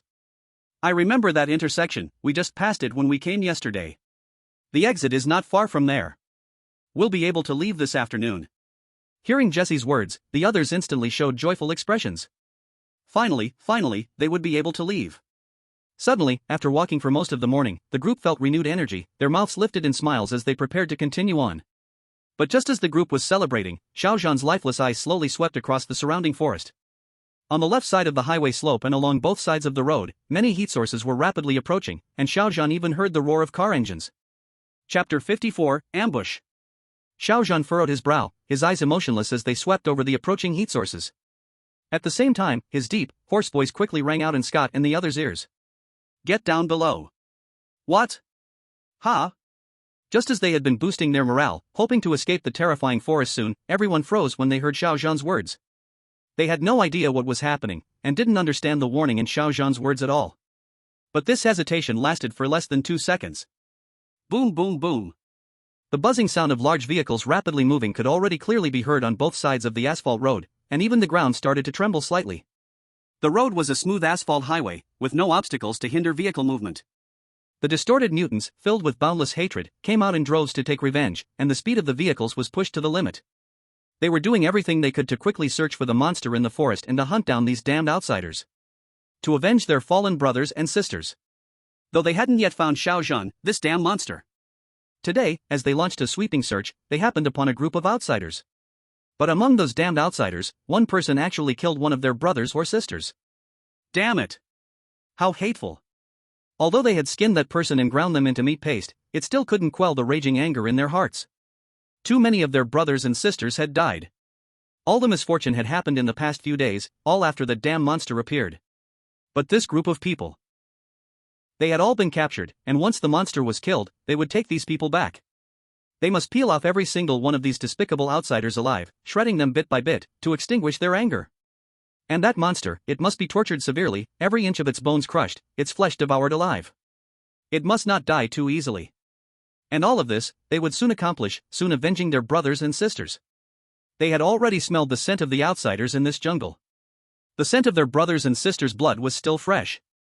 The smell left behind on this path was so distinct. The monster was not far ahead. On both sides of the road, the mutated monster convoy began to surround Xiao Zhan's position. Each side had 2 or 3 modified large off-road vehicles and pickups. The vehicles were crowded with vicious, weapon-wielding mutated monsters. Some of them still had blood and torn flesh stuck to the corners of their mouths, clearly having enjoyed a fresh breakfast not long ago.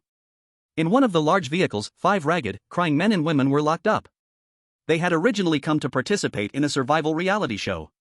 But in the end, everyone had died, leaving only them. They had been running, but they still couldn't escape, captured by these terrifying monsters. These man-eating monsters. Just thinking of how these monsters had eaten their companions in front of them, everyone couldn't help but feel despair. Through the iron cage's gaps, they could still see, with terror, a monster in the truck bed, its face covered in poisonous sores, holding a severed arm from one of their companions, gnawing on it with relish. The monster chewed, and blood and torn flesh dripped from the corners of its mouth, sickening and sticky. Boom, boom, boom. As the roar of the vehicles grew louder and closer. Though the group hadn't initially understood Xiao Zhan's warning, hearing the sounds of many vehicles now, they immediately realized. They snapped back to reality, faces pale, unsure of what to do. Scott and Jesse reacted first, urgently shouting together, turning to run without a second thought. Monsters, it's the monsters coming. Quick! Quick! Everyone get down, hide, it's those monsters. They were at a bend on the side of a mountain, with a steep slope right beyond the road's edge. Though the slope was too steep, one wrong move could send them tumbling down. It could easily result in broken hands or legs. But right now, there was no time to worry about that. In this terrifying jungle, the sound of roaring vehicles could only mean one thing, not rescue, but most likely, a hunting convoy of those twisted monsters. Moreover, Xiao Zhan, the officer who had been protecting them, had already told them to hide. What else could it be? It was definitely those monsters. Quick! Jump down! Hide! As soon as Jesse and Scott shouted, the others snapped into action. The 4 of them quickly began to climb down the steep slope. Richard was still carrying someone on his back, gritting his teeth as he followed. However, by now, the vehicles, due to the delay caused by the group, had already appeared around the bend. Their vehicles came into view of Xiao Zhan. And the figures of Xiao Zhan and his group were now visible to the grotesque, twisted monsters as well. The 2 sides' gazes collided. Roar! When enemies meet, their hatred flares up. Though these mutated, man-eating monsters had never seen Xiao Zhan. But the ogre that Xiao Zhan deliberately let go last night had already told everyone what Xiao Zhan looked like. And Xiao Zhan's appearance was so distinctive that anyone could recognize him at a glance. A black-gray leather trench coat, skin and eyes like a corpse, wearing a black wide-brim leather hat. It was this monster that killed their brothers and sisters and used their corpses to humiliate and provoke them. Roar! The deformed ogre that had escaped last night on the car roof was the first to recognize Xiao Zhan, letting out an angry roar. On the car roof, the standing deformed mutants also recognized Xiao Zhan when the roar sounded, and each prepared ogre instantly loosened the tight bowstrings. Whoosh! Whoosh! Whoosh! Whoosh! A rush of air sounded, a dozen sharp arrows with barbs and rust rained directly toward Xiao Zhan. More than 10 arrows, though mainly aimed at Xiao Zhan, inevitably also fell on Scott and the others behind him. Quick! Quick! Quick! Ah! Scott and the others, hearing the sound behind them, turned pale in fear, shouted desperately, and ran as fast as they could down the slope. Chapter 55, Confrontation. Elena, weakened all this time, had actually been half asleep and half awake, her body too weak, and everything that happened last night. Her dignity, her honor, everything had been torn apart in this team, so she had just been playing faint on Richard's back. But now there was no time to think, and before Richard could react, Elena jumped down, stumbling, rolling and crawling down the slope faster than anyone. At this moment, Richard still shouted worriedly, "Elena! Be careful!" He almost got rolled down by the sudden commotion himself, but luckily Scott, quick-eyed and fast-handed, pulled Richard to safety. The two rolled to a gentle slope behind the main slope. "You're crazy!" Scott shouted angrily, frustrated, then quickly turned his eyes upward. Jesse had already hidden in a safe place on the asphalt road. Xiao Zhan had long expected these mutants, seeing what he had left behind and knowing that the mutant he let go last night had reported back, they would surely come to attack him. But seeing these flying arrows now, a wave of annoyance rose in his heart. These things actually dared to cover his score with attacks. To cut off someone's wealth is like killing their parents. Cling, clang, clang. Xiao Zhan stood still, raising his hand, and immediately a dense, crisp clashing sound rang out as countless arrows were swept aside by his arms. A few that hit his coat bounced off with a ding, leaving not a single mark. But even so, one stray arrow got through, hitting Carly, who was at the back. She let out a miserable scream as the arrow, useless to Xiao Zhan, pierced her calf. Ah!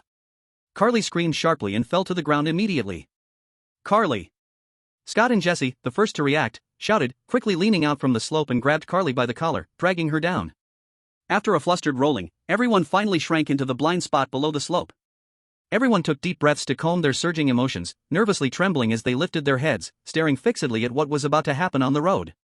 On the road, the mutant convoy coming from both sides, after firing the arrow rain, did not wait for Xiao Zhan to make a move. He unleashed the deadly finishing move. Boom, boom, boom. With the sharp smoke from tires scraping the asphalt, on both sides of the road, two heavy modified pickup trucks with thick crash bars were already flooring the gas. On both sides of the road, two massive pickups, each weighing tons, came charging straight at Xiao Zhan from left and right, pinning him in the middle. The deformed mutants in the cabin showed wild, cruel grins. As if they could already see Xiao Zhan smashed into a pile of meat. Hiding under the slope, Scott and the others pressed their mouths tightly, staring at everything happening on the road, not even daring to breathe. They screamed madly in their hearts, "Move away!" But Xiao Zhan still stood in the center of the road, motionless. For a moment, Scott and the others all became anxious. Xiao Zhan could kill a deformed cannibal with one punch, which seemed strong to them, but now he faced not flesh and blood, but two heavy pickups. Cars. Steel. Xiao Zhan was going to use his body to fight steel. For a moment, Scott and the others felt despair. If Xiao Zhan were hit and killed by the cars, what would they do? There were still so many cannibals above, with cars, guns, and all kinds of weapons, fully armed. They had no chance to escape. Bang! A thunderous roar, slow to say, but everything actually happened very fast. From Xiao Zhan sweeping away arrows to the two pickups hitting him, it was only 4 or 5 seconds. Under the cruel, excited eyes of the deformed cannibals and the anxious, desperate eyes of Scott and the others, Xiao Zhan did not dodge, and with the huge roar, he was instantly hit hard on both sides by the two pickups. Bang bang! At the moment of collision, countless broken headlights, glass, and bumper fragments flew like grenade shrapnel. By the slope, Scott and the others immediately ducked to avoid the powerful flying debris. But the deformed cannibals on the road were fearless, staring at the collision spot, and in the next moment, all their expressions froze. The expected scene of flesh flying did not appear. Instead, a terrifying sight made all the cannibals' eyes widen in horror. In the middle of the road, Xiao Zhan still stood firm, trapped between the two cars, yet completely unharmed. Instead, one pickup's hard crash front, under extreme recoil, caved inward like hitting a solid iron mountain, strangely squeezed into a twisted pile of scrap steel. At the same time, the huge momentum had nowhere to release, causing both ton-heavy pickups' rear ends to lift high, wheels spinning uselessly in midair, burning smell filling the air. Ha ha ha! While the deformed cannibals were shocked, Xiao Zhan smiled, a low terrifying voice echoing. Next, trapped between the two cars, Xiao Zhan slowly raised his hands, and as he moved, the already deformed steel of the pickups groaned under the strain. Creak bang!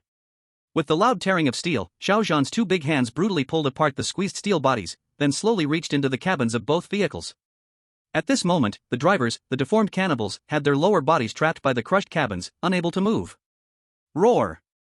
They could only watch as Xiao Zhan's hands slowly reached toward them. The constant, warning yells echoed. But what use was it?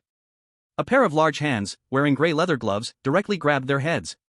Xiao Zhan only applied slight pressure, his fingers gently closing. Crack! A tiny but spine-chilling sound of bones cracking echoed simultaneously in both cockpits. Ah! Roar! Roar! The two drivers in the cockpits let out shrill, heart-wrenching screams at the same time. A cruel, almost dead expression hung on Xiao Zhan's terrifying face, accompanied by a faint, sinister smile. With his strength, he could crush these two skulls with just a little force. But Xiao Zhan deliberately did not do so. Instead, he added a little more force, slowly. The faint cracking sounds grew more intense, as the heads of the deformed cannibals shattered inch by inch. Chapter 56, Explosion. Ah! The screams of the two deformed cannibals in the cockpit became more agonizing, even tinged with a tone of pleading and despair. Roar! Roar! Hearing their companions' anguished howls, the deformed cannibals outside, still in shock moments ago, suddenly snapped out of it. One by one, their eyes bloodshot, they screamed in fury, launching frantic attacks at Xiao Zhan. Bang! Bang! Bang! The few deformed cannibals with guns gritted their teeth, raising their shotguns and double-barrel hunting rifles with great malice, and fired directly at Xiao Zhan. However, in the past, whenever they used these guns on these outsiders, they always caused bloodshed. But now... Ding ding dang dang! The deadly lead bullets and iron pellets struck Xiao Zhan's body with fierce force, producing a dazzling series of sparks. The dull echoes only left a few insignificant white marks on Xiao Zhan's leather coat. These terrifying weapons, which could shatter an ordinary person, caused no harm to Xiao Zhan, this monster. The deformed cannibals holding guns nearly popped their eyes out. If the guns didn't work, there was no need to mention other weapons. Arrows and thrown axes only briefly grazed Xiao Zhan's body before falling to the ground. Is this still a human? On the slope, Scott and the others, after avoiding the wave of debris, quickly stuck their heads out, fearing Xiao Zhan might have been killed. But what they saw was a series of unbelievable scenes. Two heavily modified pickup trucks, like sandwich cookies, slammed into Xiao Zhan, only for Xiao Zhan to remain unharmed while the two trucks were completely wrecked. Now, even guns couldn't break Xiao Zhan's defense. My God, Washington, what on earth are they researching? Elena's face turned pale, her legs trembling uncontrollably.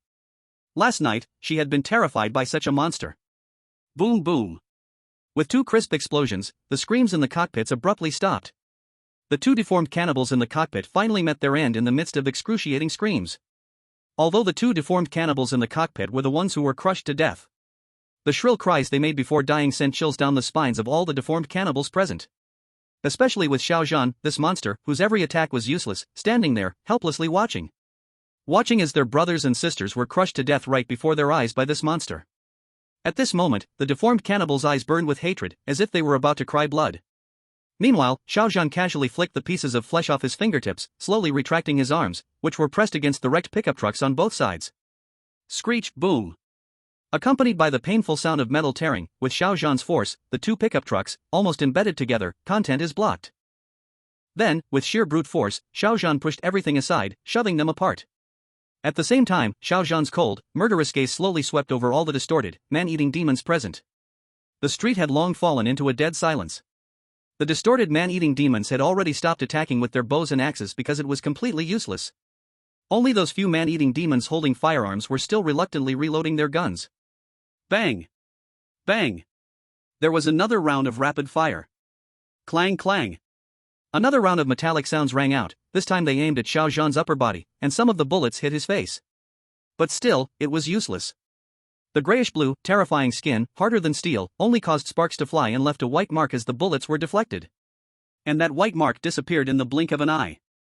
Whoosh! Suddenly, another arrow shot toward him, but this arrow wasn't an ordinary one, it had flames trailing from its tail. It was an arrow rigged with a detonator. In an instant, the distorted man-eating demons all turned their attention to this arrow. Since guns were useless, they didn't believe that even explosives wouldn't kill this monster. However, they had forgotten one thing. How could an arrow, which couldn't even pierce the skin, possibly pin him down? Clang! The explosive arrow, which the distorted man-eating demons had placed all their hopes on, hit Xiao Zhan's body and was immediately bounced away, landing on the road beside them. Boom! The detonator exploded, blasting the hard road surface into a charred crater. But this caused zero damage to Xiao Zhan. Roar! Roar! Roar! The distorted man-eating demons immediately roared in disbelief, a mix of urgency, anger, and fear. Arrows didn't work, firearms didn't work, and now even explosives were useless. They knew that once this monster, Xiao Zhan, broke free, it would be the death of them all. Now, everything had completely changed. They weren't hunting this monster anymore, instead, they had walked straight into its jaws, offering themselves up for slaughter. All the distorted man-eating demons' eyes turned bloodshot as they screamed hysterically. They couldn't accept that it was ending this way, but what other way was there to deal with this monster? At that moment, two slightly more cunning-looking demons suddenly noticed that the two pickup trucks were leaking oil from their undercarriages. Roar! The two distorted man-eating demons immediately roared loudly, pointing fiercely in Xiao Zhan's direction. The demon holding the explosive arrow instantly realized and quickly pulled back his bow. He aimed directly at the fuel tanks of the two pickup trucks, moving swiftly, afraid that even half a second's delay would cost them.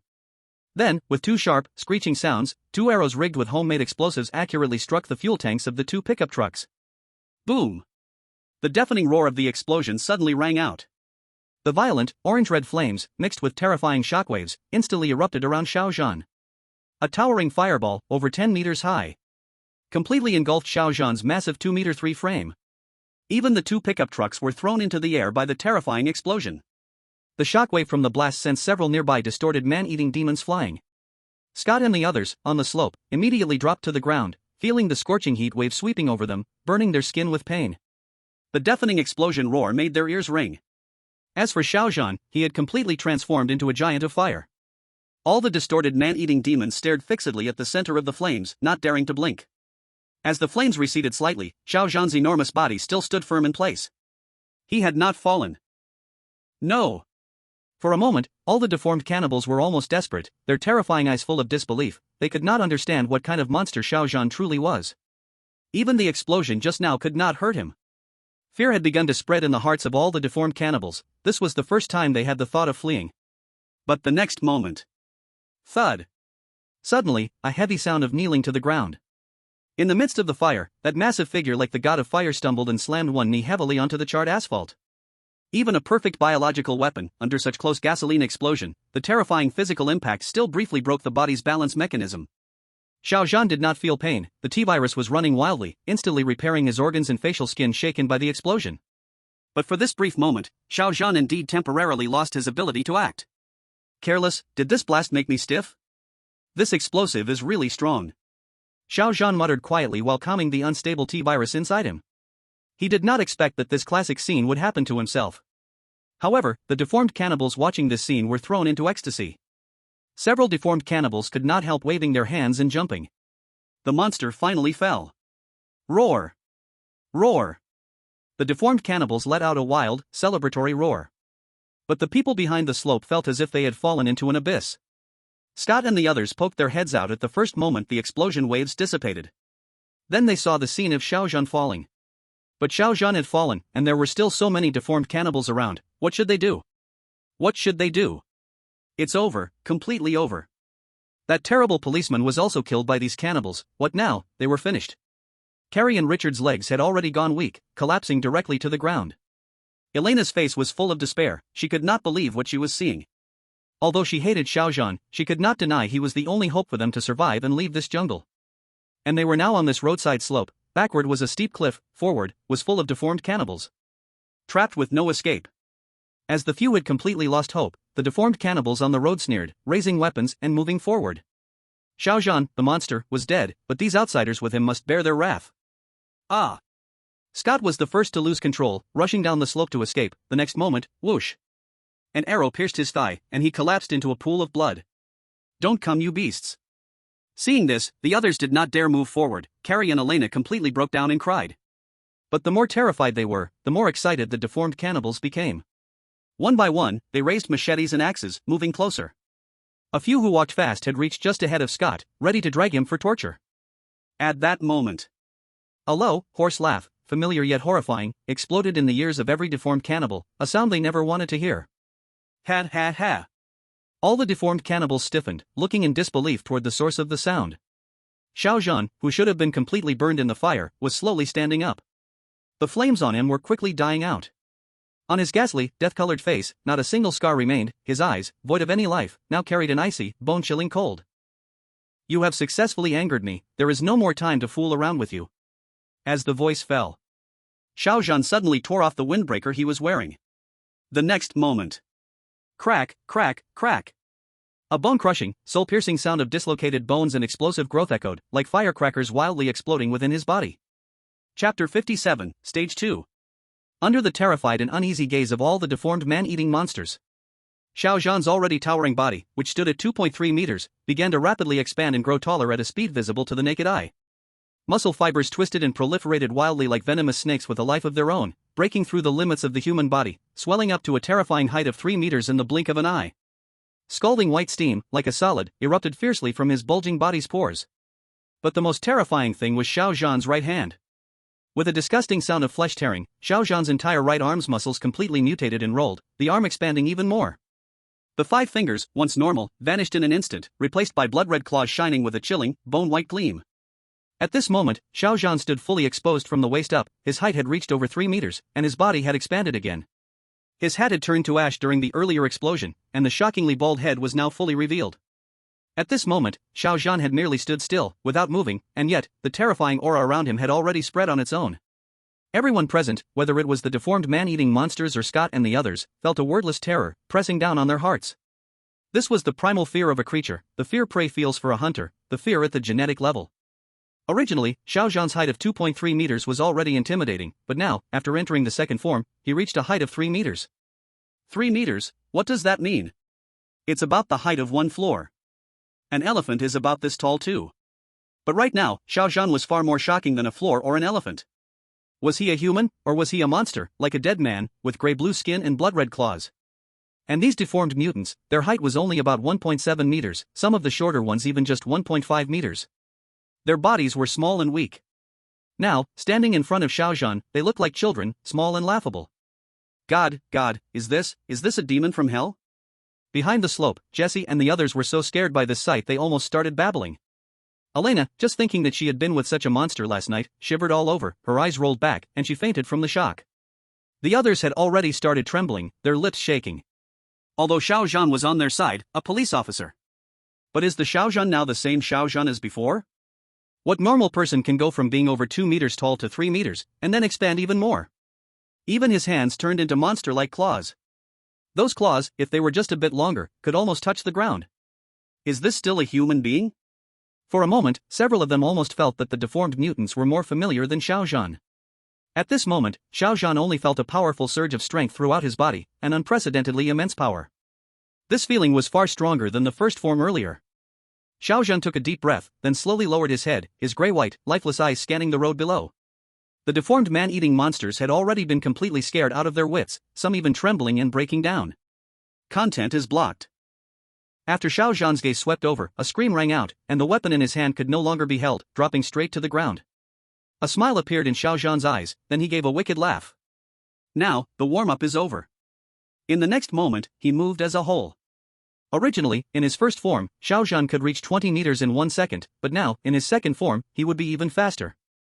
The deformed cannibals on the road had not yet reacted, only hearing Xiao Zhan's words fall, the next moment, he disappeared from the spot. Then, only a blur could be seen flying past. Crash! With the sound of sharp weapons tearing flesh and blood ringing out.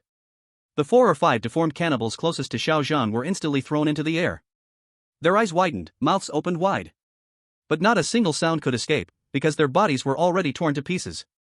A large number of limbs and broken arms flew through the air, mixed with shattered organs and splattering blood spreading in the air. These flying limbs and broken arms, carried by the powerful force of the cut, were thrown more than 100 meters away, crashing into the dense forest. Nearby on the ground, only a large pool of organ fragments and spilled stinking blood remained. Silence. The scene was as quiet as death. Only Xiao Zhan stood in place, satisfied, raising his right claw, admiring his masterpiece, then turning his gaze to those deformed cannibals who were completely terrified. After a brief silence, the deformed cannibals' bodies trembled, slowly recovering, and fearfully looked at Xiao Zhan, their bodies already retreating involuntarily. Xiao Zhan looked at them and just laughed. Ha ha ha, run as much as you like. Chapter 58, The Chase. Xiao Zhan's laugh was low, hoarse, carrying a strange horror even he could not feel. To these deformed cannibals, it sounded like whispers from hell, especially with the stiff smile on Xiao Zhan's face. To Xiao Zhan himself, perhaps he laughed very happily at this moment. But to the eyes of the deformed cannibals, it was an extremely terrifying sight. That gray-blue skin, lifeless dead face, with thick facial muscle fibers twitching stiffly, forced out a fierce, shocking curve. It made people involuntarily feel a wave of coldness. Xiao Zhan now completely had the mind of a cat playing with a mouse. The more terrified the deformed cannibals were, the more they scared him, the more fun he had. If he used full power, he wouldn't need to stop, he could keep the speed from before and slaughter all the deformed cannibals in an instant. But that would be too boring. Of course, if any of these deformed cannibals still dared to fight back, it would be even more fun.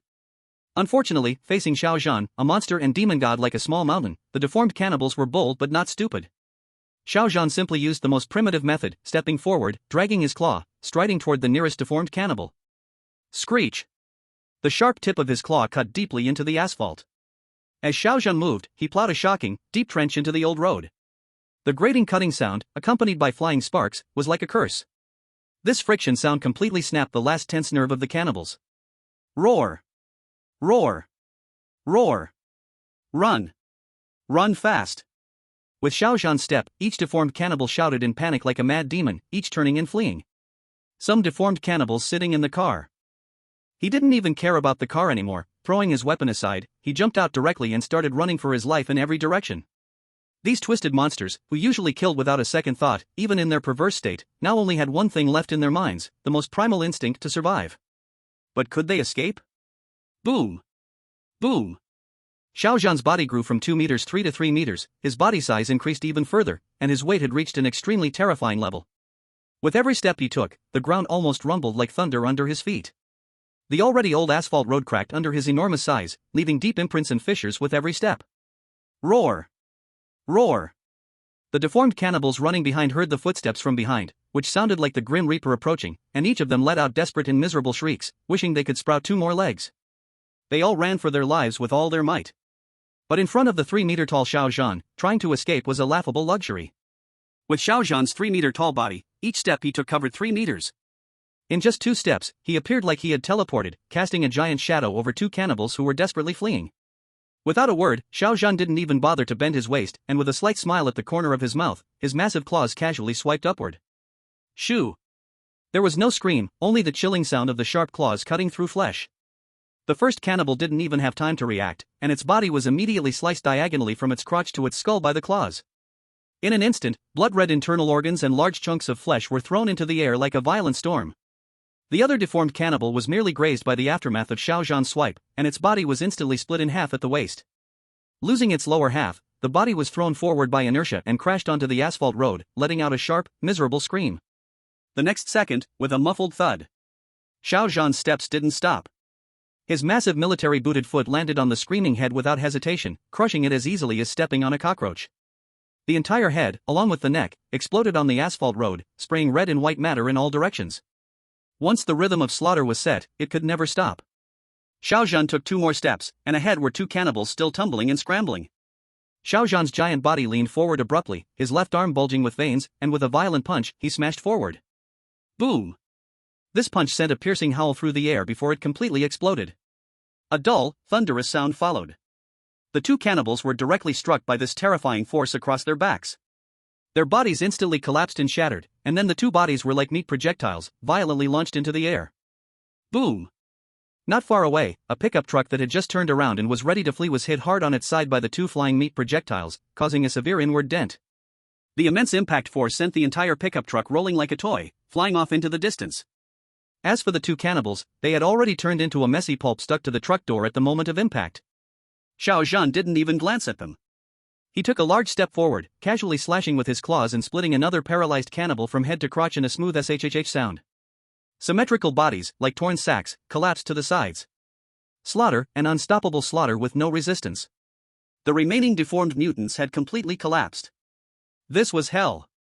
No one dared to resist. Some of the deformed mutants even directly collapsed to their knees in despair, waiting for death. With Xiao Zhan's chase, the heavy footsteps, like the toll of a death bell, moved forward. Thump! Thump! Thump! Blood floated in the air, and the disfigured, cannibalistic monsters became scattered limbs flying through the sky. Their weapons, their proud, strong bodies, were nothing more than a joke in front of this monster, Xiao Zhan. Not far away, 5 survivors from a survival show, captured by the disfigured cannibals, were still trapped in an abandoned SUV. At this moment, the 5 of them had already been petrified with fear, staring in shock as the monstrous creatures that had slaughtered their companions were now being slaughtered themselves. But what could they do? Let us out. Please, let us out. The survivors screamed in terror, trembling, some even losing their sanity due to the extreme shock and fear, crying out for help from the disfigured monsters. They were scared, terrified, fearing that this monster would chop them into pieces just like it had done to the mutants. The most frightened had even lost control, with the foul-smelling urine dripping from the iron cage. Chapter 59, Massacre. But soon, they realized that this terrifying giant monster simply walked past the SUV without a second glance, completely ignoring them. Instead, it continued hunting and toying with the disfigured mutants. Everything seemed slow, but from the moment the cannibals surrounded Xiao Zhan to when Xiao Zhan entered the second phase of slaughter, only 2 or 3 minutes had passed. And these cannibals, originally nearly 20 in number, were now reduced to nothing but a sea of unspeakable shredded flesh and dismembered bodies. The last 2 mutants, still alive, could be seen trying to escape in their cars, a pickup truck and an SUV, in the distance. The highway had turned into a dead zone, littered with broken limbs and corpses. Meanwhile, the mutant in the pickup truck was desperately spinning the steering wheel, his eyes full of panic and desperation. Everyone was dead. His brothers and sisters were all gone. But if he just made a U-turn, if he stepped on the gas, he could escape, he could leave this hell. No matter how terrifying this monster was, could it possibly catch up to him? However, Xiao Zhan merely glanced over, and in the next moment, his legs slightly bent. With a terrifying burst of power, the asphalt beneath his feet exploded with a loud crack. Then, Xiao Zhan leapt into the air. Boom! With a deafening crash, Xiao Zhan's towering, 3-meter frame fell directly onto the back of the pickup truck. Bang! With another mighty sound, Xiao Zhan's immense weight and falling force instantly crushed the rear suspension of the pickup. The tail of the pickup slammed hard into the ground, and the giant tilt caused the entire front of the truck to rise into the air. From his elevated position, Xiao Zhan stood on the tilted bed of the truck, his massive, blood-stained right hand and sharp claws ripping through the air like a storm, slashing down toward the lifted truck front. Whoosh! Sparks flew from the claws as the reinforced bumper of the pickup was effortlessly torn open like tofu. Following that, the truck's front, the cabin, and the roof were all sliced through in an instant, reduced to nothing more than paper-thin material under the tyrant's claws. The mutant inside the cabin barely had time to let out a terrified scream before both it and the truck were reduced to a heap of indistinguishable mechanical parts and flesh. At this moment, the mutant in the other SUV had completed the U-turn. Seeing Xiao Zhan so easily slaughter the other vehicle, he was driven insane with fear. Inside the cabin, the deformed cannibal's eyes were blood red, pressing the gas pedal hard, not caring about anything, the whole vehicle instantly humming and spewing white smoke. Run away, escape, he just wanted to get away from this terrifying place. However, after Xiao Zhan drew his sharp claws, he leapt forward again. With a loud boom, Xiao Zhan's massive body landed firmly right in front of the speeding SUV.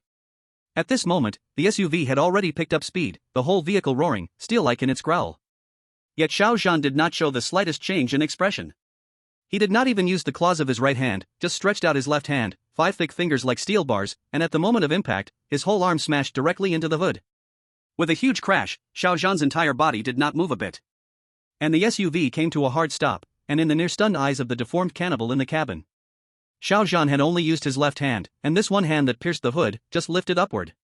It raised the SUV, weighing several tons and still roaring madly, as easily as lifting a cheap plastic toy, into the air. The 4 wheels of the SUV spun wildly in the air. Then, Xiao Zhan twisted his waist sharply, that hydraulic machine-like left arm, full of immense force, threw the whole SUV into the dense forest dozens of meters away. Whoosh! The SUV traced a terrifying arc in the air. The terrifying force made the SUV roar through the air, cutting a stormy path through the wind. Crack! Crack! Boom! A series of huge crashes, like cannon shells, the thrown SUV smashed through 7 or 8 thick tree trunks. The car body twisted and deformed again and again with each collision. The deformed cannibal inside had long been squeezed into mush during the earlier hits. Finally, on the last crash, the SUV let out a sound like a mountain collapsing, exploding into an extremely bright orange fireball. Until this moment, nearly 20 deformed cannibals who had come to kill were all dead. On the road, staring at the towering flames, Xiao Zhan twisted his neck, making a cracking sound, then let out a long, satisfying breath. Ah, this brief warm-up, it at least gave Xiao Zhan a little thrill. As for Scott and the others in the distance, each of them had already been scared silly. Even now, after the fight ended, they all still looked dazed. But all of this, when said aloud, seemed slow, yet it ended fast. Xiao Zhan killed nearly 20 deformed cannibals in less than 2 minutes, and it was all over. Xiao Zhan stood in place for 3 seconds, then. Xiao Zhan's eyes were a little blank, suddenly realizing something bad. He was about to change back, but found that this second stage was one time only, irreversible. Once changed, he could not return to the first stage. Damn it! Xiao Zhan could not help but curse in his mind, unable to change back. Was he supposed to live with this 3-meter-tall body forever now? And 3 meters tall aside, his right hand, this huge claw, how was he supposed to explain it? Was he supposed to say he had grown a tumor, now he had late-developing giant monster syndrome? Shit! Xiao Zhan cursed in his mind, scanning the road full of corpse fragments, wishing he could pull these deformed cannibals up to kill them again. But while Xiao Zhan was frustrated, a sudden flash of thought passed through his mind. Right, I think I remember. Xiao Zhan suddenly remembered that last night when browsing the system shop, he seemed to have seen an enhancement option in the T-virus strengthening tree. Xiao Zhan did not hesitate, immediately opening the system store and began searching according to his memory. Soon, an enhancement option appeared before Xiao Zhan's eyes. T-virus morphological reversal. Chapter 60, Morphological Reversal. T-virus morphological reversal. Price, 3,500 points plus 1 bronze medal.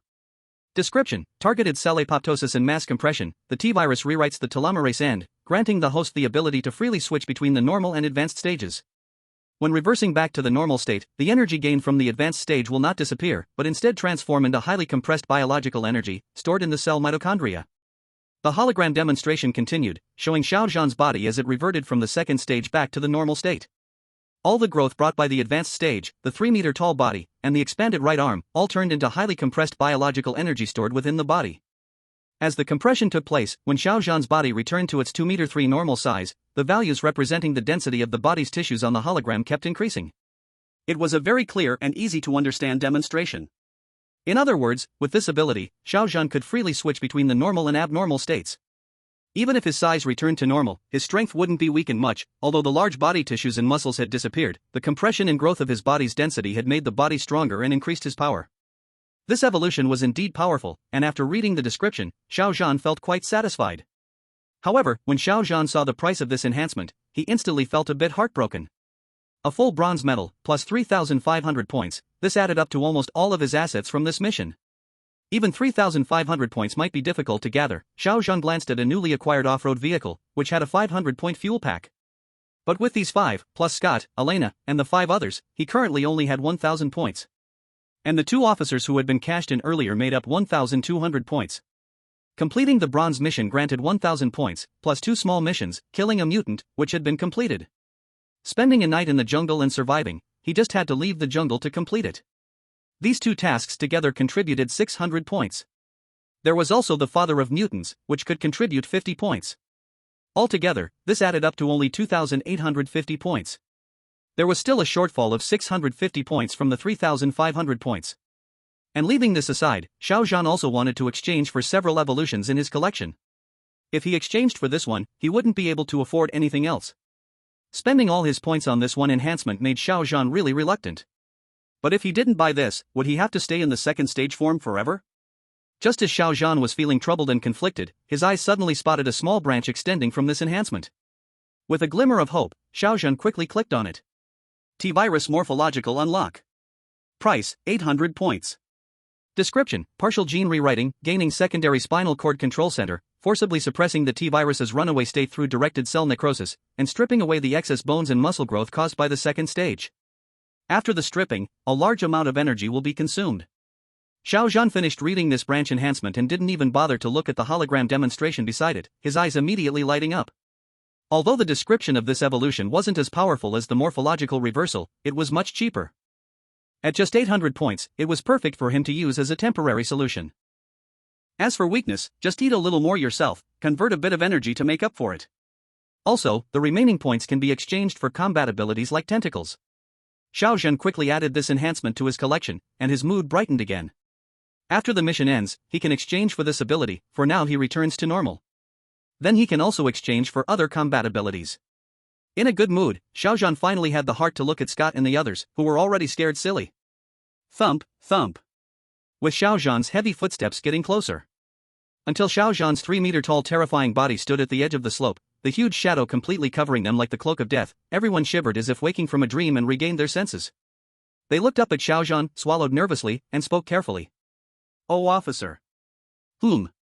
Xiao Zhan nodded slightly with no expression. With Xiao Zhan's response, their tightly stretched nerves instantly broke, and their bodies felt as if all strength was drained, collapsing weakly. Everything that just happened was too fast, too shocking. These 10 short minutes felt like experiencing centuries of reincarnation for them. Even more, they kept wandering between life and death. Their psychological defenses were crushed again and again. First, those deformed monsters charged at them, then Xiao Zhan faced the collisions of the monster vehicles without dodging, seemingly about to die. They thought they would be slaughtered next, killed or eaten alive. But what happened next left everyone stunned. Xiao Zhan actually took two large vehicles head-on, destroyed both, and was unharmed. The crowd's emotions rose and fell wildly, thinking it was stable now. Then the monsters used bombs to blow up the vehicles. Watching Xiao Zhan swallowed by fire, their newly risen hope fell to the bottom again. Unexpectedly, Xiao Zhan stood up again, transformed into an even bigger monster, and easily crushed and slaughtered all the deformed people. Seeing more than 20 ogre corpses on the ground, everyone felt their hearts actually ache. If they hadn't gone through a life-and-death escape yesterday, they really could not have endured this. Smelling the stench of blood in the air, Richard was in the worst state, his face pale, already exhausted, lying on the ground retching. Now among the 5 people, 3 were injured, 1 fainted, only Jesse was still relatively fine. Xiao Zhan looked around, nearly 20 deformed mutants were dead on the ground. Adding the ones he killed last night, the total was over 20. According to movie plots, the deformed ogres in this mountain area were probably at most this number. But now the system hadn't prompted mission completion. Xiao Zhan guessed there were still a few that escaped, but not many. After all, mutants also reproduce, maybe there were small mutants in their lair. Xiao Zhan was satisfied in his heart. But for now, the immediate task was to get these people out to cash in. Xiao Zhan looked at Richard. Due to intense exertion, the wound on his shoulder was bleeding again. His lips were pale, looking terrible. If he suddenly died, that would be a loss of 100 points, he had to survive until cashing in. Then there were Scott and Carly, both with arrow wounds in their legs, no medical conditions, so they dared not pull the arrows or treat the wounds carelessly. If delayed, it would be dangerous. Chapter 61, Cashing In. Get in the car, let's go. Xiao Zhan looked at everyone, using only a hoarse voice to give the final order. In order to save time, Xiao Zhan took matters into his own hands. He bent down and, like picking up a small cat, reached down and effortlessly lifted Scott from the ground. Then, he walked over to the off-road vehicle, gently tugged with his left hand, and with a motion as simple as tearing a piece of paper, he ripped off the door of the iron cage prison at the back of the modified off-road vehicle. Next, as Xiao Zhan placed the person inside, he spoke to the 5 people inside who, upon seeing Xiao Zhan, were so terrified they wished they could shrink into the cracks. I am an officer from Washington, and I'm here to take you out. With that said, Xiao Zhan didn't care what the 5 people were thinking, and quickly walked back. Leaving the 5 of them standing in place, looking at each other, not daring to believe what they had just heard.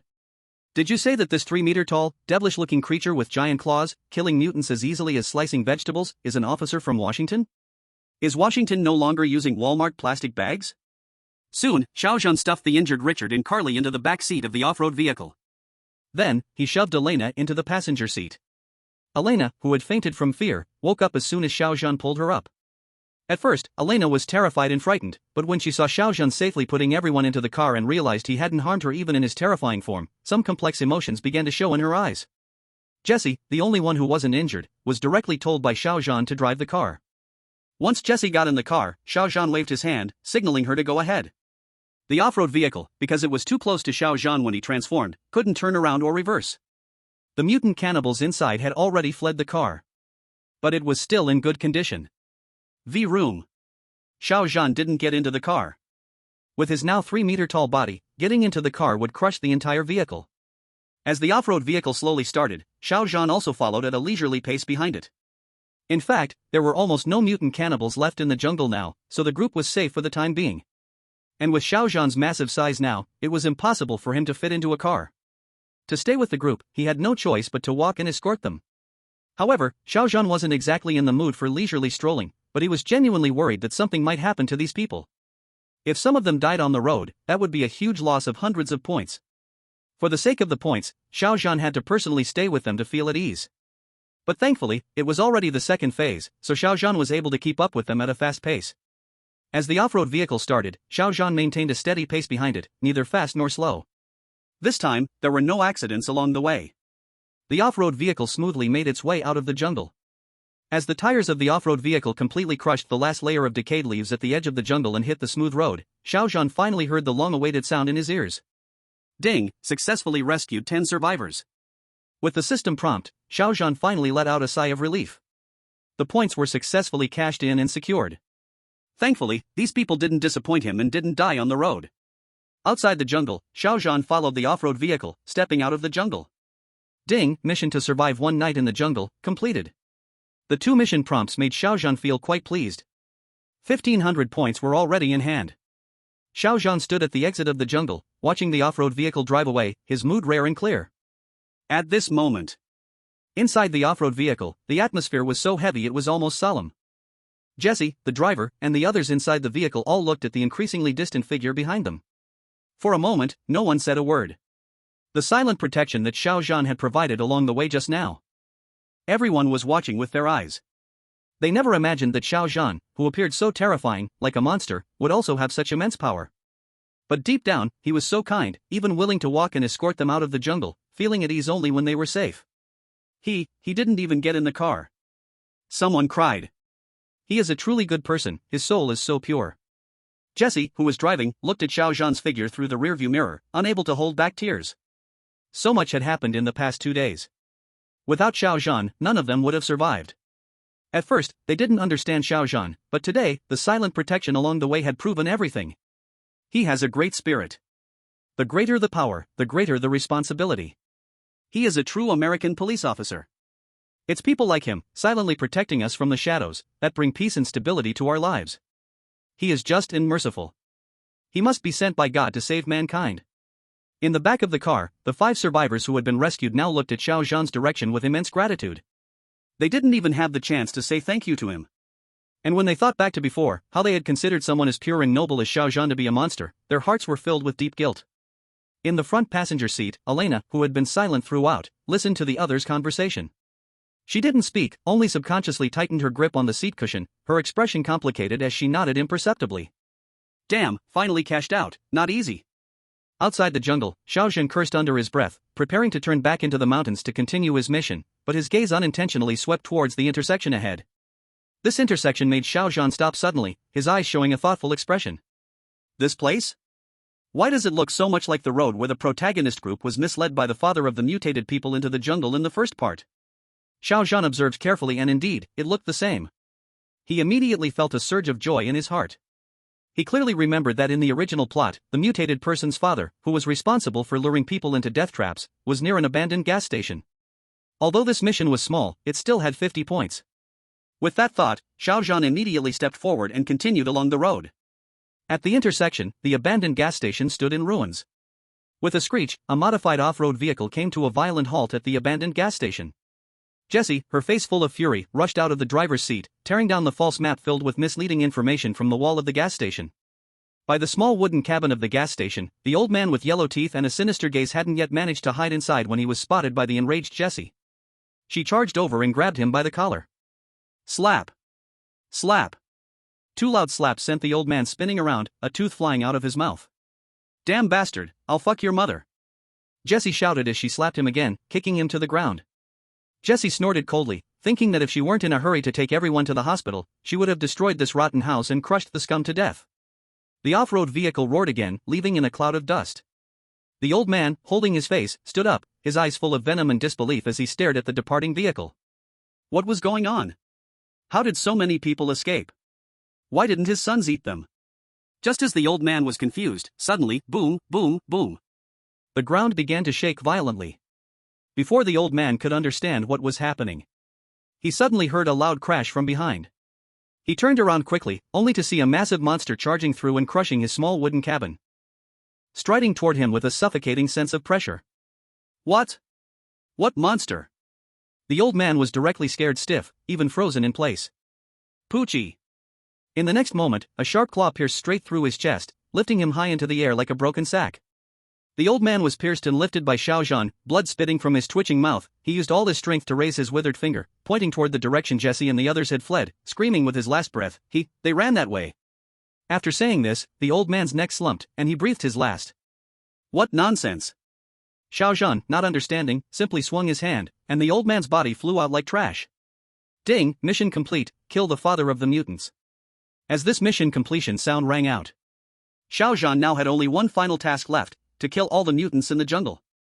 Xiao Zhan estimated there weren't many left. Today, these mutants came out to hunt him, and he could use the trail of their scent to find their lair. It should be known that the tyrant's tracking of scent is even stronger than his heat vision. Once he wiped out the lair of these deformed people, the world's tasks would basically be done. It had only taken a day and a night, and Xiao Zhan was very satisfied. He immediately turned and headed back into the jungle. Xiao Zhan first returned to his original position, then locked onto the scent left by the mutants and began tracking. Xiao Zhan's original speed was 20 meters per second, now entering the second stage, he could reach 30 meters per second. Although it consumed a lot of his energy, the tyrant could still handle this level of exhaustion. It should be known that even facing Lion, a non-human who could bounce a rocket with an axe, the tyrant could fight for a long time. Not to mention Xiao Zhan today had only instantly killed some deformed mutants. Of course, since he was tracking, he couldn't run at full speed without locking the scent. Finally, after more than half an hour of pursuit, Xiao Zhan, with his tall body, pushed through the forest like a bulldozer. The trees along the way fell like grass. Finally, after pushing down another large patch of trees, a dark, ruined abandoned paper factory came into view. This is the abandoned paper factory? Xiao Zhan's gaze was cold as he slowly scanned the area. In the movie plot, it was mentioned that the abandoned paper factory was the main base of the deformed mutants. They occupied this abandoned paper factory, living and reproducing here. It seemed that this place was it. In Xiao Zhan's tracking system, the fresh blood smell in the abandoned paper factory was extremely strong. This showed that slaughter happened here often, and the last one was not long ago. Roar, roar. Xiao Zhan's loud movements along the way, plus the crashing trees, quickly alerted the deformed mutants inside. Soon, 2 female mutants came rushing out, carrying machetes and shotguns. But when the 2 deformed mutants saw the 3-meter-tall, terrifying Xiao Zhan outside, they were instantly dumbfounded. Before they could react, Xiao Zhan strode forward, no words, right hand sweeping. Poochie. The sharp blade cut cleanly like tofu, and the 2 deformed mutants were blown into pieces of flesh. Xiao Zhan strode toward the factory gate. Because of his massive size, he didn't bother to bend, just lifted his foot and kicked. Boom. A huge crash, stones flying, the factory's concrete wall collapsed like paper under Xiao Zhan's kick. Xiao Zhan entered the factory from the gap, kicking and smashing his way through every obstacle along the way. At the same time, he activated his thermal vision. Through his thermal vision, Xiao Zhan noticed that the closest room in the abandoned factory still had several small thermal signatures. They seemed to be like babies. But in this hellish place, how could there be babies? Without thinking, Xiao Zhan knew these must be the offspring left behind by the twisted, mutated beings. Xiao Zhan walked straight over, ripping a layer of iron sheet apart casually. Inside the room, several twisted and hideous mutated baby creatures were each gnawing on a severed finger. It was a human severed finger, fresh and bloody. The babies gnawed at it with great relish. Upon hearing the noise, the babies turned their gaze toward Xiao Zhan, but instead of crying, they revealed vicious expressions and let out low growls. Ha! Xiao Zhan gave a cold laugh, showing no mercy for these future cannibals. His face expressionless, he raised his foot and stomped down hard. Bam! The entire crib was reduced to rubble. With a powerful stomp, the ground cracked like a spider's web, forming a deep crater. Inside the pit, a mass of splattered blood slowly flowed out. Boom! Boom! Boom! Xiao Zhan raised his foot again and again. With the final burst of filthy blood in the room, the last unpleasant sound of crying was abruptly silenced. At the same time, a system notification sounded. Ding! Task to kill all mutated beings completed. The task is completed? Xiao Zhan was delighted. He didn't expect the task to finish so easily. It seemed these few babies were the last of the mutated beings. But thinking about it, he had already killed so many mutated beings, at least 30 of them. Even if the mutated beings had reproduced for 2 generations, this many was enough. Moreover, the storyline in the early part of the Deadly Bend only involved 2 generations. The later chapters were about world resets with entirely different worldviews. The current world still maintained the settings of the earlier parts. His previous provoking actions had indeed caused the revenge-driven mutated beings to gather, and Xiao Zhan wiped them all out in one go. But that was exactly Xiao Zhan's intention. Through his thermal vision, Xiao Zhan saw 5 more heat signatures in the factory. Initially, he thought they might be lurking mutated cannibals, but now it seemed they were survivors. An unexpected bonus. Another 500 points in the bag. Chapter 63, Return. Boom. Boom. Boom. Xiao Zhan smashed through the walls like a violent bulldozer and arrived at the holding area. In a hall inside the factory, 5 young people, ragged and covered in blood, huddled together in despair, locked in a cage. Suddenly, they heard a series of loud crashing sounds coming from deep within the factory. The group looked toward the noise, their faces filled with fear. As their gaze landed on the spot where the sound was getting louder, suddenly, boom! With a deafening crash, the wall of the hall collapsed, and rocks flew everywhere, dust billowing into the air. Amidst the rising dust, the group could only see a massive figure slowly walking toward them. When the dust finally settled, Xiao Zhan's 3-meter-tall, monstrous figure, looking like a corpse and dragging a massive clawed arm, appeared before them. 3 of them immediately fainted, their eyes rolled back, while the other 2 were pale as paper, trembling and unable to speak. However, Xiao Zhan simply walked up calmly, raised his hand, and with a clang, ripped the entire cage off the ground. Seeing the terrified expressions of the people inside, Xiao Zhan, not wanting to scare them to death and lose his points, explained in a deep, hoarse voice. I am a special officer from Washington, you were saved, wake them up, you can go now. Inside the iron cage, the two who had been ready to die after Xiao Zhan lifted the cage suddenly froze in confusion. They looked at Xiao Zhan in disbelief, only suspecting they were hallucinating. The monster could actually speak, and it said it was a Washington officer. Shouldn't the normal plot be that it chews them along with the cage and swallows them whole? I must be crazy, God. One of them gave a bitter laugh, rolled his eyes, and fainted again. Only the last man, unwilling to die, bit his tongue hard to stay conscious. He hugged the last hope, shrinking in the iron cage. Xiao Zhan didn't bother talking with them, the deformed mutants were all dead, sending these people out would earn him 500 points, and he could finish this mission. When Xiao Zhan killed the last deformed cannibal, the system had already given a prompt. Mission complete, return countdown, 11 hours 57 minutes and 23 seconds. This was the final countdown. Below there was an option to return actively, click to return. Thump. Thump. Thump. Xiao Zhan lifted the iron cage holding 5 people and started moving straight away. He crashed through everything, not caring how shaken the people inside were, as long as they didn't die. Leaving took even less time than coming in. Xiao Zhan spent just over 10 minutes to get out of the jungle, and when he dropped the 5 people to the ground, the system alert sounded immediately. Ding, successfully rescued 5 survivors. Xiao Zhan casually tore off the cage door, then turned and entered the jungle. He hadn't forgotten the leather jacket he took off, a good item, so he went back to that junction and picked it up. Then Xiao Zhan directly clicked the system's return option. Immediately, he disappeared from the spot. Actually, there were still 11 hours left to return. If Xiao Zhan wasn't this stage 2 size, he really wouldn't want to return so quickly. Since he was here, might as well go rob some gold bars from an American bank to spend. Always using system points to exchange for money was too extravagant. But now he was 3 meters tall, dragging a big claw. If he walked on the road like this, he would instantly attract Americans to catch and slice him. And this place was remote, all small towns. The real city was far away. If he were stage 1, he could drive, but now he couldn't. Xiao Zhan could only endure the pain and return. Mission complete, settling.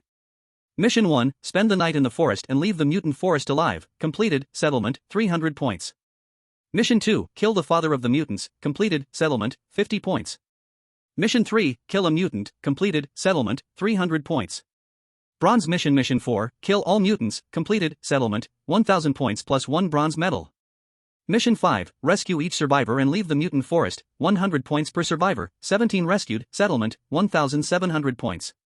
Final reward settlement, 3350 points plus 1 bronze medal. Total points, 3360 points plus 1 bronze medal. Whoosh. As Xiao Zhan's vision blurred, everything before him rippled like water and disappeared. When the image reformed, night had fallen. Zhao's feet landed again on soft soil, the heavy weight sinking his feet in. The night wind brought the river's scent. Xiao Zhan quickly looked around, activating heat vision, and the place he returned to was exactly the riverside where he had gone fishing before. In the heat vision, Xiao Zhan saw no human heat source and breathed a sigh of relief. If someone saw him in his current form, Xiao Zhan wasn't sure if he could suppress the tyrant's killing intent. At the same time, Xiao Zhan's backpack and fishing rod were still by the river, suggesting not much time had passed, and no one had come here yet. Xiao Zhan remembered that in the world of the biochemical crisis, 30 days had passed, but only 3 days had passed in this world. Now he was in the world of the deadly curve, where, although it sounded long, it had only been a single day. Thinking about this, Xiao Zhan had already opened the system store. The most important thing now was to exchange abilities for himself. Xiao Zhan had long added the abilities he wanted to exchange to his collection, so there was no need to search for them now. He directly opened the collection interface, and the first thing he did was purchase the T-Virus, form unlocked. T-Virus, form unlocked. Price, 800 points. Description: partial gene rewriting, obtaining the spinal cord's secondary control center, forcibly suppressing the T-Virus's rampage state nerves, and stripping away the excess bones and proliferated muscles produced in the second stage through directed cell necrosis. After the stripping process, a large amount of energy will be consumed. Purchase successful, 800 points consumed. With the deduction of 800 points, Xiao Zhan immediately felt the T-Virus in his body suddenly stir up. It was operating wildly, undergoing changes. It wasn't the painful evolution he had imagined. Instead, Xiao Zhan felt a sense of comfort. This was true evolution. As the change continued to take place, Xiao Zhan also felt that he had gained more control over the inside of his body. Following this feeling, Xiao Zhan immediately tested it on his arm. Chapter 64, Exchange Strengthening. Under Xiao Zhan's will, his arm began shrinking at a speed visible to the naked eye. Xiao Zhan could feel the muscle tissue and proliferated bones inside his body dissolving and shrinking, with those cells continuously dying. The dead cells were then devoured by the highly active T-virus, turning into a weak energy. Xiao Zhan's will soon spread from his arm to his whole body. As the newly added muscles and bones in his body continued to decrease, Xiao Zhan's entire body also rapidly shrank. A few minutes later, Xiao Zhan had successfully put on his coat and, at the cost of 1 point from the system, bought a one-time full-body cleaning. It cleaned off the bloodstains and other contaminants he had picked up in the deadly curve world. At this moment, Xiao Zhan still had a balance of 2,559 points plus 1 bronze medal. Xiao Zhan continued to look at his collection. T-Virus Absolute Biological Containment Barrier. Price, 800 points. T-Virus G-Type Mimicry, Endless Biomass Barrier Sequence. Price, 1,500 points plus 1 black iron medal. T-Virus Mutation Proliferation. Price, 2,000 points plus 2 black iron medals. 3 enhancements. Xiao Zhan calculated that in total, it would cost 4,300 points plus 1 bronze medal. Xiao Zhan currently had 1 bronze medal, which was just enough, but his points were 1,800 short. For the 3 enhancements, he could only choose 2 or 1. In fact, the best arrangement would be to buy T-Virus Absolute Biological Containment Barrier and T-Virus G-Type Mimicry, Endless Biomass Barrier Sequence. Together, these two would cost exactly 2,300 points and 1 black iron medal, which Xiao Zhan could afford. However, neither of these enhancements directly increased combat strength. This made Xiao Zhan hesitate. T-Virus Absolute Biological Containment Barrier was purely T-Virus optimization, giving him an active switch, but it didn't enhance combat strength at all. The second T-Virus, G-Type Mimicry, Endless Biomass Barrier Sequence was an evolutionary ability that could grow infinitely. But at first, it wouldn't increase combat strength either. It needed to devour before it could grow, which was a growth attribute for later stage strengthening. As for the last one, T-Virus Mutation Proliferation. This enhancement could instantly indicate combat power. T-Virus Mutant Proliferation. Introduction, Omnipotent Stem Cells Directional Burst and Biomass Hydraulic Pump. Controlling local flesh to perform extraordinary directional mutation, instantly generating tentacles. Xiao Zhan opened this enhancement interface again. On the hologram, the skin of Xiao Zhan's left forearm suddenly split, and a thick, crimson tentacle, covered in barbs and keratin armor, explosively shot out like a python. It pierced enemies dozens of meters away at a speed breaking the sound barrier. Then the tentacles retracted perfectly, and the wound closed without a trace of abnormality. And this was only the first demonstration. The evolution mentioned controlling local flesh for extraordinary directional mutation, and the local flesh was not just the arm, but the entire body could undergo extraordinary directional mutation. On the hologram, after the tentacle retracted, Xiao Zhan's flesh suddenly split in sheets, 1, 2, 3, many tentacles explosively shot out from his hands, back, and chest. The hologram simulated buildings, walls, giant trees, vehicles, all were pierced, broken, and overturned by the tentacle attacks. Finally, Xiao Zhan's gaze lingered among the 3 enhancements, but stayed on, T-Virus Mutant Proliferation. Xiao Zhan chose this enhancement with his own reasoning. With a combat power boost, the next mission would be more efficient, and if there were difficult enemies, a ranged method would help cover weaknesses. The other 2 enhancements were important but not urgently needed. System, Exchange for Mutant Proliferation. Xiao Zhan decisively chose to purchase. Purchase successful, consuming 2,000 points plus 2 black iron medals. With his choice, the bronze medal automatically converted into 3 black iron medals. At this moment, Xiao Zhan's balance left only. Total savings, 559 points plus 1 black iron medal.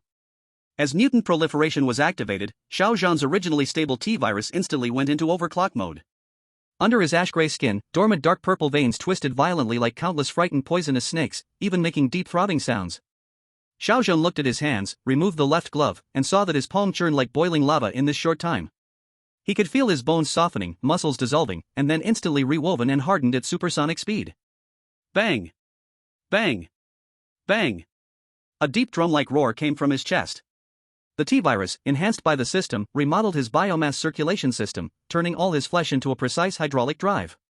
With just a thought, biological energy would push massive stem cells to a part of his body like a high-pressure pump, causing destructive collapsing growth. Xiao Zhan slowly closed his eyes, feeling the changes inside him. Change is a good thing. A low hoarse voice squeezed from his throat. Minutes later, as everything calmed, Xiao Zhan slowly opened his eyes. In his pupils, countless complex biological logic chains were spinning wildly. Xiao Zhan looked around, deciding to test his newly purchased combat ability. By the riverbank, a half-meter stone lay quietly dozens of meters away. Xiao Zhan did not step forward, he simply extended his left hand. Squelch! accompanied by a chilling sound of flesh tearing and air pressure spraying. Xiao Zhan's left palm instantly exploded, countless dark red muscle fibers spiraled outward crazily in just 0.1 seconds, intertwining. In the blink of an eye, a thick, python-like, crimson tentacle covered with barbs and horny armor shot out explosively. It slammed onto the giant rock at a speed that pierced the sound barrier. Boom! A huge noise, stones flying everywhere, the giant rock instantly lifted from the ground, blasted from the muddy earth, rolled several meters in the air, then smashed down with a thud, breaking into pieces. As Xiao Zhan moved his mind slightly, the tentacle, which had extended dozens of meters, instantly retracted into his palm, and as the flesh cracks in his hand closed, no abnormality could be seen. Chapter 65 Power. After using the tentacle this time, Xiao Zhan also estimated its power himself. Overall, the attack range of the tentacle, he felt, could be a bit larger, with a maximum distance of around 50 meters. And this is the limit of the whole body's tentacle tissue. If multiple tentacles were fired, the distance would further shorten. In short, the number of tentacles generated is unlimited, but the total tissue inside Xiao Zhan is limited. To generate more and stronger tentacles, Xiao Zhan would need to enter the second stage. But for now, this level was already enough for him, very satisfying. Moreover, after activating the evolution mutation growth, several exclusive evolution options appeared. Mutation growth devour. Price, 1,500 points. Description: molecular level dissolution, reverse hydraulic suction, mitochondrial overclocking, real-time energy conversion. While penetrating active targets, it releases a highly active substance, dissolving the target in a very short time and devouring it into nutritional energy. Good stuff. Seeing this enhancement, Xiao Zhan's eyes lit up. The tentacle was already strong, long-range, and could attack in an area. If he added this devour, and then the previous G-virus mimic enhancement before exchange, wouldn't that be both sucking and growing? Xiao Zhan immediately thought of this combination skill and added this enhancement to his collection. Finally, Xiao Zhan looked at his balance. Total savings, 559 points plus 1 black iron metal. 559 points and 1 black iron metal left, basically not enough to buy enhancements, and ordinary enhancements were not impressive for his current strength. Closing the system shop, Xiao Zhan felt hunger in his body for the first time. Since becoming a tyrant, he had not felt this in a long time. After becoming a tyrant, unless he used extreme energy, with this body, he could go 10 days without food and feel no hunger. Now, Xiao Zhan not only felt some hunger but also a bit weak. Looks like unlocking the form really consumes a lot. He sighed, closed the system shop, and looked at the system interface again. The next mission was in 15 days, and he would have to wait 15 days to reveal the next world and mission. After a glance, Xiao Zhan closed the system interface and bent down to pick up his bag and fishing rod. After picking up the bag, he immediately took out his tablet, opened it, and first checked the time. Xiao Zhan remembered entering the mission world in the afternoon. Now it was night, only 5 or 6 hours had passed. But the time flow ratio seemed different from last time. The system had its own rules, and Xiao Zhan did not bother thinking too much. The first thing he did was open the chat software. Very good, nothing important. My little sister posted on social media about buying new clothes. Xiao Zhan liked it, then put the tablet away. Picking up his bag and fishing rod, Xiao Zhan was ready to leave, but before turning around, a sudden thought struck him. He turned to face the water, then with a thought, his left palm slowly split open, a crimson tentacle slowly wriggled out, and with a splash, it quickly dove into the river. A moment later, Xiao Zhan's eyes moved, and the tentacle in his hand began to retract rapidly. In the blink of an eye, the tentacle pulled back from the water, and at its tip, a 1-meter-long breen was tightly bound. With a slap, as the tentacle retracted, the meter-long breen was thrown onto the shore, still alive, free from the tentacle, flapping furiously on the ground. Xiao Zhan took out the tablet, turned on the flash, click, a photo was taken, then opened social media. He attached the photo of the meter-long bream and added a caption. I am Jeremy Ward, aquatic biologist and... After posting, Xiao Zhan released the meter-long bream back into the river. Released today, merit +1. Watching the bream swim away, Xiao Zhan couldn't help but sigh, then happily picked up his bag and fishing rod, leaving the place. The remote spot Xiao Zhan chose was quite a distance from the road.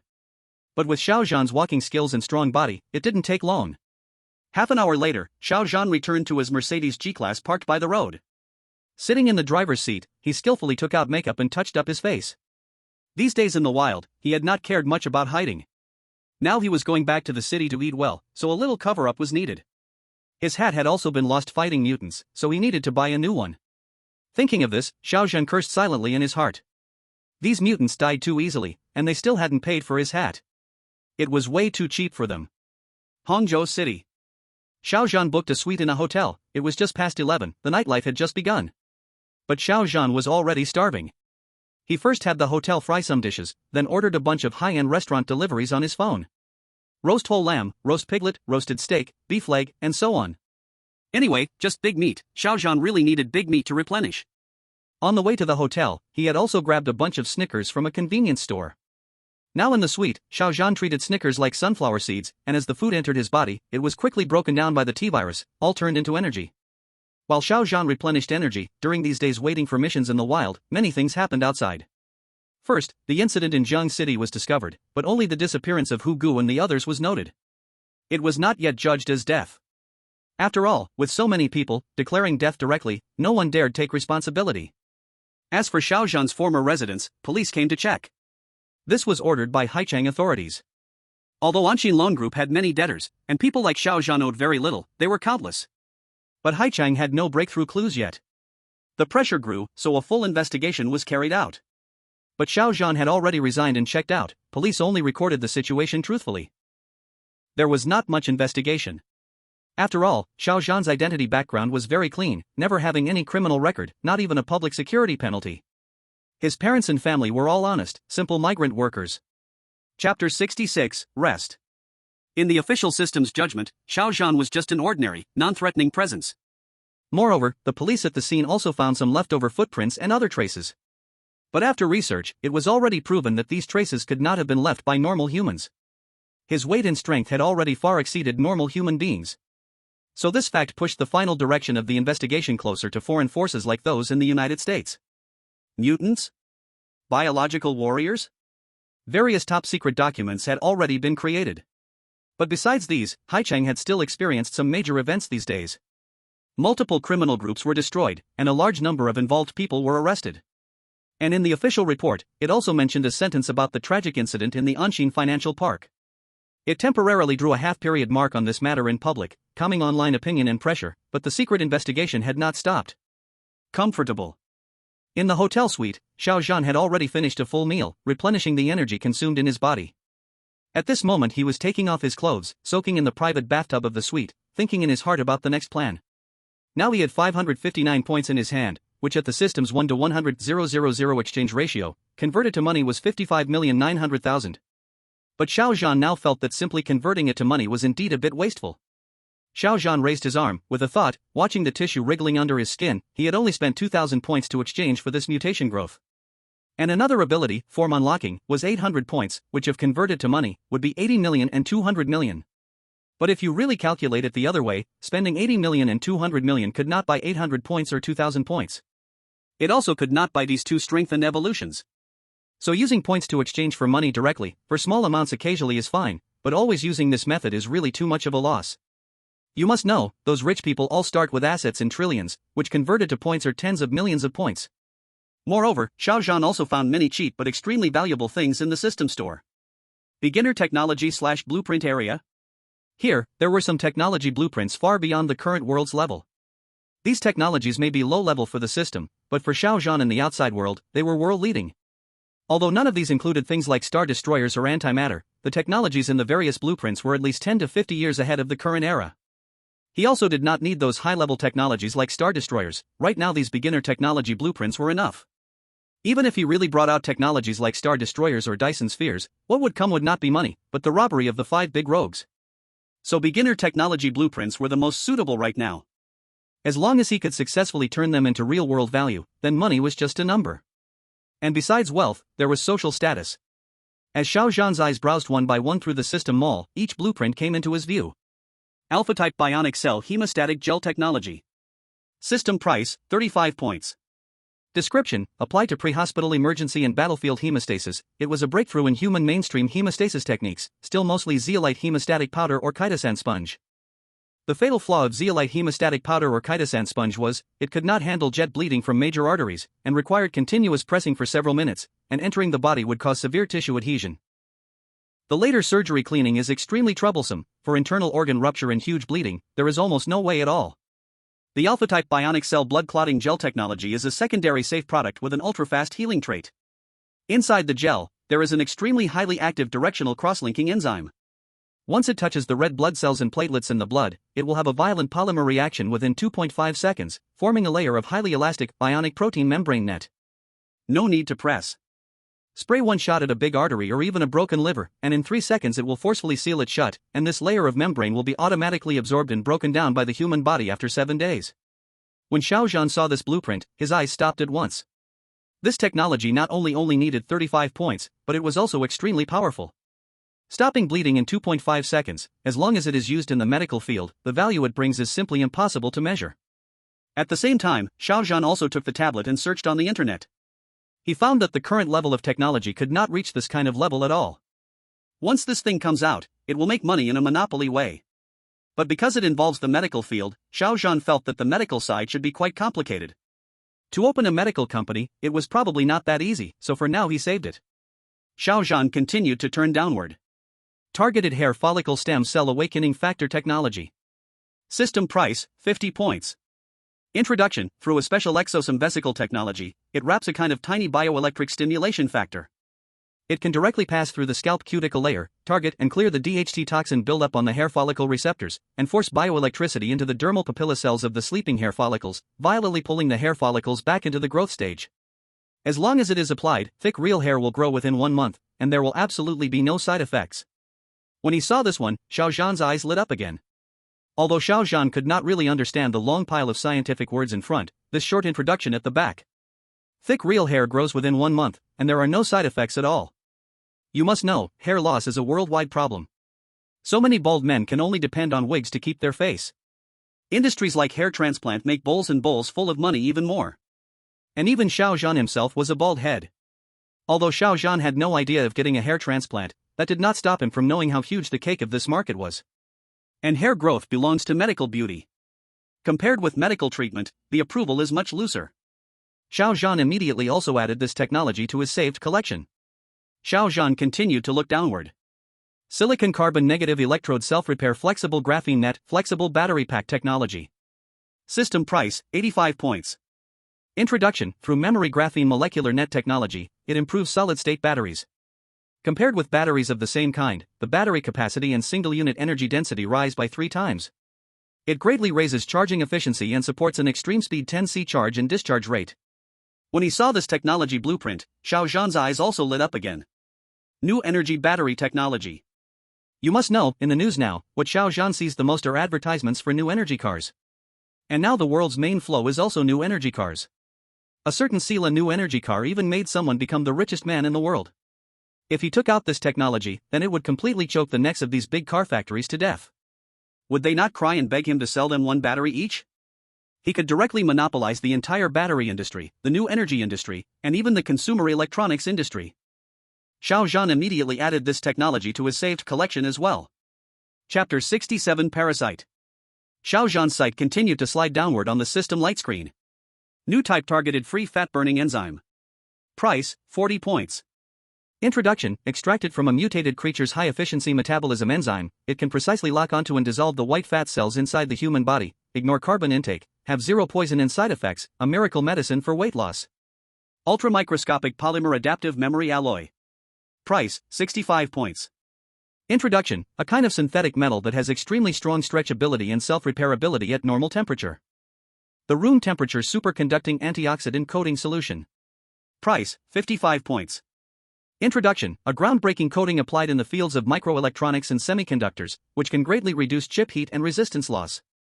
The technologies were all reviewed by Xiao Zhan, who then added them to his collection. However, while Xiao Zhan felt excited as he browsed, he also knew that transforming these technologies into reality in the real world wasn't so easy. But meals are eaten 1 bite at a time, and with the system in his hands, Xiao Zhan wasn't in a rush. With the system, he wasn't afraid of failing to achieve his goals. After browsing for a while, Xiao Zhan made a slight motion of his mind and closed the system store.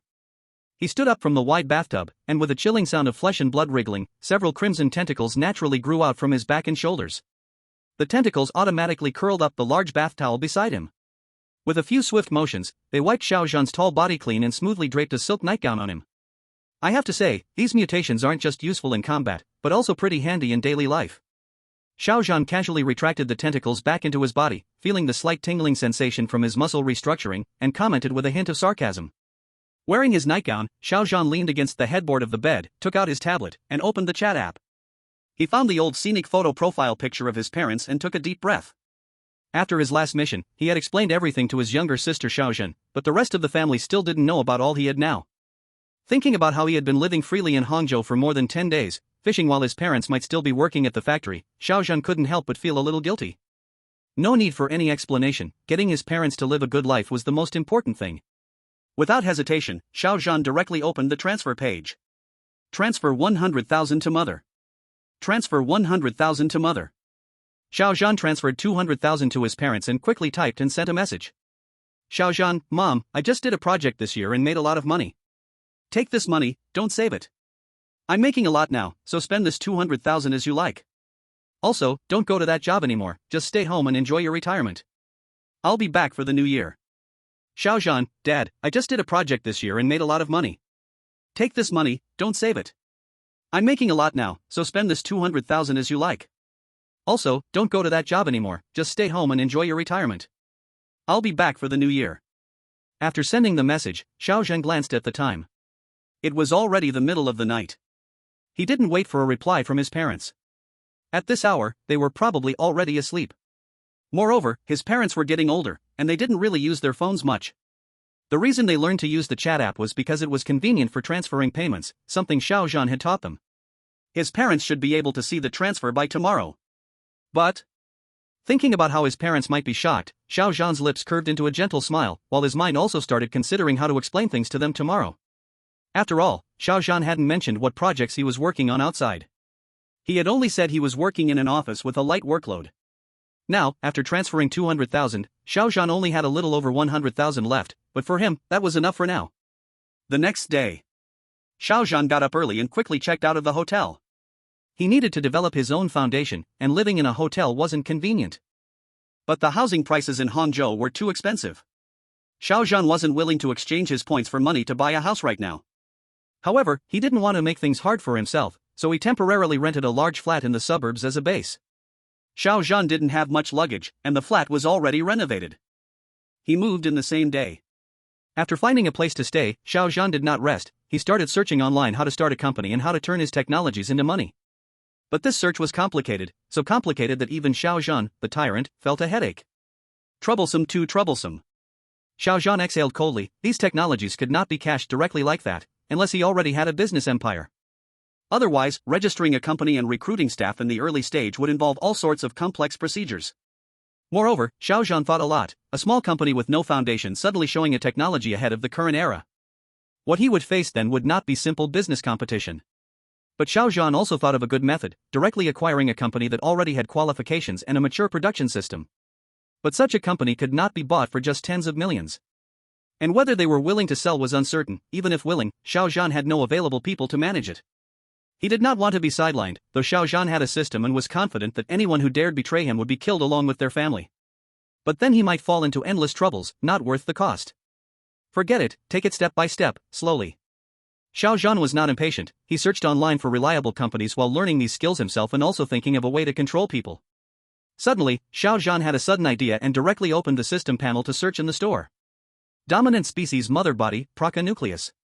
Price, 4,000 points plus 1 bronze medal. Description, a pure hive control center stripped of the Praca mother insect's original consciousness. After merging, the host will gain the Praca mother insect's unique superfast tissue regeneration ability and local extraordinary mutation. And a bioelectrical wave emitter organ forms on the spine, holding absolute life and death control over all subordinate parasites. Praca subspecies breeding capsule. Price, 1,500 points plus 1 black iron medal. Description, generates a biochemical secondary organ inside the host. The host can consume its own bioenergy to breed Praca subordinate seed adults and secondary dominant species. Prerequisite, must possess a mother dominant species. Seeing these two items in the system store, Xiao Zhan could not help but feel a joy in his heart. Chapter 68, Blood Drawing. These two things both come from the same worldview as Xiao Zhan's current tyrant body. They are ancient parasites from Resident Evil 4. These parasites are divided into dominant species and subordinate species, like the insect swarms in movies and TV shows. The mother dominant species is the queen of the insect race. As long as Xiao Zhan implants these subordinate species into people, they will completely become his slaves while keeping memories and thoughts, but their fundamental logic will be completely altered by the Praca parasites. They will only be loyal to the one who owns the mother body. Of course, the mother body Xiao Zhan exchanged for is a castrated version, but that was exactly what he wanted. The system also sells a full version, capable of becoming a huge tens of meters monster like the Big Boss Saddler in Resident Evil 4. But that was too expensive. Xiao Zhan only glanced at it. It required a silver medal and 10,000 points, so he gave up. Moreover, Xiao Zhan did not want to become such an ugly insect monster. He was very satisfied with his current body. Xiao Zhan immediately added these two items to his collection, waiting until he had enough points to exchange for these two abilities. Then, whether you obey or not, feed a single insect, and you will have to obey me obediently. Xiao Zhan solved the problem of needing more hands, and then continued studying online. The fulfilling day passed quickly. The next day, early morning. As soon as Xiao Zhan got up, he habitually turned on his tablet and opened the chat app. But the moment he entered the chat app, his brow furrowed. Inside the chat app, two prominent refund messages caught his eye immediately. The 200,000 yuan he transferred to his parents yesterday at midnight was all marked as refunded. And his parents had not even replied to his messages. What's going on? Xiao Zhan's brow instantly twisted into a tight knot. He sat straight up on the bed, staring at the tablet. Although his parents were old and didn't use their phones much, it wasn't possible they didn't check messages all day. Usually, when he transferred money home, his mother would nag him for a long time to keep some for himself. Now, an entire day had passed with no word. This was definitely not right. Could something have happened? The thought struck, and Xiao Zhan felt his blood almost freeze, as if struck by a sudden thunderbolt. Even with the body strength of a tyrant, he could not suppress the fear and unease rising in him. This feeling made Xiao Zhan almost unable to breathe. For a moment, all thoughts vanished, leaving only worry for his parents.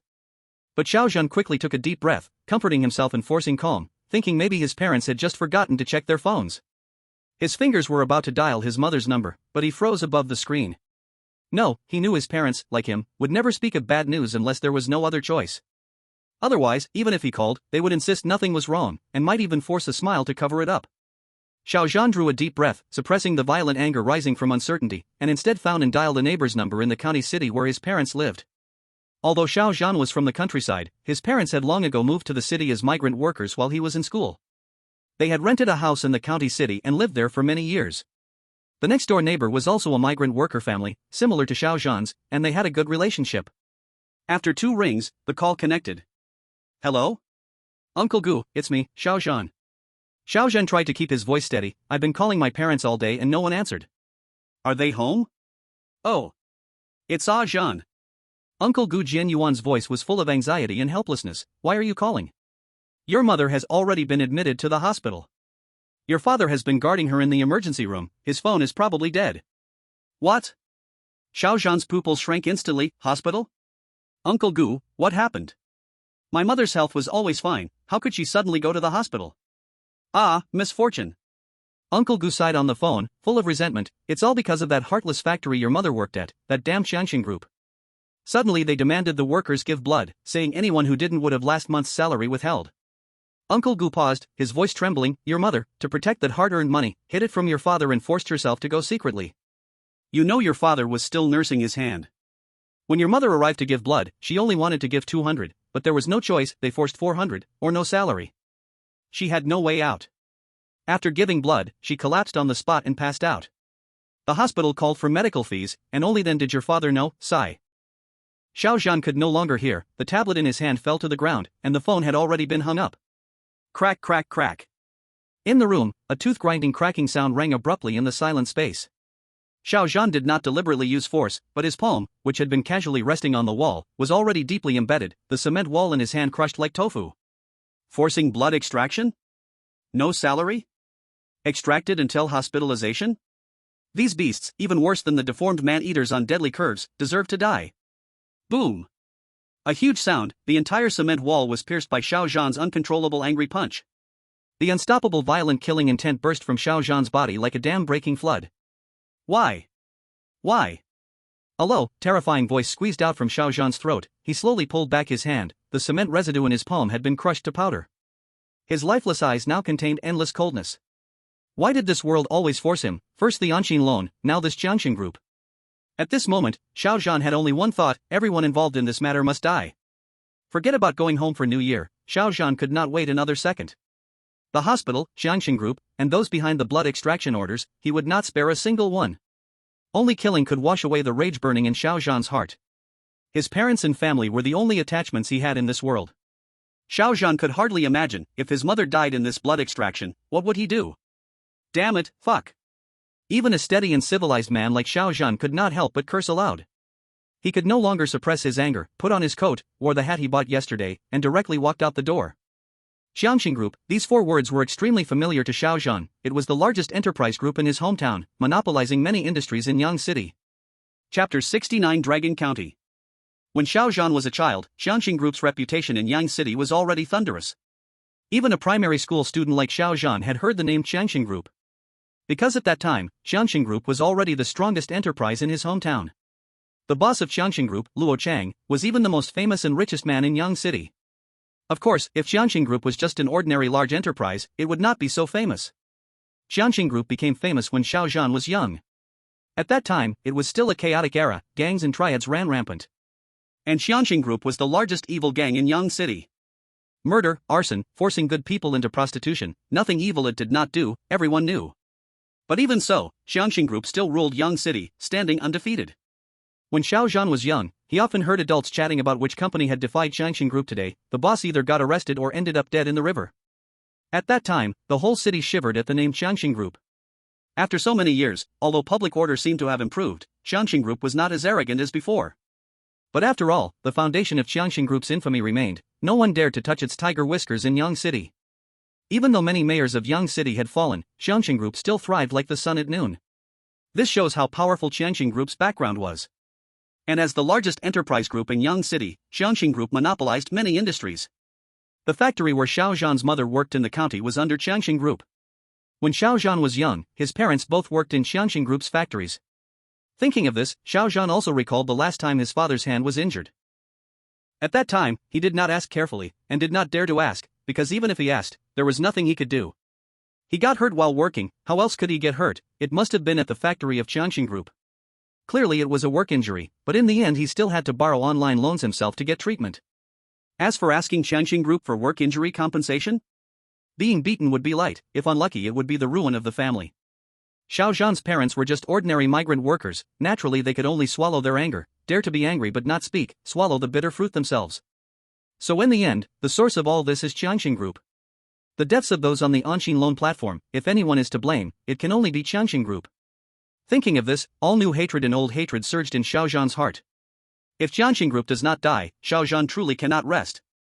Xiao Zhan did not call home, nor did he tell his sister Xiaoyu and younger sister Xiao Zhan about their parents being in the hospital.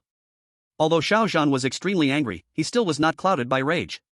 Since he decided to seek justice for his parents, to punish these evil people, Xiao Zhan naturally had to make full preparation. Xiao Zhan drove his Mercedes G-Class and left Hang City. Hang City is more than 1,000 kilometers from Xiao Zhan's hometown, with 2 provinces in between. Xiao Zhan drove for more than 10 hours to reach Yang City. In Yang City, he bought a set of new clothes, then drove to Long County. Xiao Zhan's hometown, East Province, is a province with a huge gap between rich and poor. The capital of East Province is rich beyond measure, but places like Xiao Zhan's hometown are very poor and backward. From one city to another, or from one county to another, one town to another. In between, one must pass through large areas of deserted mountains and wasteland. Of course, poor is relative. The local people are poor. It does not stop the local tyrants from being rich. Just like Jiangcheng Group. This time Xiao Zhan went home. He did not tell his parents, nor did he tell his sisters Xiaoyu and Xiao Zhan. But when he saw his parents, whether to tell or not, his parents would know anyway. And if he called in advance, his parents would surely advise him not to come. After all, they are ordinary people. They simply cannot provoke Jiangcheng Group. As for his sisters Xiaoyu and Xiao Zhan, wait until the matter is settled, so they do not worry. But this time going to Long County, Xiao Zhan kept telling himself to stay cautious and careful. Killing someone, he must think of a plan to not be found. The incident in Haichang was already big enough. Although no one found him, when walking by the river, how can one not get their shoes wet? But being cautious does not mean Xiao Zhan was afraid. If something really happens, at worst he kills someone and runs to Southeast Asia. Who can find him there? After a year or half a year, he strengthens himself and comes back. Who dares to stop him then? By then, killing or eliminating evil is just a word's matter. With Xiao Zhan's strength, chaotic places in Southeast Asia may even be more suitable for him to grow. So in fact, Xiao Zhan's heart did not have much worry. Buzz. After another 1 or 2 hours of bumpy drive, Xiao Zhan finally reached Long County. Long County, the place where Xiao Zhan went to school as a child. 3 years without coming back, it was still the same as in Xiao Zhan's memory, poor, broken. When Xiao Zhan drove there, it was already almost midnight. On the way, Xiao Zhan had already asked Uncle Gu about where his parents were hospitalized. Long County, People's Hospital. Xiao Zhan first parked his car in a dark, deserted, remote alley.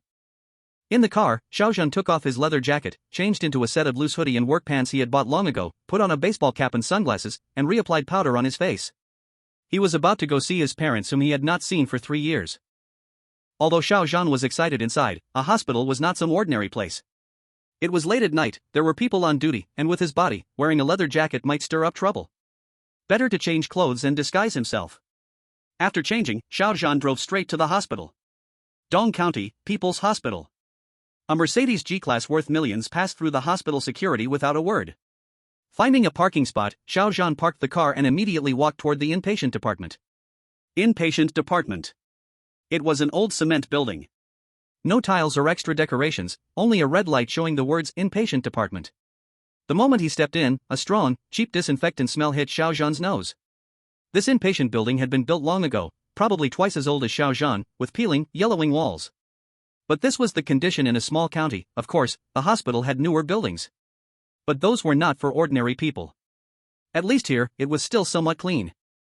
3rd floor, room 8. Xiao Zhan whispered the floor and room number Uncle Gu gave him, then started walking upstairs. The inpatient stairs had no steps, just a slope. Of course, there was no elevator. Xiao Zhan tried to make his footsteps light, avoiding loud thuds. Soon he reached the 3rd floor. Along the corridor, rusty folding beds filled both sides. These were all patient beds. Many patients and their families lived in the corridors. Only the lucky ones got rooms. The environment was harsh. Xiao Zhan frowned. Tomorrow, he had to move to another room. Now he had the power, and he would not let his parents suffer anymore. "Hello, who are you looking for?" At the 3rd floor entrance, the nurse on duty was startled by Xiao Zhan's large figure, but quickly asked responsibly. "Room 8, Wen Ting, I am her son." Xiao Zhan looked down at the nurse, about 1.6 meters tall, and said, "Room 8? Wen Ting?" The nurse looked up at Xiao Zhan. Hearing his voice, she suddenly widened her eyes, as if she realized something, then relaxed, letting out a sigh with a hint of joy on her face. "You are Aunt Wen's son? I didn't expect you to be so, strong.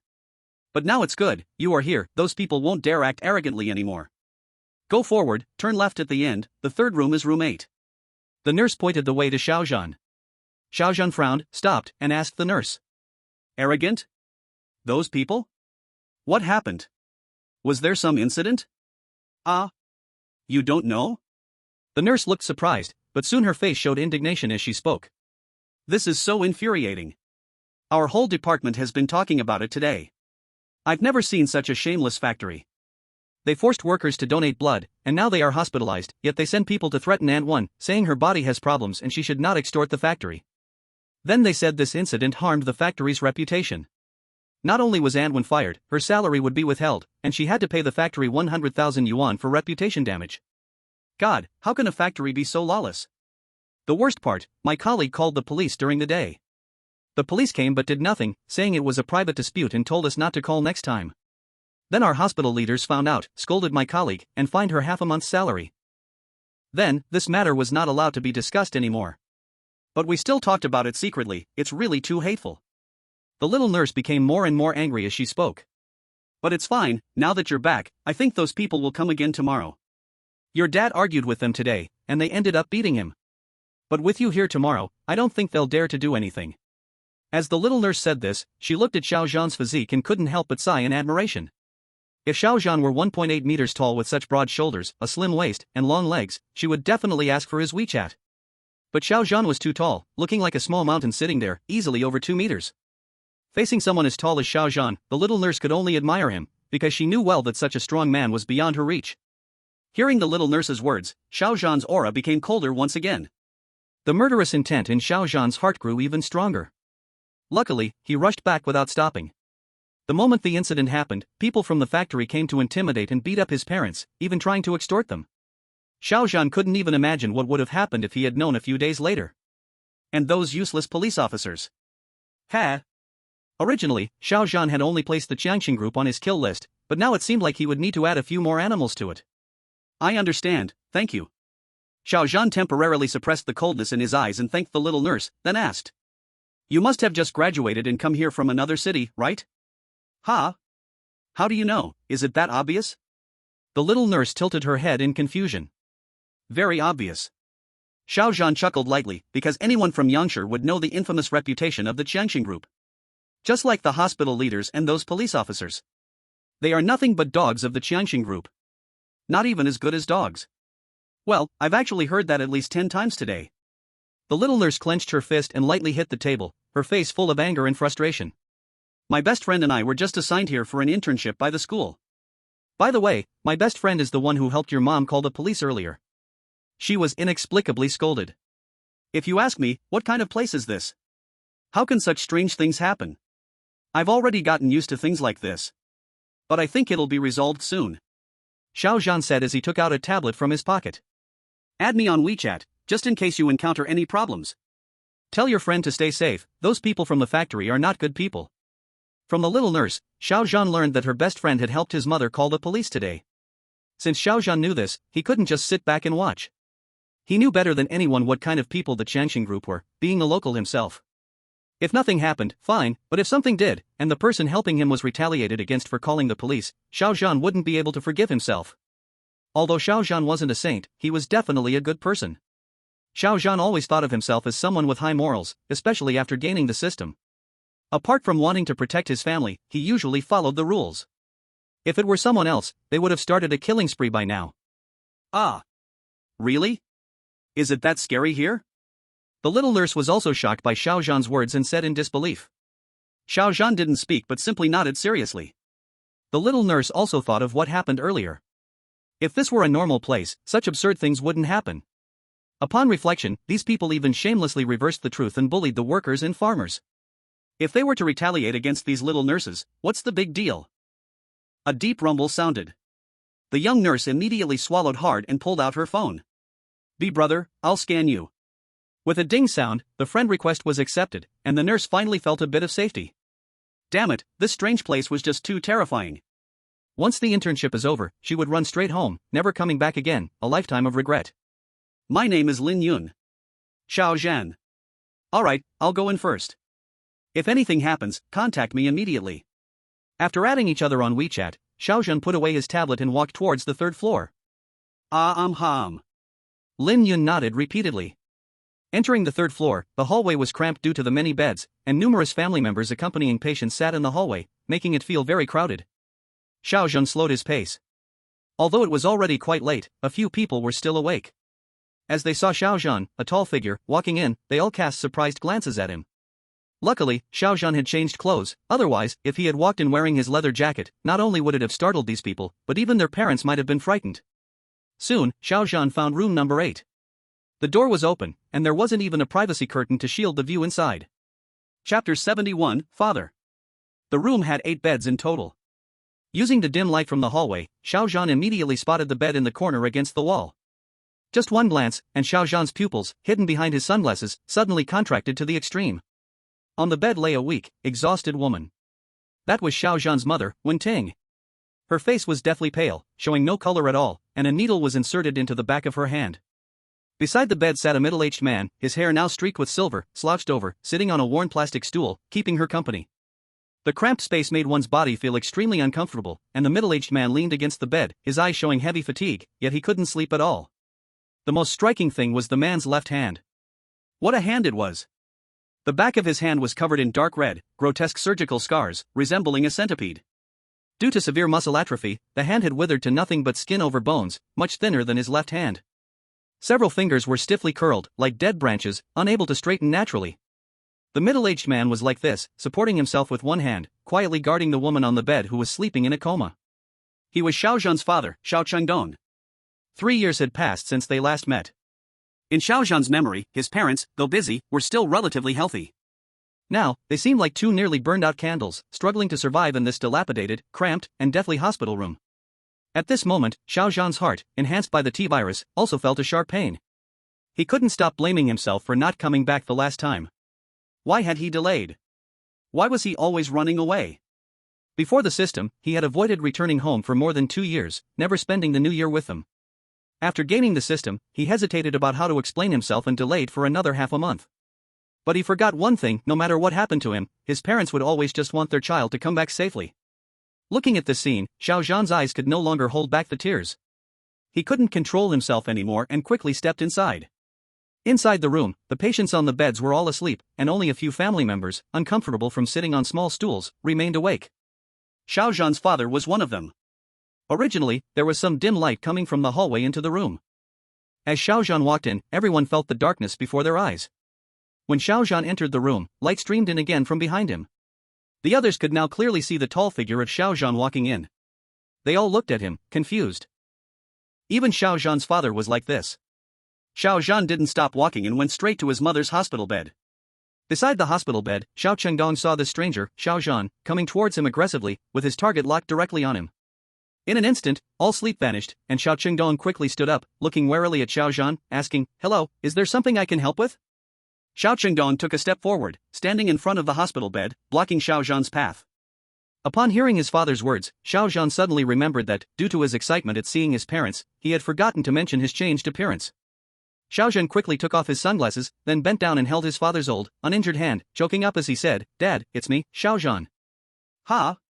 Xiao Zhan?" When Xiao Chengdong heard Xiao Zhan's words, he was completely stunned, almost doubting whether he was hearing things. He knew what his son looked like, so he was clear about it.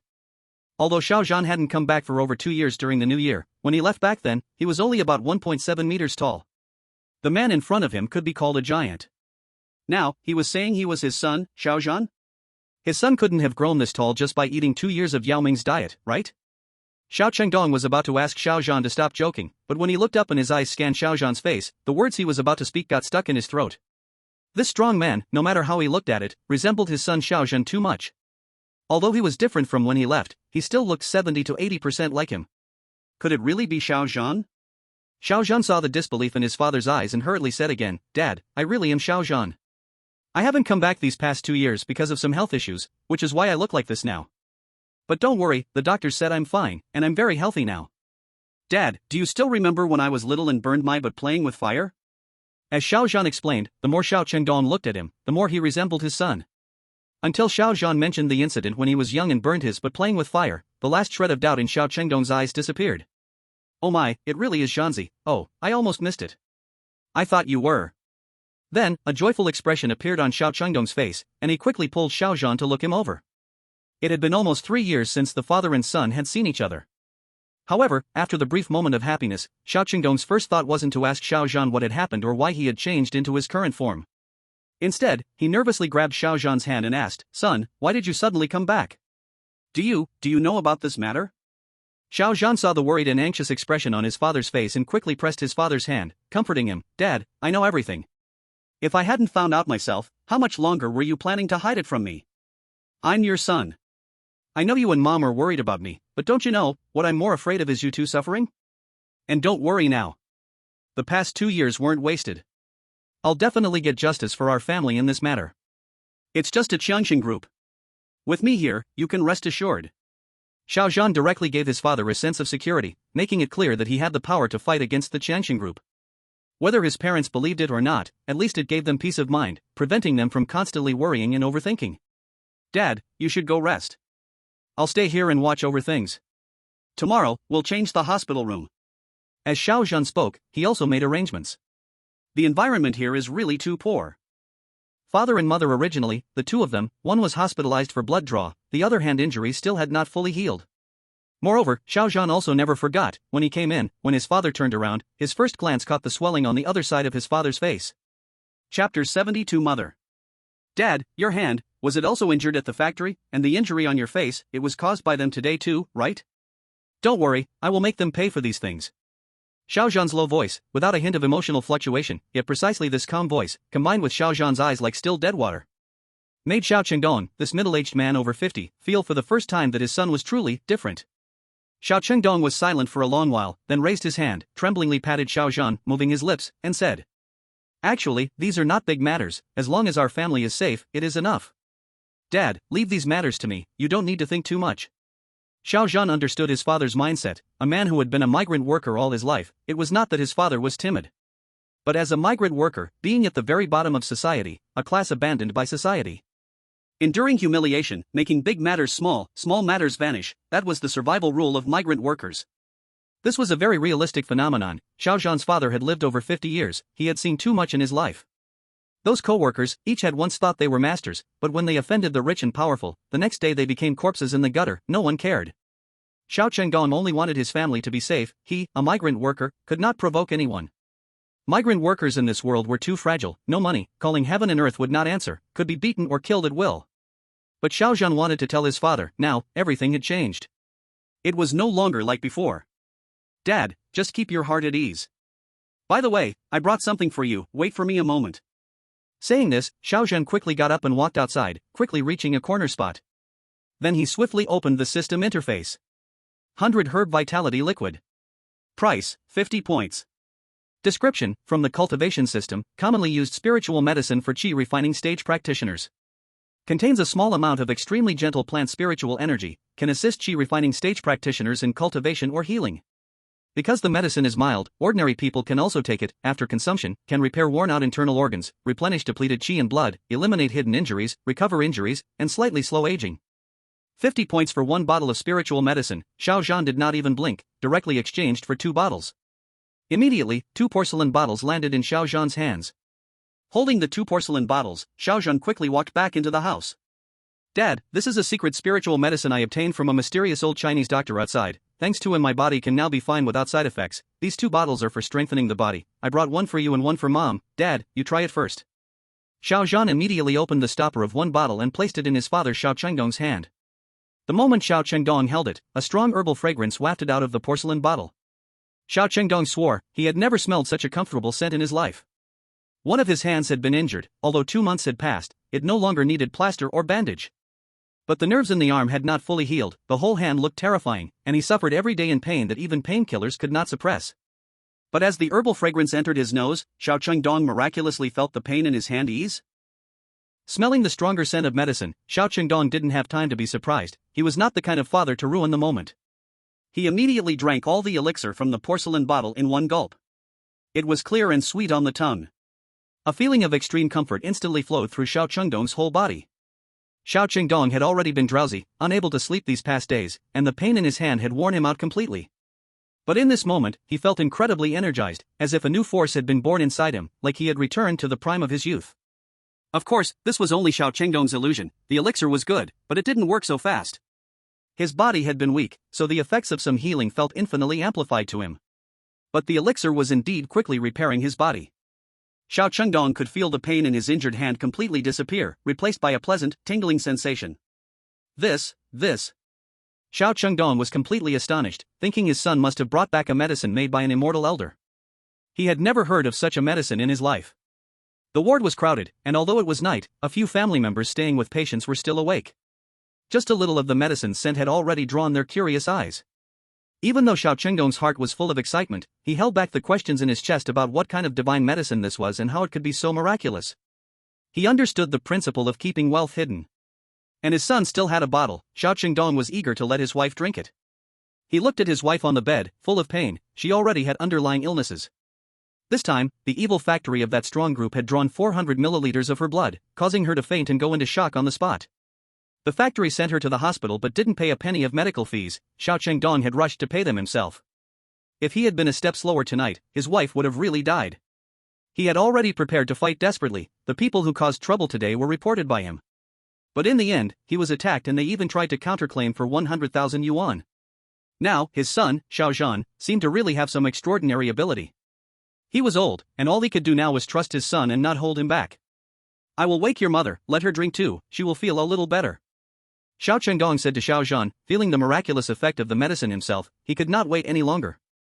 Give me the medicine, step back a little, don't scare your mother. Xiao Chengdong took the elixir from Xiao Zhan's hand and waved him back slightly. After all, earlier he hadn't recognized his son. Now, grown so tall and looking like a top enforcer of a criminal force, he didn't want to scare his wife. Xiao Zhan quickly stepped back a little. Xiao Chengdong walked to the bedside and gently woke Wenting. What's wrong? Wenting, half asleep, opened her eyes drowsily and looked weakly at her husband at the bedside. Nothing, this is medicine from an old Chinese doctor. Drink first, you will feel better, then I will tell you something. Xiao Chengdong said, opening the porcelain bottle and bringing it to her lips. Wenting trusted him and drank it in one gulp. It was clear and sweet on the tongue. Not long after drinking, her pale face began to regain color, and her lips started showing the color of health. The fuzzy feeling that had lingered in his mind earlier had now completely faded, and he felt strength surging within his body. What is this? Wenting stared in shock, confused and unable to believe what she was seeing, as she looked at Xiao Chengdong. Shoo! Xiao Chengdong made a gesture, signaling Wenting not to talk about the medicine in such a public hospital room, then waved his hand toward the back. Son, come here. After speaking, Xiao Chengdong looked back at Wenting. Quick, look who's back, our son is back. At this moment, Xiao Zhan hurriedly walked to the bedside, gazing at his mother, who had just woken up, unable to hold back his tears once more. Mom, I'm back. Zhaner? In the hospital room, Wenting, like Xiao Chengdong, took a while to recognize Xiao Zhan. Mom, don't worry, I'm back, it's all fine now, I'll take care of everything. Xiao Zhan repeated the comforting words he had said to his father to his mother. His mother simply nodded with a contented smile, her eyes full of joy. Nearly 3 years had passed, and Xiao Zhan was finally back. It didn't matter what had happened, what mattered was that he was back. Seeing the way Xiao Zhan looked now, they didn't bother to ask too many questions. However, during the conversation that followed, Xiao Zhan took the initiative to explain things himself. Of course, he used the same explanation he had given his sister, Xiao Zhan. He explained that a tumor had grown in his brain, leading to a condition called late-onset gigantism. But now, everything was fine. There were no side effects, and the doctor even said that living to 100 years old was no problem. The conversation went on until the early morning. Originally, Xiao Zhan had planned to wait until the next day to move his parents to a new room, but after taking the miraculous medicine, his parents' health had temporarily improved, and they were full of energy, so there was no need to wait for the next day to make a move. He immediately found the nurse on duty and requested to transfer them to a higher class room. The higher class room was a single room, with one bed for the patient and one for the caregiver, costing 500 yuan a day. As long as his parents could be comfortable, money was no longer a problem for Xiao Zhan. He immediately requested the room change. As he left the third floor, the little nurse who knew Xiao Zhan couldn't help but compliment him, and her admiration for him grew a little. Aunt One, your son is truly amazing. Lin Yun had been on duty as a nurse here for a short time, but in a place like this, many things happen daily, repeating over and over. Some people, clearly rich, yet unwilling to spend a penny, wouldn't even let their parents stay in such a place.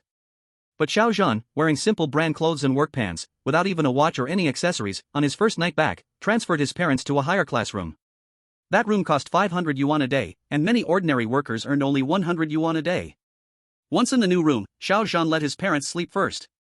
Although the miraculous medicine had already helped them feel better, their original health was poor, so a good rest would help with recovery. The medicine's effects weren't immediate. The medicinal properties stayed in the body, slowly repairing and improving their health until the effects were fully spent. As his parents drifted into a deep sleep, Xiao Zhan slowly walked to the window, staring out at the night, lifting his head quietly to look at the pitch-black sky outside. It's dark now. After a long pause, Xiao Zhan slowly spoke the 3 words. Long County, this backward and poor little county, hid so much darkness and injustice. And now, his parents had become the primary victims of this injustice and darkness. Then, let's kill those who turn off the lights. Xiao Zhan slowly lowered his gaze, looking at the dim cityscape under the night, his eyes full of unprecedented calm. The next morning, Xiao Zhan went out early to buy steaming hot breakfast. The price of this higher class room was nearly as much as a city like Hangzhou. The facilities can't keep up, the service can't keep up, but the price will definitely keep up. Actually, many people think that consumption in small cities is very low. But the reality is exactly the opposite. The smaller the city, the higher the prices. Inside the hospital room, Xiao Zhan ate breakfast with his parents while talking to them. Mom, Dad, in these 2 years, I have earned a lot doing projects outside. After staying a few days and you recover your health, don't live in the rented place anymore. I will buy you a house, and also build a villa in our hometown. If you want to live in the hometown, you can live there. If you want to live in the county town, you can live there. You don't need to work anymore. You can stay at home and enjoy retirement. I am not busy right now, I will stay at home with you. Just rest well. Xiao Zhan said. He still had 449 points left. Converted into money, it is 44.9 million. If it were for himself, Xiao Zhan would be unwilling to spend it. But to spend money on his parents, Xiao Zhan had no hesitation at all. In front of his parents, nothing is unworthy. As long as his parents are happy and living well, everything is worth it. Moreover, buying a house in the county town or building one in the hometown is not like buying in a big city like Hangzhou, where it starts at tens of millions. By the way, Dad, Mom, I will also buy each of you a car, Xiao Zhan continued. His parents worked all their lives, and at this age, there was not even one car at home. Xiao Zhan remembered every time he went home, he could only take a shuttle bus. Other families drove small cars home. His parents worked hard all their lives but did not save much. They never went to school and were poor then. Later, they came to work in the county town and encountered a powerful group like Jiangcheng Group. In another city, with their hard work, they surely could have saved money. But in this place controlled by Jiangcheng Group, with corruption and exploitation everywhere, it was a place that ate people. Xiao Chengdong and Wenting couple could raise Xiao Zhan and his siblings, it was already a miracle. While Xiao Zhan was chatting with his parents, suddenly, bang! A loud noise, the door of the high-end ward was kicked open violently. Before Xiao Zhan's parents inside could react, a large group of fierce men came in one by one. At the hospital door, 8 fierce men entered, all wearing short sleeves, arms outside either with tattoos or scars, faces full of cruelty. The leader was a bald strong man, face full of fat, about 1.8 meters tall, full of muscles, tattoos on both arms even spread to his face. As soon as he entered, the bald strong man's eyes looked scornfully at Xiao Zhan's parents, then mocked them in a strange tone. Oh look, what do I see? Didn't you have no money? Didn't you cry asking for compensation? How come today you are in a high-end ward? If I didn't see it myself, I wouldn't believe it. I can't even afford this high-end ward. Then the bald man stepped forward, raising his hand to slap Xiao Chengdong. Wasting my money here, always no. The bald man's words were half out, then stopped suddenly. Because Xiao Zhan stood up. When the bald man and others entered, they saw Xiao Zhan eating breakfast with Xiao Chengdong. But Xiao Zhan was sitting behind the table, using a small stool. So at first, no one paid attention to him, and the 8 of them did not consider him important, just glanced and passed. But now, Xiao Zhan stood up. His tall body, 2.3 meters, like a small mountain, loomed over the bald man. And the bald man's hand, which had just reached out, was now in Xiao Zhan's hand, no matter how hard he tried. Chapter 74, Fight. Xiao Zhan's terrifying height of 2 meters and 3 centimeters, with nearly perfect inverted triangle muscle contours, made him look like a towering steel statue rising from the ground.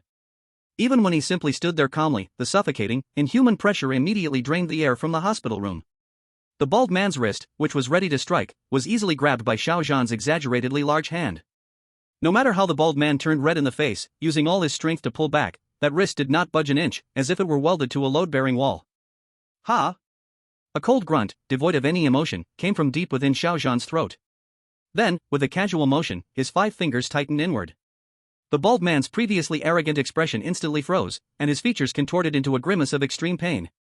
Cold sweat, as big as beans, instantly poured down his bald head like a waterfall. Crack! Accompanied by a series of spine-chilling bone-cracking sounds, Xiao Zhan casually threw him aside, and the bald man stumbled to the ground, clutching his limp arm and screaming in agony. Ah! My arm! My arm! Everything sounded slow, but in reality, it happened extremely quickly. From the moment the bald man attacked, to being caught by Xiao Zhan, then crushed and thrown away, all of it occurred in just a few breaths. Seeing the bald man fall to the ground with a scream, the 7 big men at the door froze for half a second, then instead of being afraid, they became even more furious. Dragon Brother! Dragon Brother! Damn it, how dare he lay a hand on Dragon Brother? Kill him! Fuck! He dares to resist. Waste him! Kill him! Damn it, this is going too far. When the 7 big men saw that the bald man was injured, they instantly became enraged. They pulled out their nightsticks and spring knives from their waists, and the 7 of them charged toward Xiao Zhan with fierce intent. Looking at their movements, Xiao Zhan's brows slightly furrowed.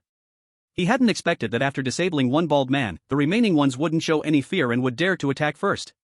These men were much braver than the debt collection group. But then again, the debt collection group, no matter what, was just a company in High City. The Jiangcheng Group, however, had been dominating in Yanshi for decades. They were the local emperors, the real decision-makers of the area. These lackeys probably had long forgotten what fear even was. In their eyes, in Yanshi, the Jiangcheng Group was everything. Even the police station was just a tool for cleaning up for the Jiangcheng Group. Anyone who dared to go against the Jiangcheng Group only had one fate, death. The 7 men were exactly as Xiao Zhan had imagined. Although they were intimidated by Xiao Zhan's size, the habit of bullying others over the years made them never even consider backing down. In their eyes, even if you were an elephant, if you provoked the Jiangcheng Group, you would be chopped up by random knives. And it's not just killing one person. Forget about killing someone, even wiping out an entire family. As long as they were working for the Jiangcheng Group, the group would make it right. Not only would they not be punished, but they would also receive a huge bonus and time off. This was the reason why the lackeys of Jiangcheng Group were so bold and daring over the years.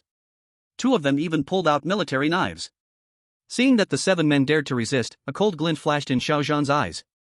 They had barged into the hospital, entered the ward, yelled, and threatened his parents while carrying weapons. And yesterday, they even dared to strike someone. If Xiao Zhan hadn't come back today, those weapons might have been used on his parents. If not for the fact that they were in a hospital with so many people around and his parents right behind him, Xiao Zhan would have already launched his tendrils, killing all of these men as soon as the bald man cursed. Bang! Without any extra movement. Xiao Zhan raised his right leg, like a heavy, armor-piercing bullet firing from the chamber. He kicked straight into the chest of the tall, burly man at the front like a bear. With a scream, the man, weighing more than 160 pounds, was struck as if by a speeding truck. His feet left the ground as he flew backwards, crashing violently into the heavy, solid wood soundproof door of the high-end hospital room. Blood gushed from his mouth as he fell limply to the floor, groaning in agony. The kick also slammed the door shut with force, locking it tightly. However, Xiao Zhan had held back. The fact that the burly man screamed and screamed loudly proved that this kick was not a fatal blow.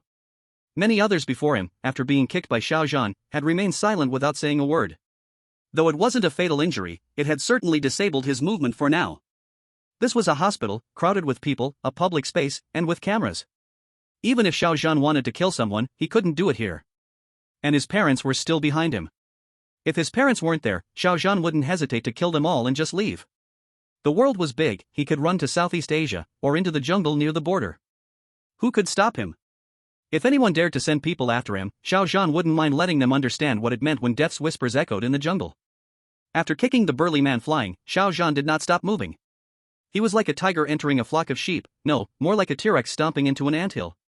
With a quick grab, he seized the hand holding a military knife, squeezing with force. Crack! Ah! With a scream, the man was flung away by Xiao Zhan. His hand and the military knife were twisted into a tangled mess. Next, Xiao Zhan struck with his backhand, hitting a man's arm. The arm snapped with a loud crack, instantly bending backward. Another kick hit a man's calf, and with a sharp crack, he dropped to his knees, screaming in pain. This battle was like a highly precise surgical operation for Xiao Zhan. Every strike had to be perfectly measured, ensuring no one was killed. Aha! Aha! With the continuous screams, in less than 5 seconds. Even Xiao Zhan's parents, lying in the hospital bed, didn't have time to scream. The 8 fierce men, who had once been so arrogant, now lay slumped in various corners of the room, like puddles of mud. The floor was filled with cries and gasps. None of them were dead, but each one had precisely lost the use of their weapon hand or leg. Xiao Zhan casually tossed the last burly man, whose arm had been broken, like a torn sack against the wall, and he slid down helplessly. Xiao Zhan turned his tall body, his heavy steps thudding against the floor as he walked toward the bald, muscular man, who was still lying on the floor, groaning in pain. Xiao Zhan slowly crouched down. The enormous shadow engulfed the bald man once again. Xiao Zhan stretched out his large left hand, grabbing the back of the bald man's neck like picking up a small chick. He lifted the 1.8-meter-tall, tattooed, muscular man into the air, his feet leaving the ground, suspended in midair. Chapter 75, Comfort. When Xiao Zhan lifted the bald man, an inconspicuous object fell onto the back of the bald man's neck. With a slight, almost imperceptible movement, the object slid under the skin of his neck. The slight sting at the neck didn't even catch the bald man's attention, as he was focused on the excruciating pain from his broken arm. The bald man's body spasmed uncontrollably from the pain, his body shaking like a sieve. He stared desperately into Xiao Zhan's eyes, which were cold and emotionless, filled with both terror and the last bit of unwillingness. He let out a furious, weak roar. Who the hell are you? Dare to go against us, don't you know who we are? We're from the Jiangcheng group. Jiangcheng group? Ha ha ha. Xiao Zhan's voice was chilling, a pile of garbage gathered together. I'm waiting for you to come find me, but you'd better hurry, now, get lost, trash. With that, Xiao Zhan flicked his wrist again and directly threw the bald, burly man out like kicking garbage. He crashed heavily into the solid wooden doorframe of the hospital room. The man let out a muffled grunt, rolling on the ground, blood spilling from the corner of his mouth, and his whole body was so painful that he almost fainted. His face was as pale as paper, and he couldn't muster another harsh word. Go! Go! With the last bit of strength, the bald, burly man forced out a sound from his mouth. The remaining 7, already scared out of their wits, no longer had the domineering presence they usually carried. Each one dragged their broken legs and severed arms, not even daring to look at Xiao Zhan. They crawled and rolled toward the door, picking up the bald, burly man, and crawled away in a panic. They vanished like madmen at the door of the hospital room, with the chaotic footsteps fading quickly down the hallway. The hospital room, which had just been filled with blood and violence, fell into a deathly silence at this moment. Xiao Zhan finally turned around to look at his parents behind him. His parents had long been stunned. The two honest, simple folks who had lived half their lives as bottom-tier workers and farmers had never seen such a cruel scene. Let alone, the person who had taken down 8 burly men with a wave of his hand, was their son. Dad, Mom, it's okay now. It wasn't until Xiao Zhan gently called out to them that his parents snapped back to reality. His mother, Wen Ting, who was leaning against the headboard, although pale and shaken by what had just happened, breathed a sigh of relief when she saw her son unscathed. For a mother, it didn't matter what trouble or fights had occurred, as long as her son was unharmed, and the victory was his. However, Xiao Zhan's father, Xiao Chengdong, as a man, thought of more things, and his face was filled with worry. Looking at the mess in the hospital room, Xiao Chengdong couldn't help but speak. Oh. Zhan. You broke all their limbs, this is going to cause big trouble. The people from Jiangcheng group are vicious animals, they'll definitely come back for revenge, they might even call the police to arrest you. What are we going to do? What are we going to do? Xiao Chengdong's eyes were red with anxiety. He instinctively wanted to slam the table but realized his right hand was still injured, so he could only punch his thigh hard with his good left hand, then spoke again. No, this is so foolish, if only I had come to my senses earlier when the door was still closed. Anyway, my life isn't worth much anymore. I might as well have helped you kill them all just now, then say it was me who did it. After all, I'm old, I'm not afraid of anything anymore.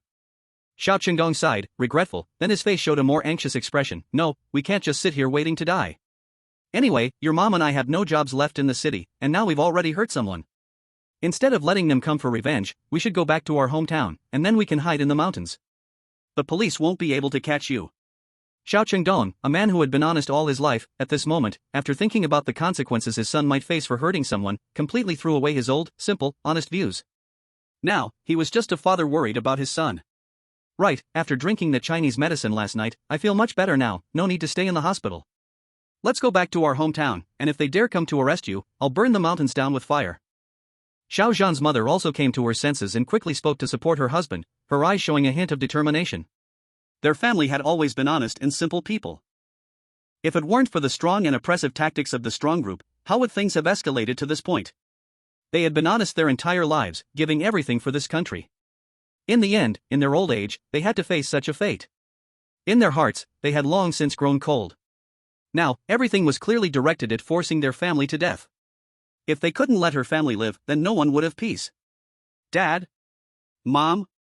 Xiao Zhan looked at his father and mother, and hearing their words, a moment of shock flashed in his eyes. At the moment when his father spoke, Xiao Zhan thought his father's old mindset as a migrant worker had acted up again. But to his surprise, his father was even more ruthless than him, already harboring murderous intent, ready to take action right there. His mother, even more so, was ready to set the mountain on fire. Dad, it's not necessary, really not necessary. Xiao Zhan quickly stepped forward, gently placing his hand on his father's trembling shoulder, and spoke softly to comfort him. Dad, it's okay, don't worry. Even if I break their hands and feet, they won't call the police. They don't dare to call the police. They started the trouble, and I'm just acting in self-defense. Xiao Zhan slowed his pace and used the most confident tone to reassure his unsettled parents. Of course, what Xiao Zhan said was a lie just to calm his parents down. But it was half true and half not. The true part was that these people really wouldn't call the police. But it wasn't because they didn't dare. The strong group had been rampant in Jiangcheng for so many years. If they called the police, Xiao Zhan would have 10 mouths but still couldn't explain himself clearly. Forget about the fact that there were no monitors in the hospital room. Even the corridor cameras could only see 8 people coming in whole, then leaving with broken arms and legs. Even if there was footage in the room, it would probably be deleted by the police, making the black look white. But those people would probably just think that calling the police would be too easy for themselves. Maybe they've already figured out where to dump his body in the stinking gutter. Right now, they were probably already making calls to contact people to come and take care of him. Listening to Xiao Zhan's determined tone, his parents were slightly calmer. Seeing his parents' emotions settling down a bit, Xiao Zhan continued to comfort them. And it's really not worth killing someone or setting the mountain on fire for these trash. Don't worry, even if the strong group dares to take revenge on me, I haven't been wandering aimlessly outside these years. If the strong group wants to crash into a stone with an egg, let them do it. Chapter 76, Returning Home. With Xiao Zhan's comforting words, though his tone was calm and gentle, it carried an absolute confidence that helped stabilize his parents' once panicked hearts.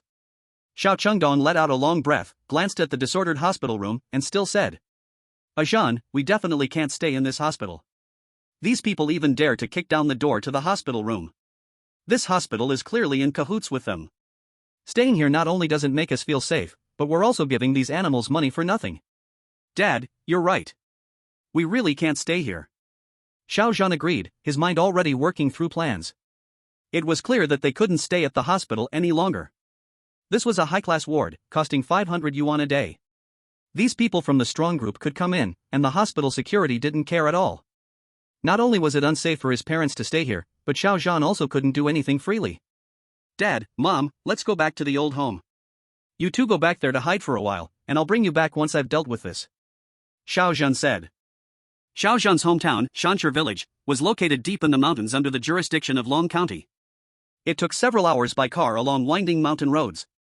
Even after entering, phone signals would be intermittent. For parents, the big mountains are a temporary safe natural barrier. But for Xiao Zhan, it allows him to act freely, without any restraint. In those deep forests, if the Jiangcheng group dared to send people, or dared to call the police, it would not be as easy as having their hands and feet stopped today. Xiao Zhan crushed them and threw them into the mountain ditch, leaving no one to even collect the bodies. Good. Let's go back to the old home. The mountain paths are hard to pass. If they dare to come, we will kill them. Xiao Chengdong nodded repeatedly, finally still saying that they must kill those people. Wen Ting also nodded in agreement. All three agreed, quickly took their things, and left the hospital room. Hospital lobby. Just as Xiao Zhan and his parents were about to leave. Wait. In the lobby, a young doctor in a white coat, accompanied by 2 security guards holding batons, blocked Xiao Zhan's path. Whom? Xiao Zhan stepped forward, shielding his parents, looking unfriendly at the 3 in front of him. Gulong. As Xiao Zhan's huge body pressed forward, the 3 instinctively swallowed, stepping back 2 steps. Even the guards with batons dared not look into his eyes. The young doctor held his hands in front, signaling Xiao Zhan not to get excited, and stammered. You cannot leave now. So many things in the hospital room were broken by you. According to the rules, you must pay first. Pay? Hearing this, Xiao Zhan looked down at them, almost laughing aloud. These gangs could break into the hospital and nobody cared, beat people in the hospital and nobody cared, the hospital security all pretended to be deaf, silent, and invisible. Now he defended himself and drove the gang away, and this hospital actually stops him, asking for money. Does Xiao Zhan look like someone easy to bully? Xiao Zhan's gaze swept over the 3, emotionless, yet sending a chill from their feet to their bones. Just half a second of eye contact, and the young doctor almost felt his legs go weak, nearly collapsing to the ground. The 2 guards had already hidden their batons behind their backs, not daring to look at Xiao Zhan, constantly sneaking glances at the crowd down the corridor. Following the guards' line of sight, Xiao Zhan also looked. The commotion had already drawn many in the lobby to watch. Being blocked in the lobby with his parents made Xiao Zhan feel a surge of killing intent. A few meters away, Xiao Zhan saw a middle-aged chief physician wearing gold-rimmed glasses, slightly bald. He had his hands in his coat pockets, eyes full of snobbery and disdain, smirking coldly at them. When Xiao Zhan's eyes scanned over, the bald man instantly restrained his expression, but he was still too slow. Xiao Zhan smiled. He pushed aside the 3 in front and walked straight toward him. Xiao Zhan smiled, turning to walk toward him. His tall body, with the terrifying aura he carried, forced the crowd to step aside, giving him a wide path. Seeing the human-shaped iron tower approaching, the once proud chief instinctively stepped back 2 steps, swallowed nervously, and barked sharply. You, what do you want to do? I warn you, this is a hospital, not a place for people like you from the countryside to act wild. If you touch me. Xiao Zhan did not speak, slowly raising his left hand. Don't hit. Help. Hitting. Medical violence. Thinking Xiao Zhan would attack, the middle-aged chief screamed like a slaughtered pig, hands on his head, legs trembling like sieved chaff. However, the expected heavy strike did not fall. Xiao Zhan only used 2 strong fingers to disdainfully lift the name tag hanging on the middle-aged director's chest. Those cold eyes, as deep as an abyss, briefly scanned the words on the name tag. Yuan office, Director Zhang, I'll remember you. After saying that, Xiao Zhan never looked at the terrified fool again, who was almost about to soil himself, and turned around, striding confidently towards his parents. Behind him, Director Zhang almost collapsed onto the ground. After Xiao Zhan left, his face turned from white to green. He stared at Xiao Zhan's back and recalled his extremely humiliating and ugly reaction just now. Instantly, his eyes filled with resentment and hatred. In the hall, the 2 security guards and the young doctor had already run off. Without the trash blocking his way, Xiao Zhan led his parents straight to the parking lot. In the parking lot, when his parents saw Xiao Zhan's extremely domineering Mercedes G-Wagon, which looked like a black armored vehicle, their eyes were filled with shock. Although they didn't recognize the specific model of the car, the tough metallic feel and luxurious interior were unmistakable. It was obvious that this was no cheap car, definitely a luxury vehicle. Before, while they were in the hospital, Xiao Zhan had said he made money outside, but just hearing it wasn't the same as seeing the car with their own eyes. The shock was overwhelming. Accompanied by a low and wild roar of the engine, Xiao Zhan took his parents and directly left the hospital. Xiao Zhan's hometown. Beishur village. Xiao Zhan drove for 3 full hours, winding through many mountain roads, before finally reaching his hometown, Beishir village. This was a remote small village located halfway up a mountain. Due to the rugged terrain, there wasn't much development in the village, and most of the houses were still made of red bricks. And since most of the able-bodied men had gone to the city to work, only the elderly remained in the village. When Xiao Zhan brought his parents back, only a few elderly people at the entrance looked at the unfamiliar vehicle entering the village with confusion. Chapter 77, Location Tracking. Xiao Zhan's home was an old red brick house located halfway up the mountain. It was a house that Xiao Zhan's parents had built with their own hands, brick by brick, back when they were young. As Xiao Zhan parked the car in front of the house, turned off the engine, and got out, pushing open the wooden door that creaked with a creak sound. When his feet stepped back onto the familiar muddy ground, Xiao Chengdong and Wen Ting, who had been tense all day, finally relaxed completely. Xiao Zhan didn't stop to rest. He only came back to the old house during the new year, and his grandparents didn't live in the village anymore. Xiao Zhan had an older uncle who worked in another city as a small leader and made much more money than Xiao Zhan's parents. So every year, he would take the grandparents to live with him for a few months. Inside the room, there was already a lot of dust, and many insect bodies were scattered on the floor. Without making his parents do anything, Xiao Zhan let them rest first while he began cleaning. When he was on the first floor, he was still being cautious. When he reached the second floor, he directly grabbed a rag and broom and started cleaning. Xiao Zhan then took out a special screen that was displaying a location, and he had already placed a tiny earpiece in his ear. This was the item Xiao Zhan had exchanged for when he was teaching those people a lesson in the hospital room. Liquid nanobionic listening and tracking device. Price, 50 points each. Description, a spy tool from the cyberpunk world. In its initial state, it's a tiny robot the size of a sesame seed. After piercing the target's skin, it instantly turns into liquid metal and hides in the host's skin, near the ear or neck artery. It leaves no visible needle holes or scars. It automatically absorbs the host's bioelectric energy and can clearly intercept any whispers or phone conversations within a 10-meter radius of the host. It also provides real-time dynamic location tracking with centimeter-level accuracy. The tiny earpiece in Xiao Zhan's ear. And the special screen in his hand, it is the set of equipment that comes with this listening locator. After this exchange, his points were left with only 409 points. But Xiao Zhan exchanging this thing has a big use. He plans to solve the Jiangcheng group tonight or at the latest by tomorrow night. Jiangcheng group is not like the Anshin Lone Park, where you can just take down a headquarters directly. Jiangcheng group has rooted in Yang City for decades, deep-rooted, with intertwined forces. Wanting to pull it out by the root is by no means an easy thing. And Xiao Zhan decided to carry out a decapitation action. First solve the top level of Jiangcheng group, then clean from top to bottom. Best, to directly take this Jiangcheng group into his own pocket. This is Xiao Zhan's current thought, before he was troubled by how to realize the value of the technology materials in his hand. Jiangcheng group, isn't it exactly a ready-made company? Jiangcheng group almost monopolizes all the industries in one city, such a huge local snake, after controlling this group himself. Taking out these technologies one by one, he can directly build an industrial park in Yang City. The snakes and ants from other places want to reach out, they also have to carefully measure themselves. And Yang City is his hometown, parents and family are all here. Building this place into his base is also something Xiao Zhan is willing to do. And this listening locator is used to locate those people from today. Today their hands and feet were broken by him, they will definitely run back to the old nest for help immediately. Even a cunning rabbit has 3 burrows, the top level of Jiangcheng group. If there is no exact news, finding them is not so easy for Xiao Zhan. Do not think the top leaders of these companies go to the group building to work every day. 1 or 2 days a month in the group building is already good. Just like when Xiao Zhan previously went to Haicheng to slaughter Anshin Financial, the chairman of Anshin Financial was not in the company park, thus escaping a calamity.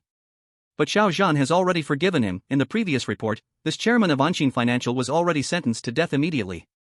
The Haicheng case caused so much trouble, the crimes of Anshin Financial chairman were revealed one by one, then sentenced to death, also to temporarily calm the public anger and opinion.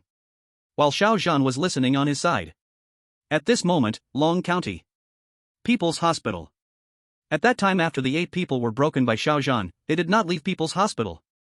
Instead, they entered the hospital orthopedics for treatment on the spot.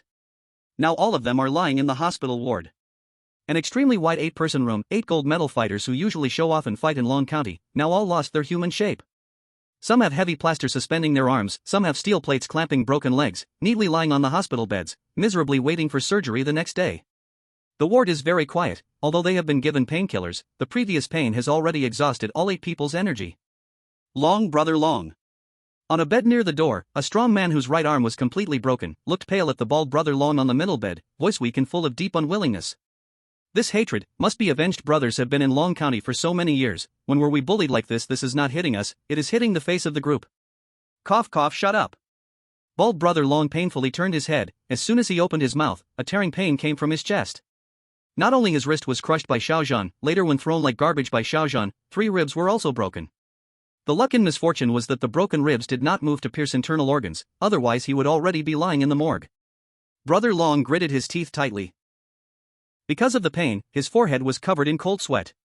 Cough, cough, you don't need to tell me, damn it, this time we met a tough one, fuck, he's simply not human, one person beat us like this, I already called Third Master, the grudge must be settled, anyone who angers our Jiangcheng group cannot survive, even if he runs to the ends of the earth, he has to die.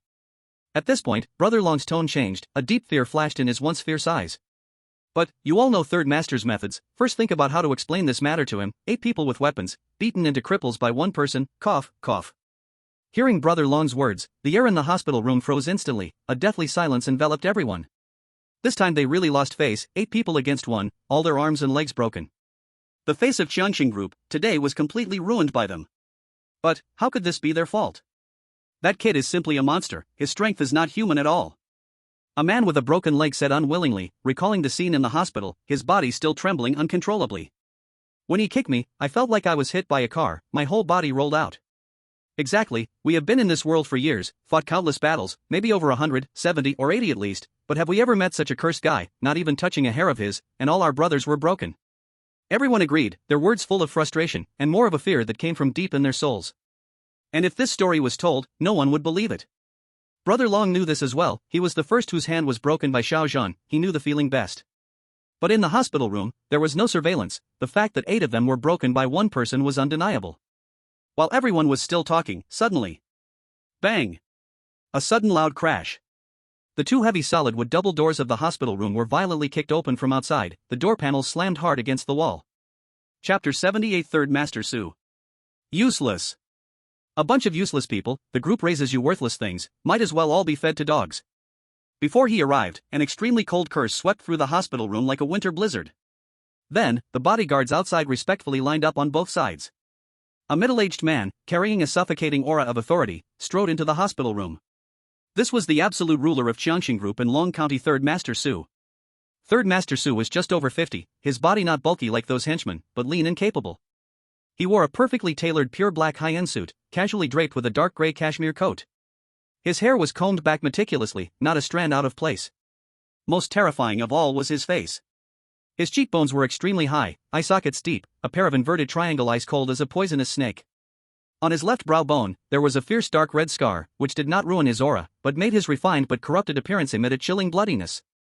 At this moment, Third Master Su was slowly rolling 2 blood-red exquisite walnuts in his hand. Click, click. The crisp sound of the walnuts hitting each other in the silent room was like death tapping on the heart's countdown.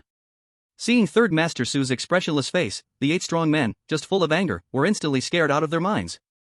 Including Bald Brother Long, all ignored their intense pain, struggling to sit up on the hospital bed. Third Master Brother Long's voice trembled. Cold sweat instantly soaked through the patient's uniform. Master Su ignored their miserable state, his leather shoes stepping on the polished floor as he walked straight to Brother Long's bed. He leaned down slightly, those snake-like eyes staring fixedly at Brother Long's plastered broken hand, a cruel cold smile curling at the corner of his mouth. 8 people, broken hands, and feet by a country bumpkin? Longzi, you've followed me for 10 years, you should know my Jiangcheng group never keeps useless dogs that can't even bite. And Master Su, please listen to me, that boy isn't human. Brother Long ignored the pain in his chest, struggling to lift half his body, shouting urgently. Just standing there, he's like a mountain, and his strength it's not something a normal person can have. Even in front of him, I couldn't fight back at all. Master Su, you know me, ever since I joined the group, I've never feared anyone in Long County when chopping people.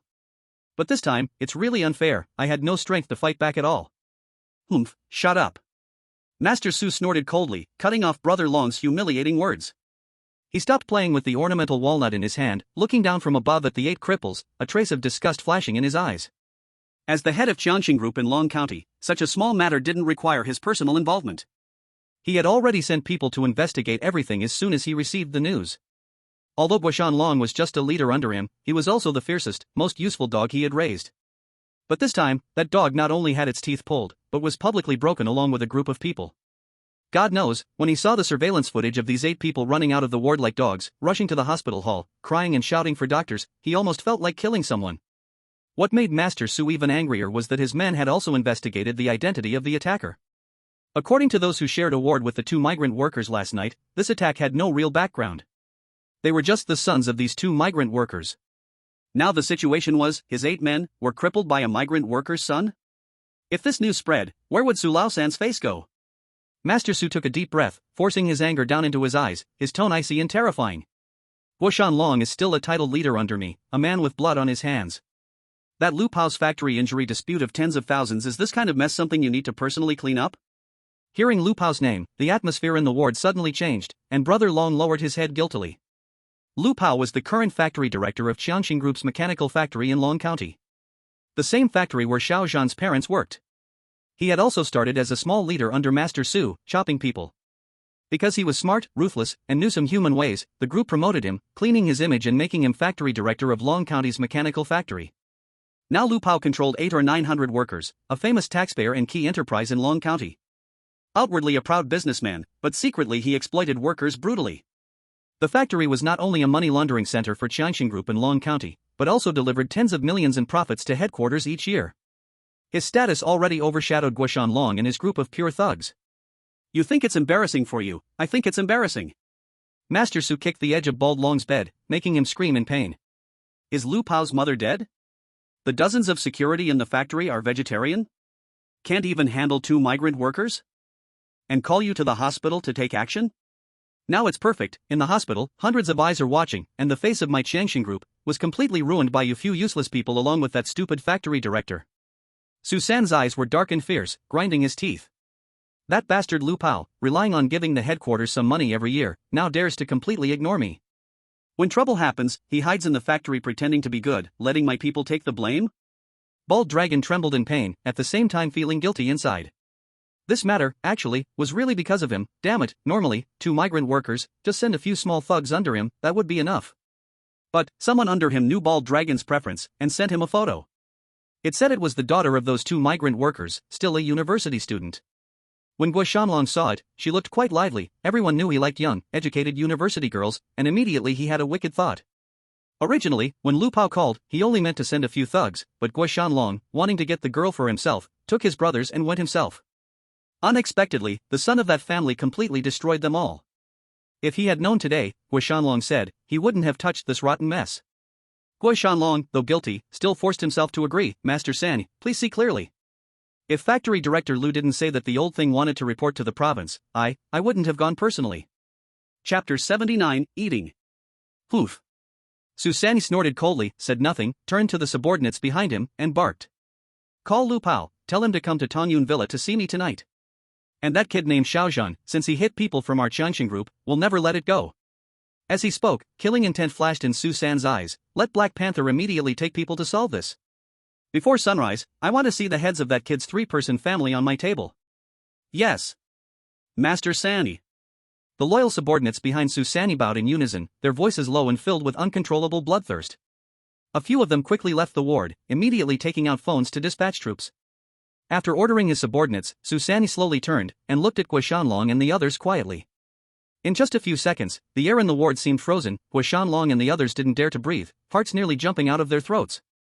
As for you useless people. The blood-red walnut in Su San's hand clicked sharply, his tone calm as if talking about the weather. After this matter is solved, I'll settle the final account with you.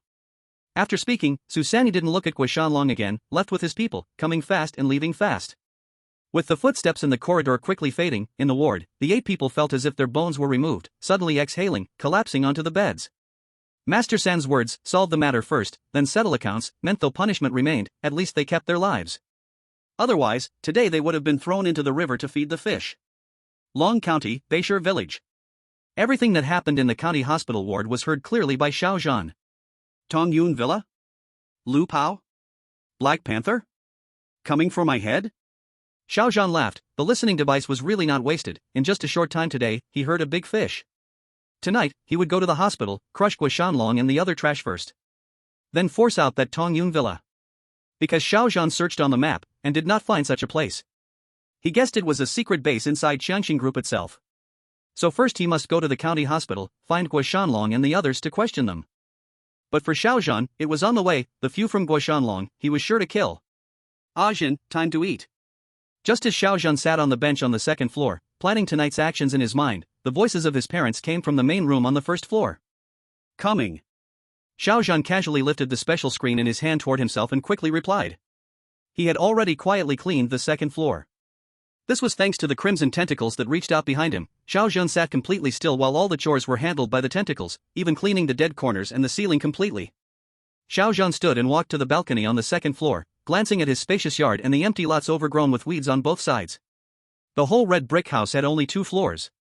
However, although Xiao Zhan's house had only 2 floors, the yard outside and the empty lots on the sides were not small. After dealing with the Jiangcheng group, Xiao Zhan planned to build another villa on the empty lot next to the old house.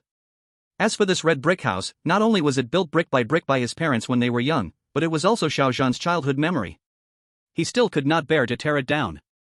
Xiao Zhan came downstairs, his parents had already prepared the meal, and a long mist smell of firewood cooked rice filled the air. In the countryside, without city conditions, they still used the original stove. People in the village mostly cooked with firewood. In the mountains, it was convenient and had also been a habit for many years.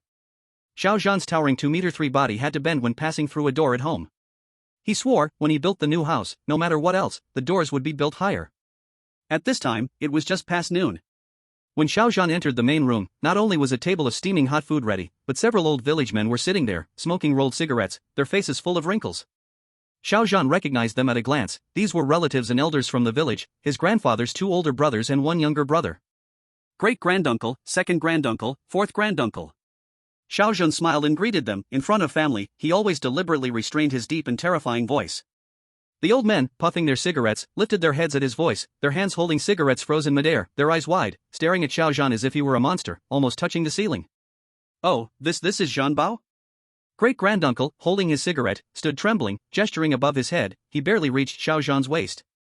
Heavens, what kind of special feed did you eat these years outside? How did you shoot up taller than the old locust tree in the village? Second-granduncle squinted through his old eyes, clicking his tongue in wonder. This physique, carrying cement at a construction site, 1 person equals 3, right? Zhan Bao, what grade are you in now? Xiao Zhan felt helpless and had to explain. Great-granduncle, I just developed late, and I grew a bit taller outside. Second-granduncle, I graduated long ago, now I'm working outside. Oh, working, good, working is steady. Fourth-granduncle flicked his ash, pointing to the yard outside. I just heard from the village, some young people from out of town said that black iron turtle-like big car outside the yard, called what, been something dodgy. Did you drive it back? I heard it's worth several million. Zhan Bao, you've done well. Really made our Xiao family proud. Very good, very good. The elders praised him as they spoke. Although Beishir village was small, there were still several surnames. Those named Xiao were not many in the village and not local either. Years ago, Xiao Zhan's great-grandfather's family was framed. Grandfather's generation of 4 brothers all went to the countryside as educated youths and stayed there. Over the years, it could only be called a handful of bitter tears. Now, a grandson had emerged with the Xiao surname. Driving a luxury car worth millions, when hearing people talk outside, the few elderly felt a bit more energetic. Xiao Zhan's parents, hearing the elders praise their son, smiled with joy. Actually, it's the same everywhere. The city is snobbish, and the village is even more snobbish. Some big cities are a bit better, but villages are even more blunt. Because Xiao Zhan's family was poor, every time they went back to their hometown during festivals, they were often met with sarcastic comments from people outside the family. Now that their son had become successful, they stood a little taller, temporarily forgetting about the matters of the Jiangcheng group.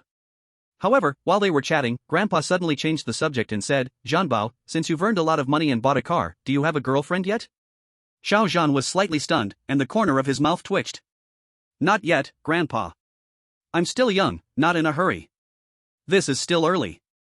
Not in a hurry? Grandpa immediately knocked the table and took on the authority of an elder.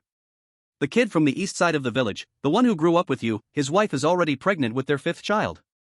The youngest is about to start kindergarten next month. When are you going to let your parents hold a grandson, so your grandfather can hold a great-grandson? Chapter 80, Night Raid.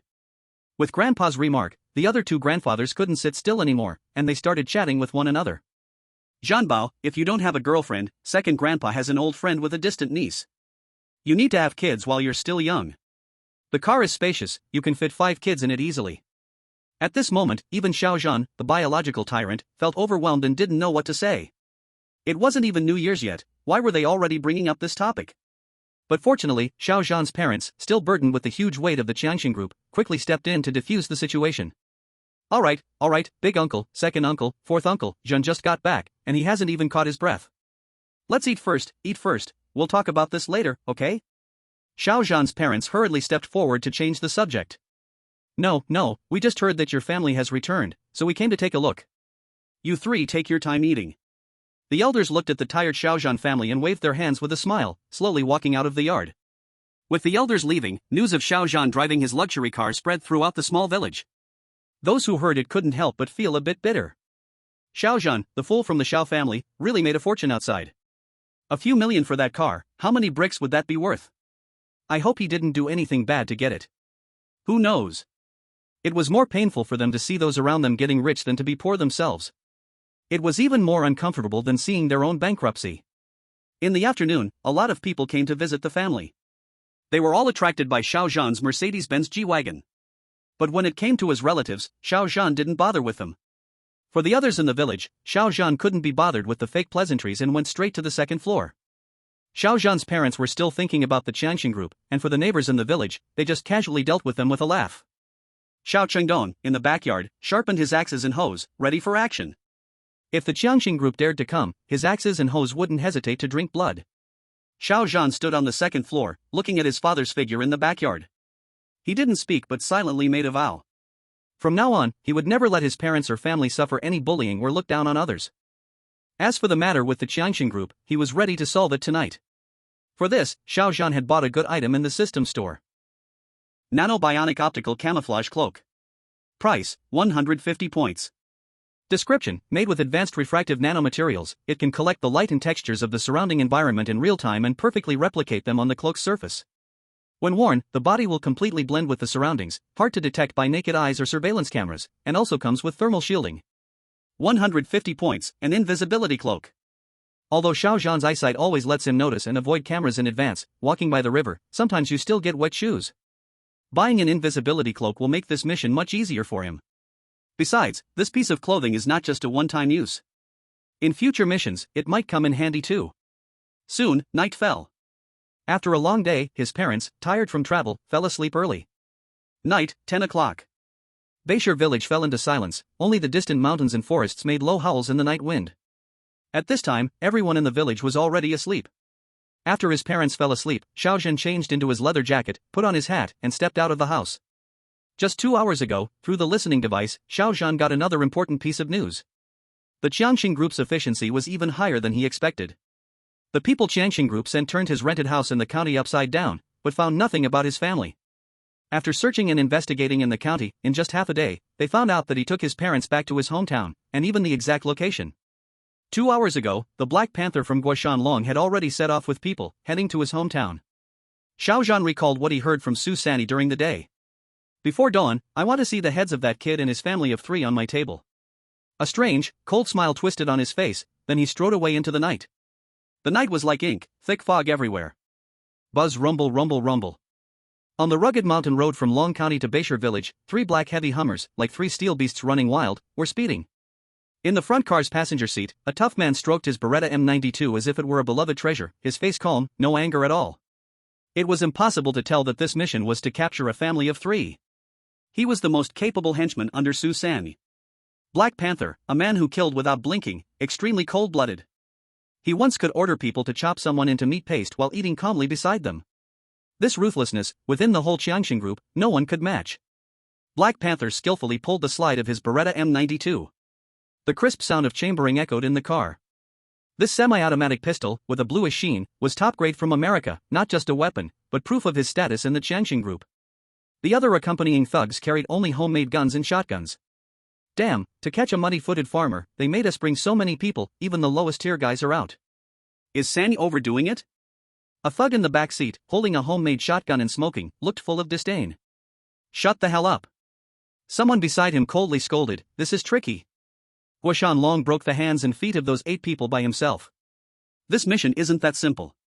Pfft, those Guoshanlong losers, even bullied peasants, what a shame.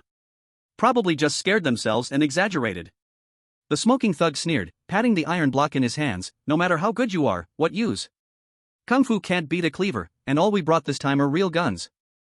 Even if it's a giant elephant, I can still turn it into a hornet's nest tonight. In the front passenger seat, Black Panther listened to the chatter from the back of the car, remaining silent. However, this operation was only about dealing with a migrant worker. Master Su not only sent 3 cars, nearly 20 people, but also brought real weapons. Those homemade guns and shotgun shells were nothing to worry about. Aside from his Beretta, there was someone often seen with Master Su in the back of the car. The man carried a pump-action shotgun, police grade, from the US. This mission, it's not exaggerating, Black Panther honestly didn't know what unexpected incidents might occur. The hardest part of this mission was probably driving through this mountain road. While everyone in the car was laughing and chatting wildly, suddenly, in the middle of the mountain road ahead, a huge figure appeared, slowly walking forward, without anyone knowing when. Under the headlights, the people in the car spotted Xiao Zhan from a great distance. A tall, strange figure. His size was suffocating, and his height was definitely over 2.3 meters. His broad shoulders nearly blocked half the road. Under the car lights, the giant wore a very vintage gray leather wide-brimmed hat, with a heavy gray leather jacket that reached his calves. The high collar of the jacket covered his lower face entirely, hiding his entire face, making it impossible to see. The man seemed like a scientific monster, straight out of a Cold War laboratory. He walked quietly on the road. Beep beep beep. The people in the car, impatient, honked the horn, the sharp sound echoing through the night, and the driver even stuck his head out to curse. Damn it, it's the middle of the night, not sleeping, acting like a ghost on the road looking for death. The driver wasn't worried about hitting someone, he was worried about damaging his car, a Hummer. To them, one person's life couldn't be worth the price of the bumper on a luxury car. However, in the night, the figure, the giant in the gray jacket, paid no attention to the blaring horn. He showed no reaction at all, continuing to walk forward, as if he couldn't see the speeding vehicles. His heavy legs, like hydraulic columns, moved with a rhythm that made the heart race. Thud, thud, thud, he steadily walked toward the Hummer. As the figure got closer and closer. Damn it! The driver cursed, and Black Panther in the passenger seat also furrowed his brows, looking strangely at the tall figure in the night. This figure? Why is it so familiar? Black Panther's mind suddenly flashed to a tall figure in the hospital surveillance footage, slowly overlapping with the figure ahead of the vehicle. It's him. Everyone in the car froze, instinctively looking at Black Panther. Brother Panther? What? What did you say?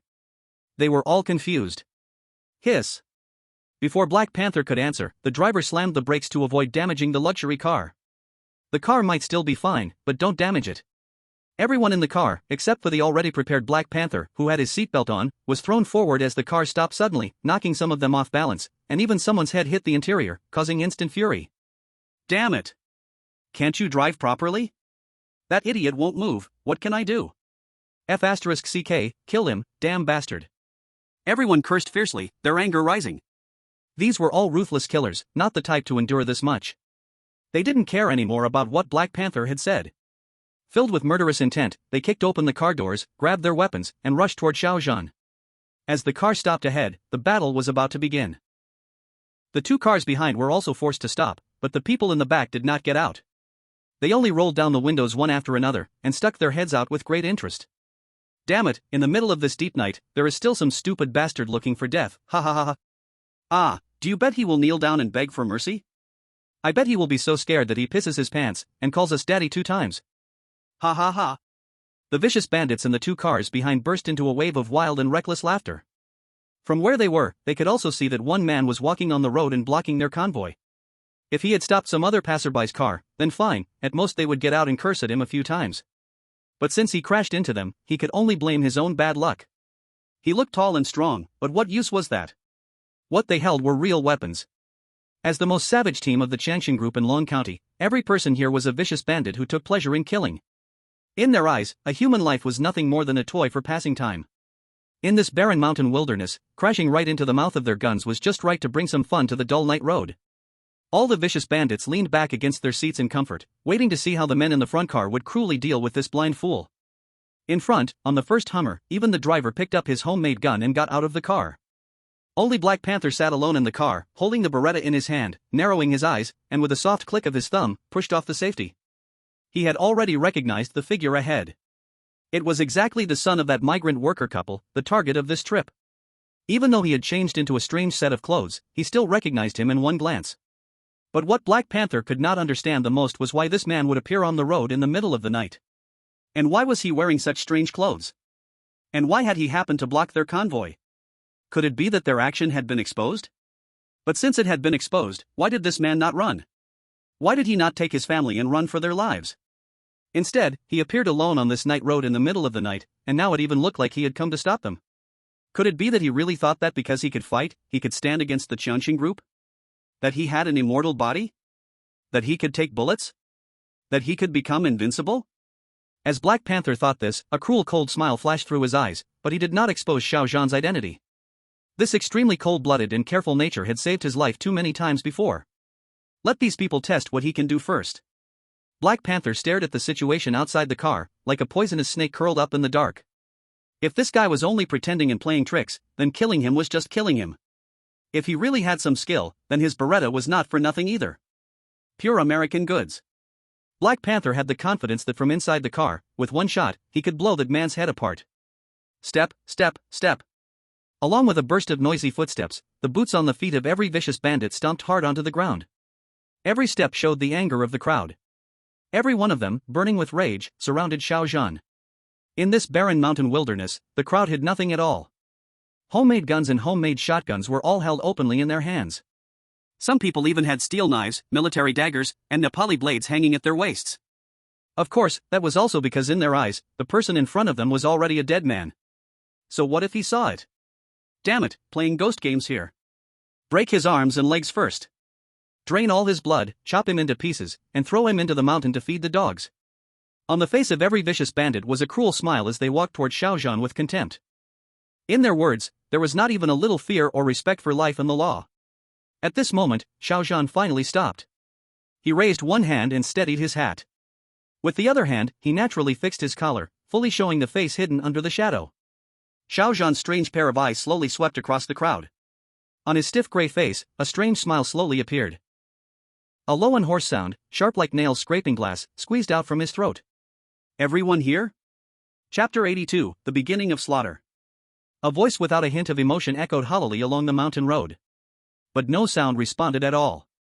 The scene had already fallen into complete silence, every person's expression frozen on their face. In the rear car, the driver who had just placed his hand on the window and lit a cigarette now dropped it to the ground outside with a plop. Oh my god! What kind of face was that? Under the lights of several Hummers, Xiao Zhan's face looked an eerie blue-gray, with not a trace of anything belonging to the living. The lines of jagged texture under his skin were like cold synthetic metal. And in those eyes looking down, there was only a tiny white dot that made one feel as if falling into an icy pit. In the darkness, it all seemed like the most terrifying strangeness. Everyone stiffened for no reason. A strange chill immediately covered their hearts. The few bandits at the front felt an extreme fear, beyond words, born from instinct, coiling around their hearts like cold venomous snakes. In everyone's heart, an instinct rose instantly. Damn, this thing is not human. After walking the night road so much, did we really need some dirty thing? Gulong. Someone swallowed hard, struggling. Damn. You, what the hell are you, playing tricks of gods and ghosts? Shit. A bandit holding a homemade shotgun trembled so hard his teeth chattered, his voice changed tone, unable to bear it, he screamed and lifted his gun to shoot. Then Xiao Zhan moved, not him, something even more eerie moved. Poochie. A sound of flesh being pierced and torn, no one saw how it happened. Only a black shadow flashed by. Then, a thick scarlet tentacle, like a python covered with jagged barbs, slowly wriggled out of the bandit's chest who was holding the shotgun. Ho, ho. The bandit's eyes bulged, staring at the bright blood hole in his chest, making an unwilling wheezing sound, his throat spilling out a lot of fresh blood. With a thud, he knelt to the ground and fell sideways, staring with wide eyes, lifeless. At this moment, everyone's gaze finally followed that scarlet tentacle with extreme horror. Only to see Xiao Zhan's bare hand, his wrist had split open with a terrifying gash, yet no blood flowed.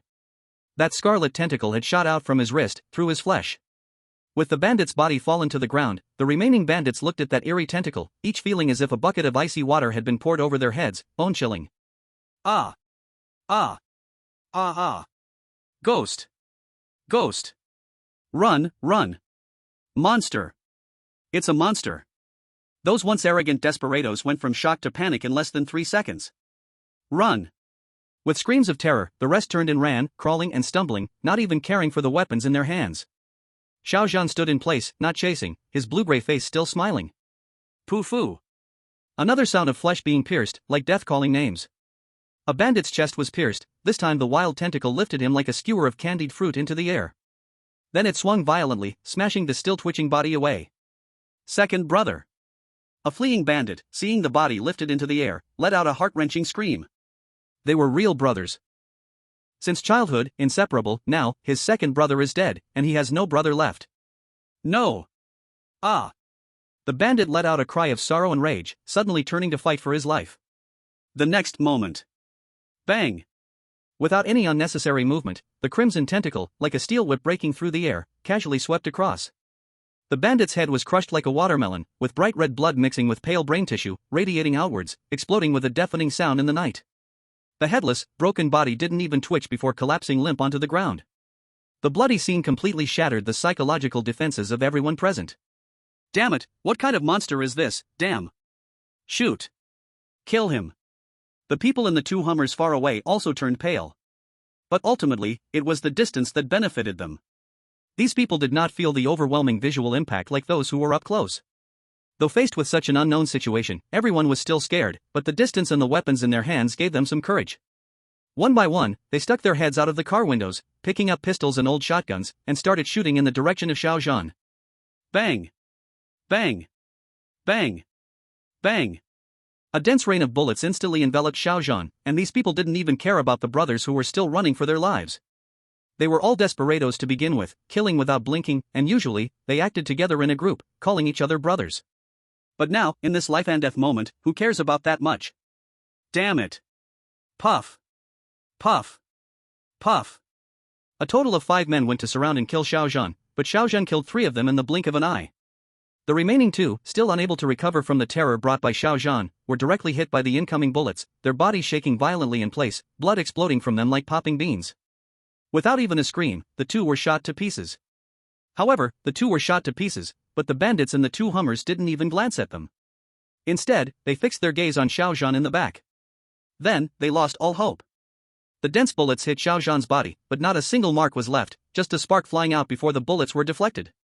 Even some bullets hit the tentacles, but they only slightly tore at the exposed flesh, quickly being pushed out again. Bullets. He's not afraid of bullets. Retreat. Retreat. At this point, everyone was completely terrified, their scalps tingling, sweat soaking their clothes. If they weren't still sitting in the cars, they probably would have already collapsed to their knees. If bullets could hurt the monster, they might still fight back. But now, bullets couldn't even break its skin. What could they use to fight it? But why did this damn thing appear here? Where did it come from? Everyone had no thoughts of resistance anymore. Hurry! Hurry! The driver crazily slammed the steering wheel. Far away, Xiao Zhan, who had been standing still, finally moved. With his strength, he could easily slay all of them. But Xiao Zhan found that he seemed to enjoy the feeling of playing with his prey like a cat with a mouse. Fear, truly a delicious emotion. Moreover, killing these animals so easily felt too cheap. Put. With another sweep of his tentacle, the 2 bodies that had been shot to pieces but hadn't fallen yet were directly sliced in half by Xiao Zhan, turning into 4 pieces flying out. Inside the first Hummer, Black Panther lay unwillingly in the front passenger seat, blood flowing from his mouth. This once invincible brother leopard, the most trusted underling of Su San, and a ruthless character of the Jiangcheng group, content is blocked. Killer God. A terrifying existence whose mere glance can make these desperados fall silent with fear. Just moments ago, in the shooting, his subordinates didn't even take it seriously. The coverage of the shooting didn't deliberately avoid this Hummer. A stray bullet pierced his lungs. Black Panther crouched in the passenger seat, unwilling to accept what was happening before his eyes, unable to do anything. Despair, fear, and various complex emotions surged in his mind. Spare me. In this final moment, the fierce leopard brother actually spoke, begging for mercy. Bang! His voice didn't even reach the vehicle, it was swept away by Xiao Zhan as if it were trash.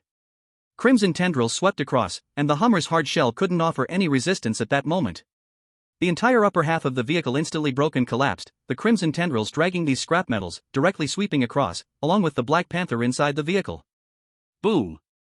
The moment of impact, Black Panther's body instantly snapped, his internal organs shattered, and the upper half of the vehicle, along with Black Panther's body, flew out like a sandbag, crashing into a big tree far off on the mountain road. The big tree snapped with a loud crack, and Black Panther's corpse was already shattered beyond recognition inside. Escape! Escape! The people in the 2 Hummers behind had completely gone mad.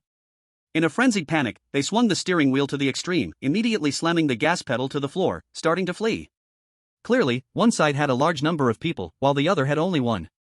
But the side with more people was filled with soul-crushing fear, with only one thought: to escape. This was a clash of different levels of life. Boom! Xiao Zhan stomped the ground, and his body shot up into the air, flying over 10 meters, crashing heavily on top of a Hummer that had just started but hadn't begun to accelerate. Boom! With a huge crash from the Hummer's roof, the roof caved in dramatically, and the people inside the vehicle desperately saw the surrounding roll cages and metal support beams twist and deform. He's here. He's here. He's on top. The monster is on the roof.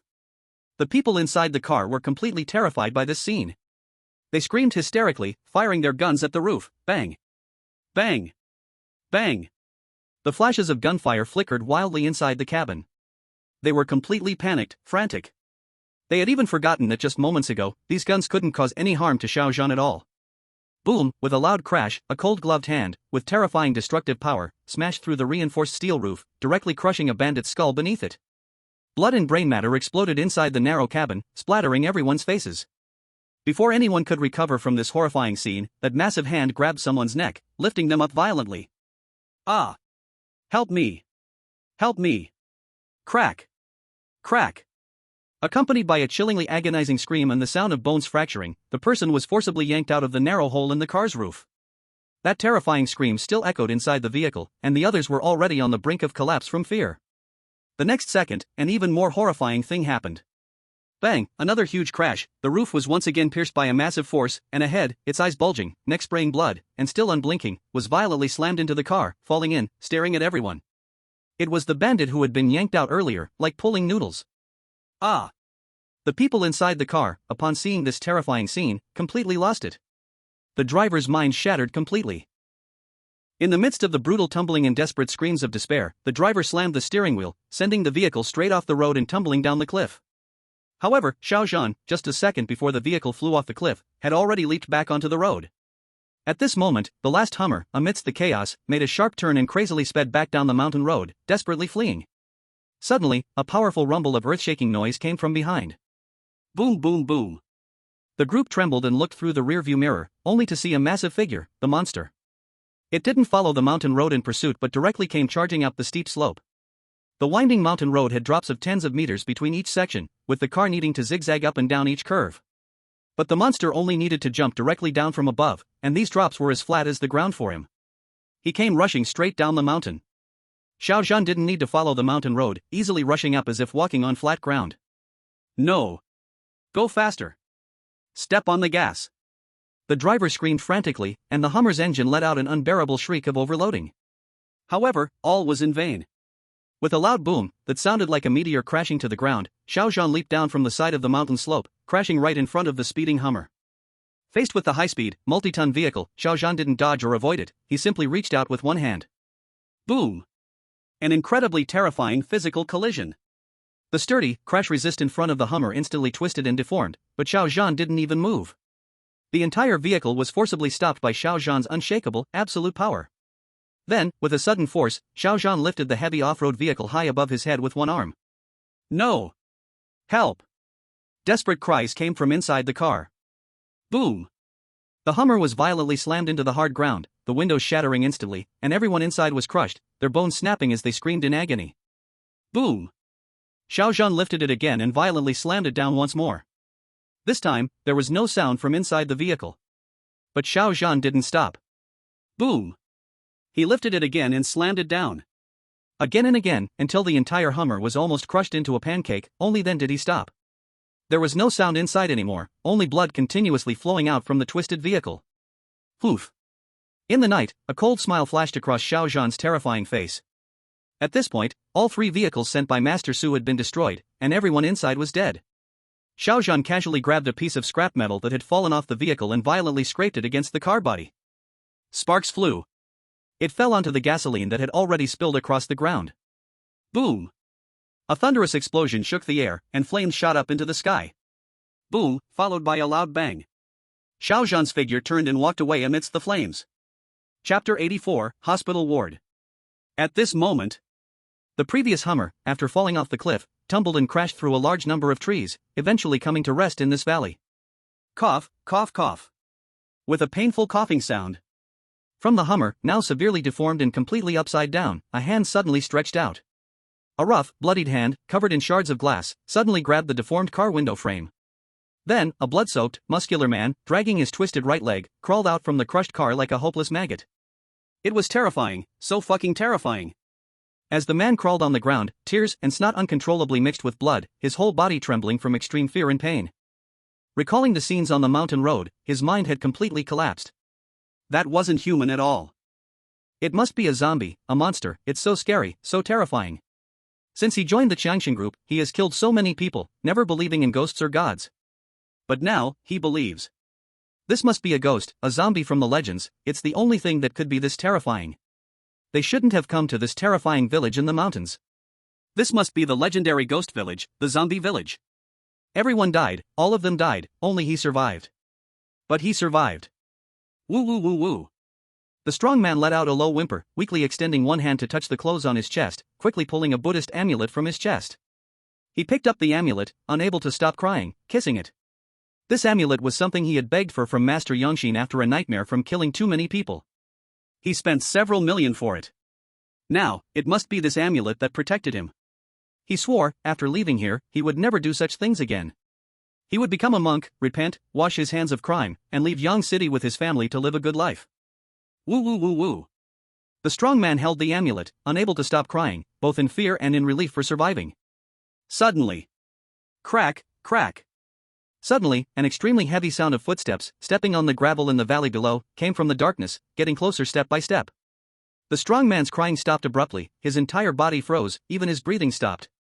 His body began to tremble, and he slowly, stiffly raised his head. In his field of vision, a pair of enormous black military boots had come within half a meter of his head. In despair, he continued to slowly raise his head, seeing the incredibly familiar gray heavy leather jacket, and the strange face in the darkness, looking down at him with no human emotion. This terrifying, towering figure completely blocked out the last faint light of the moon in the valley. No. Bang. A shrill scream, followed by the sound of a watermelon exploding, stopped abruptly. Long County. People's Hospital. Advanced Inpatient Department. Exclusive floor for Jiangcheng Group. It was now 10:40 p.m. But in this special VIP large ward in the Advanced Inpatient Department, it was still lively, full of warmth and harmony. Daddy, what's wrong? Does it hurt a lot? Daddy is fine, I just tripped and fell. Daddy, eat this apple, I just blew it for you. Thank you, my good baby. Daddy won't eat, I have surgery tomorrow, you eat it yourself. In the ward of Long Gu and the others, after hearing about the injuries of Long Gu and others, their family members also came to visit. Among them, there were several strong men, all of whom already had children. This included Long Gu, with a son and daughter who were anxiously looking at their dad by the bed, even feeding him things to eat. Brother Over Mountain also looked at his son and daughter with an incredibly loving gaze. If someone who didn't know the truth saw this scene, they probably wouldn't have guessed that the people lying here were the backbone thugs of a gangster organization, who, despite having families of their own, did horrible things like ruining lives, extorting people, and forcing women into prostitution. In the sofa area of the ward, the wives and girlfriends of the men were sitting together, laughing softly and chatting. The women all seemed to take the lead from Long Ji's wife. They, of course, knew what their men were doing in the dirty business. But so what? In Yang City, backed by Jiangcheng Group, they were like kings. They were rich and powerful, no one dared to mess with them anywhere. Having a boyfriend from Jiangcheng Group in Yang City meant their words carried more weight than the police. All right, it's almost 11 o'clock. Take the kids to rest in the next room. After teasing the children for a while, Dragon Long showed a trace of fatigue on his face. Although playing with the kids was fun, Dragon Long and the others were, after all, wounded, and it was already so late, they were tired. This hospital room, besides being able to hold 8 people, was a suite, with a resting bedroom and a living room. The Jiangcheng Group, as a dominating conglomerate in Yang City, and also a criminal organization, had many underlings who did dirty work. Sometimes it was inevitable to meet reckless troublemakers, causing some of the brothers to get injured, so the Jiangcheng Group invested in and built exclusive hospital buildings in major hospitals across Yang City. Rooms like this were specially designed when the Jiangcheng Group invested in building this hospital wing. These wards were only for the use of Jiangcheng people. They were also a symbol of status and position. As Dragon Long spoke, the younger brothers called their women over. Baby, it's so late, time to sleep. The women, understanding, picked up the children and led them toward the suite. As the children were taken away and the suite door closed, the air in the ward instantly turned cold, the warm family atmosphere disappeared, replaced by the disgusting gangster malice. All the younger brothers turned their eyes to Dragon Long. Sending the children away was partly because it was really late and they were tired. But more importantly, with the kids around, it had never been convenient to speak about certain things. Now it was so late. By evening, everyone already knew that Leopard Brother had found the address of that migrant worker kid's family. And he had already taken people and gone to deal with them. Calculating the time, it should be finished by now. Thinking of that kid who had broken their hands and feet during the day, it was very likely that now, the heads of his whole family had already been cut off and packed into sacks by Leopard Brother. A wave of satisfaction rose uncontrollably in everyone's hearts. A wave of revengeful joy. Dragon Long, how is it? Any news from Leopard Brother? Chapter 85 Hospital Ward Slaughter. A strong man with a broken hand had hatred flashing in his eyes and could not help but ask. The other strong man also looked eagerly at Dragon Long. Being crippled publicly by a mud-legged peasant during the day was the greatest humiliation of their lives. Only the death of that kid's whole family could wash away this disgrace. Although everyone knew Leopard Brother's strike would be flawless, they still could not help wanting to hear it from Dragon Long's own mouth. Hearing his subordinates' questions, and seeing everyone's eyes, Dragon Long lying on the bed naturally understood their expectations. To be honest, Dragon Long himself was looking forward to it. That damn migrant worker kid was strange, all 8 of them were no match for him, yet he had broken their hands and feet. It was a shame carried to the extreme. This time, it would not be just a simple matter of broken limbs. After this incident, once the injuries healed, their punishment would be unavoidable. Moreover, being beaten like this by a migrant worker completely ruined Dragon Long's reputation in the group. He would probably never gain Third Master's trust again. And the culprit of all this was that damn migrant worker kid. Dragon Long's heart burned with the desire to personally cut off that family's heads. Yes, after that family was dead, there was still the daughter in college. At that time, he would definitely torment her harshly, then throw her to the villa to serve guests, damn it. Counting the time, that kid's family must be dead already, but it's still a small favor to him. If he had lived, I would skin him alive and torture him mercilessly to vent my anger.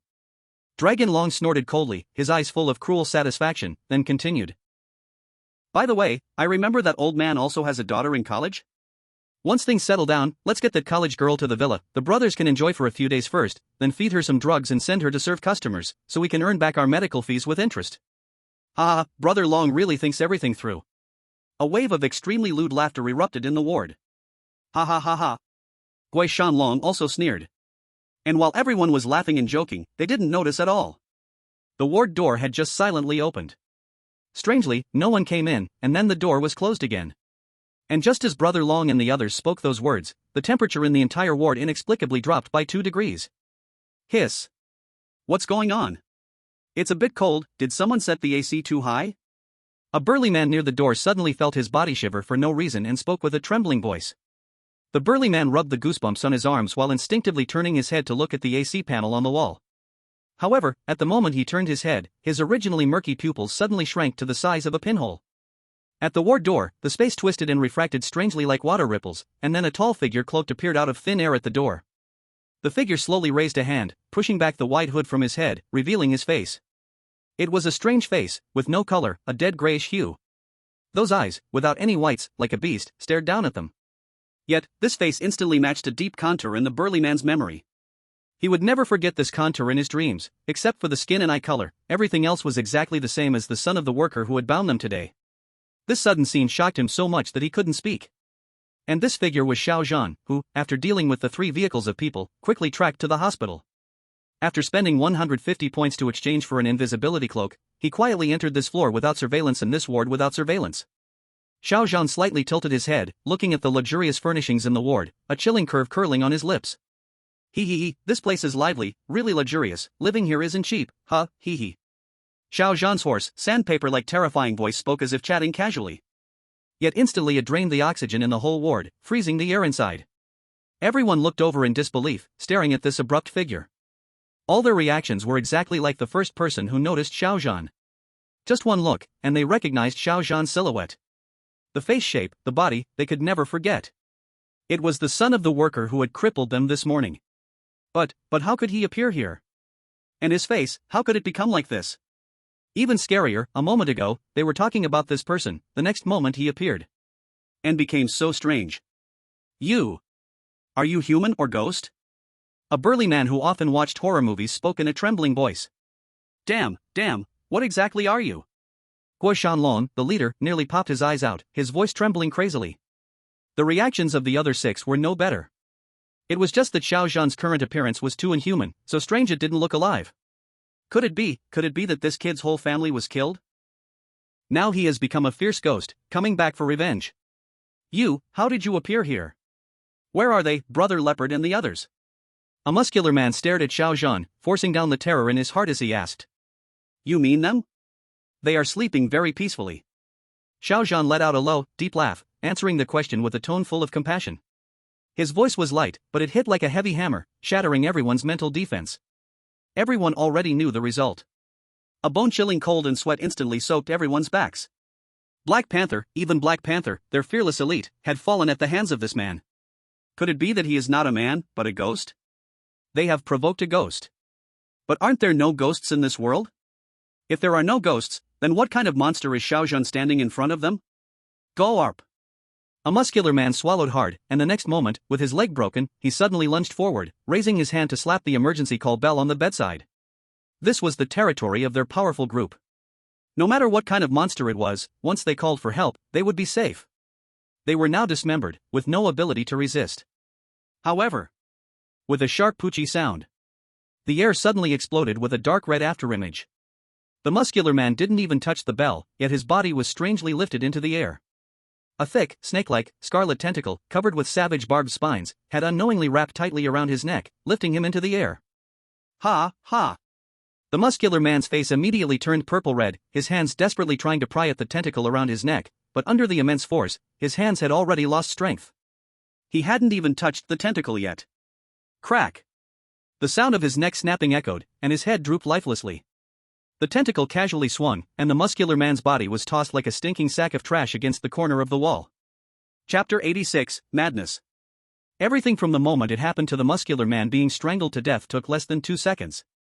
The room fell into a deathly silence, with only the rapid and terrified gasps of breath remaining. They've killed him. They've really killed him. And what on earth is this thing?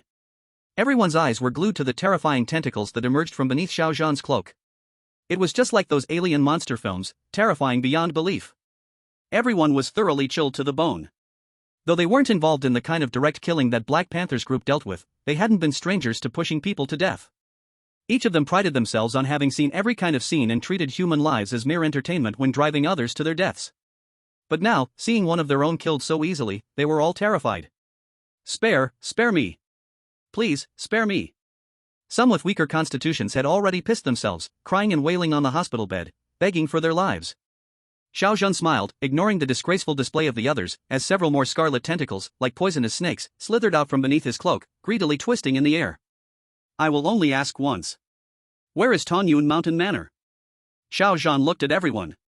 The people on the bed were so terrified that their courage shattered, and they hesitated for no more than a second. Poochie! Another tentacle shot out, piercing through the second muscular man's skull. The lower half of the man's face disappeared entirely, leaving only a hollow, with thin skin on either side. Then his body collapsed lifelessly onto the bed, a torrent of blood gushing out. The smell of blood instantly filled the entire hospital room. The remaining 6 people were completely driven mad with fear. I'll tell you. It's behind Wanyue Mountain in the northern suburbs of Long County. The one on the middle of the mountain. Please, don't kill me. One by one, they cried and screamed, desperately blurting out the address. They all hoped Xiao Zhan would spare them. Even their big brother, the mountain dragon, now was no different from his underlings. Only want to survive. Just as Xiao Zhan confirmed the exact location of Tonyun Mountain Manor, a sudden crack echoed. A sharp, abrupt sound broke the suffocating atmosphere in the room. The redwood door of the luxurious suite was pushed open, and a woman walked in. Honey, I need to tell you something. Before she could finish her words, the woman's voice suddenly stopped. The woman's pupils instantly expanded to the extreme as she saw the scene outside. Blood, bodies, and a monster manipulating strange tentacles like a dead man. Ah! A shrill, distorted scream burst from the woman's throat, filled with extreme horror. Put! The next moment, without any hesitation, without any mercy, a tentacle pierced through the woman's chest. The horrific blood hole, as big as a barrel and transparent from front to back, locked the woman's scream, her twisted face filled with terror, and her life at this very moment. Bang! The woman's body fell back heavily, like a ragged cloth bag with the cotton removed, crashing to the living room of the suite. Warm blood instantly soaked the floor, creating a large crimson stain. Wife! On the hospital bed, Long Ji's eyes were about to burst with anger. He witnessed everything that happened in that instant. The dead woman was his wife. He wanted to scream, to curse, but his rationality and fear made him bite his lip until it bled, yet he dared not make a sound. He was afraid that Xiao Zhan would notice him. In the hospital room, the others trembled, covering their mouths tightly. But on the side of the suite, the scene exploded. The several women who had been chatting in the living room just a moment ago witnessed the bloody and shocking scene at the door. 1 second, a person was perfectly fine, and the next, her chest was pierced with a large hole, turning into a corpse. From that hole, they could even see the warm internal organs inside. Someone's been killed. There's a monster. After a brief moment of silence, the living room erupted in a series of sharp, almost ear-piercing screams. Hearing the screams echo, Xiao Zhan didn't even lift an eyelid. Xiao Zhan, with his thermal vision already activated, had long noticed everyone inside. In Xiao Zhan's original target, all the people in this room were already dead. This was a special floor created at a huge cost by Jiangcheng Group. Jiangcheng Group would often bring in the common people who had caused their hospitalizations, bind them, and torture them to vent their anger. For convenience, there were no surveillance cameras here, and the soundproofing was extremely good. There was also an exit in the hospital room, through the door behind him. Therefore, Xiao Zhan simply enjoyed the terrifying screams that were so delightful to his ears. Boom! Xiao Zhan couldn't even be bothered to take a detour. With just a thought, several thick tentacles suddenly erupted. Like heavy meteor hammers, carrying terrifying kinetic energy, they smashed through the non-load-bearing soundproof wall between the hospital room and the suite. With a loud crash, the wall collapsed, and the living room and hospital room were completely opened up. In the living room, the terrified women finally saw the full form of Xiao Zhan, this monster. A deathly pale face, a towering body, and blood-red tentacles swirling around him like a mass of snakes. Then, they became even more terrified. Monster! Monster! They ran in fear, but there was nowhere to escape. They wanted to hide in the bedroom. But Xiao Zhan's tentacles were faster, and more of them poured out from beneath his cloak. Instantly, they wrapped around each woman's ankle, waist, and neck. No! Let me go! The women struggled desperately as the tentacles violently dragged them toward the outer room. Expensive manicured nails snapped at the roots, scraping shocking streaks of blood across the luxurious wooden floor. But all of this only added an extra layer of fun for Xiao Zhan. As one woman after another was tangled in midair, Xiao Zhan did not immediately strike them down. Instead, he turned to look at the 6 people on the hospital beds, their hands and feet broken. Suddenly, he tore a terrifying smile across his face and said with extreme amusement, "How about we play a game now? This game is called, Do Not Make a Sound. If you make a sound, you are out, but if you can hold on, maybe you can leave here alive." Xiao Zhan's pale gray face twisted into a grin, his hoarse voice echoing through the room. Hearing this, the 6 people on the beds, already scared out of their minds, clutched at their mouths like grasping the last straw of life. Each instinctively covered their mouths. Then, before the 6 could even think carefully about how to play this game. Put. SSSHH. A woman was torn apart in midair by the tentacles, her blood, organs, and intestines splattering everyone's faces. Like a stinking bloody rain, it drenched the faces, eyes, and lips of Guoxianlong and the others. Ugh ugh. Seeing this bloody scene, the 6 men on the beds almost had their eyeballs pop out, extreme grief and terror mixing instantly. Only now did they realize Xiao Zhan's horror and cruelty. He was not human, he was a true monster. A demon. Yet they bit their lips hard, even as silent tears of fear streamed from their eyes, their jaws bitten raw and bleeding. They still did not dare make a sound, shivering in despair, praying this monster Xiao Zhan would spare their lives. They wanted to live, even if they had to be like a broken, tail-wagging dog begging for mercy, even if they had to watch their whole family die, they still wanted to survive. Rip. Rip. The tearing sounds and women's screams continued. One had to admit, Xiao Zhan had to praise these people, they had no conscience, even colder than him, the tyrant. Clack. As the last shattered corpse was casually thrown into the corner by his tentacle, these people actually managed to hold on. It seems you might win, Xiao Zhan said mockingly with a smile. A flicker of hope rose in the hearts of the 6. However, just as this faint spark of hope was lit in their hearts. Click. The bedroom door in the suite opened, and the children who had not slept yet were drawn out by the noise. Mom, what happened? A childish voice sounded in the living room. But the next moment, when the children saw the blood covering the floor and the tall gray monster, they immediately cried out in terror. Why, monster! There is a monster! The people on the bed shook their heads frantically, signaling the children to run with desperate eyes. But it was already too late. Bang! A thick tentacle swept with terrifying force, and the small figure exploded into a miserable blood mist midair, not leaving even a full scream. Aya! Whoa! Bang! Bang! Bang! Next came the children's continuous screams and wails, mixed with the sound of blood mist exploding. No!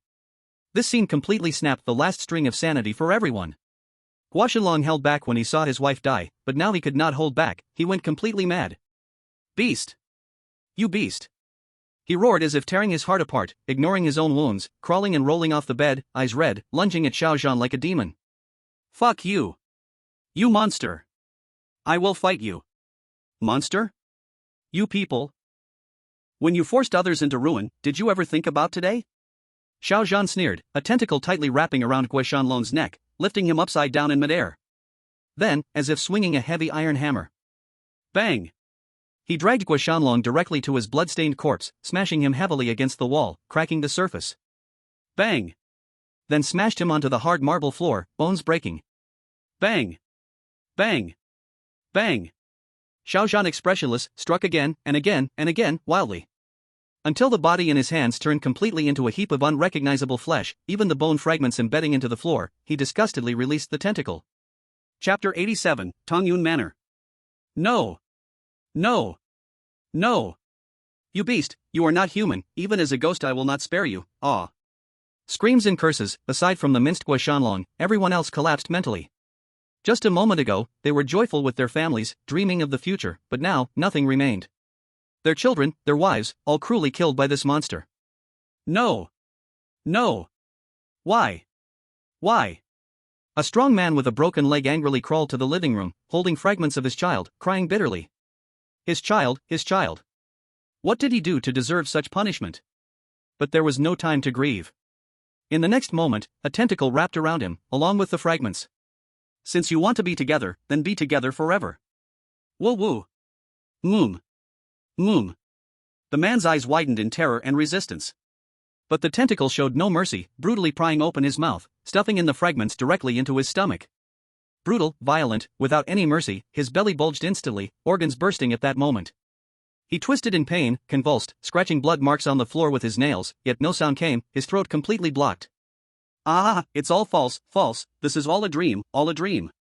Ha, you can't scare me, this is all a dream, I just need to wake up. Woo woo woo woo. Please give me a release, kill me. Seeing the room full of blood, horror, a hell-like scene, the remaining people's last reason was completely crushed. Some went mad, some cried without restraint, some completely broke down begging for death. Facing these utterly insane, despairing ants, Xiao Zhan felt slightly bored. A bunch of trash, can't even do this, really useless. Shaking his head with a sigh, Xiao Zhan satisfied a few people directly. Creak. With a teeth-grinding sound of metal twisting, crimson tentacles ripped a few sharp bed frames from the hospital bed, then wrapped around a few people. Splat. Without hesitation. The sharp steel bed frame, under immense force, pierced their bodies violently from bottom to top. The dull metal tore flesh, smashed bones, shredded organs. With each agonizing scream. In an instant. Blood flowed down the steel pipes. Xiao Zhan controlled the tentacles, driving the steel pipes deep into the marble floor. Those people did not die immediately. Suspended, their bodies convulsed violently from extreme pain. Mouths wide open, no sound came, only hoarse, shrill gurgles. Thick blood dripped onto the floor, forming small red streams. Xiao Zhan looked at the full room scene, feeling a moment of pleasure. No wonder doing good things makes one feel happy. Now he could feel it. He had removed a small stain from the world. As Xiao Zhan raised his hand and flicked, the cloak was thrown over his shoulders again, and his figure disappeared once more from the room. Tongyun Villa. Located in a suburban area outside Long County, this vast estate is not even marked on maps. Here lies one of Jiangcheng Group's core bases in Long County, a secret playground for the wealthy and powerful of Yang City, as well as underworld leaders. This is a completely illegal construction. For 99% of the ordinary citizens of Long County, they have lived their whole lives on this land without ever hearing the name of this place. At the same time, this villa is considered one of Jiangcheng Group's major strongholds. A large number of underlings and ruthless elites are usually stationed here. Here, everything exists, various thrilling activities where money and power trample on all human laws, surrounded by high walls and electric fences. Underground casinos, human trafficking, perverse games, bloody contests. There's nothing that the common folk could think of that can't be done here.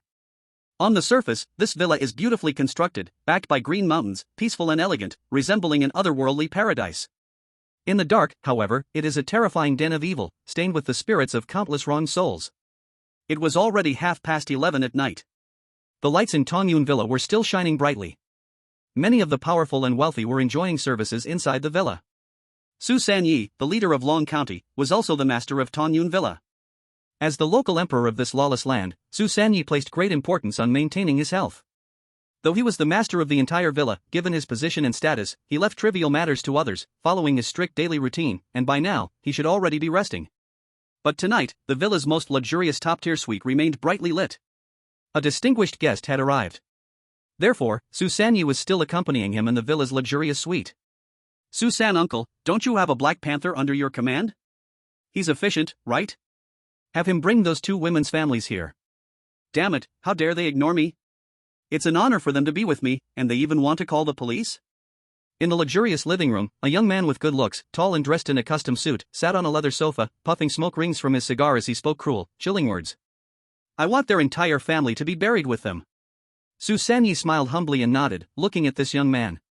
Although Su Sanyi was the leader of Long County, this young man was none other than Luo Tianzu, the only son of Luo Chang, the chairman of Jiangcheng Group. Following Luo Tianzu's feet, dressed in custom leather shoes, the luxurious Persian carpet bore the tragic sight of two young, naked girls covered in blood and bruises. Their eyes were painfully rolled back, their battered bodies twitching weakly, like rag dolls, clearly already dead. In the room, apart from Su Sanyi and Luo Tianzu, there were also 10 or so personal bodyguards, all wearing exquisite black suits and standing straight in the corners of the room. They paid no attention to the two corpses in the center of the living room or the bloody scene. Such scenes were nothing new to them. Young master, please calm down. Black Panther happens to be on a mission tonight, but he'll be back soon. Once he returns, we'll immediately grab them. Su Sanyi respectfully poured a glass of wine and handed it to Luo Tianzu. Luo Tianzu took the glass, a cruel excitement flashing in his eyes. As the sole heir of Jiangcheng Group, money and status were just tasteless numbers to him. By the time he was born, Jiangcheng Group had already been the all-powerful force of Yang City. His father was the emperor, and he was the crown prince. From the moment he was born, everyone showed him the utmost respect. When he was a child, no matter what he did, even if he broke someone's limbs, those people had to kneel and apologize, saying they dirted his hands. When he was in his teens, he even tortured and killed a female classmate. His father didn't blame him in the slightest. Instead, he had the family that sought justice locked in his basement, forcing him to take a hammer and kill them one by one to vent his anger. From that moment on, the young Luo Tianzu became completely addicted to the power and thrill of controlling life and death. As he grew older, Luo Tianzu's mentality became more twisted and perverse. He was lecherous and loved to play with women. But he never touched women from brothels. He only liked proper, virtuous young women. As long as he set his sights on them, they either had to obediently submit and accept a bit of money, or, like now, their entire family had to die. And besides his lust, his greatest pleasure was torturing and killing. Watching vibrant life slowly fade away in his hands, the thrill of torturing and controlling the life and death of others like they were toys, intoxicated him like a drug. Upon hearing old Master Su's words, Luo Tianzu became interested. Oh? So it's that reckless person again, causing trouble in the middle of the night? Did you even bring Black Panther and his team to handle it? Black Panther, the ruthless man who dares to use a gun, kill, and wipe out families, was considered one of the elite forces within the Jiangcheng Group. He usually wouldn't take action unless absolutely necessary. When he does act, it's always a life or death matter. My apologies, young master. It's just a farmer worker who's good at fighting, who broke the arms and legs of 8 of my debt collectors. Normally, this kind of small issue could be handled by our subordinates. But unfortunately, it happened at the hospital, with hundreds of eyes watching. For the sake of our group's reputation, I had no choice but to send Black Panther to handle it more cleanly. Su Sanyi explained with a smile. Interesting, he's that strong? One person disabled 8 people? That's quite interesting. Luo Tianzu licked his lips, and his eyes instantly erupted with an extreme perverse fervor. Su Sanyi, call Black Panther. Those 2 farmer workers can be killed, but I want to keep this guy alive. Someone this strong, bring him back alive. I want to see how long he can last, ha ha ha. Luo Tianzu's face showed a cruel smile. He had 2 main hobbies, one was lust, and the second was torturing and killing. And the stronger the living being, the longer they could last, which would give him even more satisfaction. Young master, I'll call Black Panther now. Su Sanyi said as he took out his phone and dialed Black Panther's number. But as he was dialing, a subtle trace of doubt flickered across Su Sanyi's calculating face. What was going on today? It was already 11:30. Black Panther was usually ruthless and efficient. Logically, Black Panther should have reported to him by now, but why hadn't he heard anything yet? It had been so long and no phone call. And the small Wu he sent, he hadn't even received a call from him. Could something have gone wrong? A bad thought crossed Su Sanya's mind. But soon, he laughed at himself for thinking such a thing. What a joke, they were just a bunch of farm workers, peasants. What use was their strength? He had sent 3 full trucks of men, all armed. Some of them even had American weapons. With this kind of force, let alone killing a family of 3 farmers, they could easily wipe out an entire village. However, just as Su Sanya coldly sneered and pressed the phone to his ear. Beep beep beep. Sorry, the phone number you are dialing is turned off. What was going on? Now, Su Sanya's brows were completely furrowed. No reply was one thing, but now it was turned off? You have to know that these people, as the desperate elite of the group, had one iron rule: their phones must be on 24 hours a day, without exception. Even if they were dead, they would never turn their phones off. But now, it was turned off? At the moment when Master Su was puzzled and a faint sense of unease arose in his heart. Crack! The door to the luxurious private room was pushed open. And then... thud, thud. 2 heavy black shadows were thrown into the air like ragged sacks, leaving 2 long and glaring bloodstreaks on the expensive Persian carpet, and finally falling like dead dogs directly under the crystal chandelier in the center of the living room. They were 2 elite bodyguards dressed in black suits. At this moment, their faces were an extreme purple black, caused by severe lack of oxygen, and their eyeballs were bulging out. The most terrifying thing was that their necks had been twisted into a terrifying knot by some monstrous strength, and their heads were tilted back at an eerie 180-degree angle, staring at the ceiling with wide-open eyes. Hiss! Inside the room, Master Su sucked in a cold breath, his scalp instantly tingling. And just now, Lu Tianzu, who had been lazily lying on the sofa, fantasizing about how to torture his prey, also suddenly sat up straight, his face as dark as the night. Damn it, these were their men. They were killed, and right here, in the Cloud Mountain Villa, their headquarters, in the most core high-level suite. They were silently killed, with no warning, and the killer directly came to their door. Yet they hadn't received any advance warning at all. In the corner of the suite, the dozen or so bodyguards who had been standing straight suddenly reacted. Click. Click. A series of rapid, crisp sounds of firearms being chambered rang out. The bodyguards here were the elite of the strong group, and a handgun was the standard equipment. However, when these bodyguards aimed their handguns at the door, they all involuntarily widened their eyes, and their palms, holding the guns, were instantly covered in cold sweat. Gulch. Gulch. The sound of swallowed saliva echoed so clearly in the already dead silent room. Even Lu Tianzu and Master Su, these 2 who had seen all kinds of scenes, were completely stunned and frozen in place. Standing at the door was not the enemy they had imagined. It was a towering figure, at least 2 meters 3 tall, cloaked in a dark robe. Its skin was bluish-gray, and its pupils devoid of life, but what really made their livers and guts shiver were the thick, snake-like crimson tentacles wrapped around its body. They writhed like venomous snakes in midair, and at the ends of those crimson tentacles hung the bodies of the bodyguards whose necks had been snapped. Chapter 89, Sweeping Through. What the hell is this thing? Master Su's face, which usually remained unmoved even in the face of great danger, had completely changed color at this moment. He swore that in his life, having seen all kinds of strange things, he had never seen anything as bizarre as this. Damn it, this wasn't a movie. Damn it, playing tricks. Whether you're human or ghost, shoot it. Turn it into meat paste. Lu Tianzu was also startled at first, but he had always been arrogant. After a brief shock, the violent rage in his bones surged to his head. But he quickly realized, from childhood until now, he had never been afraid of anyone. Even if the King of Heaven came, he would dare to shoot first. Besides, it was just a monster. All the bodyguards around him were armed.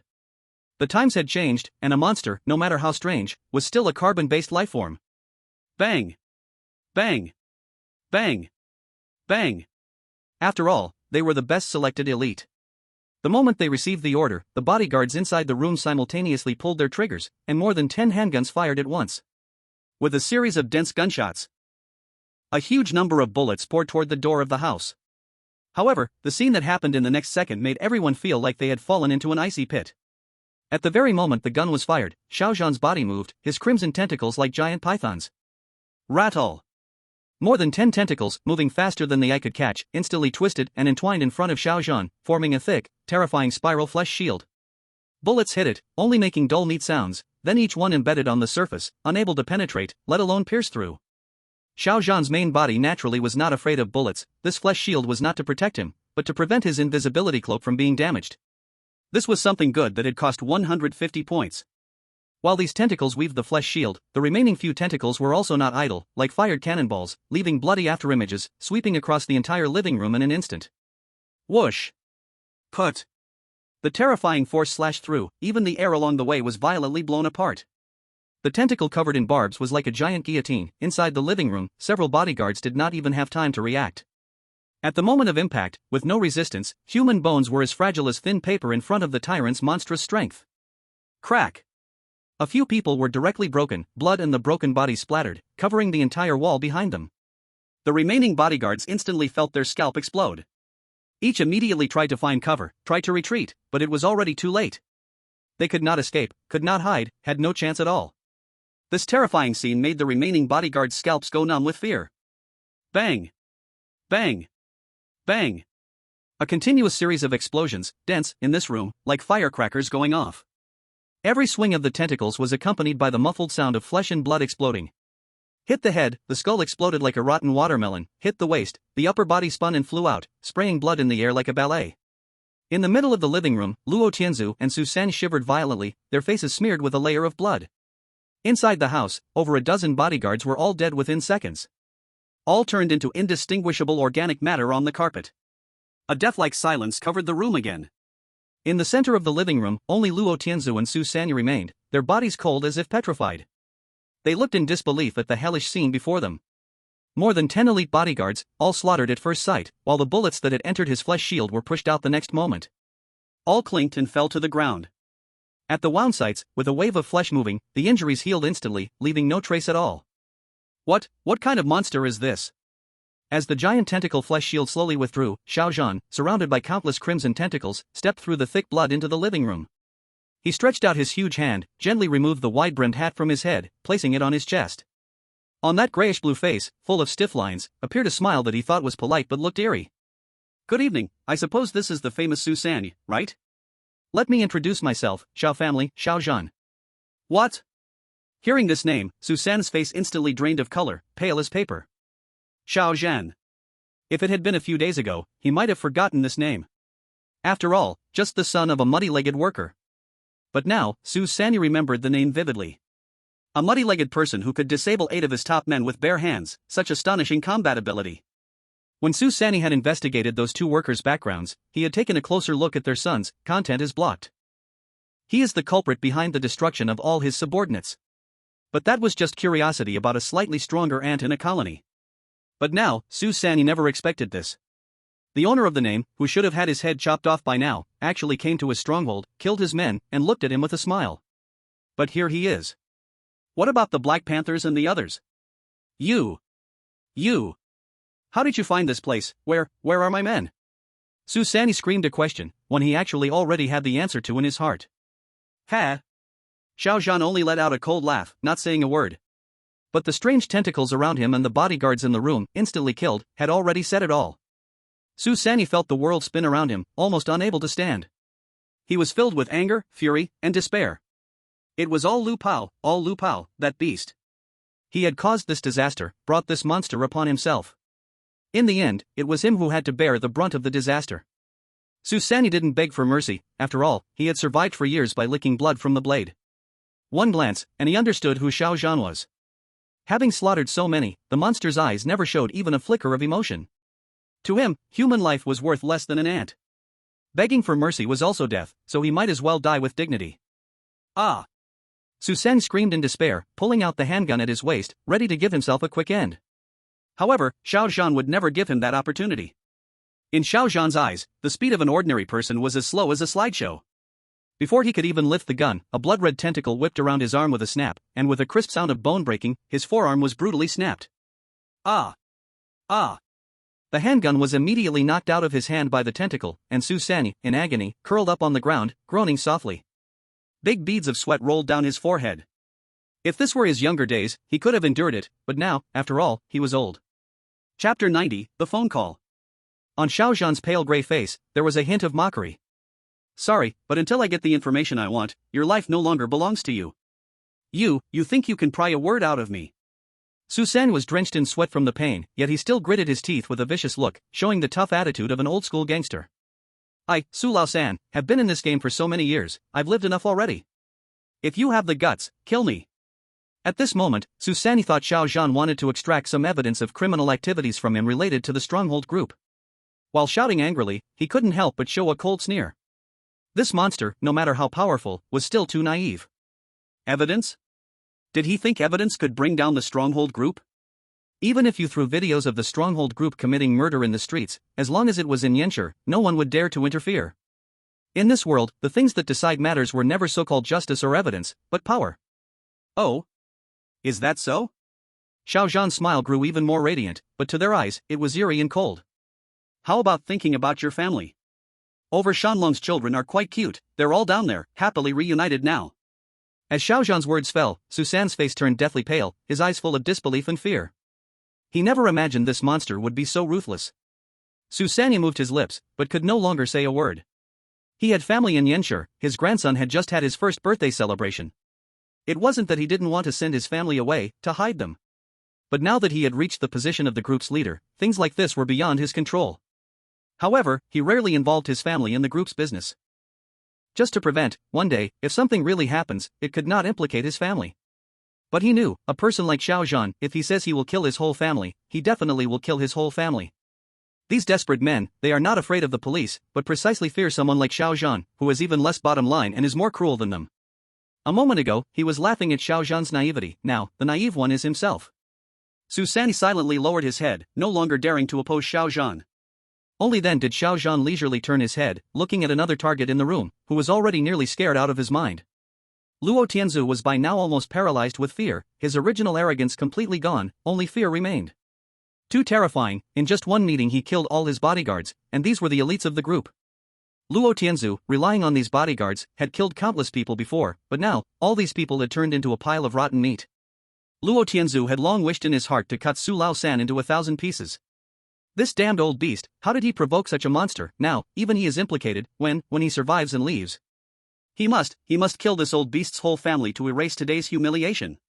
Originally Xiao Zhan was examining Su Lao San, Luo Tianzu could still barely hold on. But as Xiao Zhan turned his gaze over, and the tentacles around him also wriggled forward, Luo Tianzu immediately stepped back several times, collapsing on the ground, screaming in terror. No! Don't kill me! You can't kill me! My father is Luo Chang. He is the chairman of Jiangcheng Group. I am his only son, he can give you anything. If you dare touch me, he will not forgive you. Hearing Luo Tianzu, Xiao Zhan's raised tentacles paused slightly, a hint of surprise flashing in his gray-white pupils. He did not expect to catch such a big fish here. Originally Xiao Zhan planned, I will use Su Lao San to see if I can find Luo Chang's whereabouts, tonight just directly cut off his head. But unexpectedly, he caught Luo Chang's son here, and the only son of Luo Chang at that. This is even more useful than Su Lao San. Oh? Your father is Luo Chang? Xiao Zhan looked down at this muddy young man from above, confirming again. Yes. I am his only son. Seeing Xiao Zhan stop, Luo Tianzu hurriedly begged like grabbing at a lifeline. As long as you let me go, you name your price. 50 million? 100 million? I will give it all. Just don't kill me, I guarantee my father won't take revenge, really. I have plenty of money. Luo Tianzu spoke very fast, afraid if he slowed, the monster in front would take his life. He was truly afraid, this feeling of life and death controlled by someone else, he had never felt before. He really did not want to die, he had not enjoyed enough, his life is very valuable, he cannot die here. A curve pulled at Xiao Zhan's lips, he turned his head to look at Su Lao San on the ground. Tell me, if this young Master Luo is in my hands, would Luo Chang personally come here for his son? In Xiao Zhan's mind, besides carrying out a decapitation of Jiangcheng Group, there was another thought. That is to try, whether he can bring Jiangcheng Group under his control. If Luo Chang comes to Tongyun Villa tonight, everything will be much easier. Xiao Zhan looked at Su San. I don't know. Su San lay on the ground, covering his broken hand, his voice hoarse. Now he was completely honest, giving up resistance, he didn't mind dying, now his only thought was hoping Xiao Zhan would spare his family for his cooperation. Su San swallowed, then slowly spoke. Although the eldest young master is the only son of Mr. Luo, over the years, Mr. Luo and Madame's relationship, while superficially still peaceful, has actually become very tense. We old bones can all see it, Mr. Luo outside probably has an illegitimate child. But back then, the foundation of Jiangcheng Group was left by the old chairman, who was Madame's own father, and all those old brothers in the group only recognized Madame. Mr. Luo was cautious, so he didn't put family matters out in the open. Oh. Xiao Zhan, hearing this, also showed a trace of interest in his eyes, he didn't expect that things inside Jiangcheng Group were quite complicated. He had previously thought that Luo Chang, the richest man in Yang City and the controller of Xiangcheng Group, had only one son after all these years. Maybe he had done too many bad things, and the next generation was weak. So that's how it was. Old beast. What the hell are you spraying? Believe it or not, I'll kill your whole family right now. Beside him, Luo Tianzu's eyes instantly turned red, and he cursed violently. My father has only me as a son. Xiangcheng Group will all be mine in the future. You old bastard trying to stir trouble? I'll kill you. My father will chop you up and feed you to dogs. Luo Tianzu ground his teeth, wishing he could tear Su Laosan apart alive. But actually, the more agitated he was, the more insecure he looked. In fact, over the years, he had some suspicion himself, but he never wanted to believe it. Now Su Laosan had exposed it so directly. Chapter 91 Pay 1. Sigh. Su Laosan sighed, closed his mouth, and didn't speak. Shut up. Xiao Zhan directly raised his hand. Slap. A big smack landed on Luo Tianzu's face. Stop shouting, now make the call, you know what to say. If he comes, you live, if he doesn't, you die. I'll call, don't kill me. Luo Tianzu spun in place from the slap, a tooth flying out, his whole head full of stars. But he still had no thought of resisting Xiao Zhan, only fear. He trembled as he took out his phone, not daring to do anything tricky. Soon, the call connected. Under Xiao Zhan's watchful eyes, Luo Tianzu forced his fear down, making his voice calm. Dad, where are you? Can you come to Tongyun Villa? I have something extremely important to tell you in person. The other side fell silent for a moment, then a deep male voice came. I'm not in Yang City. Wait for me to come back if it's important. Hearing the voice on the line, Luo Tianzu panicked. Dad. It's really urgent. It concerns the whole group. Dad. Beep beep beep. But the only reply was a cold, merciless busy tone. The call had already ended. Luo Tianzu froze, staring at the slowly sliding phone in disbelief. The hand holding the phone slowly fell. Xiao Zhan stood by, shaking his head in disappointment. TSK, looks like your father doesn't care about you either, you've lost all value. As soon as he finished speaking, a tentacle silently wrapped around Luo Tianzu's neck, slowly tightening. No. Crack ugh. Luo Tianzu was lifted off the ground instantly, his hands clutching the tentacle at his neck, trying to pull open any gap. His legs kicked frantically in midair, his eyes bulging from extreme bloodshot, and his throat made a hissing sound like air escaping. He didn't want to die. He was the high and mighty crown prince, he hadn't lived enough yet. He didn't want to die. Ugh, my mom. I'll call my mom. At the edge of suffocating death, Luo Tianzu used every last bit of strength, letting out a piercing, desperate scream from his throat. She will come. She loves me the most. Whatever money you want, my mom can give it to you. She can give it all. Money? Xiao Zhan sneered, what if I want the whole Xiangcheng Group? This light, casual sentence was like a bomb, plunging the entire bloody room into deadly silence. Lying on the ground, old Master Su suddenly raised his head, looking in disbelief at the tall monster in front of him. He originally thought that Xiao Zhan had come for revenge, to kill all of them, but he never expected that the other party actually wanted to swallow the entire Xiangcheng Group. Suspended in midair, Luo Tianzu was also choked, his mind a blank. But under the tightening fear of death, he didn't care about anything else, shouting hysterically. I can. A lot of Xiangcheng Group's shares are under my mother's name. She will definitely save me,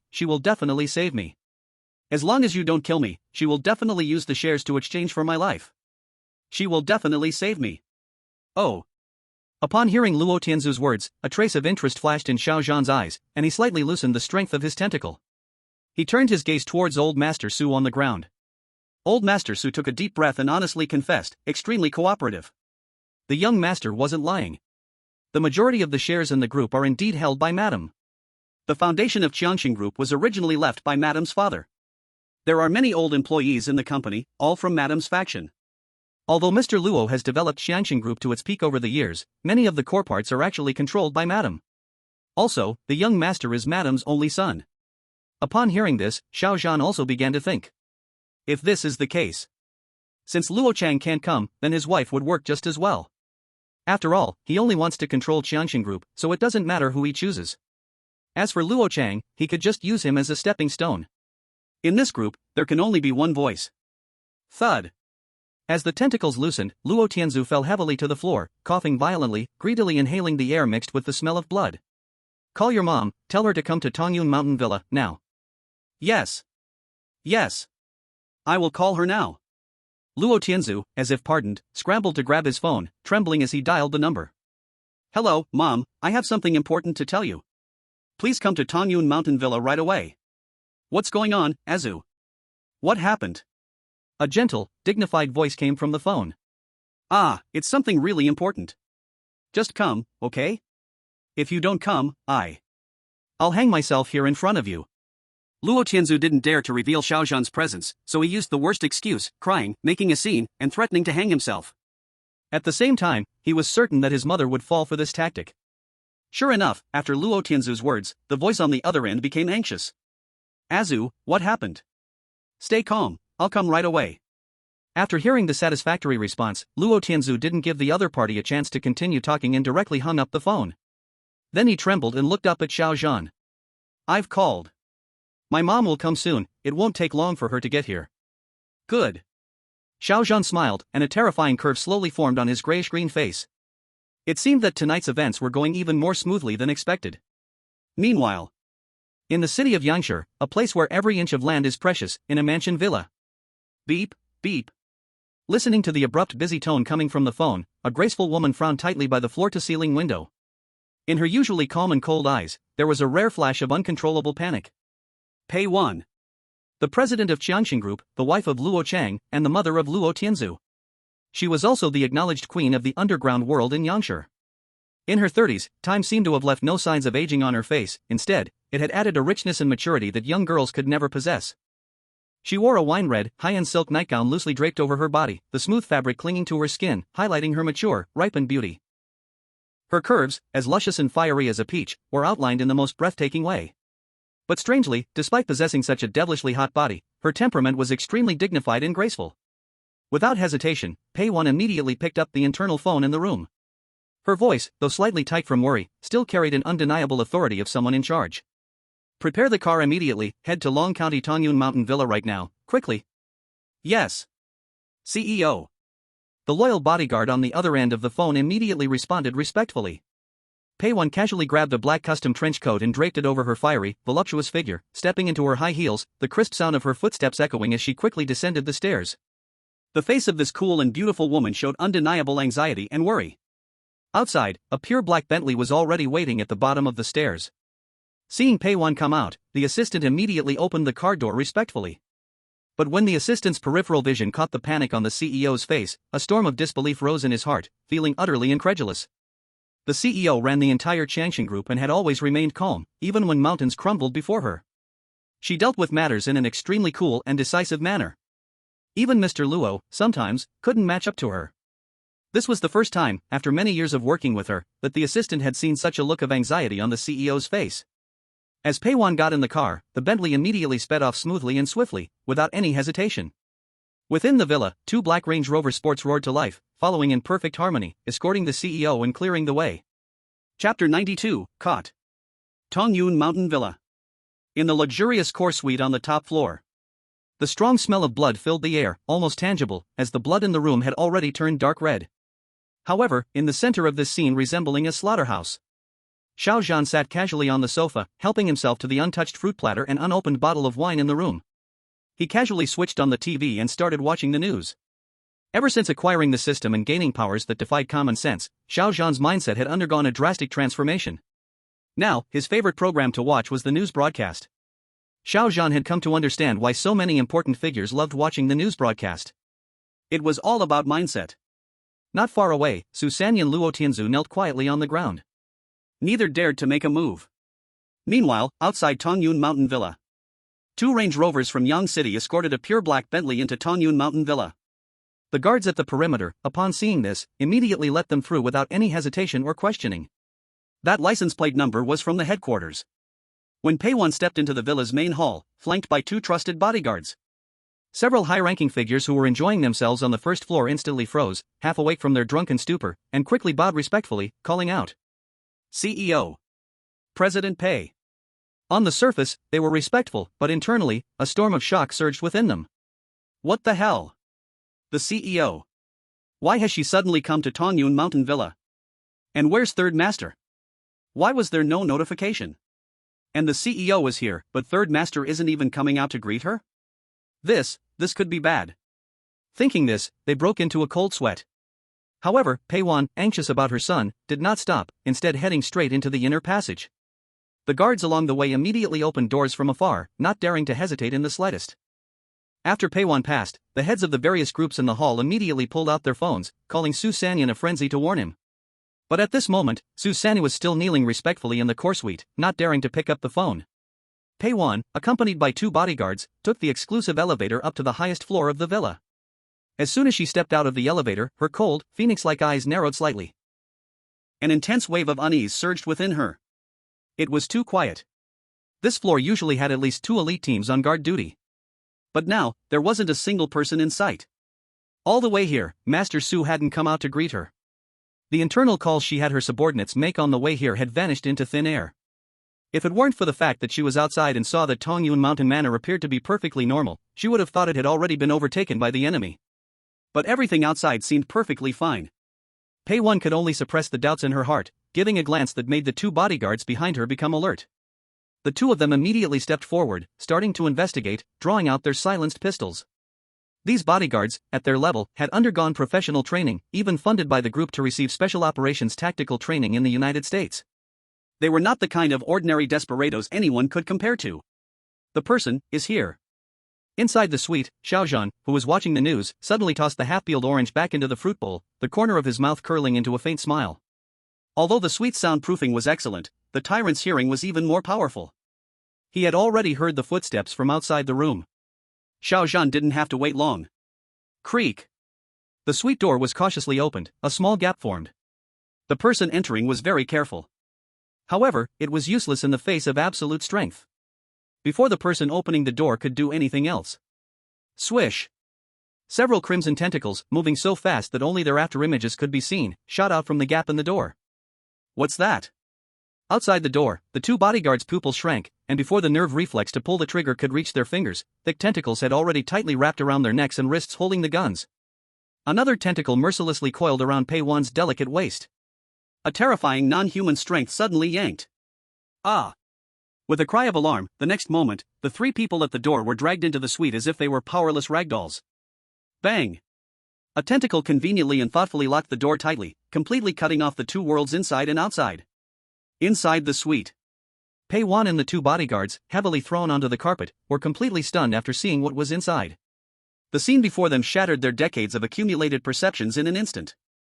The room was filled with a strong smell of blood, with numerous bodies in chunks scattered all over. And in the center of the suite, sitting on the sofa, was a terrifying monster over 2 meters tall, with grayish-blue skin, like a corpse. Its face wore an eerie smile. A large number of disturbing, disgusting crimson tentacles, as if alive, were wildly dancing around him. And the masters of Tongyun Mountain Manor, Su Laosan and her son, Luo Tianzu, were trembling and kneeling in the corner of the room. Azu. After a brief moment of shock, her concern for her biological son made Pei Wan force herself to stand up. She rushed forward in high heels, grabbing Luo Tianzu's shoulders, urgently checking him. Azu, what happened? Are you all right? What kind of monster are you? What do you want? As Pei Wan protected her son behind her, she warily stared at Xiao Zhan. Even though she was in such a messy state, the cold and noble aura of the president of the Jiangcheng group couldn't be hidden.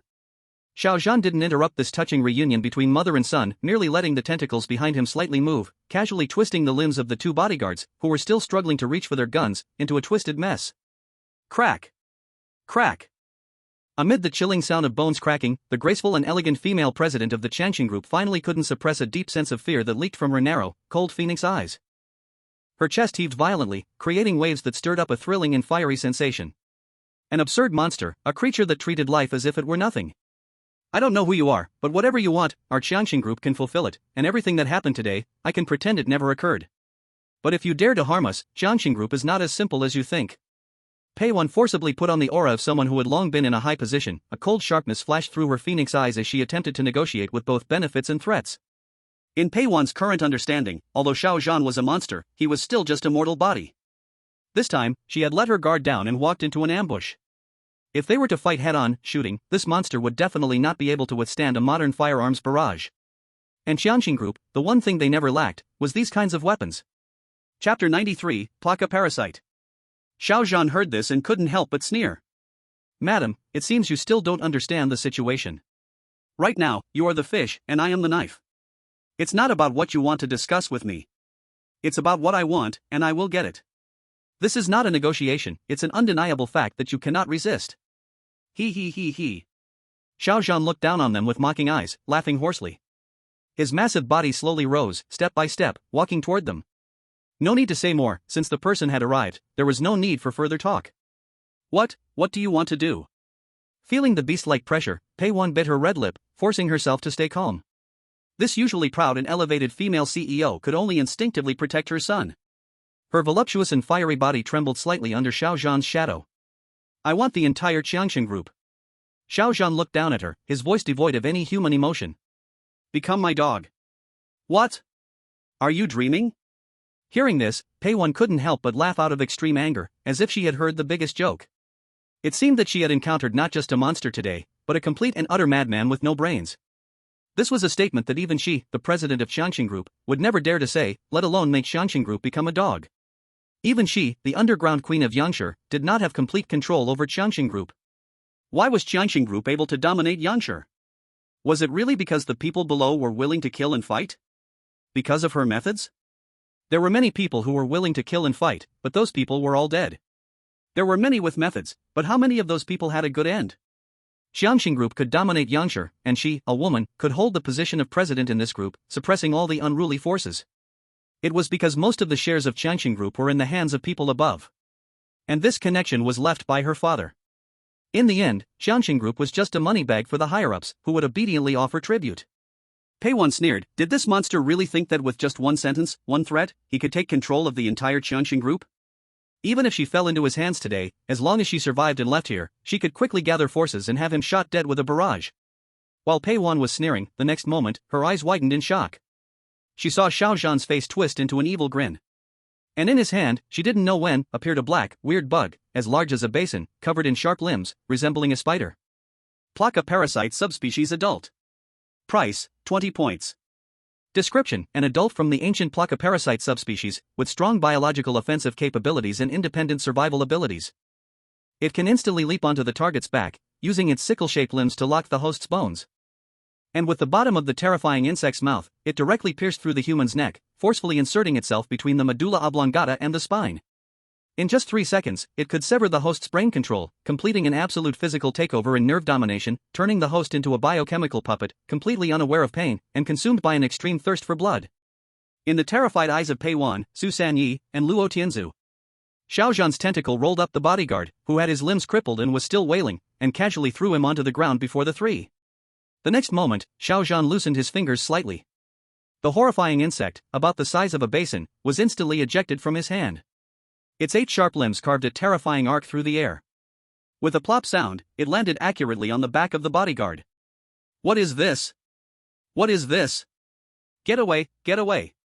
The bodyguard, whose limbs were crippled, could only let out desperate, terrified cries. The special forces tactics and various combat skills he had learned in the United States were completely useless at this moment. Put. Aha. As the parasite suddenly stabbed into the bodyguard's neck, he let out an even more heartbreaking scream. But just a second later, that scream abruptly stopped. The parasitic insect's mouthpart at the bottom, like a high-powered electric drill, violently drilled through his neck with a pff sound and instantly burrowed into the gap between his spine. Lost lamb, join the glorious evolution. Xiao Zhan looked down from above, his pale gray face twisted in an almost holy smile. He slowly opened his arms, and dozens of crimson tentacles behind him wildly danced like peacock feathers in the blood mist, casting enormous, indescribable shadows under the light, completely enveloping Pei Wan and the others. His voice was as gentle and deep as that of a heavenly father. As Xiao Zhan's voice fell, an incredibly horrifying scene occurred. The bodyguard, whose face had been twisted in agony from the pain, instantly froze, the sparkle in his eyes drained away, replaced by murky, eerie scarlet. His limbs, twisted like a pretzel, actually stood up shakily in a completely inhuman and distorted, backward-jointed posture. Crack, crack, crack. The white bone stumps pierced through the suit and flesh, rubbing against the air with a chilling, teeth-grinding sound. He had completely lost both his pain and his sanity. Roar! The now-monster bodyguard let out a beastly roar that was nothing like a human voice and immediately lunged at another guard, paralyzed with fear. He opened his blood-stained mouth and savagely began to tear into the flesh of his former comrade, creating a scene like a living hell. Ea! Screams and the sounds of gnawing filled the room. Seeing this terrifying scene, Luo Tianzu completely broke down. Monster, monster. He crawled into the corner, his expensive tailored pants soaked in a stinky, pale yellow liquid, having been scared into peeing himself. Su Sanyi, struck like a bolt of lightning, trembled uncontrollably, his teeth chattering, unable to utter a single word. Having spent half his life in the underworld, priding himself on having seen life and death countless times, this sci-fi horror scene, completely defying biological knowledge, shattered his remaining sanity into dust. But the most shaken of all was Pei Wan. The usually high and mighty female CEO, who controlled a powerful conglomerate and was known for her decisiveness, now had her beautiful face twisted in terror. Her phoenix eyes were wide open with fear, and her voluptuous body trembled violently like a leaf in the wind. She pressed her red lips tightly together, fearing that she might scream out loud. This was no human power. She finally understood the confidence of Xiao Zhan. This man was not a madman. He was a monster, one that no longer belonged to humanity.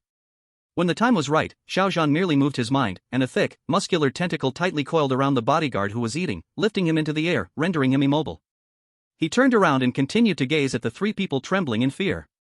In the palm of his hand, 3 syringes had appeared at some point. Inside the transparent needles, larvae were quietly floating within. Chapter 94, Methods. Placa subspecies, larvae. Price, 5 points per syringe. Description, the larvae of the ancient Placa parasitic subspecies. An excellent biological weapon capable of completely enslaving humans on both physical and mental levels. After being injected into the bloodstream, the larvae will travel through the veins and eventually root deeply into the host's neck, the medulla oblongata, to hatch. During this period, the host will experience high fever, intense migraines, cough up black spore-laden blood, and black veins will surface and crawl beneath the skin. These are serious rejection reactions. The larvae will fully mature within 24 hours. Once fully developed, the larvae's nerve bundles will instantly pierce and envelop the brain's cortex, completely integrating into the host's nervous system. After this, the host will retain their previous memories and language abilities. But their thought processes will be completely rewritten. They will absolutely obey any commands from the Placa mother species. Another 15 points spent. From the previous 20 points for the adult Placa to the current 3 larvae, all of these were transitional methods Xiao Zhan used to control the Jiangcheng group. Why are they called transitional methods?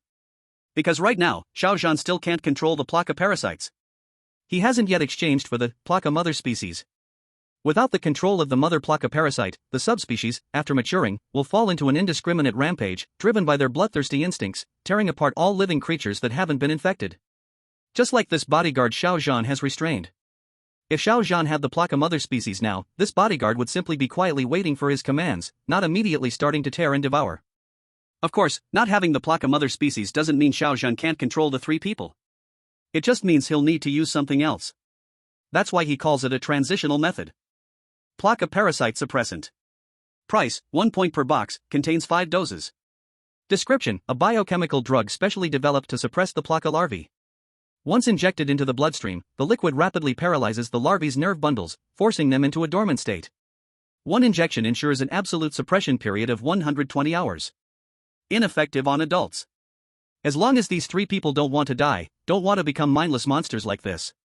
Then, every 5 days, they'll need to come to him for the antidote.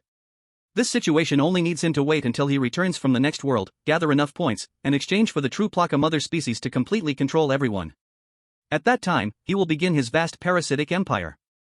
Not just these 3, but the entire Jiangcheng group, he plans to do a thorough cleansing. Only those who have been parasitized by him, absolute puppets who obey, will be allowed to live. A force or company that isn't completely under his control can never make him feel secure. Only after fully controlling the entire Jiangcheng group will Xiao Zhan bring out some of the technologies he has exchanged for in the system. Then, he will build the entire young city into the headquarters of his parasitic empire.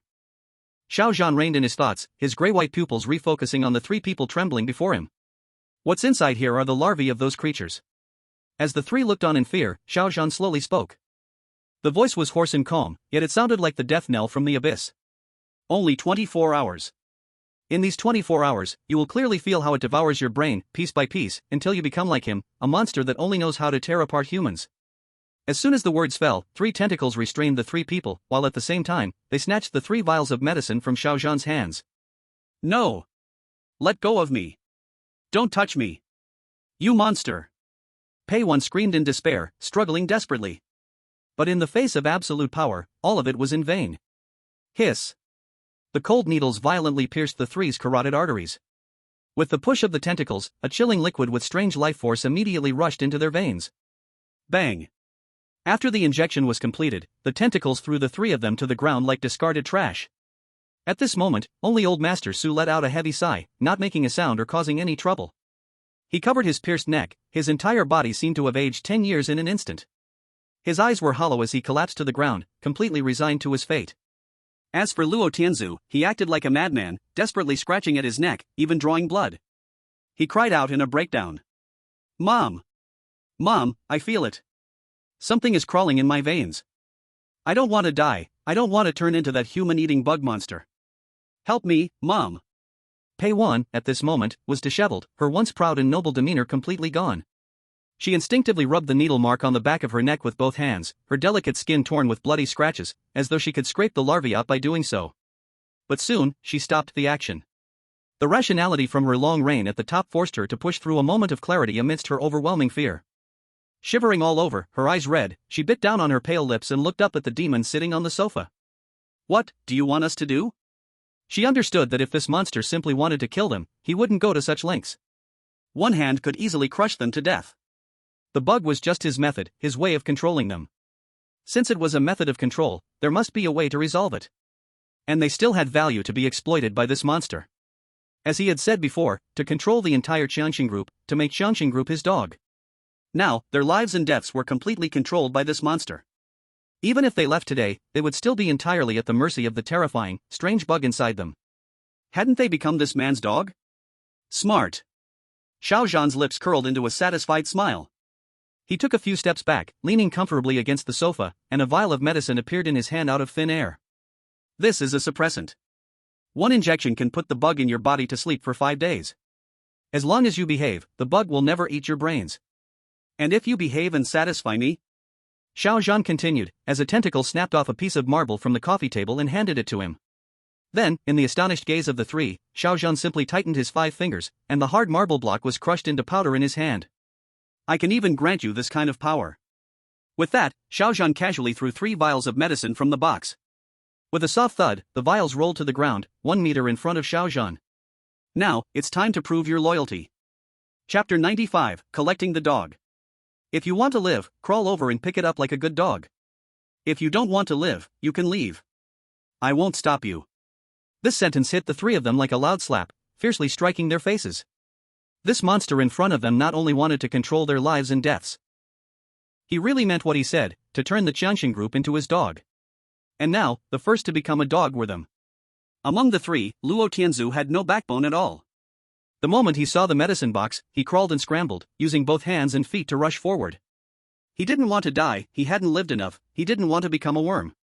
Su Sanya let out a bitter laugh. It had come to this, what use was holding on any longer? What had brought him step by step to today had never been vanity, but a life creed. Born humble was not shame, being able to bend and stretch was what made a man. Su Sanya also lowered his head and silently crawled forward. Only Pei Wan. This queen of Yang City's underground world, this female CEO who controlled countless lives in the Jiangcheng group, now stiffly knelt in place. Her face turned paper white in an instant, her full and fiery body trembling violently like sifted chaff. Humiliation. This was ultimate humiliation. Pei Wan's proud nature would never allow her to disgrace her own mouth so. But seeing ahead, Luo Tianzu lying on the ground like a disgraceful mangy dog, Pei Wan felt an indescribable sorrow in her heart. Her only son, the last family she had in this world. All these years, she had maintained a surface relationship with Luo Chang, enduring alone, all for the son. Today, she could die here for dignity, but what about later? Without her protection, this son might not survive even a day. Pei Wan slowly closed her sorrowful phoenix eyes, 2 cold tears slid down her face, and the fortress called pride in her heart finally shattered completely. Under Xiao Zhan's cruel gaze, half smiling as if seeing through everything, Pei Wan slowly opened her eyes, the remaining resistance in her gaze was finally extinguished. She gritted her teeth and slowly lowered her once untouchable fragile body. Those long, pale beautiful legs bent in humiliation, her expensive dress dragged on the carpet, stained with disgusting blood. With her proud head lowered, step by step, she crawled painfully and humbly across this hell-like suite. Finally, she reached Xiao Zhan's feet, lowering her full body like the humblest female slave. Closing her humiliated eyes, slightly opening her tender red lips, really like a dog, she picked up the blood-stained medicine on the carpet. Good, all obedient. Inject it. Xiao Zhan leaned on the sofa, his hoarse voice like a god's grace. Luo Tianzu had long been scared out of his mind, fearing death most. He grabbed the medicine, trembling, and injected it into his wrist, almost breaking the needle. At this point, Pei Wan no longer had any pointless hesitation or resistance. She took a deep breath of the blood-scented air, holding the syringe, desperate yet resolute, pushing it into her pale wrist. Su San naturally also silently injected himself. Once the medicine entered, the three immediately felt the terrifying feeling of something wriggling in their veins finally calm down. The three sat on the ground, their eyes complexly looking up at Xiao Zhan on the sofa. Xiao Zhan did not speak, only half-smiled at them, as if waiting for something. After a few seconds of dead silence, Su San, who had spent most of his life in the underworld, suddenly had a bright idea. He dropped to his knees, bowing his head deeply to the carpet, and extremely obediently shouted, "Master!" A flash of appreciation crossed Xiao Zhan's eyes, he nodded slightly. The next moment, with a swoosh, another suppressor glowing faint blue precisely landed in Su San's arms. Master Su was overjoyed, knowing that he had made the right move once again. This extra one not only meant that he gained 5 more days of life, but also represented Xiao Zhan's recognition of him. "Thank you, Master. Thank you, Master." Master Su shouted repeatedly. Although Luo Tianzu was afraid of death, he was still young and had once been a young master. When Master Su shouted Master for the first time, he felt a bit ashamed. But when he saw another vial of medicine flying into Master Su's hand, he immediately knelt up straight and shamelessly shouted, "Master! Master!" Swish! Another vial of medicine fell into his hand. Only Pei Wan was still frozen in place. This once invincible queen of the underworld lowered her gaze, biting her pale red lips tightly. After a moment of silence, she trembled and finally shouted out, Master. Good. Remember, this will be the only way you address me from now on." Xiao Zhan flicked his fingers slightly and threw another vial of medicine onto Pei Wan's blood-stained skirt. Taking the vial, Pei Wan took a deep breath, slowly raised her head, and once again looked at Xiao Zhan, who was sitting calmly on the sofa. At this point, she had no way out, and both her and her son's lives were completely under the control of this monster. But she was, after all, the president of a powerful group who had ruled for many years. After the initial humiliation and despair, Pei Wan, relying on her strong willpower and intellect, began to forcefully change her mindset. Since resistance was no longer an option, it was better to submit. Moreover, Xiao Zhan possessed such extraordinary power. It was dangerous, but from another perspective, perhaps this was also a tremendous opportunity? Thinking of this, the fear in Pei Wan's eyes gradually receded. She straightened her disheveled robe and slowly spoke. "Master, since you want to control the entire Jiangcheng group, I must tell you about the current situation of the group." Pei Wan analyzed clearly. Jiangcheng group has been rooted in Yangshi for decades, with countless industries. Its internal structure is complex, but it can be roughly divided into 3 factions. 1/3 of them are absolutely loyal to me. Another third consists of the forces that Luo Chang has cultivated over the years. The remaining third are the elders from my father's time. They generally maintain neutrality but can be won over. As for the group's stock structure, I only own 30% of the shares.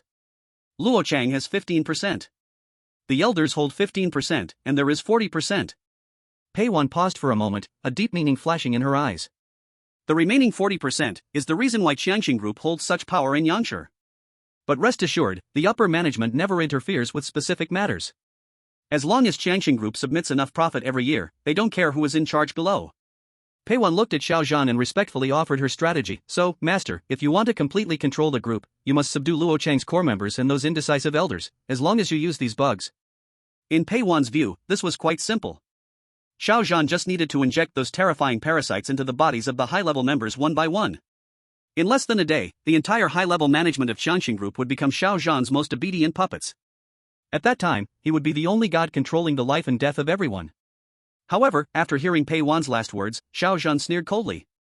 "Continue using the Plaka parasites? You should know that 1 vial of injection in the system mall costs 5 points, and in Xiao Zhan's eyes, wasting 15 points on these 3 people was already a great gift. The rest of the garbage, in his view, wasn't even worth 0.1 points. I think you all need to understand one thing." Xiao Zhan's eyes narrowed, like solid pressure instantly sweeping across the room, pressing hard over the 3 of them. "My blessing is not for trash to enjoy. You should be proud to join the glorious evolution. As for that trash, I ask you one thing, if they all die, can you control the entire Jiangcheng Group?" These words poured over them like a bucket of icy water mixed with shards, making the 3 lying on the ground shiver violently, their pupils shrinking. All dead? Could it be that this killing god intends to slaughter all the top leaders of Jiangcheng Group? Pei Wan froze in place, but the next second, she instinctively nodded heavily. Yes. Pei Wan's breath quickened. She knew clearly that if she said no, their existence would be worthless. But the elders in the group numbered at least a dozen, each surrounded by bodyguards, spread across the core industries of Yang City. To wipe them out in one night was pure fantasy in the secular world. But the one sitting before her was no ordinary person. He was a monster with extraordinary power. But master, what should we do? Send assassins one by one? Pei Wan swallowed and asked cautiously. Foolish. Xiao Zhan sneered, looking at Pei Wan as if she were an idiot. Very simple. In your name as CEO, notify them to come to Tonyun Villa for an emergency meeting tomorrow night. Xiao Zhan leaned on the sofa, his voice calm to the point of cruelty. Once they are all here, the rest is not your concern. Hearing this casually spoken sentence full of endless bloodshed, Pei Wan felt a chill rush from her spine to the top of her head, her whole body trembling. So ruthless. But it was indeed the fastest method. Once these people arrived, with the man in front of her, he could slaughter them all directly. And once they died, the power under them would no longer be a threat. The strength of Jiangcheng Group never relied on these elders, but on the upper-level connections. Once these people were dead, her own forces could quickly fill in. And without them, the entire Jiangcheng Group would answer to her words alone. No, it would answer to the words of the man in front of her alone. Suppressing the tremor in her heart, Pei Wan quickly reported another important piece of intelligence. Master, Luo Chang is not in Yang City right now. Every month he leaves the city for 15 days. He just left yesterday, probably won't be back for another 15 days. Do you want me to find a way to bring him back? As she spoke, Pei Wan's eyes showed no affection toward this nominal husband, as if discussing the life or death of a stranger. As for why Luo Chang left the city, Pei Wan knew perfectly it was only to be with that outside woman and her illegitimate child. 15 days? Hearing Pei Wan, Xiao Zhan raised an eyebrow.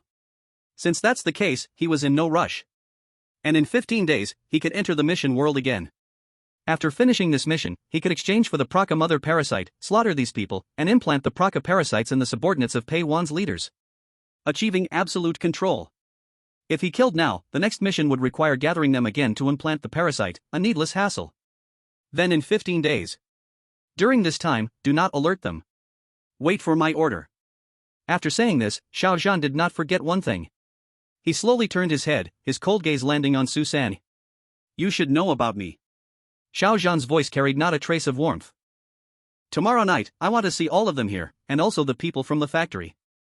During the day, take them to the village first. And those useless ones under your command, remember to wash the land. Understood. Understood. This old slave will definitely handle it. Su San shivered all over, bowing his head repeatedly like pounding garlic. Xiao Zhan looked deeply at Su Laosan. This old messy hair fellow actually got it, now even calling himself an old slave. But for these people, Xiao Zhan would use them, only temporarily. He knew very clearly what the Jiangcheng Group was. As a good man, how could Xiao Zhan always keep such trash around?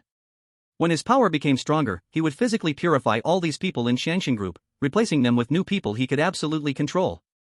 That's it. Handle the things I told you. The rest, continue as usual. Xiao Zhan slowly stood up, his huge shadow covering the three of them. Yes, master. The three lowered their heads, voices trembling, responding with extreme respect. When they looked up again, Xiao Zhan's figure was already gone from the sofa. Seeing this, their hearts tightened almost to suffocation.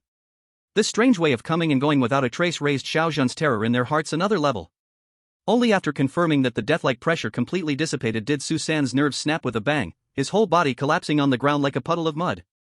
Heavy, rough breaths sprayed from his chest. Everything that happened tonight was a devastating torment to his body and mind. He closed his eyes deeply, and after a few seconds, suddenly opened them. The old cloudy eyes were now full of blood veins, filled with resentment and hatred. This hatred was not for Xiao Zhan. He did not dare target Xiao Zhan, who knew if the worms inside him would report his thoughts. Those strange tentacles of Xiao Zhan, in Su San's view, he was no longer human. Maybe those worms were his descendants, just like in movies. Su San's hatred was aimed at only one person, Lu Pao. If not for that stupid beast, how would Su San have fallen to this state? He would never have provoked a monster like Xiao Zhan. The proud underground leader of Long County would never kneel, wag his tail, beg, or be treated like a dog. Now Su San hated Lu Pao's whole family, wishing he could eat them alive, cut them to pieces. But he also knew, handing them to Xiao Zhan, Lu Pao's family would need no help from him, destined to be trapped between life and death. Chapter 97, Slap. Su San. At this moment, a cold, hoarse voice, now regaining an air of authority, sounded in the suite. Pei Wan slowly rose from the pool of blood. She forced her trembling legs to hold the blood-stained coat tight around her. Although the needle marks on her neck still ached faintly, this underworld queen of Yang City, with terrifying willpower, forcibly pieced together her shattered dignity. She looked down at Su Sanyi on the ground, her beautiful eyes freezing with a layer of frost. What exactly is going on? Until now, Pei Wan did not understand, from start to finish, what had happened, how they had angered such a monster. After receiving her son's call, she hurried over, but had no time to understand anything, and was controlled by this monster Xiao Zhan. Then she was injected by this monster. Something disgusting was injected into her body. And all the cause and effect from beginning to end, she knew nothing about. Su Sanyi did not dare hide anything, gritting his teeth to explain how Lu Pao's factory, to meet targets, forced ordinary workers to give blood, then sent them into the hospital. Then they didn't want to pay the medical fees, and finally had his men go to threaten and force, which in the end provoked the man's son. That is, Xiao Zhan, this killing god, told the whole story of how he killed his way up to the door, word for word. Pei Wan froze in place, her expression changing from astonishment to shock, and finally into a kind of indescribable absurdity. She suddenly laughed, a laugh that was a little crazy. Ha ha, just because of those 400 milliliters of blood, just because of 400 milliliters of blood? Pei Wan suddenly swept everything on the tea table next to her flying, her face full of anger she could not hide. She, the proud president of the strong Shang group, the whole group making over tens of billions in revenue each year, almost ruling over Yang City by herself. And their lives, mother and son, could actually be ruined just because the people below forcibly took a migrant worker's blood. This ridiculous reason made Pei Wan feel a humiliation, as if fate had pressed her intelligence onto the ground and rubbed it. Mom! Just as Pei Wan lost control of her emotions, Luo Tianzu next to her finally regained a little composure. He held his neck where the needle had pricked, his eyes still showing lingering fear, stammering as he spoke, "Mom, you really promised him just now to kill my dad? That's my real dad. How could we?" Smack! An extremely loud slap hit Luo Tianzu's face hard, directly knocking him to the ground. "Mom! You actually hit me!" Luo Tianzu held his already swollen face, which had been beaten by Xiao Zhan, now hurting even more, tears flowing, choking as he looked at his mother in disbelief. Pei Wan stared firmly at this useless son, her eyes full of the disappointment of hating that he could not be strong. She had spoiled this son too much. Just now, facing that man, Luo Tianzu's every action, even until now, deeply hurt her. "Your real dad?"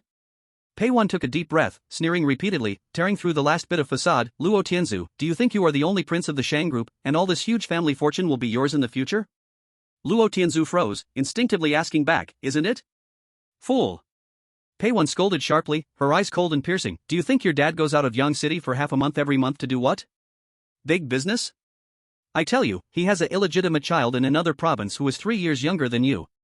These words were like thunder, striking directly on Luo Tianzu's head. "No, impossible. My dad, he..."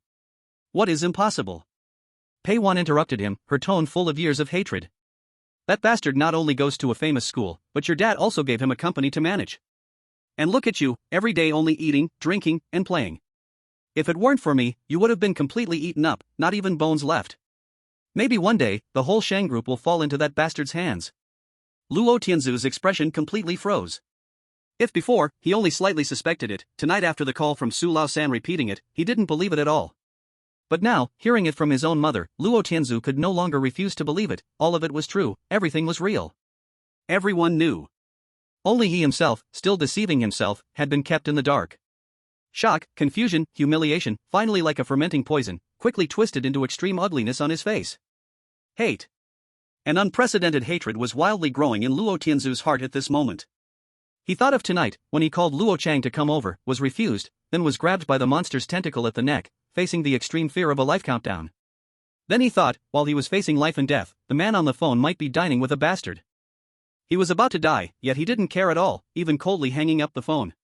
And then, from the truth he heard from his mother, this so-called father even wanted to give his inheritance to a bastard. The hatred and murderous intent in Luo Tianzu's heart had already reached its peak. This hatred and murderous intent instantly consumed the already faint father-son bond in his heart. "He wants to give my money to that bastard?" Luo Tianzu's eyes turned bloodshot as he screamed. "This old bastard! How dare he? Mom, kill him! He must die. The Jiangcheng group is mine, no one can take it from me." Seeing the twisted hatred and cruelty in her son's eyes, Pei Wan felt a chill, but more than that, she was satisfied. Only by being ruthless enough could one survive in this no-way-out predicament. Beishir Village. When Xiao Zhan left Tongyun Mountain Manor and returned to the village, it was already 3 or 4 in the morning. There were still a few hours until dawn, so Xiao Zhan simply laid in bed and slept for a few more hours. However, with Xiao Zhan's current physical condition, it was more of a rest for his mind than actual sleep. The next morning, the smell of noodles boiling from downstairs woke Xiao Zhan from his rest. He got up and went downstairs.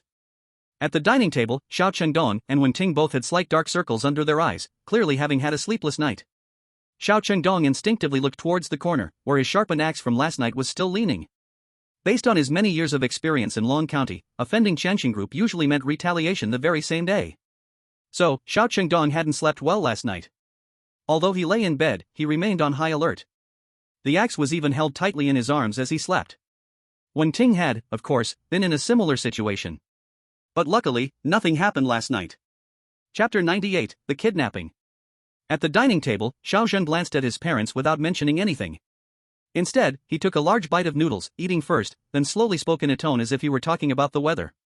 Dad, Mom, that matter is completely settled. You can relax now, eat and drink as you please. Cough cough cough.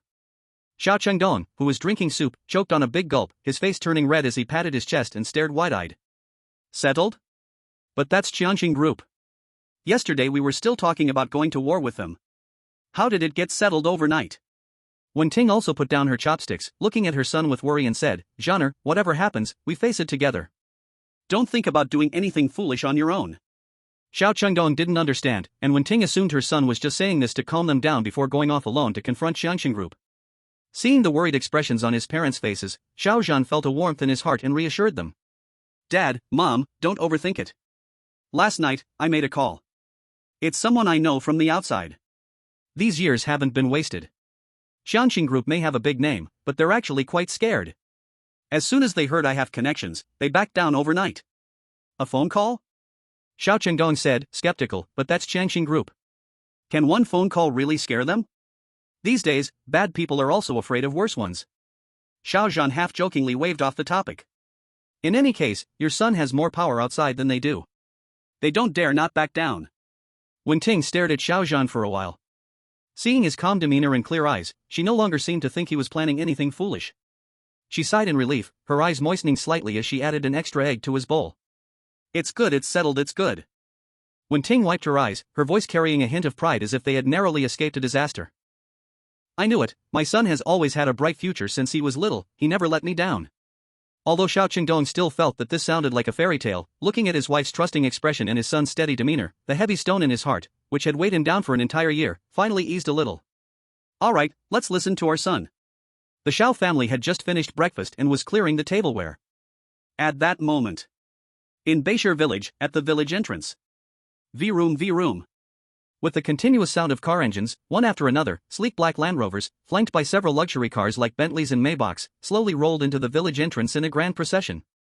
A full convoy of more than 10 top luxury cars followed one another, and although many villagers didn't recognize these expensive cars, the overwhelming sense of wealth that hit them all at once left the villagers chatting at the village head completely stunned. In Beishir village, a remote area where even a BMW was a rare sight, how could they have ever seen such a nerve-wracking spectacle? The crowd by the village entrance immediately exploded in astonishment. Oh my god, what kind of cars are these? Why are they all coming to our village? This seems like the Strong Growth Group's convoy. I've seen this scene before when I worked in the city. Only the Strong Growth Group has such a fleet. A young man who had rushed out upon hearing the commotion couldn't help but exclaim in surprise. As soon as the words Strong Growth Group were mentioned, the villagers collectively gasped in shock. Why would the Strong Growth Group come to our village? And with so many people, could someone from our village have offended them? This is bad. If we've offended the Strong Growth Group and they've come here in person, isn't that a dead end for us? Who could it be? The name of the Strong Growth Group, whose power in Yanshur City had been untouchable for years, made people in Beishir village, a remote place, afraid to even speak of it. Quick, let's follow them and see who the Strong Growth Group is after. One by one, the villagers, filled with both fear and curiosity, followed behind, keeping a safe distance from the convoy. The convoy slowly moved through the village, and soon the villagers realized the direction it was headed. Isn't that Xiao Chengdong's house? I heard that both Mr. Xiao and his wife worked at a factory owned by the Strong Growth Group, and they suddenly returned to the village yesterday and even stopped going to work. They must have caused some big trouble at the factory, and now the people from the company are here to raid their house. Among the crowd, a few people who had always disliked the Xiao family immediately started to gloat. TSK. I knew it. Yesterday, his son drove back in a car worth millions. How could a poor worker like him afford such a car? He must have stolen it from the Strong Growth Group, and now they've come to settle the score. This family is finished. Ah, truly a rebellious son. A good family ruined. Others, who had been angry because they couldn't meet Xiao Zhan yesterday, were now venting their frustrations, mocking the family with sarcastic comments. However, just as they finished speaking, slap! 2 loud slaps rang out. A few men with the Xiao surname immediately started shouting as they slapped and punched. You son of a bitch, what nonsense are you spouting? I'll kill your whole family, spreading rumors here, damn you. Damn it, if you touch anyone from the Xiao family, don't even think about it, you're asking for a beating. After the men from the Xiao family beat them up, they grabbed hoes and machetes, their faces filled with fury. The people who had just been slapped, seeing those weapons, initially wanted to resist, but their eyes immediately became clear and obedient. Damn, these people from the Xiao family are crazy. The 4 brothers of the Xiao family had been educated as sent-down youth in the countryside, and they had always been outsiders in the village, so both generations were extremely close-knit and protective of one another. At the moment, hearing that someone might be causing trouble for Xiao Qingdong's family, they immediately grabbed their weapons and rushed toward his house. Outside the Xiao family house. Sha. With a dozen Land Rovers neatly parking on the road outside the Xiao family's house. Kada. The car doors opened in unison, and dozens of bodyguards dressed in black suits, with cold expressions, quickly got out of the cars, immediately setting up a security line, pushing the onlookers from the village 10 meters away. Next, the trunks of 5 or 6 Land Rovers were violently pulled open. Get out! Then, under the horrified gaze of the villagers, 8 or 9 middle-aged men and women, bound hand and foot, with bruised faces, were dragged out and thrown onto the muddy ground in front of the Xiao family house, like dead dogs. Kneel. Anyone who dares to stand, I'll break their kneecaps. The bodyguards kicked hard at the bend of a few people's legs, causing them to scream in agony, and they all collapsed to their knees, trembling like leaves in the wind. Inside the house, hearing the huge noise outside, Xiao Chenggong and Wenting, a bit nervous, opened the door and walked out. Xiao Chenggong was still holding the axe he had sharpened himself tightly. But when the elderly couple's gaze landed on the pitiful figures kneeling in front of their house, they froze instantly. Chapter 99, Begging on the Ground. These miserable, pitiful figures were all familiar to Xiao Chenggong and Wenting. And there was one they both remembered clearly, one they would never forget, even in death. The team leaders and shift managers in the factory who often made things difficult for others, the arrogant supervisors, and the beer-bellied managers. As well as the 2 ugly women from the finance and HR departments who had cursed them the worst when they were injured in the factory. Forget about compensation, they were even kicked out of the factory that very day by the security, who said they were fired. Of course, the 2 security guards who had pushed and hit them were also brought here and were now kneeling on the ground. And the bald man at the front, whose face was covered in blood, was none other than the factory director, Lu Pao, whom they could only see from a distance once a year during the factory-wide meetings. And now, these people who were usually so powerful in the factory were all kneeling in front of their house, like dead dogs. And as soon as they saw Xiao Chenggong and Wenting walking out, the already terrified Lu Pao and the others immediately began crying out. Brother Xiao. Sister One. I was wrong, I'm an animal. Lu Pao no longer had any of the dignity of a factory director. He crawled forward, his forehead covered in mud, banging it against the ground repeatedly, crying out in pain. We didn't recognize the mountain, we didn't know that you 2 are the parents of Master Xiao. If we had known earlier, even if we had 100 or 1,000 times the courage, we would never have let you suffer the slightest grievance. Please, let us go. Please, have mercy, we were wrong, we really were wrong. The supervisors and team leaders behind him were so frightened that they wet their pants, desperately kowtowing while crying and begging. This morning, they were still sleeping in their beds, but suddenly, people sent by the group came and arrested them all. It was the headquarters people who gathered them together, beat them up, then tied them up and brought them here. What was even scarier was that when they were arrested, not only did they see Elder Su and young Master Luo, but even President Pei had come. They had no idea what they had done wrong. It wasn't until Elder Su spoke that everyone realized the truth. When they learned the truth, everyone was struck like lightning, unable to believe that the usually humble Xiao Chenggong and his wife had such a powerful background. They had even attracted the attention of the CEO from the headquarters, who personally came to arrest them. Along the way, everyone cried and begged for mercy, but all they got in return were fists to their faces.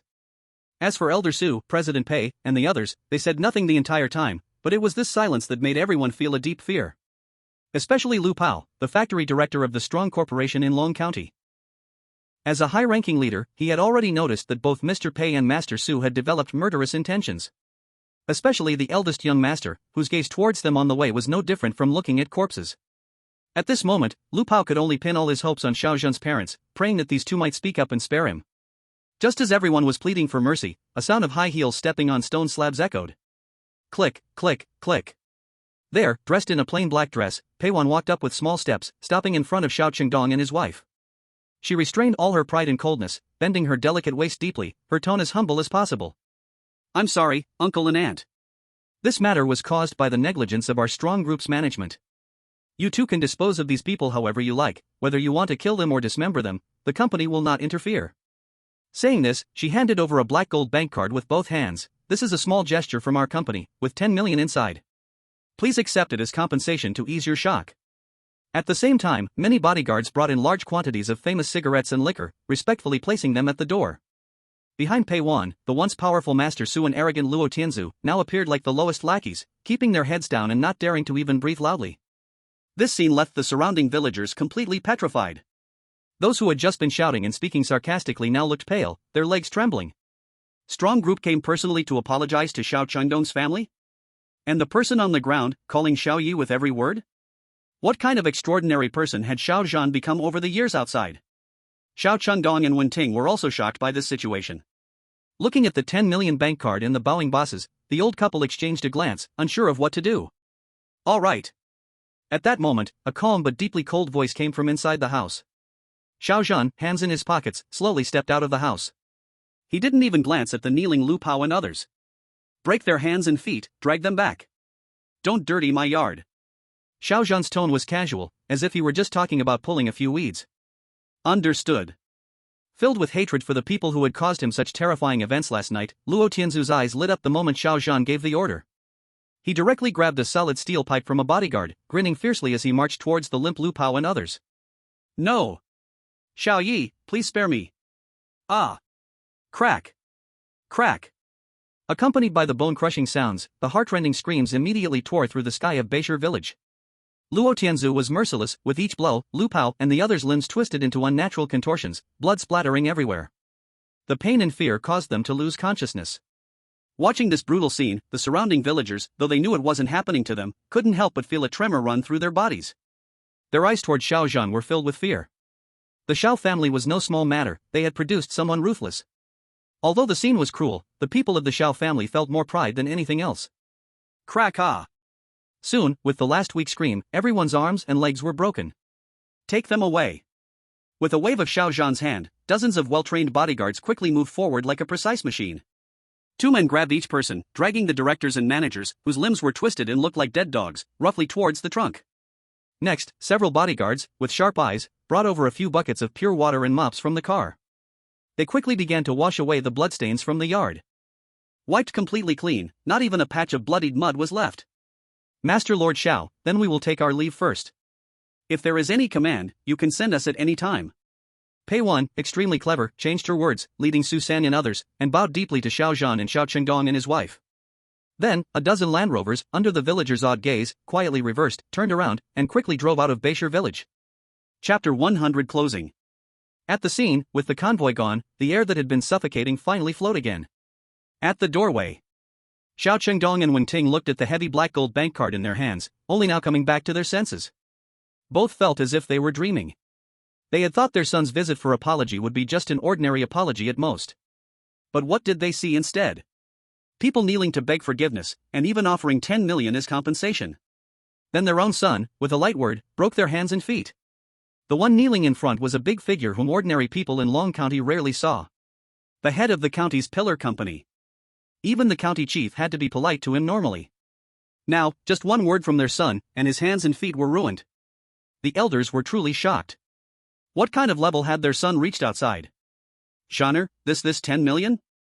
Wen Ting looked at the card in her hand and turned her gaze to her son. The most money the two of them had ever seen was a few tens of thousands in savings. 10 million was unimaginable even in dreams. The card felt like it was burning in their hands. Xiao Zhan looked at his parents, smiling gently, and said, Dad, Mom, keep it safely, this is really the compensation for their mental damage owed to you. From today on, you don't need to go to work anymore. You two have worked hard for most of your lives, it's time to enjoy some happiness. You've always said our old house is worn down, others have built new houses, we also want to renovate, right? I think, don't renovate. Xiao Zhan pointed to the empty plot next to their yard, take this money and build a villa here, buy a car, travel, spend, whatever you want, it's your time to enjoy life. Even after spending this money, your son still has more, anyway it can't be spent all, don't save it. Hearing Xiao Zhan's words, the old couple exchanged a glance, their eyes slightly red. They knew, their son had truly grown up, he really had the ability to support a sky for them. After comforting his parents, Xiao Zhan's gaze fell on the crowd not far away. There, a few of Xiao Zhan's uncles were standing with sickles and hoes in their hands. They obviously came to help after hearing the commotion.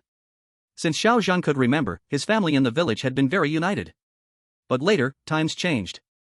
People no longer lived as village units, but were forced from the land to work hard in factories far away. This was the sorrow of an era. In youth, they worked hard in the fields to support the city, carrying their own food, doing labor duties, wearing out their bodies. In old age, they were driven out of the fields, forced into factories, exploited like animals. A lifetime with no good days, their blood drained. Xiao family members, after leaving the village, were scattered across the country. Only a few older, weaker uncles stayed behind, guarding the remaining fields. Xiao Zhan, slightly older, followed his parents who had to leave the fields to work in factories to support the family, and moved to Long County. The life from childhood. It has been a long time in his memory. However, these memories are forever the happiest moments of his childhood. Xiao Zhan turned and walked towards the pile of precious gift boxes that Pei Wan had left earlier, casually tearing open a pack of cigarettes, pulling out a few, and walking confidently toward the crowd. Second uncle, third uncle. Xiao Zhan walked up to a few elders, naturally offering them cigarettes. Oh, Zhaner, we can't accept this. Several elders, who had smoked dry tobacco for years, looked at the exquisite packaging and awkwardly rubbed their rough hands on their clothes, unsure whether to take it or not. It's from your nephew, what's there to refuse? Xiao Zhan smiled and forcefully pressed the cigarettes into their hands. I saw you all coming with your tools from afar just now. It's all fine now, let's consider today's matter settled. The uncle stopped being polite, took the cigarettes, and gave a thumbs up, praising him. Zhan, this, amazing, our Xiao family has truly produced a real dragon. Alright, you've just solved such a big problem today, there must be a lot of things to take care of at home. We're just here to check on you, since you're fine, we'll head back now. The uncles knew that Xiao Zhan's family had just gone through a huge upheaval today, and they needed time to calm down. There must be a lot to discuss within the family. Xiao Zhan didn't insist on keeping them, just smiled and nodded. But then, suddenly remembering something, he spoke up. Second uncle, third uncle, are Xian and Ding still working on the construction site outside? Xiao Xian and Xiao Ding were Xiao Zhan's two cousins, who, after finishing high school many years ago, didn't continue studying and went out to work. They worked in factories and then on construction sites. When they were kids, Xiao Zhan and the other brothers were very close, but as they grew older, they saw each other less and less. Yes, these kids have no education, so they can only work hard on construction sites. Even after a whole year, they can't save much money and have to endure the foreman's harshness. When talking about their own children, the elders' hands, holding the cigarettes, trembled slightly. Their old faces, full of wrinkles, were filled with worry, and they sighed deeply. Second uncle, third uncle, why don't you call them later? If the work outside is tough, they can just quit and come back home. Xiao Zhan's tone was calm but carried an unquestionable strength. I recently secured a big project in the city, and I'm short of people. Let them all come back and work with me. I can't promise much, but I guarantee it's better than being treated poorly outside. This. Hearing Xiao Zhan's words, the elders' hands, which were holding the cigarettes, suddenly trembled. They became so excited that they couldn't speak properly. They had all seen Xiao Zhan's performance today. Even the people from Jiangcheng group had to respectfully call him Xiao Yi. If their children could come back and work with Xiao Zhan, they would be working with family, much better than being with those greedy businessmen outside. Ah Zhan, thank you so much. We're family, no need to say thank you. Xiao Zhan looked at the elders in front of him, their hair graying, and spoke sincerely, I grew up under your care. We are one family, no matter what, we stick together. Since I, Xiao Zhan, have risen, I will never watch my family suffer. Good. The elders nodded repeatedly, tears welling up in their eyes. They instinctively wanted to pat Xiao Zhan's shoulder, but halfway through, they realized he was too tall and could only pat his arm with heartfelt comfort. Chapter 101, all settled. As the elders returned home, the villagers gathered outside gradually dispersed with a casual wave from Xiao Zhan. But in the eyes of the villagers, there was no longer any contempt or casualness directed at the old Xiao family house, only deep envy and respect remained. The family returned to their home. Both of his parents were so excited that it took them the whole day to calm down, and they kept grinning foolishly. The parents of Xiao Chengdong felt like everything now was a dream. They had worked hard all their lives, facing the dirt and sky, and then working like beasts in the factory, enduring every hardship. But they had never enjoyed anything, and had never earned anything. They had thought their lives would pass in this miserable way, but unexpectedly, in their old age, their son had soared to the sky. Thinking back to the envious and awe-filled gazes of the villagers at the gate just now, the old couple felt a refreshing sensation from every pore of their bodies. Xiao Zhan also smiled happily and spent the day at home with his parents, listening to their ramblings, helping them calm down, and enjoying the rare warmth of family. At the same time, the things he said this morning were not without reason. He really needed his own people. The Plaka parasitic controllers were indeed useful, as they could ensure absolute loyalty, but in the end, they were only meant for dealing with outsiders and tools. Moreover, now that Xiao Zhan had soared, how could he just stand by while his own family members were still working like slaves for others? In addition to controlling the Jiangcheng group and turning Yangzhou into his base, Xiao Zhan also wanted to transform this mountain range into the Xiao family's base. However, this plan would take time and require careful planning. Soon, a whole day passed, and night fell. Night. At Tongyun Villa. Behind the villa, by a peaceful artificial lake on the mountain, there was a lawn. Xiao Zhan was lazily leaning on a luxurious sofa that had been moved to the lawn. And in front of him, a few meters away, the lawn was filled with people kneeling. At the very front were Lu Pao and others, who had their limbs broken during the day, now lying like a heap of mud, slumped on the grass. Dirt mixed with grass clippings clung to their dirty faces and wounds, and Lu Pao couldn't even lift his head now, letting out beast-like desperate sobs from his throat. They had thought that breaking their arms and legs would be the end of it, but the group hadn't treated their injuries. They had only given simple first aid to stop them from dying and then brought them here. Lu Pao felt desperate, not knowing if he would survive until tomorrow. He regretted deeply, thinking that such a small thing had led him to this miserable state. Behind them, there were also a dozen or so people, trembling and filled with fear. In the night, Pei Wan walked towards Xiao Zhan with small steps. Tonight, she wasn't dressed too formally, but instead wore a dark green silk qipao, and as she walked, her long, shapely legs were subtly revealed. Her long hair, cascading like a waterfall, was now tied up, exposing her long, graceful swan-like neck. The night breeze blew, and the fabric clung tightly to her body, outlining her mature, peach-like, breathtaking curves, radiating a mature and seductive charm. She respectfully lowered her gaze, her voice soft and enchanting yet cold. "Master Xiao, all the trash involved in this matter has been brought here." At this moment, Su Sanyi, following behind, immediately pointed at the group of people and began to introduce them. The one wearing the white coat is the blood bank doctor who was responsible for forcibly drawing blood. The two in suits are the director and chief of the health bureau. I made arrangements with them this morning, and they have already been removed from their positions. Those two are the police officers who disrespected the old master and madam at the hospital, and they have already been dismissed. These people are from the workers' compensation department, who didn't recognize the injury to the old master's hand as a work injury. And this one is the head of the hospital's office. As Su Sanyi introduced them one by one, those named individuals trembled like fallen leaves in the autumn wind, with snot and tears all over their faces, starting to cry and beg for mercy and despair. "Master Xiao! Lord Xiao, have mercy. It's all Lu Pao, he made us do it. I have old people above me and small children below me, I had eyes but did not see a great mountain, please just let me go like a fart." The former head of the health bureau at this moment had not an ounce of official dignity left, he pounded his head frantically, not daring to stop. At this moment, everyone's hearts were flooded with endless regret. They could never have dreamed that they only bullied an old rural man who looked completely powerless, yet why did it cause such a catastrophic disaster? Their comfortable lives, the power in their hands, even the right to live, all vanished completely in a single day. What awaited them was an ending they did not know if it would be life or death. The one who regretted most was the hospital director, Director Zhang. At that time he only wanted to trouble these few stinky peasants, never imagining that these people would have such a powerful background. "I was wrong, I really was wrong, please, let me go, I will never dare again, I will never dare again, I really did nothing." Director Zhang, with snot and tears flowing, was crying until his eyes blurred. Xiao Zhan looked at these people crying and begging pitifully with a blank expression, his eyes showing no emotion. After a long while, he slowly said, "If I had known it would be like this, why do it in the first place? Heaven's misdeed can still survive, self-made misdeed cannot survive." After speaking, Xiao Zhan waved his hand impatiently, "Deal with these trash." As soon as Xiao Zhan spoke, everyone immediately understood. With a wave of Pei Wan's hand, the loyal bodyguards standing on the lawn immediately took out solid steel rods and began to move forward. Luo Tianzu, standing respectfully behind, had long been waiting for this moment. He tore off his tie, revealing a fierce look, holding the solid steel rod prepared beforehand. He rushed forward, raised the steel rod, and the first strike hit Lu Pao's head hard. In Luo Tianzu's eyes, all this disaster was caused by this beast. Without this beast, how could he and his mother have ended up like today? Bang! With a muffled sound, Lu Pao did not even have time to beg before his skull instantly caved in, red and white liquid spraying onto the grass. Luo Tianzu now looked like a madman having a psychotic outbreak, roaring while swinging the steel rod non-stop.